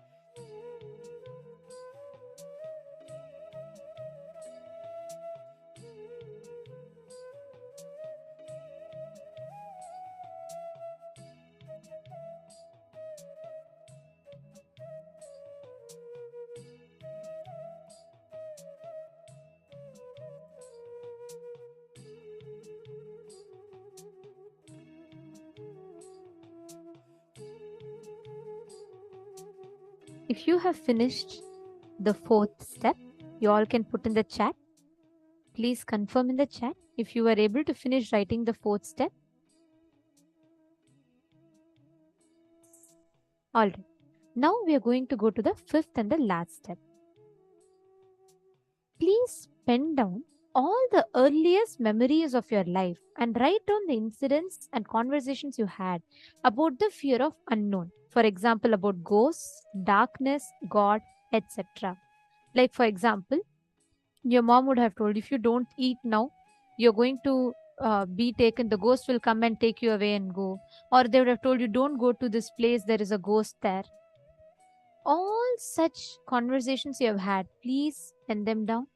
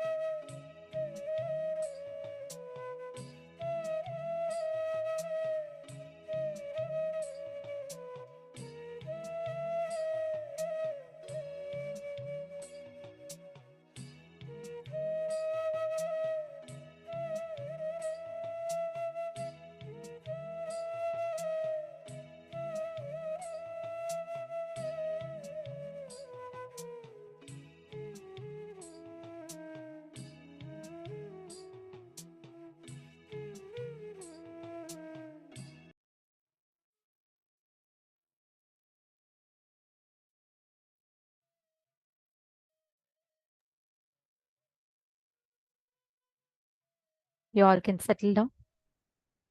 Now, the first step to understanding or entering into the death process is to understand how Swamiji went through the 5 death experiences in his life.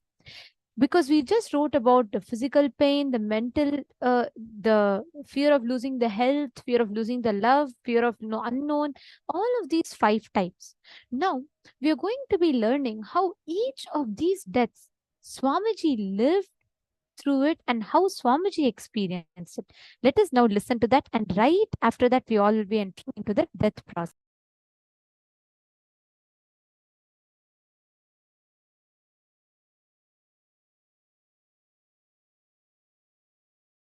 The first death I faced in my life, my father's elder brother's son, elder son, he died. He fell into the village well. He went for a vacation to one of his relatives' house.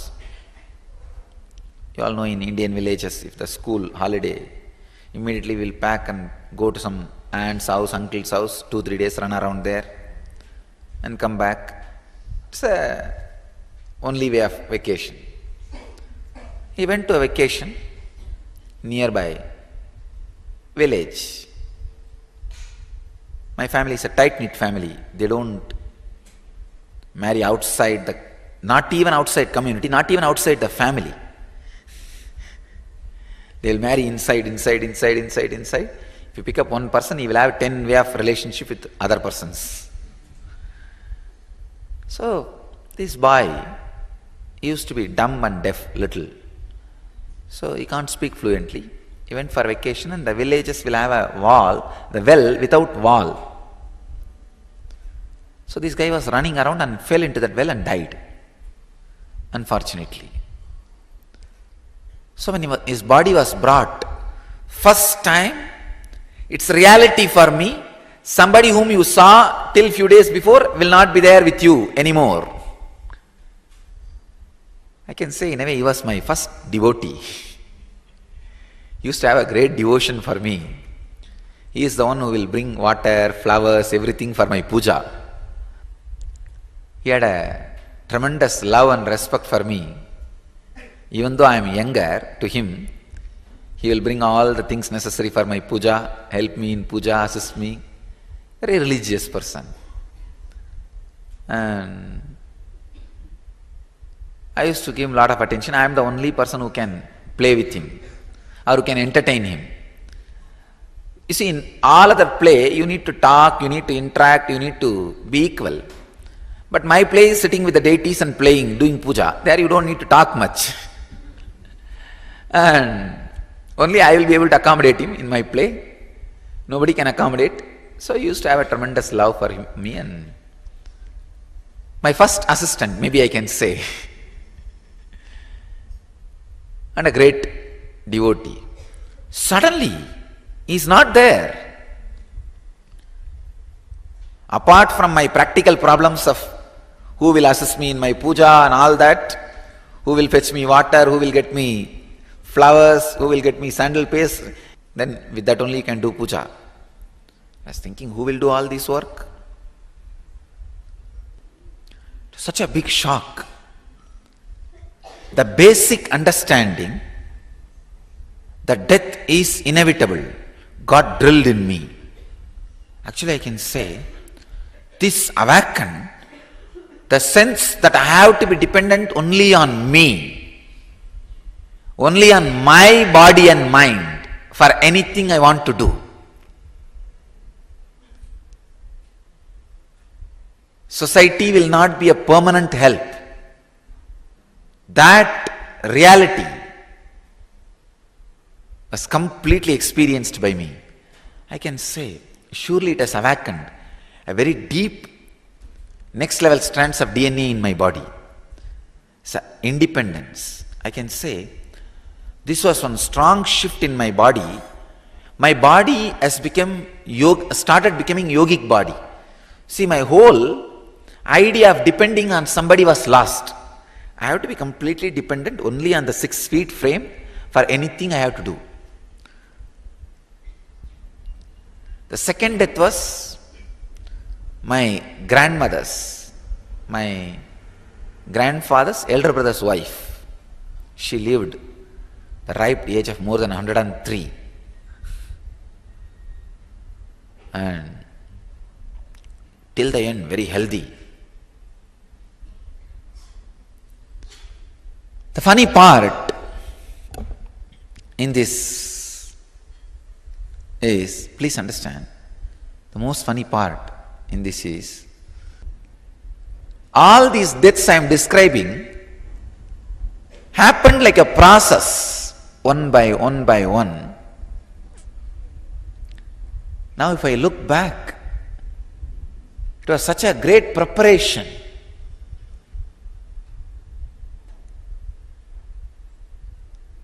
How the cosmos was making incarnation.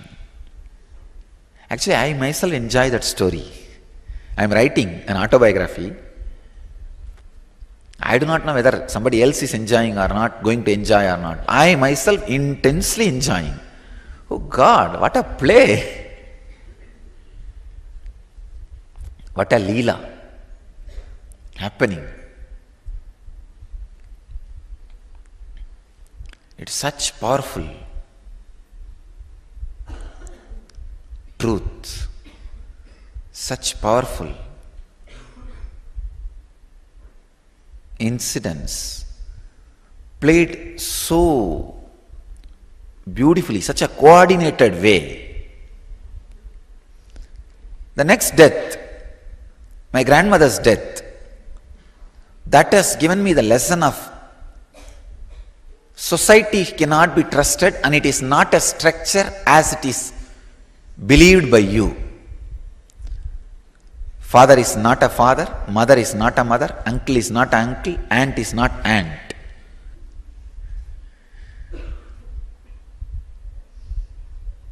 Things can be completely different. See, first time I realized people can talk one thing and think something else. I never understood you can think something and talk something else. First time I realized during my grandmother's death how people behaved. I saw, I just remembered, oh God, this lady to whom she's not giving, but that guy is giving so much. That's one understanding. Second, when the death was declared, I saw my family people, they were all sitting, and they were all very normal, happy, actually waiting for her to die, because she had a lot of money, jewelries. Those days, that silver coin, in India, we had a habit of silver coin, pre-independence, silver coins. Lot of those coins she had under her bed in a trunk box. So now all these fellows will get a share. But she herself did not have any kids, but her brothers and their kids, many, and finally each one will get one, maybe little. But they were all waiting for their share. They were waiting for her death. The moment she died, I saw these fellows were very cool. They did not cry immediately. They went to their rooms. Each one will be given one own room, usually in the joint families. They all went to their rooms and changed the dress, put on very simple clothes, removed all the costly jewels and put on simple jewels, came and assembled in the hall, center hall, as if like a scene. And the first one say, start, oh, they started crying. It's almost like a Divya Shariri. The moment I say, they start jumping.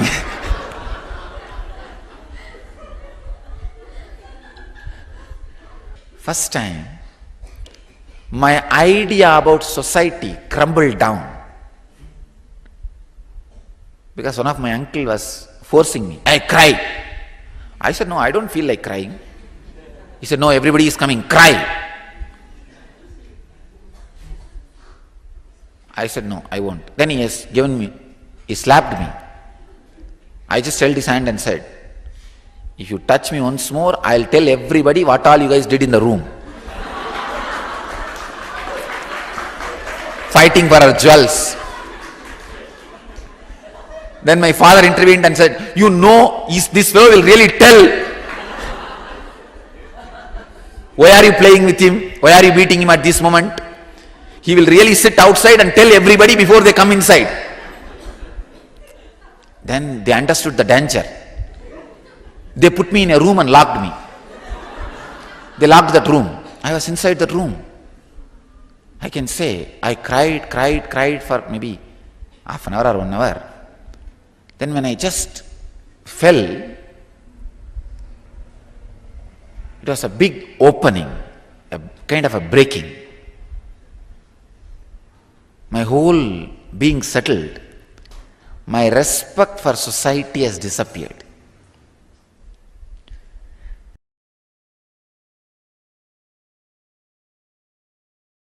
I was living near a place called Varanasi, one of the sacred pilgrimage center of Hinduism, place called Ghazipur. I was serving a sadhu, old monk, who was very sick.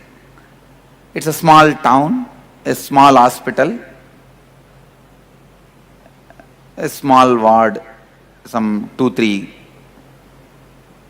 steel cot and bed and few old steth and BP machine and a green screen. You can visualize an Indian village hospital, you can imagine. This sadhu whom I was taking care, next bed, the patient was about to die. This old doctor and that old nurse, both of them are trying to revive him, support him. He was, the guy, the patient who was dying must be less than 50. So they were trying to help him. But I could see he's already started dying. Please listen. First time I saw death in 4 dimension. I'll describe as much as I can. You have 7 parts in you. Your body with flesh, blood. This is the first part. Second is your breathing.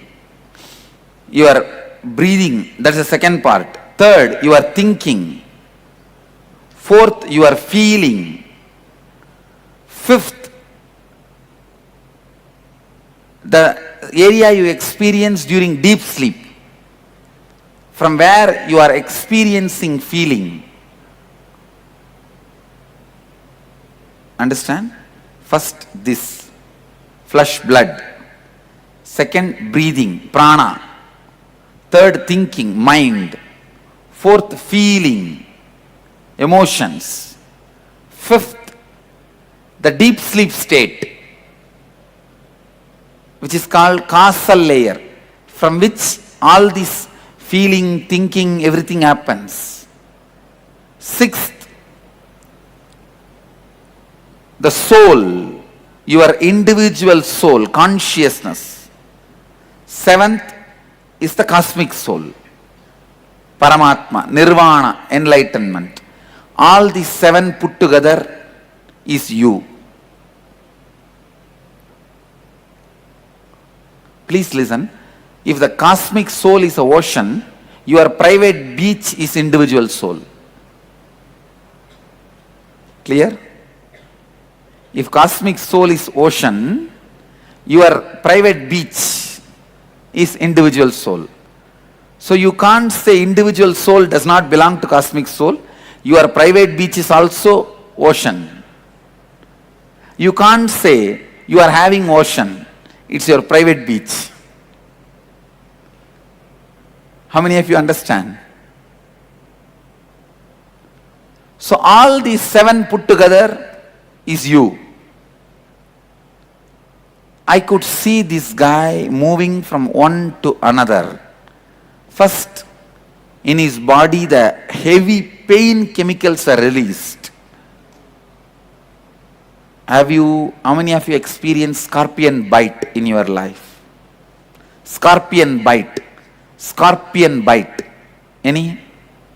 Usually, if the scorpion bites in that area, for you not to feel the pain, your body will release the painkillers, anti-pain chemicals.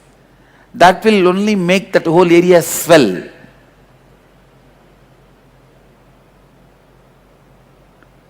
Any doctors here? Your body has a natural anesthetic methods. Do you know that? If the pain goes beyond certain limit, your body itself will release automatically painkiller inside the anesthesia, and you will fall into unconscious state, coma. First, exactly that is what has happened to that guy. There was so much of pain in the body, as if his skin is being peeled. So much painkiller was released inside the system, he fell into coma. Automatically. The moment he fell into coma, all his patterns become alive and vital. It is like 25 kids are in the house and parents are not there. What will happen to that house? 25 violent, wild kids and parents are not there in the house. That is the way, if your consciousness is missing, and that is the way your patterns behave. Even while the kids behave, you know, your consciousness is like a father. Your patterns are all kids. When your consciousness is not there, when you become unconscious, coma stage, patterns just make ruckus.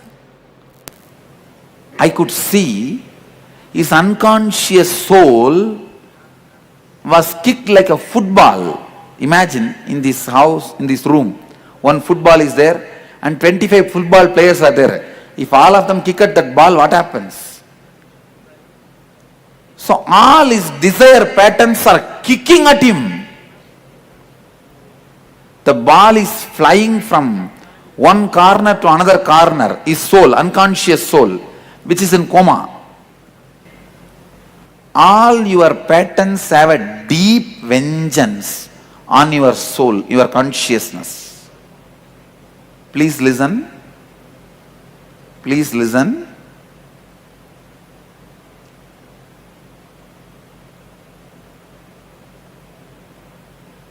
I could see in that person all the desire patterns are kicking him, asking, I told you fellow, I want to live, I want to live, I want to live. You did not fulfill me, complete me. Desire is nothing but the commitments you gave it to you. Understand? The commitments you gave it to you, all stands there and questions you. Why you did not fulfill me? Honor me. Then somehow that soul jumps to the next level. Next level, all the guilt, inauthenticity comes up. And say, I told you we should have lived like that, like that. Why did you do this, do this? The first, the lack of integrity patterns are kicking you. Desire. Next, inauthenticity. The guilt patterns. I can say this is the space when the individual soul feels hell. So individual soul experiences hell. Getting it? Hell is not actually separate. Geographical, it is psychological.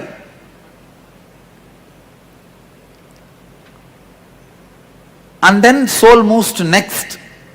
All the pains you experienced in your life, your irresponsibility patterns, that comes up and shatters, beats the soul which is already unconscious. then it finally goes and falls into that deep sleep layer. From there, it doesn't move further. It immediately goes and takes next body. In that unconsciousness itself. So that is why you do not know what kind of a house, parents you are choosing. You just close your eyes and walk. After entering only you open your eyes and see, oh God, I thought I am coming to the cinema theatre. Now only I understood. I came to the garbage tank. Oh, you are a garbage can. I thought you are a Pizza Hut. After you enter into the garbage tank, garbage lorry, you say, I thought I am in the Pizza Hut. But now you cannot change. You have taken already one more body. Exactly this is what happens while you die. Please understand, I am giving you the visual description of what happens. You do not touch your individual soul or cosmic soul, your individuality, without even touching your individual soul or the cosmic soul consciously, takes another one birth.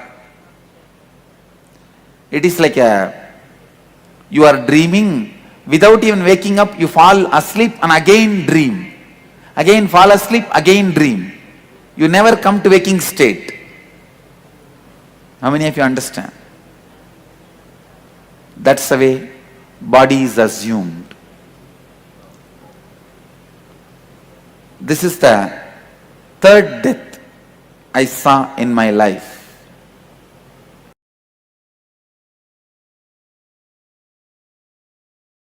When you remember that death is going to happen to you, the respect which you carry for your ego will come down. Because whatever you think should not leave you is ego. When you know for sure everything is going to leave you, then the respect for ego just drastically drops. And especially, I am a kind of a too sharp, straightforward guy. So straight away the respect for ego dropped. Then I decided, after all I am going to die. Either I should have a death experience now itself and live without the death fear, or die and see. That's all. But I have to see the death. There is a small Shiva temple in one corner and a small tower above the temple. I went and sat in that tower so that nobody will disturb me. In one corner I sat. If you see in the biography souvenir, you will see the photograph where I had the first death experience. I sat there. From there I started seeing the dead bodies being burnt. Still I remember the strong click was when an elderly lady's body was being burnt. I saw her, she had a big belly. The cloth burnt and the fat which was there in the belly started burning and melting and flowing. Sorry for describing too vividly. I could see very clearly because the cloth got burnt, the body is there and the fat is burning and melting and flowing. Because the fat is flowing, the fire is still burning with a full speed. That gave a very strong click into me and said, oh God, yes, same way it is going to burn. And same thing is going to happen to this body also. Let it happen. That click opened up a deep fear of death.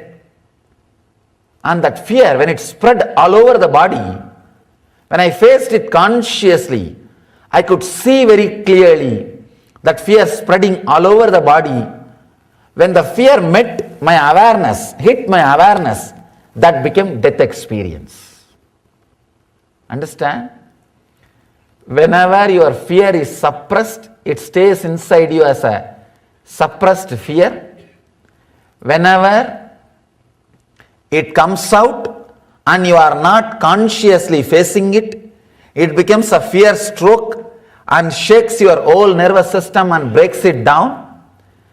If it is faced consciously, it becomes death experience.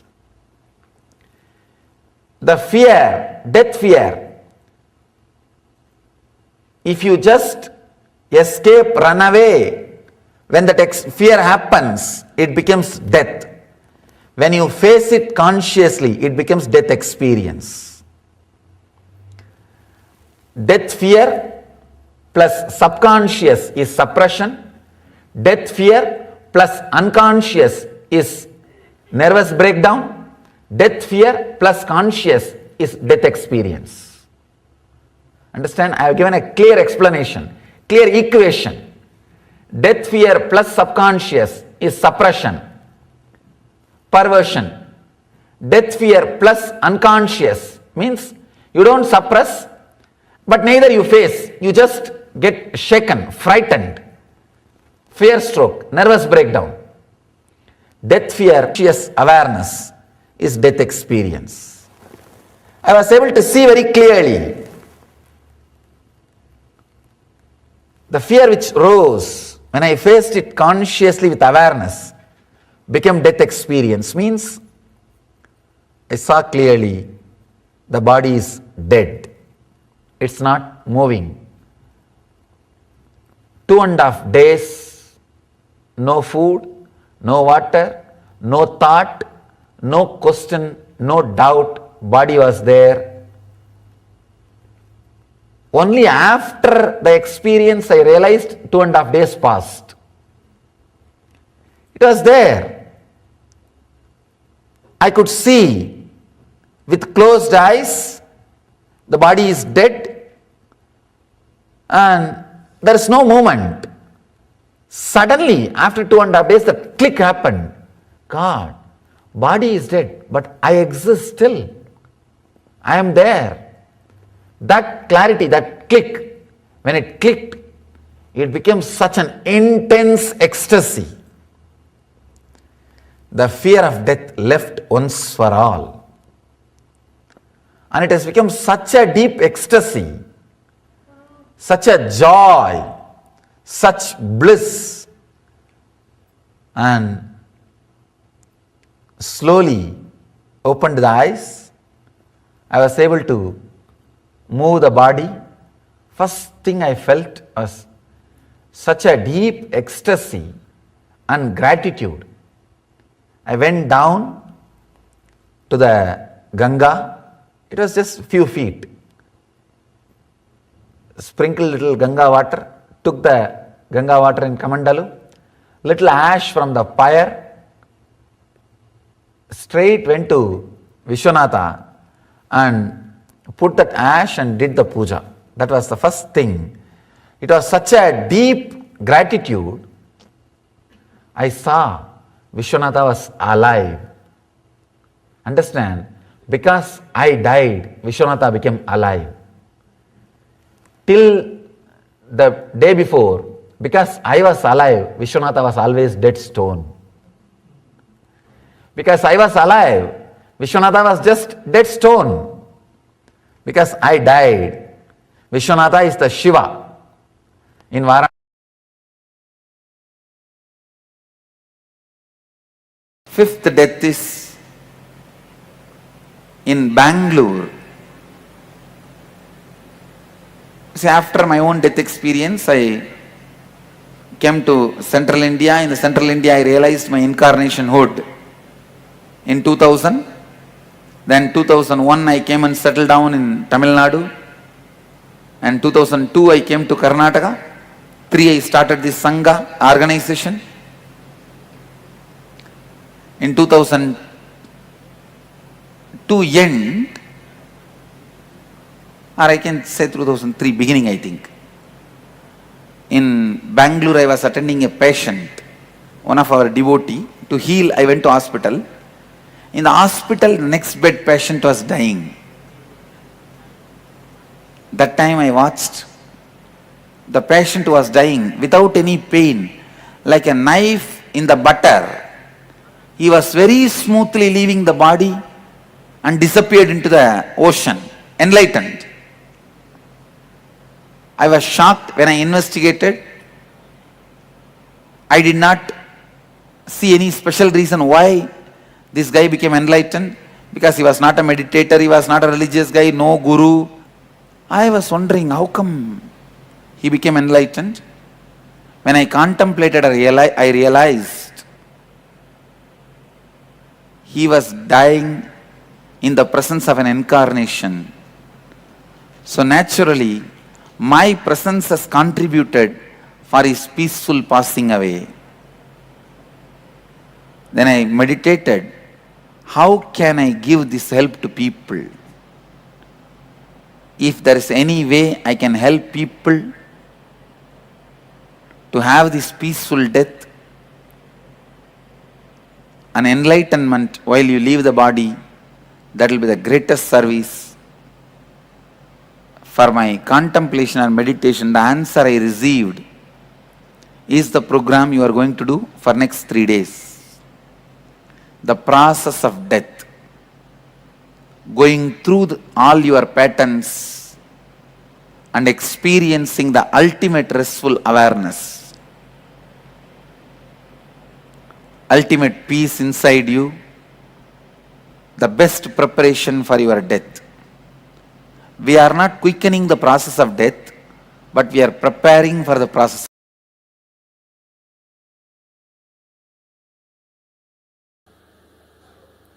Let me tell you one incident happened in my life. In Bangalore, I was giving a satsang on Ashtavakra Mahagita. I received the information my father passed away, massive cardiac arrest, and he passed away. My mother was in the satsang. So I continued the satsang, and after the satsang, after darshan, when I got into my car, called the mother and made her sit in my car, and she's a village lady.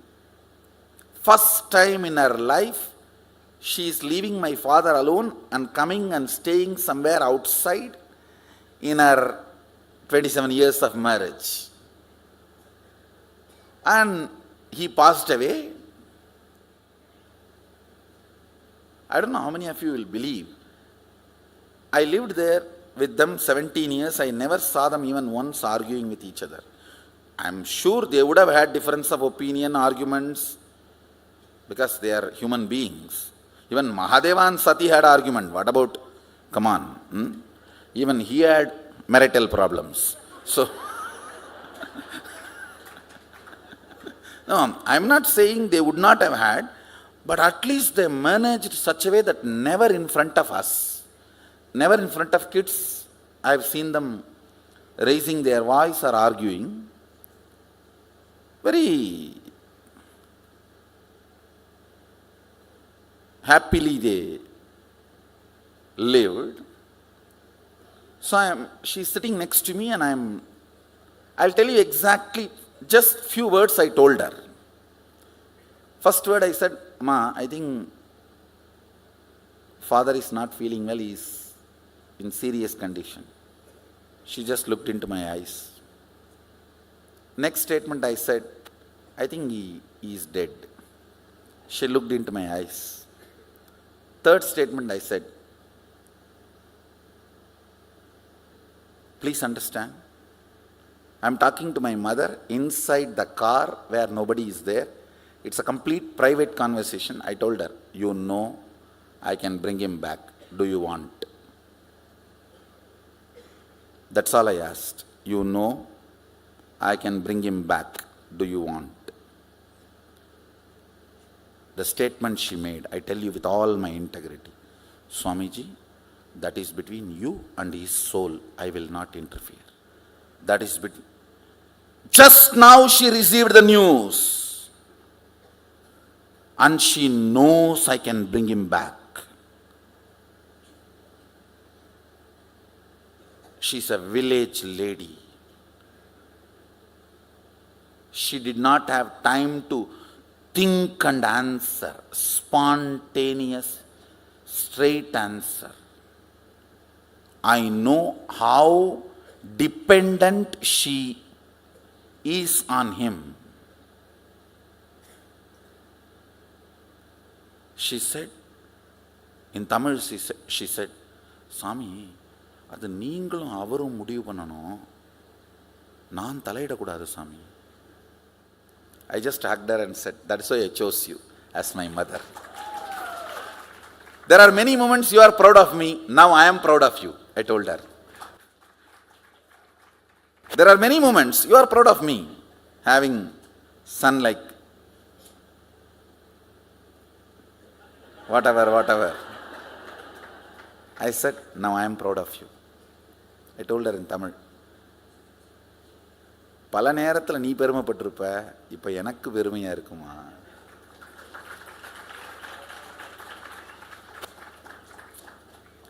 Understand with mother. In the moment where my father is dead, you can't expect me to lie or give a false hope. All of you understand? With that integrity, I am talking to all of you now. The integrity with which I was talking to my mother when my father is dead. I told her, all right, I'll relate with him and then decide. Anyhow, he wanted to rest, he wanted to relax. He said, what more? Just. He wanted to rest, so I liberated him, and that's different.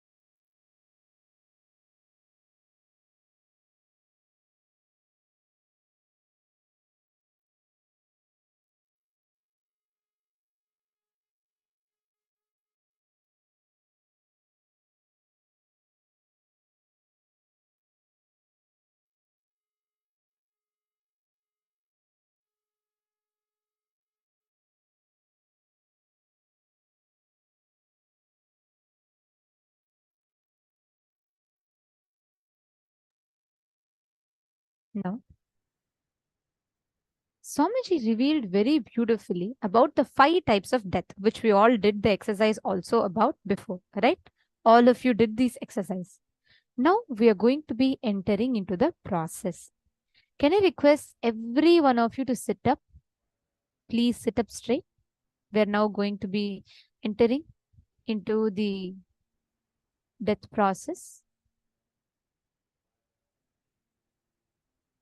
Please sit straight.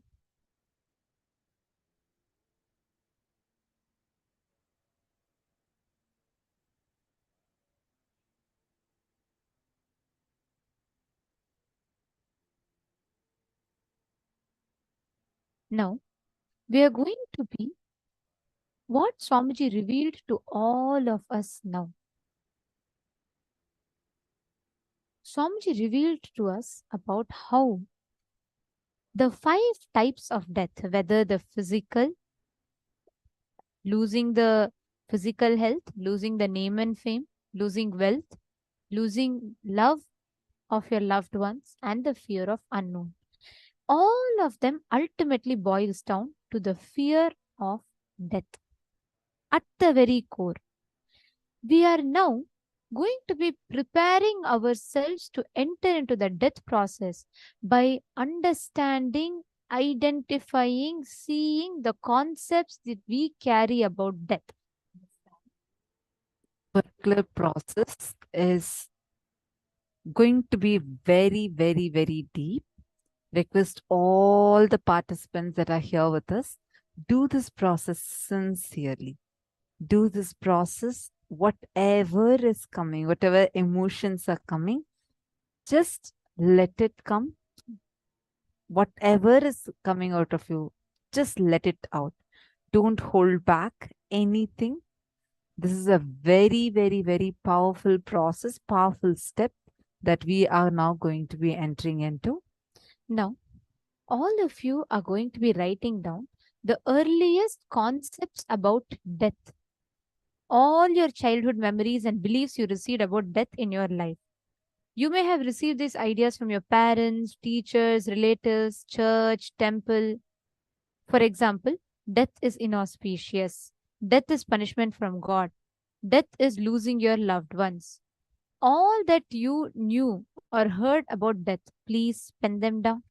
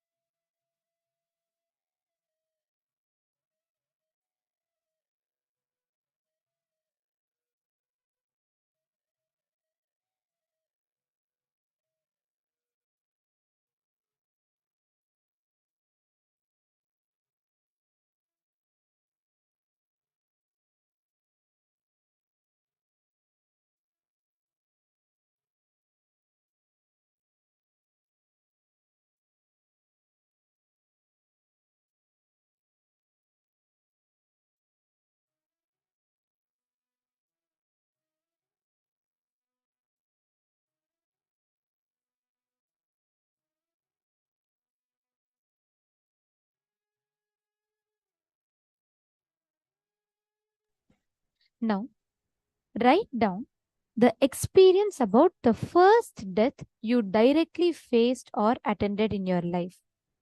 Understand? Go back to that very incident. Can be whether the death, a funeral that you attended, or it can be in front of you, someone dying. The very first incident, whether it caused a lot of impact in you or less impact, the very first incident, write that down. Go in detail, write it in detail.